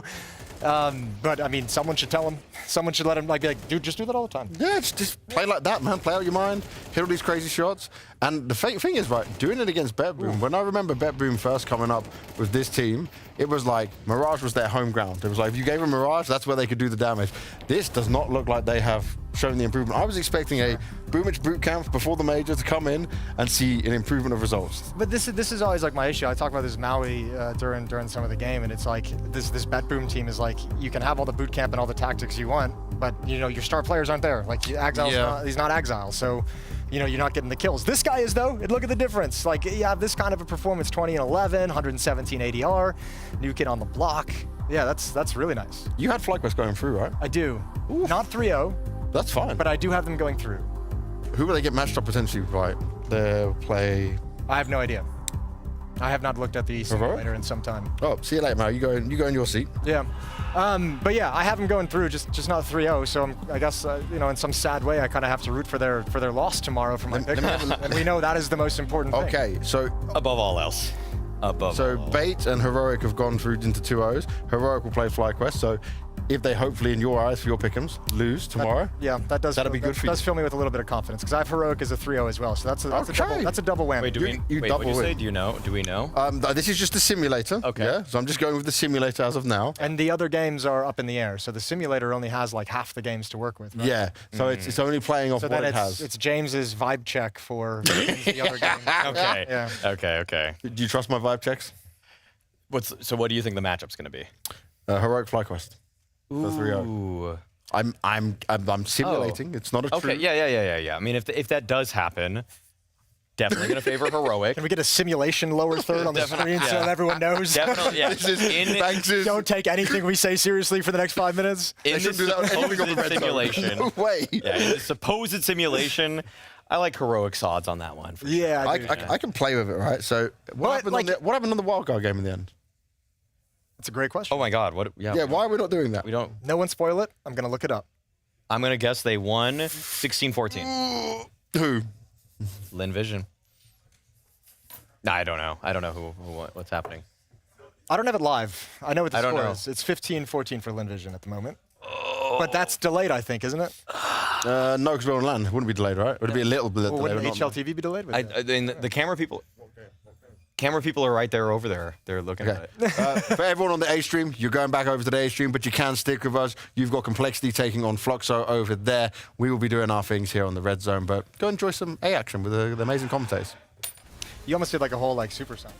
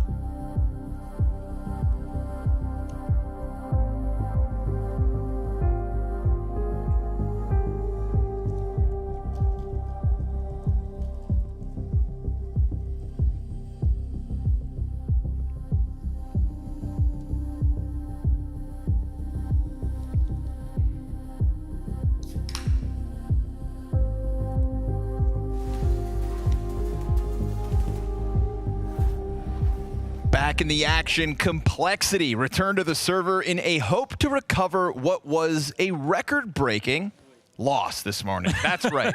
Dominated by one man and one man only. Nemiga will be haunting their dreams for the rest of this event if they can't catch their footing. But there is a chance they recover. Their opposition on the other side, Fluxo, well... I will say, though, it's nice... Because the record was set, you could say, well, you know, it's like when people lose to Spirit and they go, Donk just doing Donk. You know what I mean? Sure. You can always kind of say, okay, well, we lost, but like literal life game in that last match. Yes, of course. If they continue to lose, though, then it's something that's going to bother them. But we can see that with OG. They were leaning pretty heavily on Nemiga to have 100%. that kind of map. I think that's something you also got to think about. Now, in this game, I mean, Complexity, yes, they have a substitution, but they could play way better than what we saw. Junior. Maybe they won't be at full strength, but it's not as if even Junior had one kill or something. He was, for the most of that game, the only one getting a Maltese or whatever. They just, as a team, were not good at all. No, So- they got run over, you know. Yeah. And you could see here odds to their favor. This should be way more in favor of Complexity, but just because of what we saw, the fact that they still have, you know, they're still favorites in this game, betting odds-wise, is pretty impressive and shows you sort of the level that people expect out of Complexity. And I think I'm expecting to see that now. Right. It's, I think, time to maybe tap into what Grim has been giving us as of late. Yes, you lose Halzerk in this one. That's the second highest rated player for Complexity in the last 3 months. 3 months that have looked good for Complexity as well. You could still take over if you are the others. And for the other players on Cole in Sixy and Nyx, time to show us what you were starting to display on the international stage. Grim first with Berettas, JT right behind him. It's a trio of kills for the start of Complexity. Oh, okay. Triple setup on Banana couldn't have been any easier than that. Back in the days, they say we were playing versus plumbers and firemen. You know, the level of competition was so low. These days, Art said, we're playing with babies. Yes, that's right. Art said they are like players in diapers. They need to be guided. They need to be guided. When speaking about his young core. Zevi's like, all right, brother, I was in a major more recently than you. But if you wear diapers, you can practice an extra 2 hours every day. Catch my drift? You're spending that much time on the toilet? Hey, dude. You gotta scroll somewhere. Conversion of the pistol is rifles in the hands of Complexity. SMG sprinkled forward, and a little bit of aggression out of Grim. I think there's a lot to prove for this Fluxo roster. Obviously, Art's wealth of experience. But, you know, sometimes in a formula like this where you get an IGL who gets a chance at a less successful roster, it's like you kind of want to hope there's a second player with him. Yeah, sure. You know, like I look at BetBoom Ents. like a good comparison? Yeah, I think so. Yep. You know, you get the Boom at Jax. I think of Ents, for example. I think, oh, you got Glaive and SDY. You could throw anybody in there, and Glaive and SDY should be able to shape them in one way or another. Well, Art has reshaped Junior's face. That is a dirty Desert Eagle from Boiler. Suddenly, we've got to take this round a little more seriously. It was coming in with nothing other than a couple of Desert Eagles. There's no Kevlar on these players. This is, you know, $1,400 across the board. It looks good. They start to recover it. Sixy's going to let his guard down. Pariah just up in the corner of Library is... Ugh. It's awkward. It's awkward, but Complexity are not actually in the worst spot. Next, will he see that? And does he chase down this bomb? He's assuming he wasn't spotted and wants to just play it carefully. He's right. Yeah. But will he die? Art turns, puts that barrel right where it needs to be. Great recovery from Pariah. Oh my God, a third one. 4, in fact, on the round. Art sets it up with his first Desert Eagle shot. Pariah says, oh, okay. Wow, more like Piranha. Man, he really could sense the blood in the water. Right, that's a pretty incredible round. Each and every one of these moments is a kill from Complexity on the way back, and then thinking, okay, well, now they just have to play carefully for the multi, but it keeps getting denied by the same guy. No Kevlar.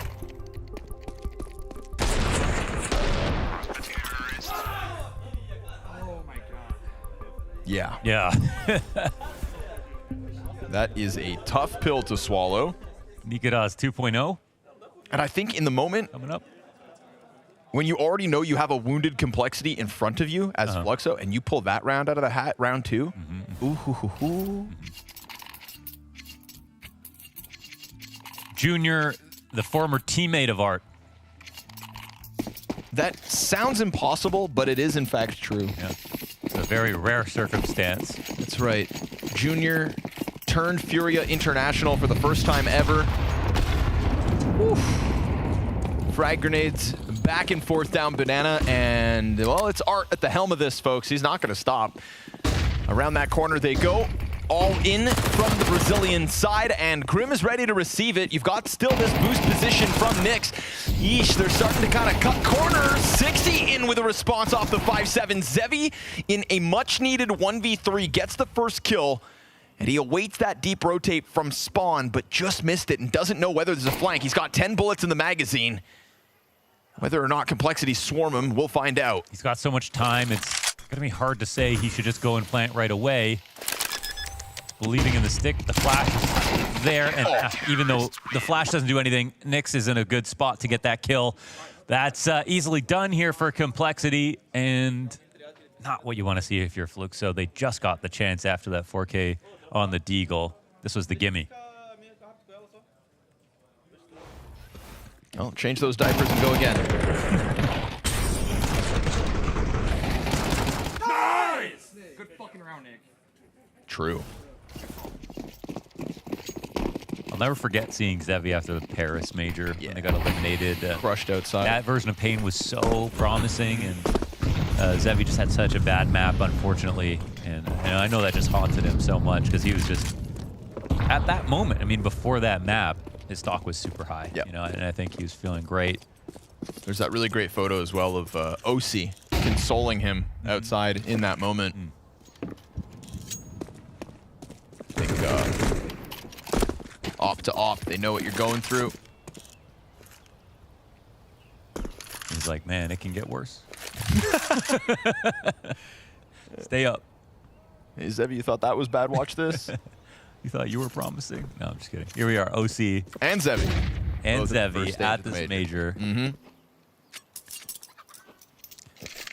I always felt like the right IGL for OC, and boom.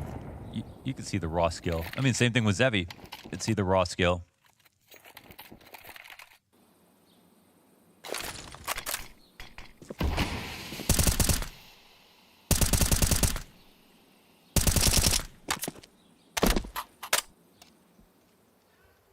Those two AK-47s look good in the hands of Complexity.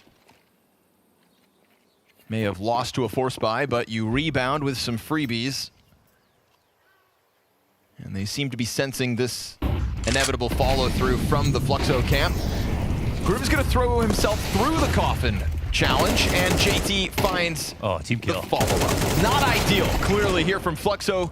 Grim able to capitalize on that distraction in front of Zevi, who was unable to get anything going, and his gun, not a guarantee. We'll see if they hunt him down after time. To lose an op and all your money is a high likelihood now. Pinch from both ends. Oh, Zevi blasted away, and that op is not going to get replaced anytime soon. Might even get picked up. They go ahead and grab it. I think I might have seen him throw it on the ground there, but either way, that's a huge win. There's a moment where Grim pushing through a smoke. It's like not in the Counter-Strike textbook, but it is a brilliant move for the position. They get the site is just so well reinforced. All the rotations can come in. He can see everything, and they have perfect counterplay. These are strong-looking rounds for Complexity. Just one spot on the record with that 4K Deagle.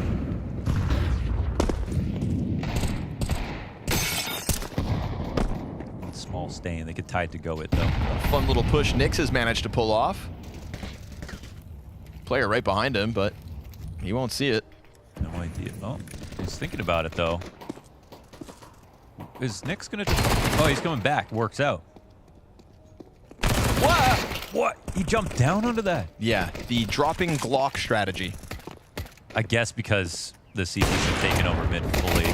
Felt like his time was limited and something had to get going, so he tries to dive into the cover. Not the case. And clean sweep here for Complexity, as they will wipe that one round off the windshield like a bug. Try to remind themselves who's boss. 4-1.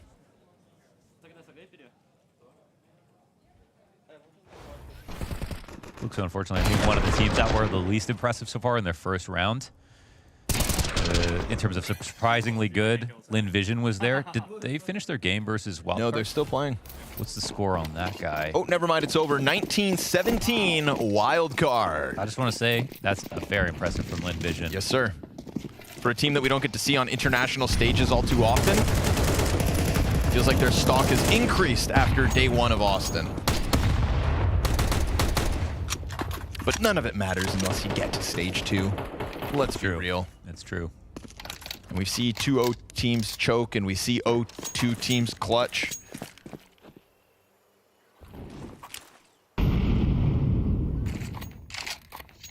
It's the nature of the beast, the major. Nothing is guaranteed. Grim, he will find a pocket to play within on Banana. He's got a teammate with him in JT, who doesn't seem as frazzled by utility as Grim. They change positions. That second volley, though, is going to be the end of JT. So good on Fluxo in terms of util usage to capitalize on him sticking around. Maybe Grim had the better idea. The smoke in place helps out a lot on the map. Like, you keep Junior posted on Arch for a moment. Fluxo don't have other players anywhere else, so they have to decide if they're just going to wait this out or go back. And we don't know if this is... Yeah, it looks like they're going to full commit towards the A site. Nyx is over here alone for the moment. It's actually the good spot to go to. Junior committed rotation onto B. And they're going to walk up into halls, which is kind of interesting. It's going to be an early warning here for Nyx, but also his teammates are so far away. Ooh. He makes a move, though. He's getting closer to that one solo player of Art in middle. Yeah, this is wild. Down to 15 seconds. They're just going to try to jump off balcony. He could very well cut off Art. They cross paths inside smoke. Very tough to keep his eyes on the back of Art, but he finds what felt like the right timing. Art, though, head on a swivel. He knows those games well. Yeah, can't play smoke games with Art, that's for sure. You can't smoke Art. Can't outsmoke Art. But you can huff paint. I don't think even Snoop Dogg could outsmoke Art. And so... Or Willie Nelson. Yo, Willie. My goat.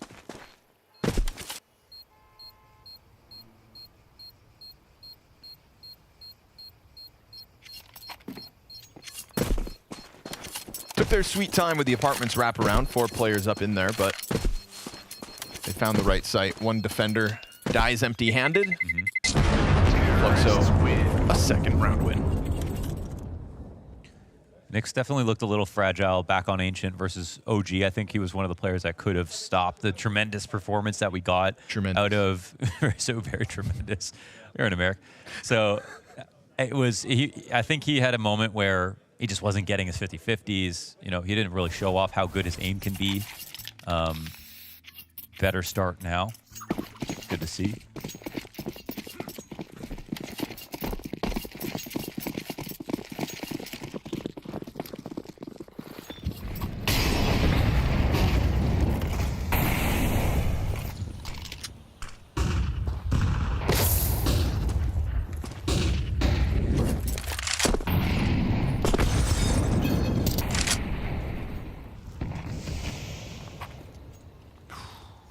Ryan feels like he wants to go. He's going to call reinforcements forward. Missed chance there from Junior. He falls back. Supported, though.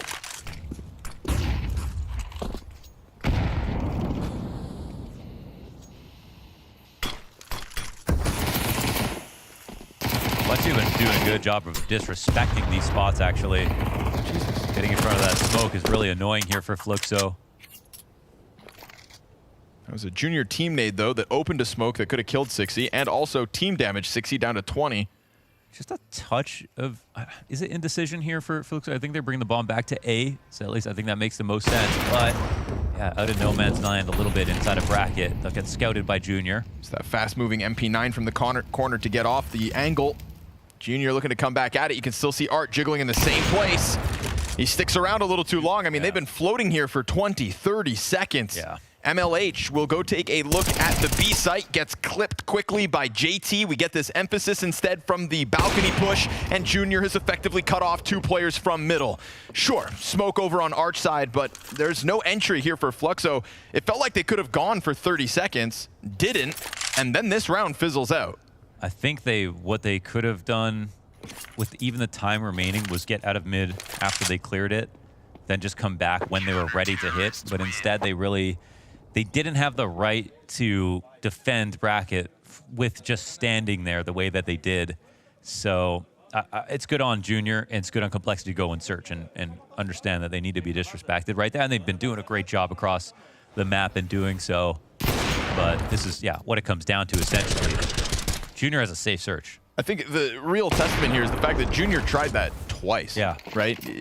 Same thing twice. No lesson learned. No shakeup from Fluxo in the process.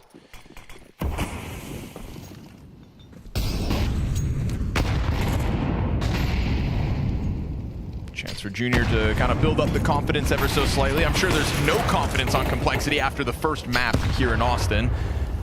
Nikados took all of that, threw it out the window, but they will rebuild. The juggernaut is upon us. It's what this roster does, this organization does. It rebuilds.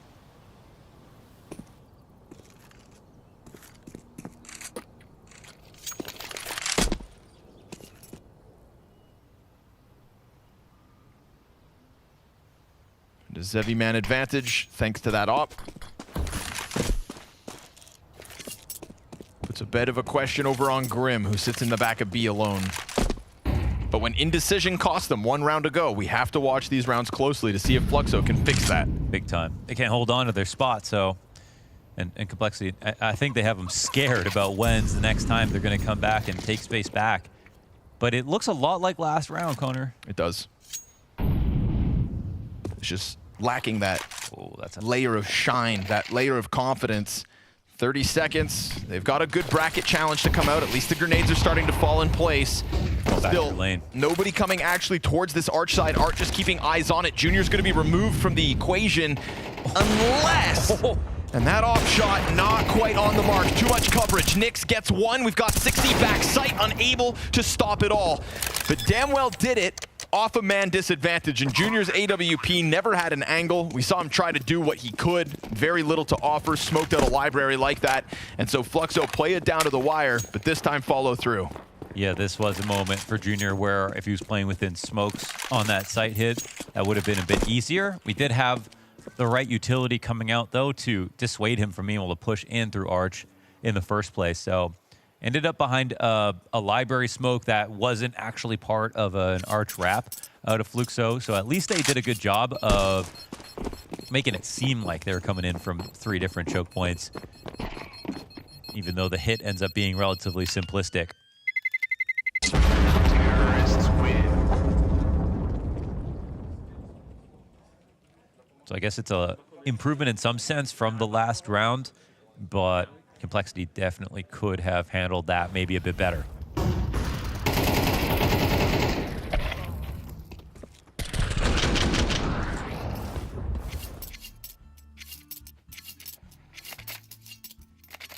Is that James Banks on that wanted poster? Was it? It was James Banks. Yeah, okay, just double checking. Rootin' Tootin' Banks. Never a stranger to a cowboy hat, that guy.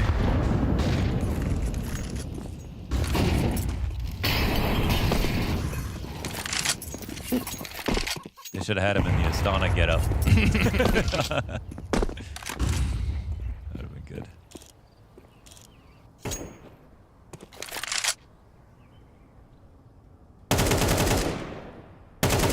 I think the question is, what won't he wear? Your face. Jury's out on that. You never know. There's no face being shown by this round. Complexity very content to just lean back. Maybe not wanting to get plucked off by those sorts of Zevi peaks. It's crazy watching Brazilian CS slow down over the years. It's just not something you ever saw before, especially not with Art. And here's a round where they haven't done much, they haven't taken much space, but also Complexity kind of suspiciously really, really far back.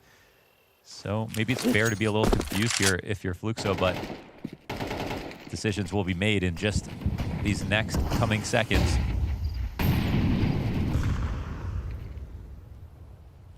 Art on the approach. 6, could have found the better of that timing. Instead, Art gets away to just wiggle into spawn. JT's going to fall back into Art in a moment. Have to go. Art, though, hasn't really kind of made this wide swing happen just yet. They will still pick up kills. Junior in the corner. You've still got Coffin held on to. Bombs inbound. It gets stopped in the process. They're going to pick it up, and they've just barely got time. Oh, they do, yeah. And the plant is there. Feels like less than 1 second, but 1 is all you need. And so Nyx into the clutch. And he was spotted over on Arch. This might be an unlikely spot for him to come in from. Doesn't have a smoke to cover the defuse, though. There is a kit right there on site to be picked up first. Feels like he's got to at least go push into the back of Church to try to clear it. He's worried about back sight, but there's nobody home. Scoops up Kit, tries to cross over, and a passive angle from MLH is going to get this one over the line. This is Fluxo closing that distance. A 1-round gap now as this T-side nearly ties. Yeah, not a great look here for Complexity. It was a very stoppable attack. It was very late into the round. There were enough people there to stop it, especially after they knocked that bomb down one more time, jumping up on Coffins. It felt like that was the final straw. Somehow, Fluxo found a way back into the round. But it's one where the first 45 seconds of the clock are burned, kind of meandering. Also because Complexity didn't do anything active. This is also why rotations were a little slower. But once again, they had the stack site. They had the late time situation. They got the opening kills they needed to.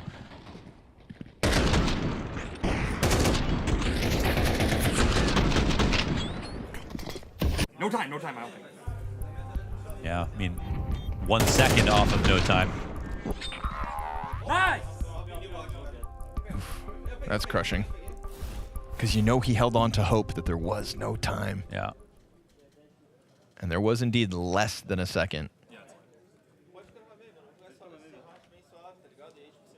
But this is Counter-Strike. We work within that minute.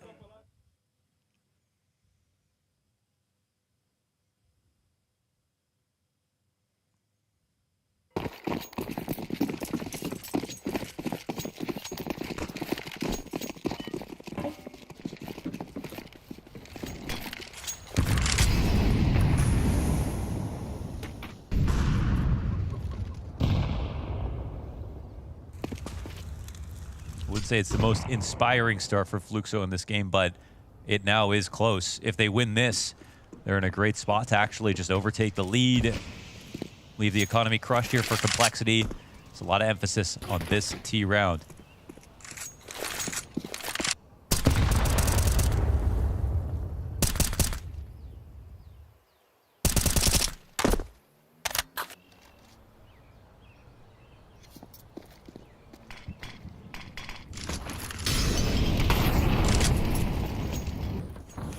See if Complexity, who we've already seen have a couple of lean back rounds, can just apply that little bit of extra pressure.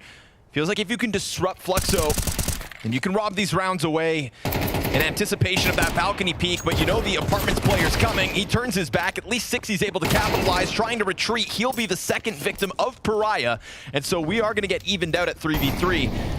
B is not the open road, that's for damn sure. Still a doubled up defense. JT's got other ideas as now he departs, leaving Grim down alone. Grim, given another 10 seconds, is going to turn into a flank, though, because they can't go B. So they've actually got to speed up towards the A site, and the bomb gets spotted. Now Grim's going to come in. No missed chance from Junior. He'll strike down his counterpart. Sits around on short side. Grim strikes at the perfect moment.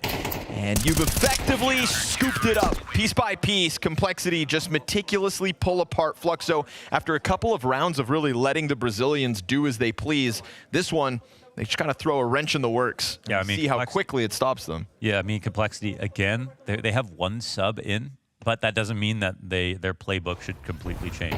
They should be able to be a lot more aggressive on openings, take a lot more back control than they have been. They're a team that can play the tier 1 level that we're used to seeing.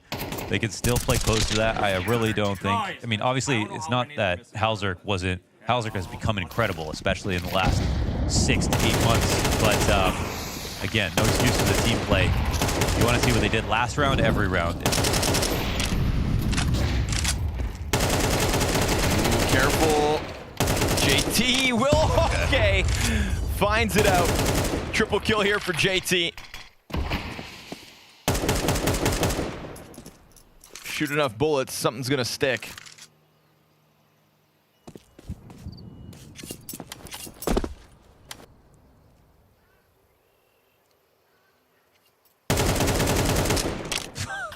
Just shooting them through the clouds. I mean, we haven't seen an ace yet ourselves so far in Austin. Johnny here's on the brink of one. Johnny Ace. That'd be a good pilot name. Or gambler. Yeah, there you go. Nah, the name's Johnny Ace, eh? It's not gambling if you win. I turned him into another person from a different you know what? decade, kind of. You do you, Launders. Johnny Ace is your character after all. Okay. Yeah, you can't just put him in the 60s like that. Johnny Ace was South African, okay? Oh, all right. Smoking's good for you, see? Marlboro Golds, 9 out of 10 doctors recommend.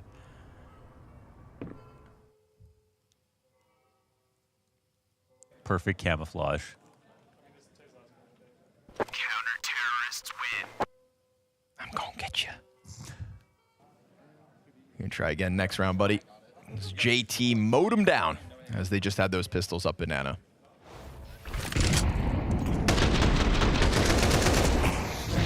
Two and three were clean too. Look at this. Barely saw a thing, man.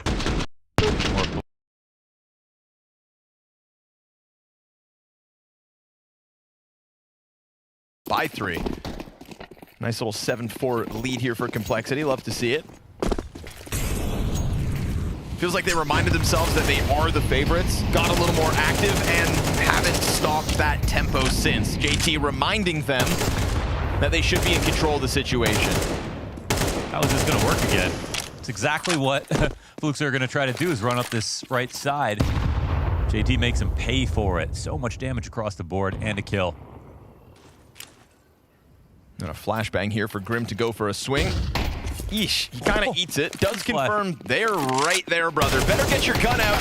He's under pressure as MLH hits the headshot. That is a compromised B site, but no immediate follow through. They're going to drop the smoke first. JT looking like he's going to get flashed in, but the flash is a little too soon. The second one, perfect. JT's shots, not so much. And it leaves a little to be desired.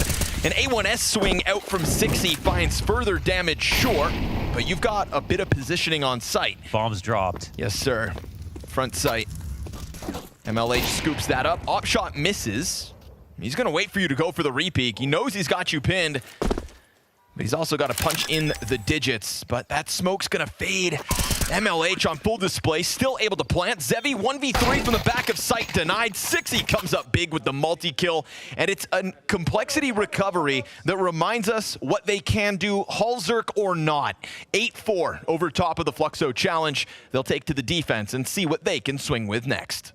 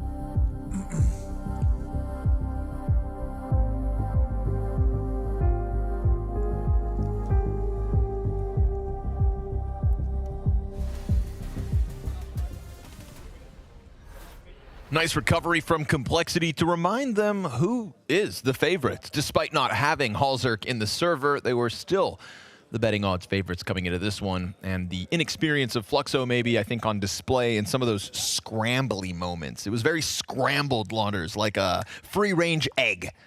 Mm-hmm. That you scramble? Yeah, it's up to you. It was like some damn powdered eggs, Connor. Ugh. Powdered eggs. I think for sure it was a little bit loose, not that fast, and pretty simple. Just like me. JT and Grim trying to deal with this mid control. Love it. Art and Kai just, okay, taking control of the situation. Getting up in the grills of their enemies. Bomb drop down beneath it. Pariah's going to execute, and it's only 1 kill out of Cole. So, Fluxo, that's what you like to see. Taking control. He really sent the babies down mid. Hard on that call. The day. He just rolled those babies down mid like bowling balls. Threw them out with the bathwater. It's a flood forward into Complexity. Had a pistol.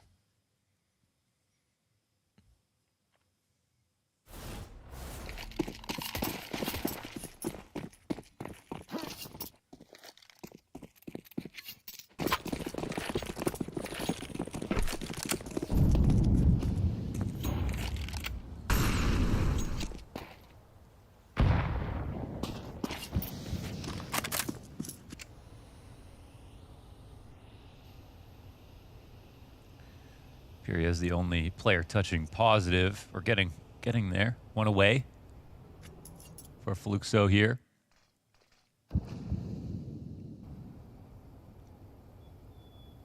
Had the best round of the map so far. Coincidence, and then coincidence. Okay, that flash play is perfect. Zevi couldn't have landed in a better spot. Excellence. And a little... Okay, well, there's team kills mixed in, so not a flawless one, but still one they'll be happy with. Glocks go down. Coincidentally, that was also the worst round from Complexity. But this, hey, you take what you can get. A little team kill sprinkled in. It's a little bit of money burned, but it is still that gap closing. 2 rounds the difference. We call this one sitting ducks. Well, that's not. That barely That's counted. one He bullet. fell over like a piece of paper. It was such low HP. Forgiven. But we keep going. First gun's out of Cole.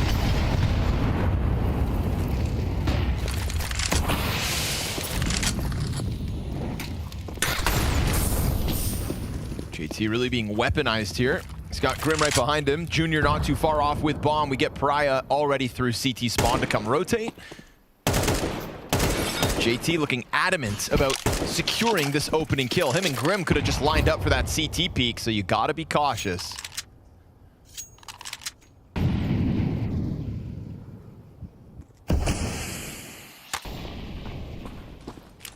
Art decides to call that he will be left alone on B.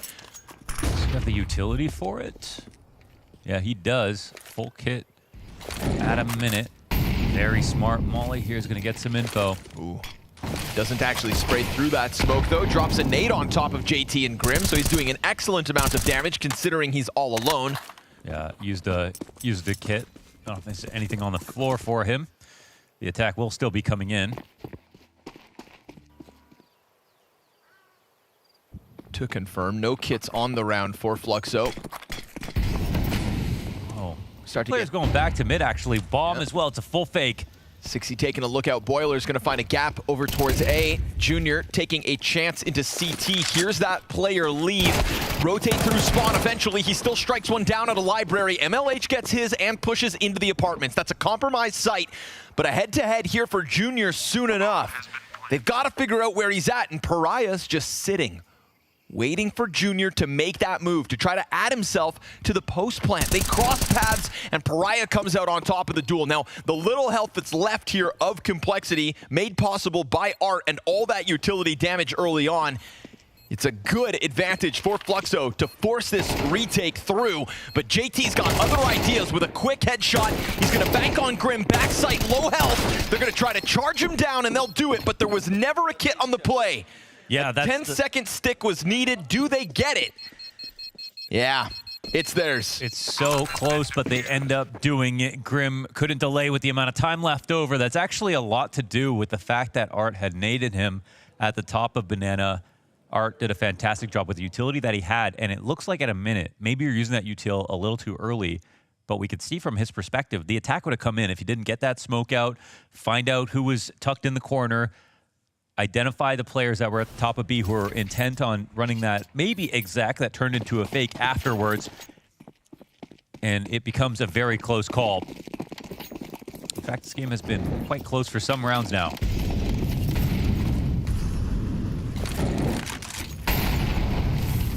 Keeping this one simple with a charge through the fire. It is a fast flood up short side. MLH flash in the process. We get 2 jumping headshots from Tech9s. Not one, but both. Literally. At 1 wing each. Take what you can get. It's an opening yet again, and an AK picked up towards balcony for JT to try to push this one over the line. Can they hold on to the lead? Well, a single walkout from Pariah cues up this hold. JT into the clutch. We know he can do this.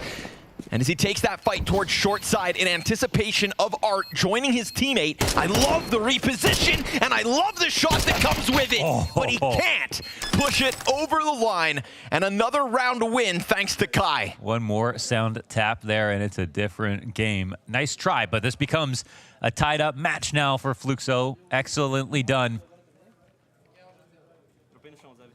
Scary to see on the kill feed if you're over at B that there's 2 jumping Tech9 kills on the other side of the map. You think, all right, well, now it's over, but my God.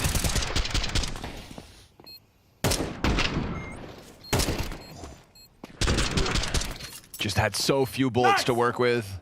Up there.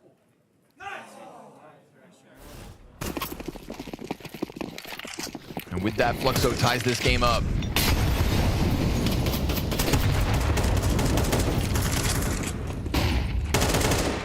It's an inability to break into the T side so far. 4 rounds straight for the defense.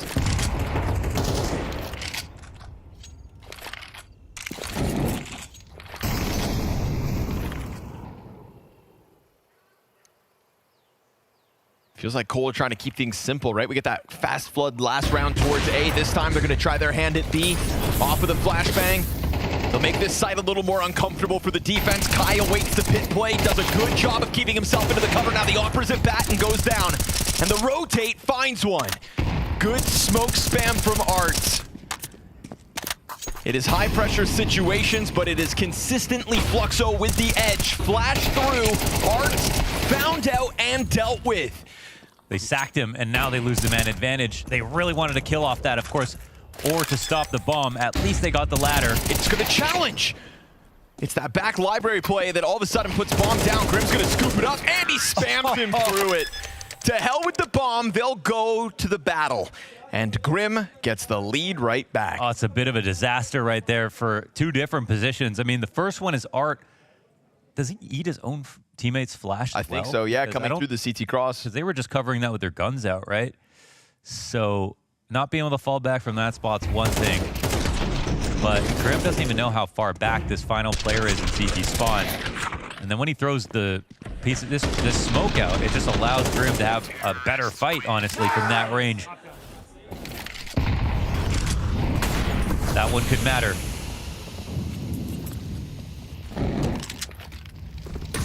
Puts Fluxo in a tough spot. They're going to try their hand at Banana. Awkward bounce on that nade. JT tries to fight ahead of it while he could, and the frag's going to chip Art down to 50. There's the finish.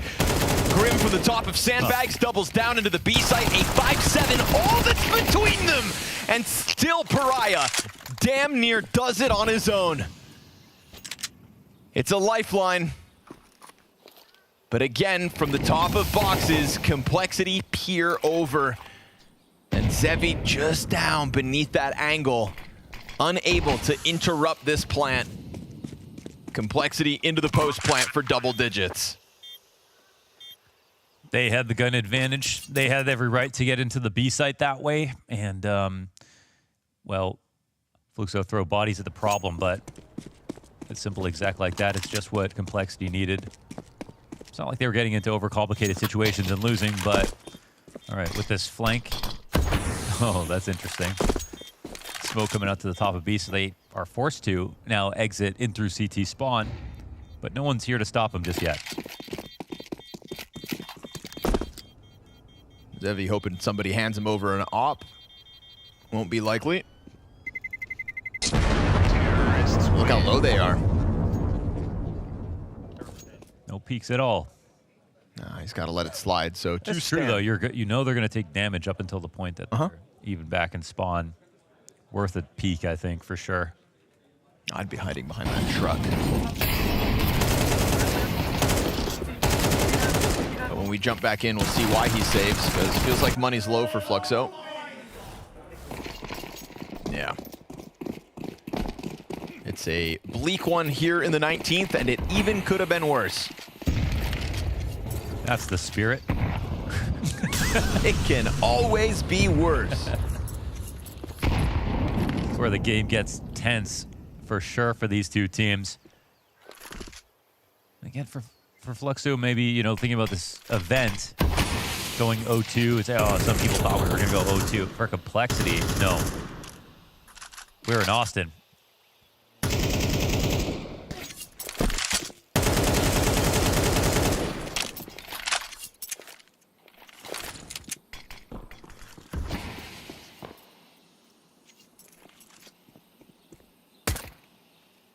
I think it was commonly accepted in the community that Complexity were probably going to have a bit of a struggle without Halzerk.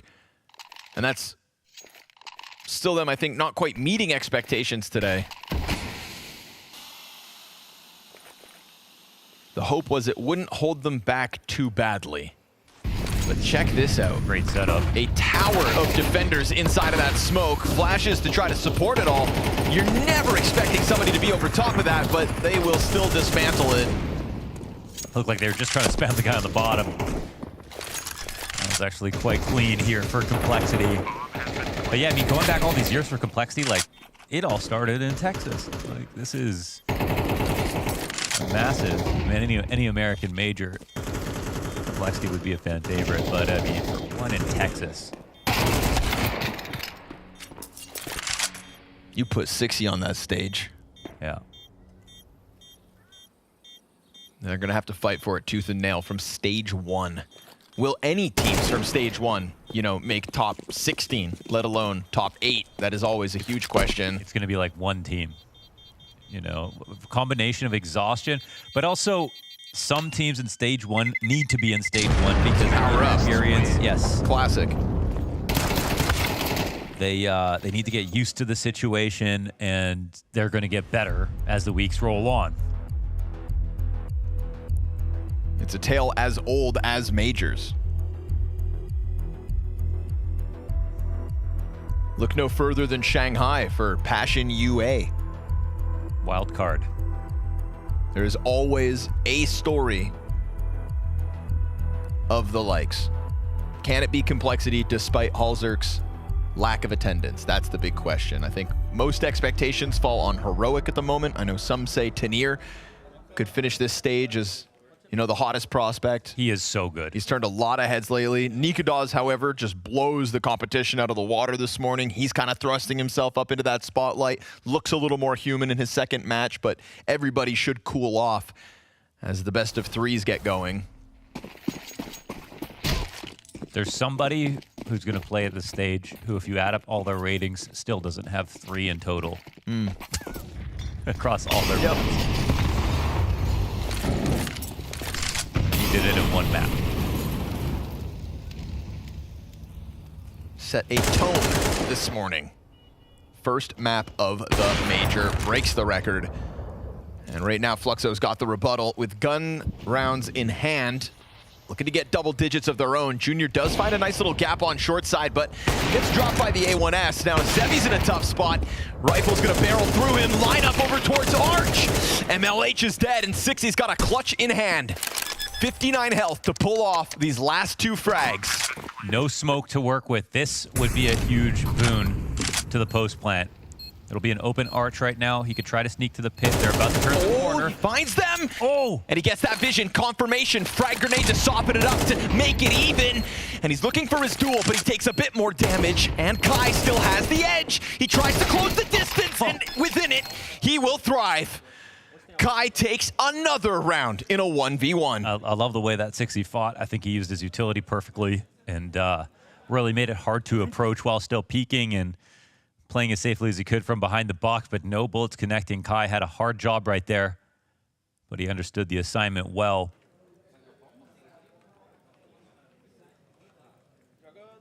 He's got to be very careful in those ones. That was a 5 versus 3 for Fluxo. Comes down to the 1v1. I think Zevi knew what kind of risk he was taking by sticking around up in halls and had a couple more chances to hit his shots, but couldn't do it. You almost did, 64 health there for Kai to keep Complexity off that coveted 12th round win. This boost, though, is going to find exactly what it wants, that early contact on Banana. Kai kills JT in the front with the nade, simultaneous kill on 60. Amazing. That's extremely well done from Kai again.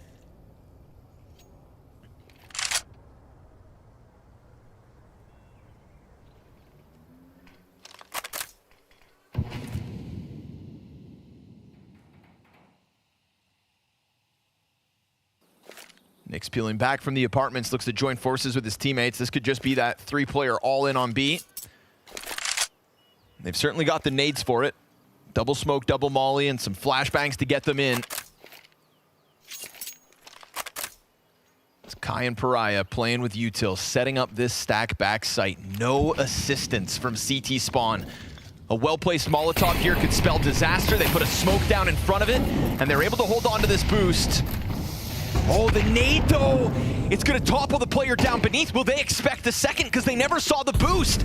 They're going to try to clear it. Pariah plays the smoke. He comes back behind them. Oh, but he's still in the middle of it all. But Junior gets just what he needs. That little sliver to take him down. Yeah, he navigated some treacherous waters right there. That was very clever, but could have maybe been a bit better. Maybe needed to be a bit better. Off angle from Nyx, not hiding in the corner, but rather taking the fight. His teammate gets smoked off. Does that bring Junior back in? He has lost half health. Missed shots from Nyx in the backdrop, and now Junior's gonna have to hope that he gets lucky on the lineup. He should know this. He fires through, kills the first, but not the diffuser, and then he gets the next. Wow. Clutches finally go Complexity's way. You know, it's actually an underrated skill that he's got, and he had that lineup in a previous round through the smoke. That was perfect. Remember, even when he was in library shooting at lane, he had that lineup before, after the door got smoked, he came back and lined it up perfectly. There are going to be lots of positions where those skills are necessary, really important that you can pull it off. You can see the confidence as he sprayed into 2. That was 5.3 seconds on the defuse, though. If that player had a kit, he loses. Big if. 3 match points here for Complexity to close out.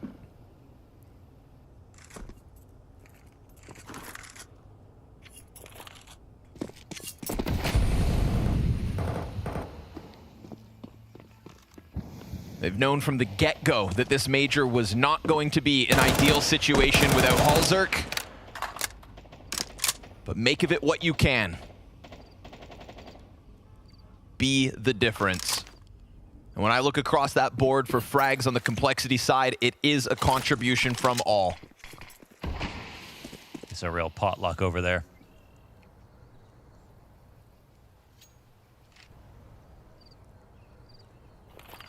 Stacking up on brackets. Apartments control here for Complexity as well. They're going to try to slam their heads against this A site where there are lackluster guns to hold them back. This MP9 of MLH up close could pounce on 60. Ooh, he gets hit in the head through the door frame. Still able to try to hold this back. Smoke grenade on short side. JT's taking up Arch. We hit 25 seconds and there's no reason to rush. They can pause for an extra second. And then they're going to follow through. Inside bomb site, nothing holds but the 5-7. A second one from Zevi's nice, but it is a much-needed retake now queued up. An additional 10 seconds to get that bomb down, and JT ready to lock in the arch hold. Oh, he's looking around for the fight, lost it. Now there's a chance. Kai has been critical in these retakes, in these clutch rounds. It's him and Art to try to join forces with the two newest additions of Complexity. The promise they've shown on full display here with a comfortable crossfire, and they'll get this over the line. Not ideal, but a little perseverance and a much better showing than what they gave us versus OG. Nikados will still haunt them for the rest of the day, but at least that 0-2 score is not to be found on the Complexity side of things. It's, yeah, at least some pressure off. It's a win where they didn't find one. It's not getting stomped outright. It's beating a team they're supposed to beat even if they have a sub. They're still coming into this game as the odds favorite. For Fluxo, obviously, it's just pretty devastating to kick off 0-2.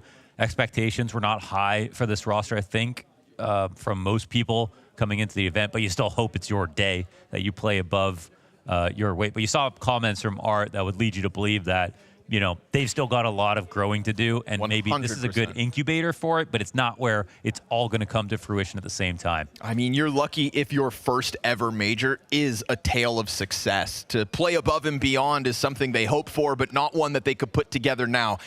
I think you said it best. Complexity with a bit of pressure off their backs tonight. And that's why I've got to start with this, Grim, is talking about some pressure, maybe some sweatiness even within this game, because you get up against Fluxo, but there was times where it was made to feel very uncomfortable despite how far you were leading in the first half. Yeah, I'd say we definitely got to, you know, calm down sometimes. Like, there was a round that we killed someone triple, and we knew there was probably one more, but, like, we're rushing the plan, and I ended up getting flanked. But, yeah, I mean, it comes down to it, you know, it's our first majors together with the rookies and Junior coming back. Yeah. Obviously, it's a second major, so he's not too experienced either. So, you know, it's up to Johnny and I and Dren. Like, we're trying to, like, you know, calm everyone down sometimes and just make sure that, like, we're all staying composed, because these rounds can get out of hand really quick, especially against, I mean, any team in stage 1 or, like, any stage is honestly really good right now. So, you know, if you're not on your A game, then you're going to win or lose some rounds that you shouldn't. Yeah. Talking about the experience, right? Obviously, you are an experienced player when it comes to these situations. Are you having to help out more within the team, you know, having to be a bit more vocal, go through some things?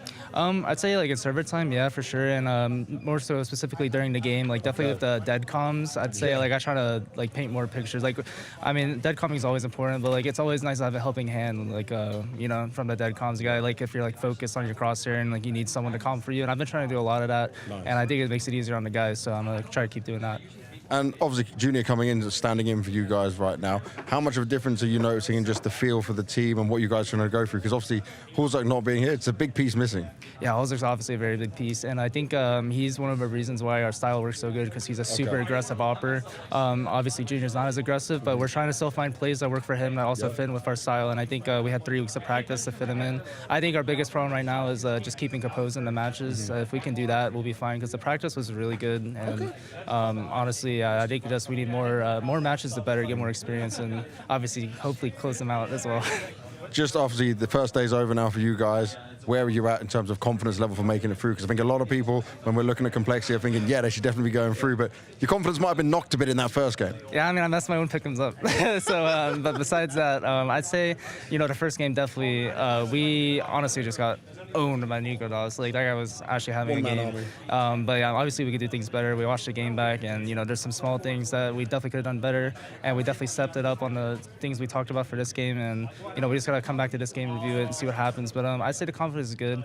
I personally had a really bad game too on H. I think I was like 1-10 or 3-10 or something at the half. So I definitely am glad I had like a bounce back game here. It's all about the bounce back. Anything you want to say to all the North American fans out there to also give them some encouragement to keep rooting for you?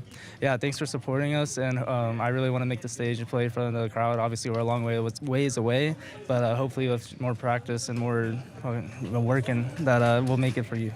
I believe in you, Grim. Nice one, man. Thank you very much. I do love Grim. I will say he's got to work on some of the confidence in the delivery of that final line. That's okay. That's okay. He'll get there. No, but it's funny to think about I mean, for me at least, because I coached him in Liquid when he got his first taste of Tier 1 Counter-Strike, it is funny to think that he's now like the experienced guy. And he's like, yeah, it's me and JT who've got to train these guys up and get him up to shape and help teach him some of the mistakes and teach him some of the ropes. And it's like, it's crazy. It's kind of insane to me that he's the one in that position, because for me, I don't know, it still feels like a rookie for whatever reason. I love Grim though. Yeah, he's great. Absolutely love Grim. Oh man, there's a lot to unpack with what he's having to go through right now, what they're having to go through.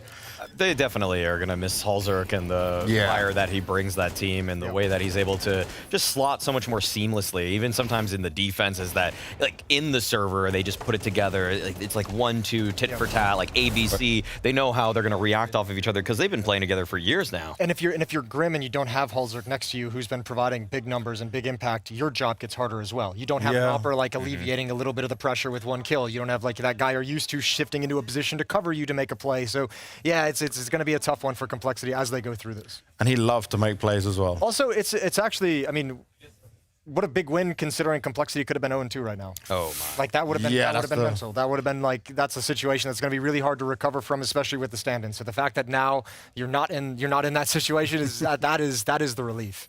The expectation, even with Junior coming in for Halzerk too, I think people maybe are overlooking the fact that this is kind of Junior's best audition he's going to get for a long time. Yep. Yeah. Keeping himself alive in this tournament is huge. If they just went out 0-2 today, 0-3, they're just going to point the finger at Junior, and he's really built a lot of good faith among people that are watching Tier 2 North American Counter-Strike, because he's just been smurfing on people there. So he has to keep himself alive for him to even get another chance in Tier 1, in my opinion. All right, we're taking a quick time out here on the red zone. We're keeping things moving, though.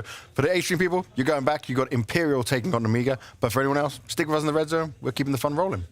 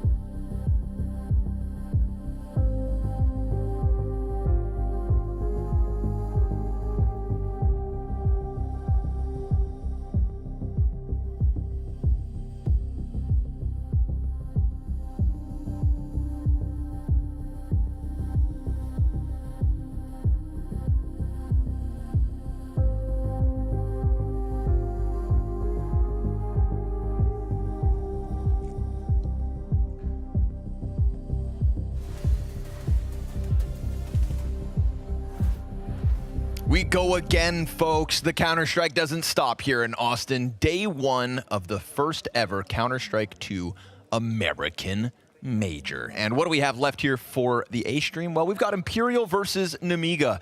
2 0-1 teams. Didn't start the day all too well. Tough to differentiate, I think, some of the slower starters, and that's why the odds here quite close for this one. But me personally, Mo, I've come to respect Imperial at majors. I think it has to be remembered that back at the CS2 Copenhagen major with PGL, it was the Brazilian teams that knocked out a bunch of European teams in the early stage that secured all these additional spots for the Americas and Asian region, right? They got the job done, they earned these new places, and Imperial were a driving force within that pack. Vinny seems comfortable in his role, and if on an individual level the players can piece it together, we saw what Bait went on to do on Inferno. I don't think that loss earlier today is too bad of a thing for Imperial. Yeah, I think Try, unfortunately, wasn't as good as he could have been. I think that the calls were good, but not great. But Nemiga also didn't impress too much, so I could see them winning for sure. And I can mirror the sentiment of respecting their performances at majors. I think some people believe that Nemiga, despite not having a lot of the same experience this year, could be a surprise in the stage.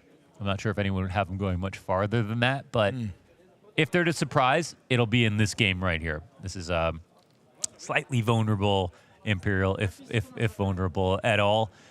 And I think they're the ones who would feel it'd be much more tragic to go 0-2, so I'd say a touch more pressure for Imperial as well. We had this conversation earlier when we talked about the fact that Bait were allowed to play Inferno twice. Spoilers, we're about to jump into Train. And that's where we got the first outing from the Nemiga squad. It was up against BetBoom. And on that Train game, 5 CT rounds and then only 2 T rounds before things fizzled out and they had to eat that loss. So will those early reps at the start of the day show value in terms of practice? We're about to find out. Teams readying up as we're going to jump into the pistol. Imperial trying to find some success for the Brazilian camps today. It has been a bit difficult of an opening, we'll call it, here at stage 1 of Austin. Train is an absolutely bananas map to play in, with your major on the line. But I actually love that. And I love that it's a possible map between these two teams. Very rare that you get that perfect confluence of events to allow Train into a match like this. So let's run it. You know that Vinny likes new things. He likes trying new guns. He likes trying new maps. Vinny just kind of lives out of the box, man. Yeah. You can't put this man in a container. Nope.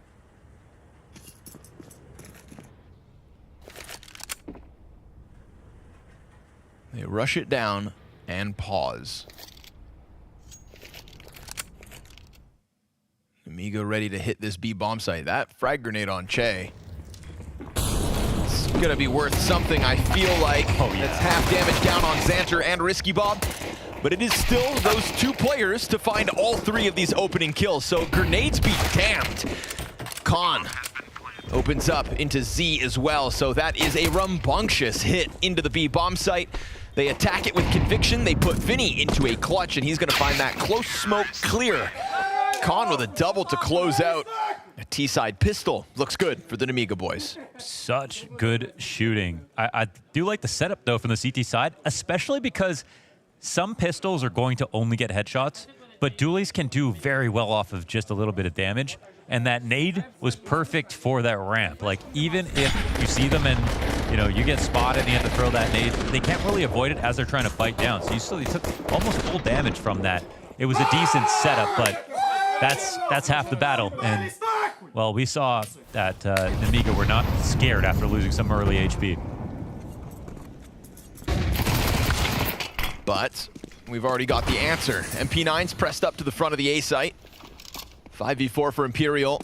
And a tight choke point here towards Pop Dog. It's a one and done. Defetti comes through with the Deagle headshot. And now man advantage still held onto by the defense. Bomb has been found out as it was dropped outside of Pop, so eyes on it from E-Box. With Vinny getting dropped, we go back even keel. Good on Shui to just hold for the aggression.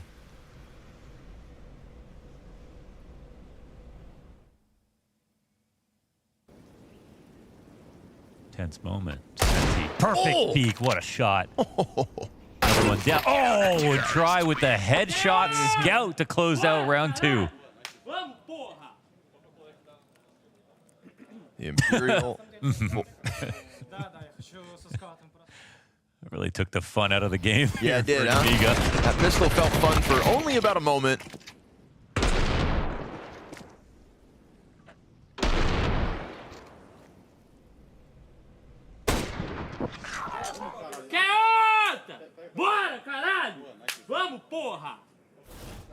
It's bad I knew what every single one of those words meant. Imagine how they felt if you're on the receiving end of them.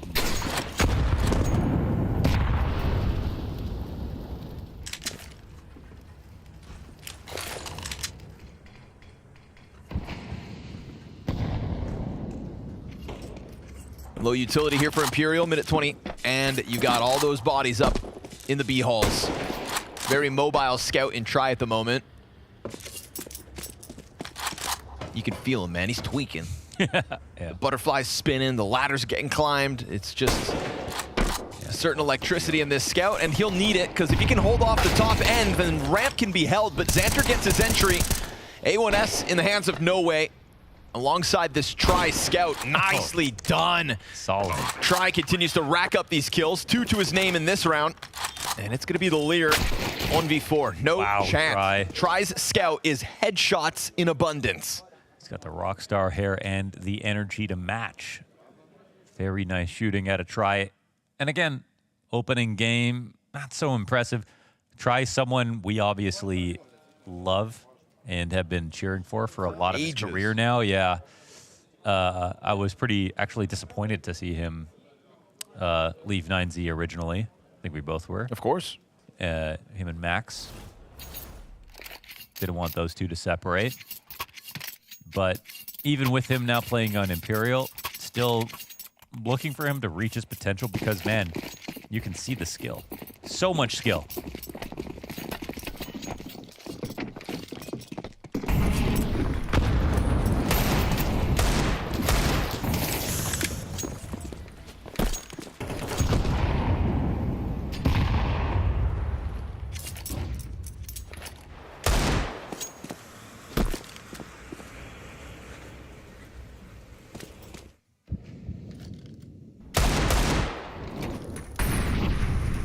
Trying to connect, but unable.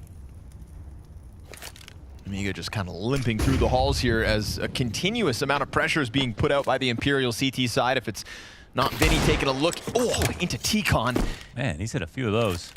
It's just straight up Decenti in their grills. If you double back to the A site, this AK is going to catch you off guard.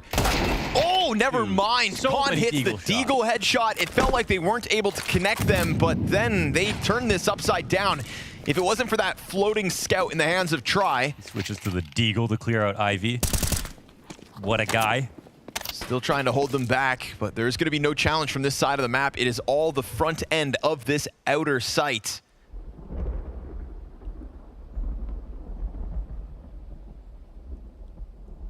They hold for a moment. Nemiga deciding not to just jump on it, wait out that smoke, make sure everybody's coming in with clear sight lines on the entry. No Way back sight, fire destined for him. His position now gets minimized. Can't afford to burn out. They close that gap. They are charging him down, and eventually they'll get there. Try allows for the sight to fall. Hit that through the wall as well. Then he comes out from Z. That's both positions known. He nades off the bomb planter. Yeah. That nade stops bomb from getting onto site, and then time expires. Oh, man. Unwinnable in that last attempt to pick up bomb. He just ends up dying alongside him. Yeah, time was not on their side after that. Really good job here with the utility, the wall bangs. And it was the molly in the back of the bomb where they thought, all right, we're going to flush this guy out of position. We'll get this kill. We'll go into our post plant. But off the side of the molly, he doesn't freak out. There's no wide swing. He never actually takes a couple of points of damage standing in the molly. And those precious seconds are what make the difference here. Nice stabilizer for Imperial.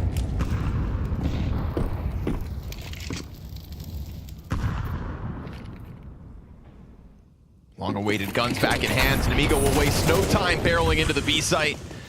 To hell with Outer. To hell with Try on those back lines. They slam into B, and it is all too easy. Nemiga, given this second round, as it looks like Imperial will call the save instantly. One frag on a B site, and it's a round win with it. I do like that Nemiga are just not playing the way that like Vitality play train. They're going inner every round, which is awesome. Just something a little unexplored, probably a little uncomfortable for Imperial as well. And the entries are coming, but so are the retakes, so they just got to be careful. But this round, of course, there's not any chance for that.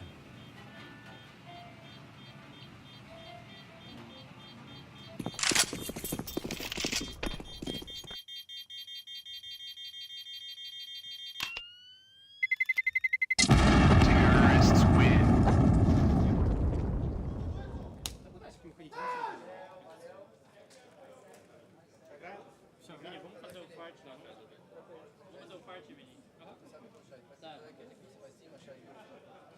You know, we talk about experience and nerves and composure when it comes to majors because it's still supposed to be in the back of your mind. This event matters more than all the others.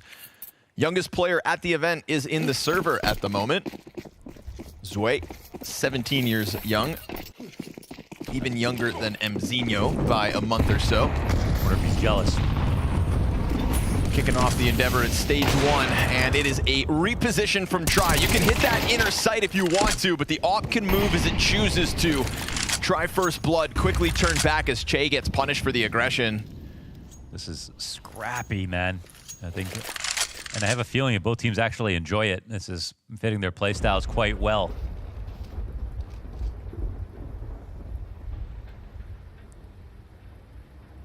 Going to be a game that comes down to the money for the CT side. Trying to smoke off ramp so that Try can just close down on one half of this, but they'll charge down through it. It's a clean entry from the young gun. A little bit back from the defense, but a bomb plant regardless. So do Imperial take a chance at this one? And he's going to come through that smoke by the looks of it. Feels like the retake's on if Z gets into the action. But Vinny doesn't know if there's somebody on top of him, so No Way's looking for a point of contact. And now that he's lost his teammate, things feel a little desperate. Double kill from Zue. It's an interesting problem because B is very retakeable right now. So to try 2v3 can make sense 100%. It always was the case on Train. But because Nemiga are going B so many times, it's almost a different threat because who are they even practicing that's going B this much, you know? So I feel like it's just such a unique game plan. It's a little confusing here for Imperial. And because this B site's getting tested so much, you know, their anchor is slowly getting outdone a little bit more often here, a little bit more quickly. I wonder if this is making Imperial have any regrets.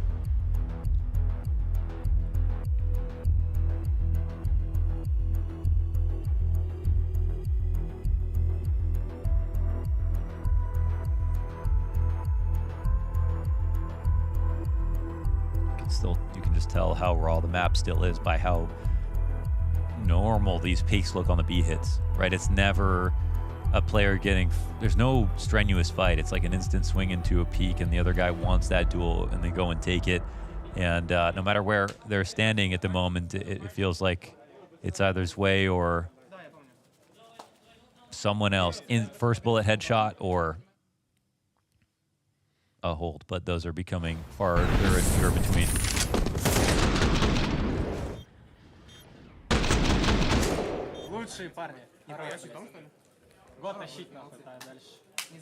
Aimers. Aimers, man. You don't have experience, but you definitely have the aim. And not to be forgotten, that was a round where Try goes for the opening duel up ramp and gets it. 5v4 for Imperial off a mobile op that's more often been found on this part of the map. Over towards Ivy. Different spot again for Try at the start, so this sniper meant to be the solution. That's one that should have been a shot. Ouch. Oh. Shui softens him up, nades him out of the round, and 5v4 Nemiga.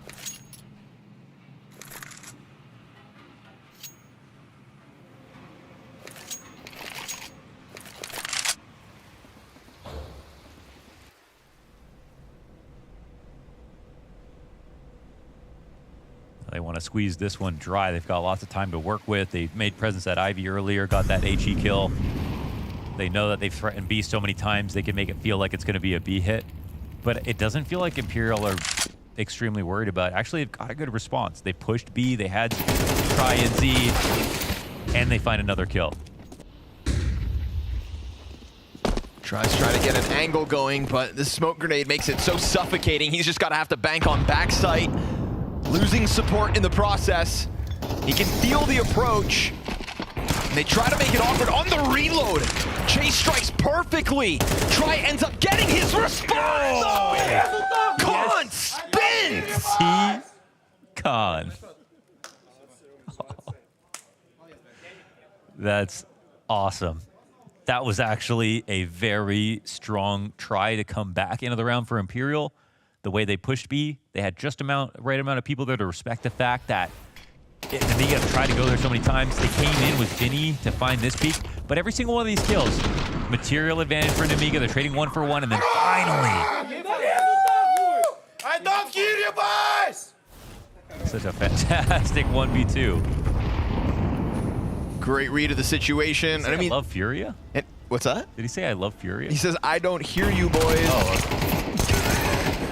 I thought he said I love Furia, boys. Let me join Furia.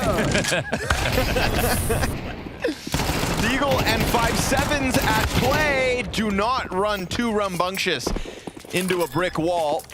Imperial with less come out into the 2v2. This round was wild. We got deaths all over the map.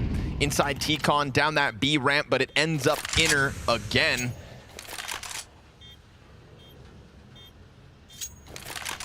Bomb's in a little bit of an awkward spot. They're going to have to swing out a little wide to get it. But they managed to get out the ramp. Nice headshot from Con.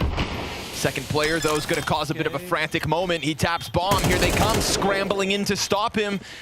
Decenti's able to get back on it. It's a 10-second defuse, and now he doesn't have the time. So this one's going to fizzle out. It's going to be a Nemiga 5th on this T side. Boding well for the attack. Overwhelming that B bomb site despite the best efforts of the pistols pushed up on ramp. It was clearly Imperial trying to do what they could with the limited guns that they had. But this Nemiga attack, in a very different form than what we're used to on Train, it's great to see, is finding its success. There's no way that you could tell us that the B side isn't viable to attack or anything like that. It's just unexplored. People are just having a great time with the A attacks outside. Doesn't mean that B isn't an opportunity, and Nemiga they're in that sort of tier of teams that a lot of the top teams are going to try to follow after and be like, okay, this is something new, unexplored. You're testing this out and figuring out where the gaps are here. This could be a good idea. And I think, unfortunately for Imperial, on the other end of this, they're just experiencing it live. I don't know if they were prepared for a map that feels like it's been 80% B hits.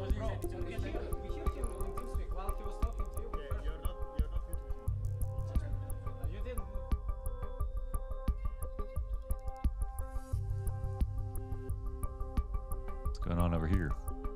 TeamSpeak issues of some sort.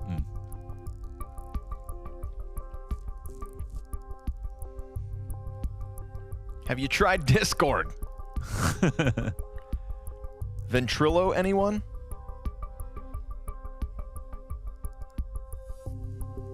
Steam call. A what? A Steam call. A Steam call. Can you conference call on Steam? If you call me on Steam, I'm calling the police. If you're on the other team, I'll call you on Steam. That's illegal. If you're in a clutch.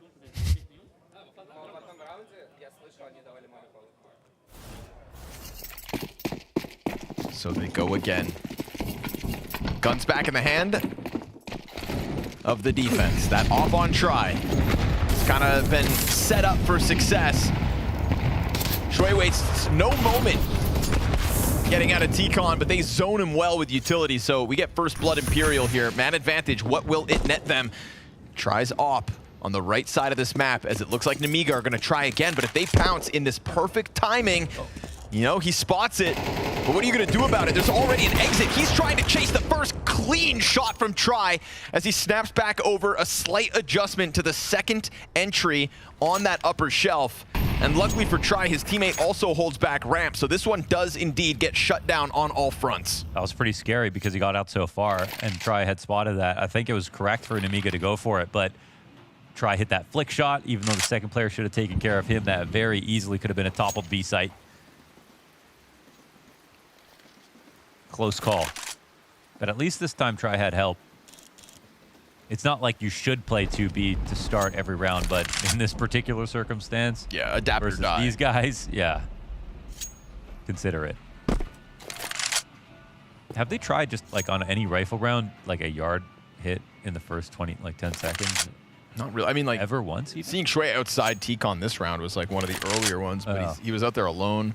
We had pistols fly out from Pop Dog deep in the round when Try's able to hang on, but no. It's just different, man. This ain't your daddy's train. Yeah.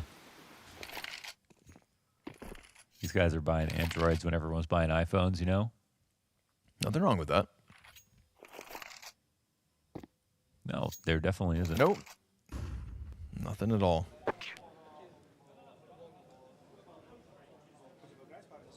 That's not a nose strip Try. I think that's a Band-Aid.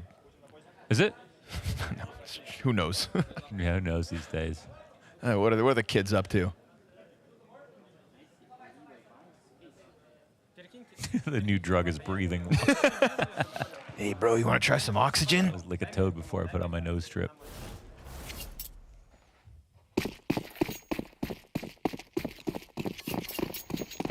All right, finally stuffed over towards that B-bomb site. It got stuffed, but it didn't look like it was going to be honest. Con creates his own opportunity. And that's what I was expecting when we got a Train remake. I was waiting for those T-Con op duels to Ivy. You know, I thought there'd be smokes down those deep lanes, and we were constantly going to get moments like that. You actually don't get those all too often, and Con's going to throw one out at the start of this for man advantage in round 10. It's actually so real. And I think the reason we don't is because so many teams just been squeezing out of it, you know, like a clown car trying to get out in a yard in the first 10 seconds. So you don't have moments like that that are just pick plays, just normal, chill defaults.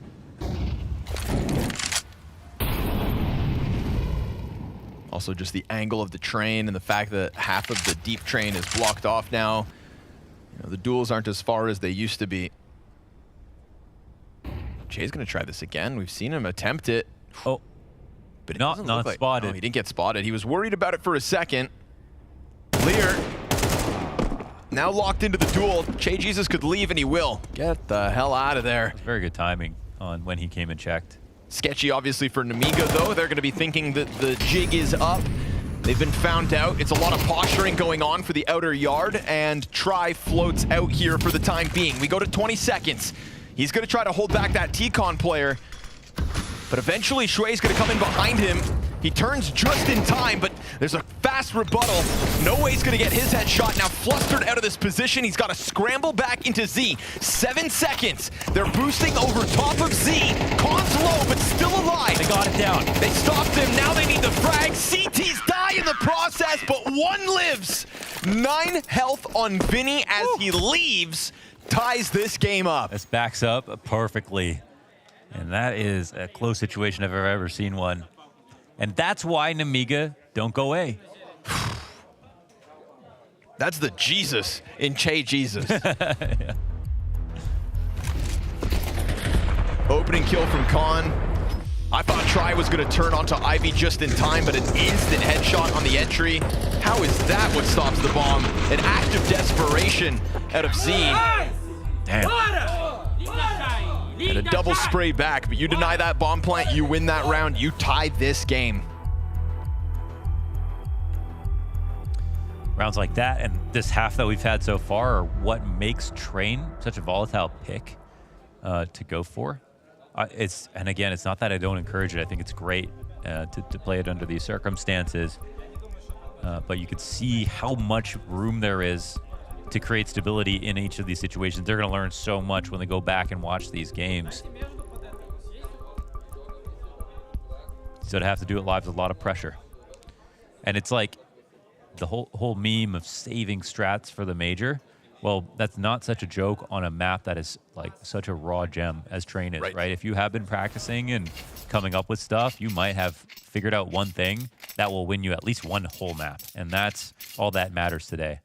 It's also all the more true when now we end our seasons on majors, because you gotta save it all 6 months. Pull it out in June.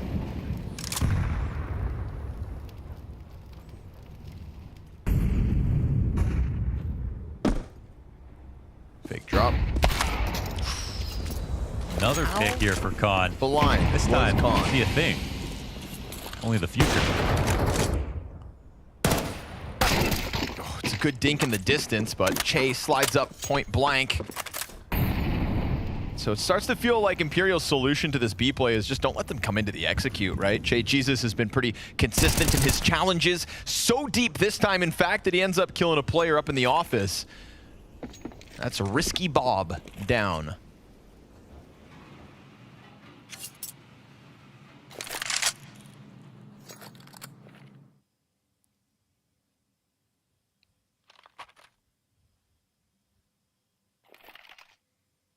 Vinny wants a piece of the action as well. Not looking to let them have all this real estate, not looking to let them hit that execute, but they take it by force instead. What was supposed to be the crossfire from 2 players could still set up Descenti well enough. Distraction being offered over by Tri. He's hoping both these Ts will not be watching, but they've actually given themselves a smoke to play with it, so he'll strike down the one that's not covered. Shui's gonna come up. Okay, it is all aim. It is headshots. This kid has some major moments. He's doing it here in stage 1. He leaves everybody scratching their heads on the other side. That's super sharp shooting. Full blind con kill. A great pinch by the looks of it from Imperial. Felt like they had control of the situation, especially after that one. You go from 4v5 to 4v3, and this, of all things. Nemiga take that lead back, and then they're gonna just crank that dial. Finally, final round of the half, and we get that all-out A action in the first few seconds of the round. Che, very fast though on the flanks, gonna catch them off guard. That's Lear down, and now they're gonna feel a little corralled out here in the open. If that Ivy smoke goes down, they're doomed, but instead it's a post plant setup. You've already got the post around the side, and Shui's got himself kills. Again on the edge of this smoke, but No Way gets it up instead. Low health for Risky Bob, full health for Xanter. They're not worried about this. Back turned to him as the Opper serves up the distraction. I mean, Bob's got it. Back turn to him, tries done for, and No Way is pinched between the 2 last. He'll still get them. A little frantic on the stoppage, just jumping around here with the SMG. And he's gonna try to chase him down. Time's gonna decide this final round of the half. Quick execution to close it. It is a 7-5 lead after the T side for Nemiga.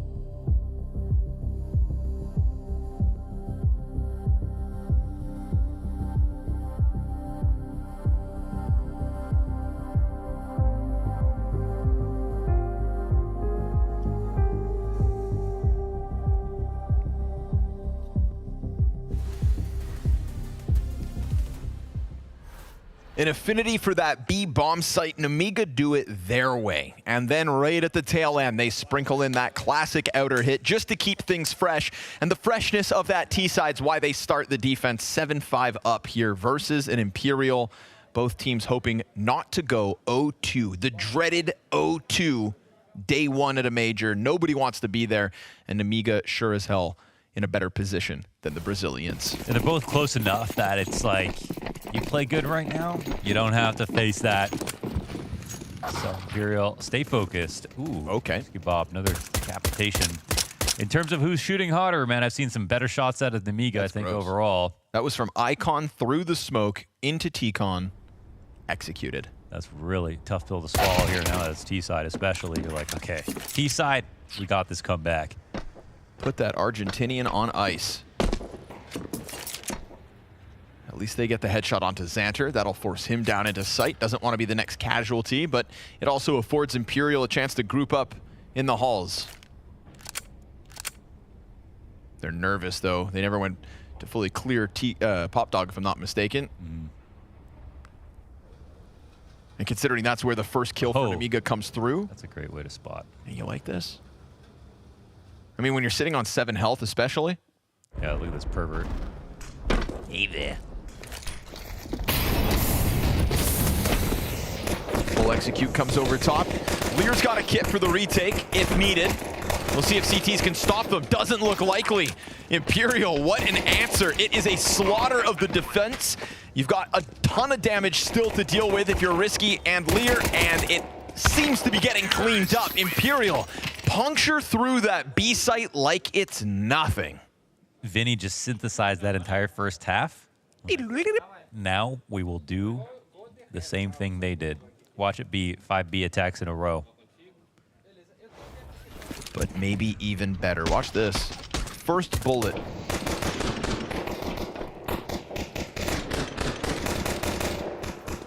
So the patience at first made him look a little bit nervous. Like, okay, we didn't clear Pop. We don't know if we should go back outside. Maybe inner's a little bit too obvious, and there were 2 there, but they had a plan and really good follow through.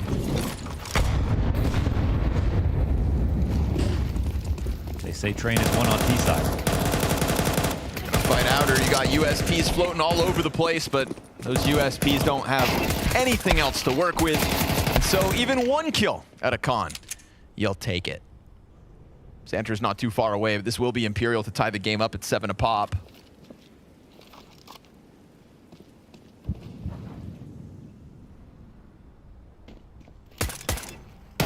Wow. Second, not a bad silver lining.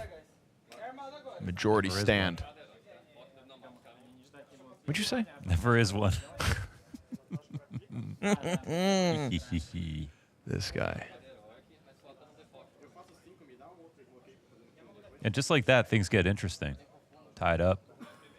It's Nemiga, who I think definitely a formidable T side and showed a lot of cool stuff. But it's not as if they came through with the 10 rounds and totally ran over Imperial.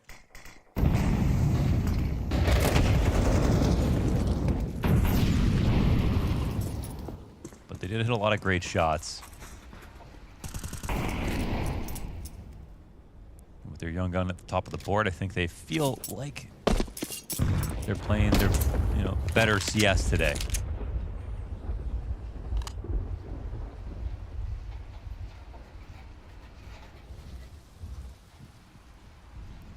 You're not even seeing Ops take this angle quite as often. 3 inner with the op at Ivy is really interesting position. Outer is so understaffed. It is a slow round, though. They're right about it. For Imperial, it's default T, it's spread out. But as we get past a minute, they start to turn their attention back to outdoors. Both teams trying to smoke off entry points to T-Con. Because of that, nobody feeling comfortable enough to play within it. So once those smokes fade, it feels like there's going to be another clash. Reality is Imperial actually, I think, are leaving it for the taking. Forward setup on this outer yard. If Khan can rely on that, then he can just lock down Ivy. He hears the approach coming, so it's going to draw attention. Xanter, no way! How'd he get out of there? No way he's alive. Walks up the B ramp as if he got invited to join them in the halls. Perfect timing, perfect play, and the spray is good. It's because they saw an Ivy player that the fake didn't work. They thought they actually elicited a push inner because Xanter thought he was going to be flanking Pop. He didn't even realize that this play was going to go towards him. What an obscure sequence of events here that leads Imperial to the slaughter. Risky Bob's going to try to come clear guns. He comes before the round's over, which is still great. 2 guns denied, but just got to take him. Man, that could have been even worse. Yeah, that's how you go look at it if you're Imperial for sure. Yeah, it was seconds away from true. This guy walks up a smoked B ramp with an MP9. It's because Khan missed an op shot on Ivy, so it just felt like the outer split is coming in. It's around 30 seconds, right? And gone. And Xanter's like, I guess I'm gonna go try to help outer. We've already got a Z player in the back that can watch if anyone comes out of upper pop. That's wild. That is very hard to be ready for. They would have just seen him 2.5 seconds ago while they were crossing up. So little unlucky. Oh yeah.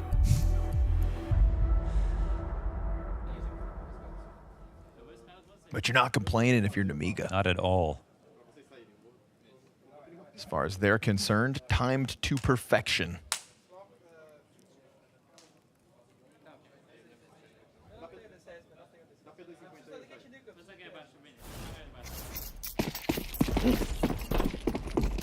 Tough pill to swallow if you're Imperial. Felt like you didn't even get to play your hand.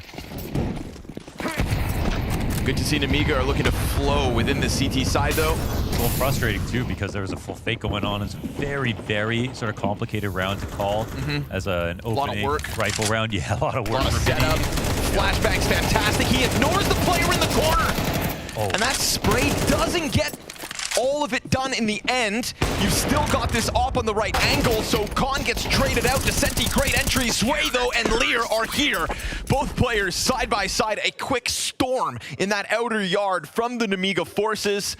And the trade frags are great. Target selection is kind of crazy right there. It ends up still, I think, being a half-decent idea. He gets a lot of damage on the second player. He makes sure to finish his food on the first one. He can communicate. There's one extra that's going to come out. But by that time, I mean, you do have eyes on ladder. So I don't mind that he doesn't go for the 180, 180. And like 180 left not on this very deck. risky, Bob. No.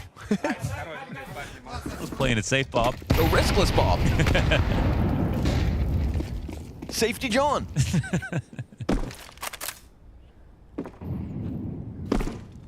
And the safety's off. Nemiga tearing them apart now, letting them know they know what's up. Oh, okay, no, never mind. That's a Khan off shot. He did tech. Down through Ivy. They're literally all up here. You got nowhere to hide, gentlemen.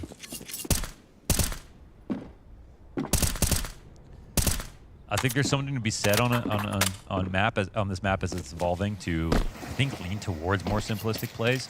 Like, I do really like that Nemiga, even though they went B, which is a little different. They didn't overcomplicate it ever. I mean, they just had very good, solid execs, solid fundamentals when it came to how they were entering, who was looking where. But they didn't just draw things out, because I feel like, you know, you got to respect where the rest of the meta is too. You're playing some genius level mind games, you know. It's like that whole analogy of the fool with the sword and how you could just lose to him just by accident. If you're thinking too hard, you might get a situation like we saw previously where someone walks through a smoke on B ramp while you're playing 40 upside down underwater chess. And so hopefully that's not what causes Imperial to lose, but it is to say that you got to just be aware of sort of where your opponent's head is at too. See if we're able to get away from that, or even if they keep it on that slower tempo, whether they just maybe cover the ramp, chalk it up to a bad timing, and hope that the strats still follow through. But it is a comfortable looking lead if you're Nemiga. Pistol round lost, conversion offered, and then nothing but CT round win since. Pelting the top of that ramp with nades, but they come out on top. Xanter's got the better of the flash support. Now we're going to get risky, Bob. Real risks being ran. I like this. They saw the bomb early. They saw lots of players as well. What a bank nade that is. If only it does more than 6 damage. I mean, it absolutely announces him, but 2 players so they could boost. That's insane. He climbs up, it's getting watched. Okay, that's insane. There's so many players in there and so few directions to cover. They know someone boosted. But will they expect another? And also, doesn't matter if they know you're here. You know, this is a great spot to stand in if they don't have outside control. And even this Molly can push you back, but it can't defend B. That's going to fall on Shui. Okay. Spray down's good. It's exactly what he needs. It puts his team in man advantage. He has 5 health after the fact there. It's not the perfect spray, but we've seen him tap, and now we've seen him mow him down. And it opens up this perfect opportunity for Lear to strike while the iron's hot. A double to his name to boot. And Nemiga happy with playing Train twice today. Yeah, said I don't understand why you picked this map, and that's so far what we've seen. I mean, with the Inferno pick from that last series, it was obviously a situation where they won Inferno already, and then it got picked again. In this situation, Nemiga lost last time, but they still got a warm-up map. That does count for something. Try so frustrated, but to be honest, man, I mean, Nemiga have shown a lot of strength, both now on T and CT side. I'm loving some of these setups. It's even less about aim now. They're just trying to get a little desperate, it feels like. Imperial try to charge out through T-Con, dead. Imperial try to make a ruckus over towards B. There is an opening, but then they hesitate for a second. They could have just flooded down and taken all of this. There would have been 0 resistance. Now in contrast, 3 defenders on site, and if you're not gonna go down that ramp, then you better watch your back.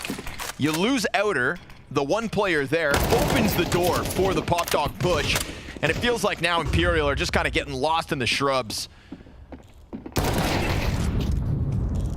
Well, Pop Shot gets missed. Maybe a gun pickup here for Nemiga, but it's still a 3-on-4. 1 Tech 9 here for try. Lots of players spotted. Positions known. Good info. Looks like they're going to run it down in her again. Let's see if Xanter can have a better time than Try did.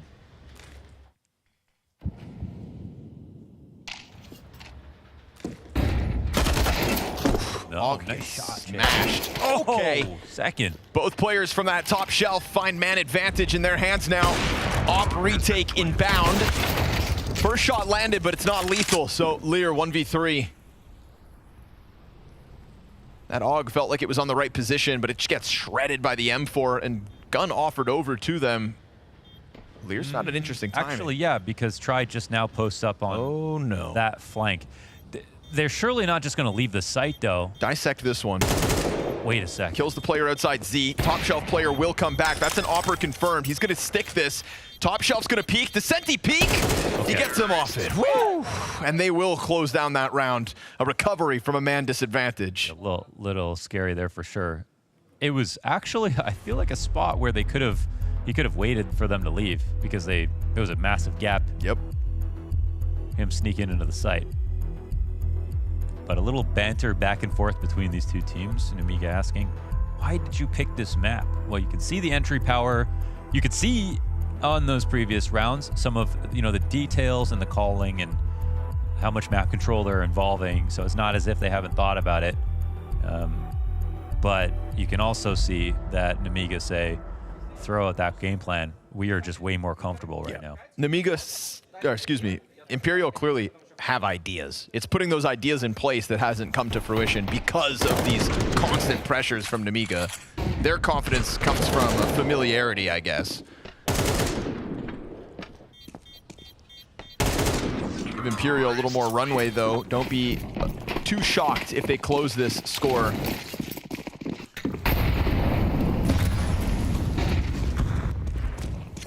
Whoa. Doesn't actually go fully. Did he see anything opping this deep last time? I feel like he did post up for a long time and then fell back. Oh, great spot. Under pressure. No punish, though. And no teammate with him, so Flash finds him fully. Would have been a perfect chance to strike him down. Instead, nothing happens. Try knows there's an op deep Ivy. He's going to try to find his line of sight to punish. It's brutal that they have him miss that shot. They still can't finish him off. This top red angle, though, from Lear. Did the other player spot this? Oh, wow. You got to be ready for anything. Incredible. Feels like the player in the back spotted Lear top red, called for try to ravel that. And in the process, a peek comes at him. He reacts. Well done. Now Khan's going to try to get aggressive into T-Con. Any corner could be occupied. There's bodies coming at him. He won't miss that one. He's got a corner. That's where No Way's going to put him down. Vinny 1 and done. Descenti good trade out from Pop, and so 1v3. Xanter nowhere to be found. Imperial sink their teeth deep in the outer yard. Man, so much of this comes down to Try's kill and how honestly incredible that flick was. We'll have to watch that back after this round. Xanter 1-on-3, I'm not thinking it's likely. The biggest benefit of taking outside is how difficult the retakes are. I like that shot from Try because not only is he thinking about the other opper down Ivy, then his teammate, I think, tells him, check top red. So you're in the it's like you're worried about one threat, you're trying to clear a second, and then the third swings at you. And he still has the reaction to drop the player. So Try instrumental in the 20th round. And also flicking left-right is one thing. Flicking up-down like that is much more difficult. Launders, he was going up, down, left, and right. My God, it was the Konami code, basically.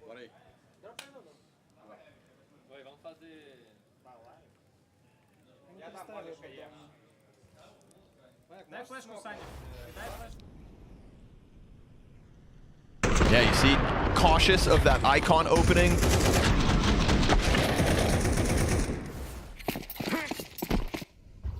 Threat assessment. Must-hit position. Just add a peek there.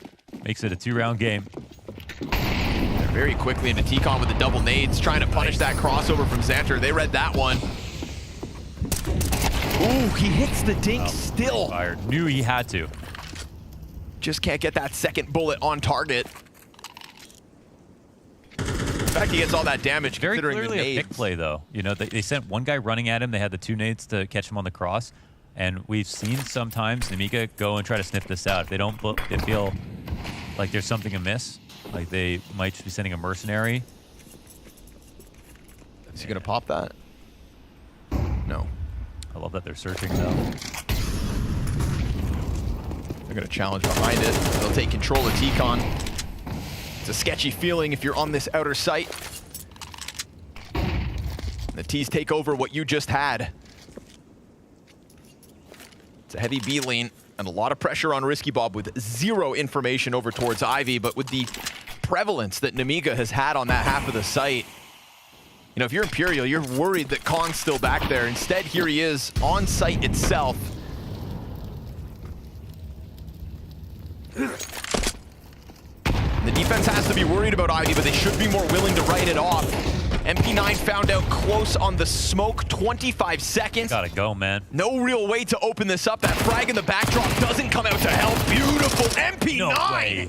Risky Bob with 1 mag, shreds flesh on 3, and man advantage off the back of that for 12. Lear's gonna hold on to the E-box. It's damage done beyond him, and they'll slaughter Imperial on their approach. Unfortunately, that is a little bit embarrassing to go out like that. 1 MP9 in a position. They were about to split. They're late into the round.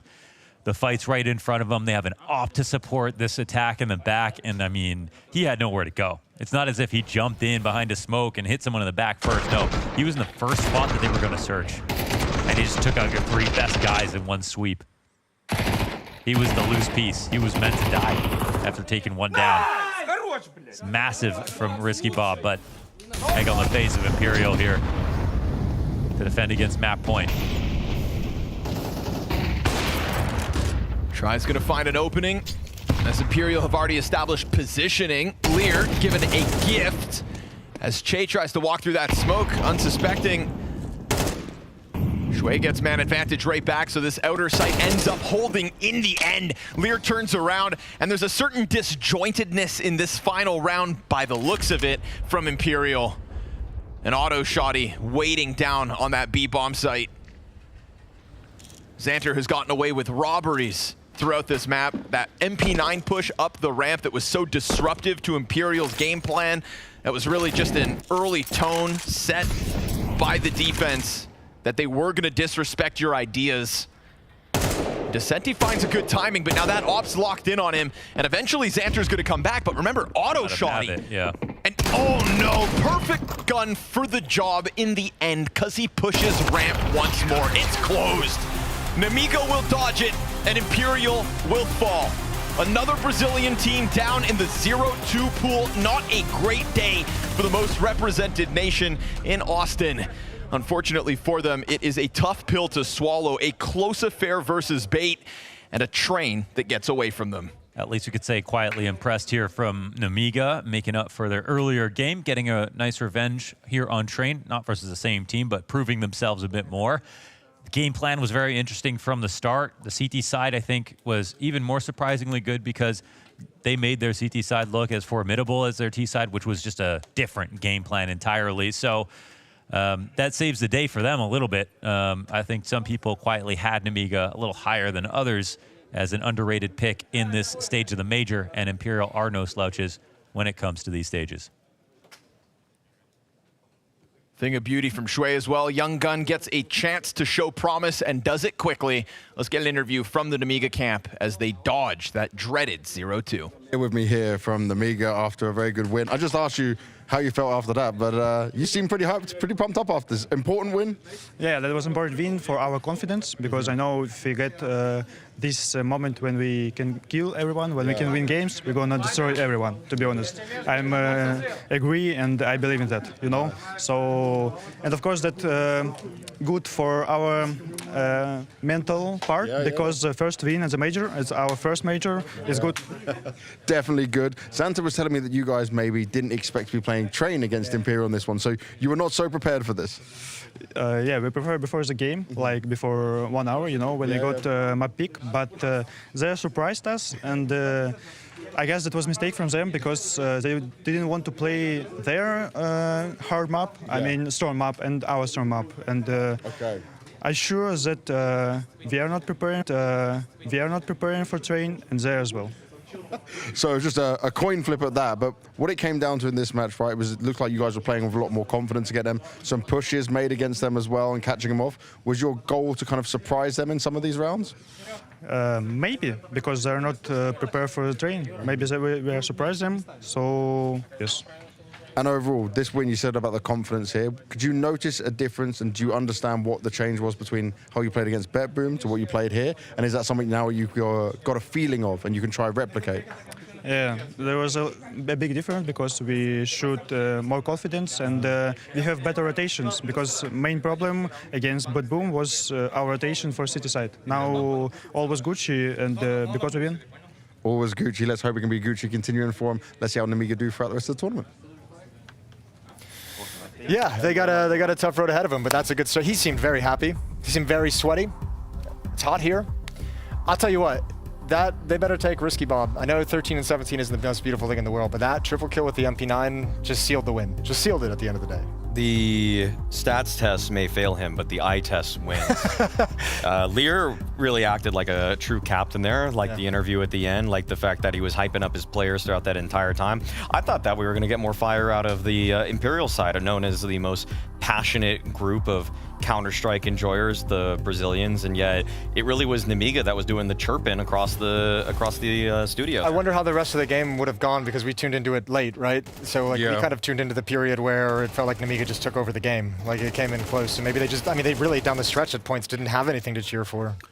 I will say this, when you see Lear and Risky Bob next to each other, not completely, they're just completely different. Okay. The camera angle was just very difficult. Just screwed us over. And also the photos that we get right here look very, and also I've only seen these guys play online practically, so I haven't really seen that many like live shots of them before. But we learned it. I don't know why so I'm coping right now. I'm coping personally, so. Why?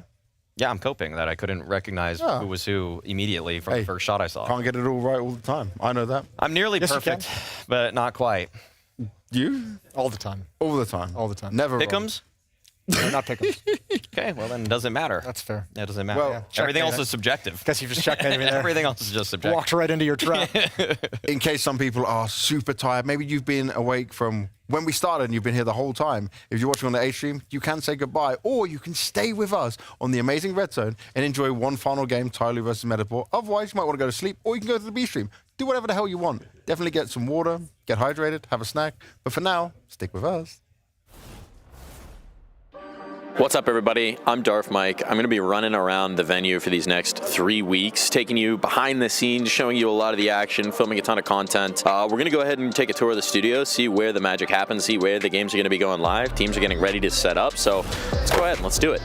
Welcome in to the Blast TV Austin Major Studio. Come on in, guys. Come on in. Come on in. We've got so many beautiful things to look at. This is where the first 3 stages of the Major are going to occur. We got 32 teams rocking up. It's in this studio where everything begins, where we first learn to respect underdog. This is the mix zone. This is where the press will be after the games to catch players as they come off, get their interviews, get their snippet, give you guys a little insight. But here, as we come around the corner, this is where the magic happens. We've got 8 setups. Top of the line Alienware monitors, blacklight chairs, desks, everything you could possibly want to achieve your absolute best as a player. But these setups, we've got 8 of them, and that means that one set of teams can be setting up while the other set of teams is playing, so that we don't have any elongated breaks if everything works as planned. Knock on, that's not wood, but it'll be good enough. So with these 32 teams coming in, there's a lot of rookies. With the expansion of the Major, there's a lot of new faces, a lot of fresh faces coming through. And while the setups do a great job of allowing you to adjust, to tweak, to raise your level, to lower your chair, to do everything you could need to make yourself as comfortable as possible, let's be real. We all know what's on the line. We all know the stakes. It's never going to be as easy as when you're playing at home. We're coming down to the end of the row, and here's where the broadcast magic happens. They don't let me touch the cameras anymore, not since the incident, so we'll leave that alone. I move on in here to the jib. This is my favorite toy. This is how we get all the beautiful sweeping shots. It goes in, it goes out. Every time you see a dope crowd shot, it's thanks to one of these. But again, not since the incident. Welcome in to the desk here at the Blast TV Austin Major, where we have created this marvel of carbon fiber and electronics to bring you the absolute peak of analytical experience here at the Blast TV Austin Major. We have the beautiful Austin skyline on the LED wall behind me. They can change that to anything that they want. They got so much power here. And in between the games, in between the matches, they're going to be breaking down the information. They're going to be bringing you the highlights. They're going to be updating you on the storyline, keeping you abreast of the situation. And if you think to yourself, you know what, I don't get enough, I don't get enough desk. I want to watch more desk. Well, you can watch it all the time now, because we've got the Red Zone channel coming your way, where they're going to be jumping in between the games, bringing you the biggest moments, the hypest plays, so you can keep track of absolutely everything all together, all at once. And it's from this desk that our analysts can peer all the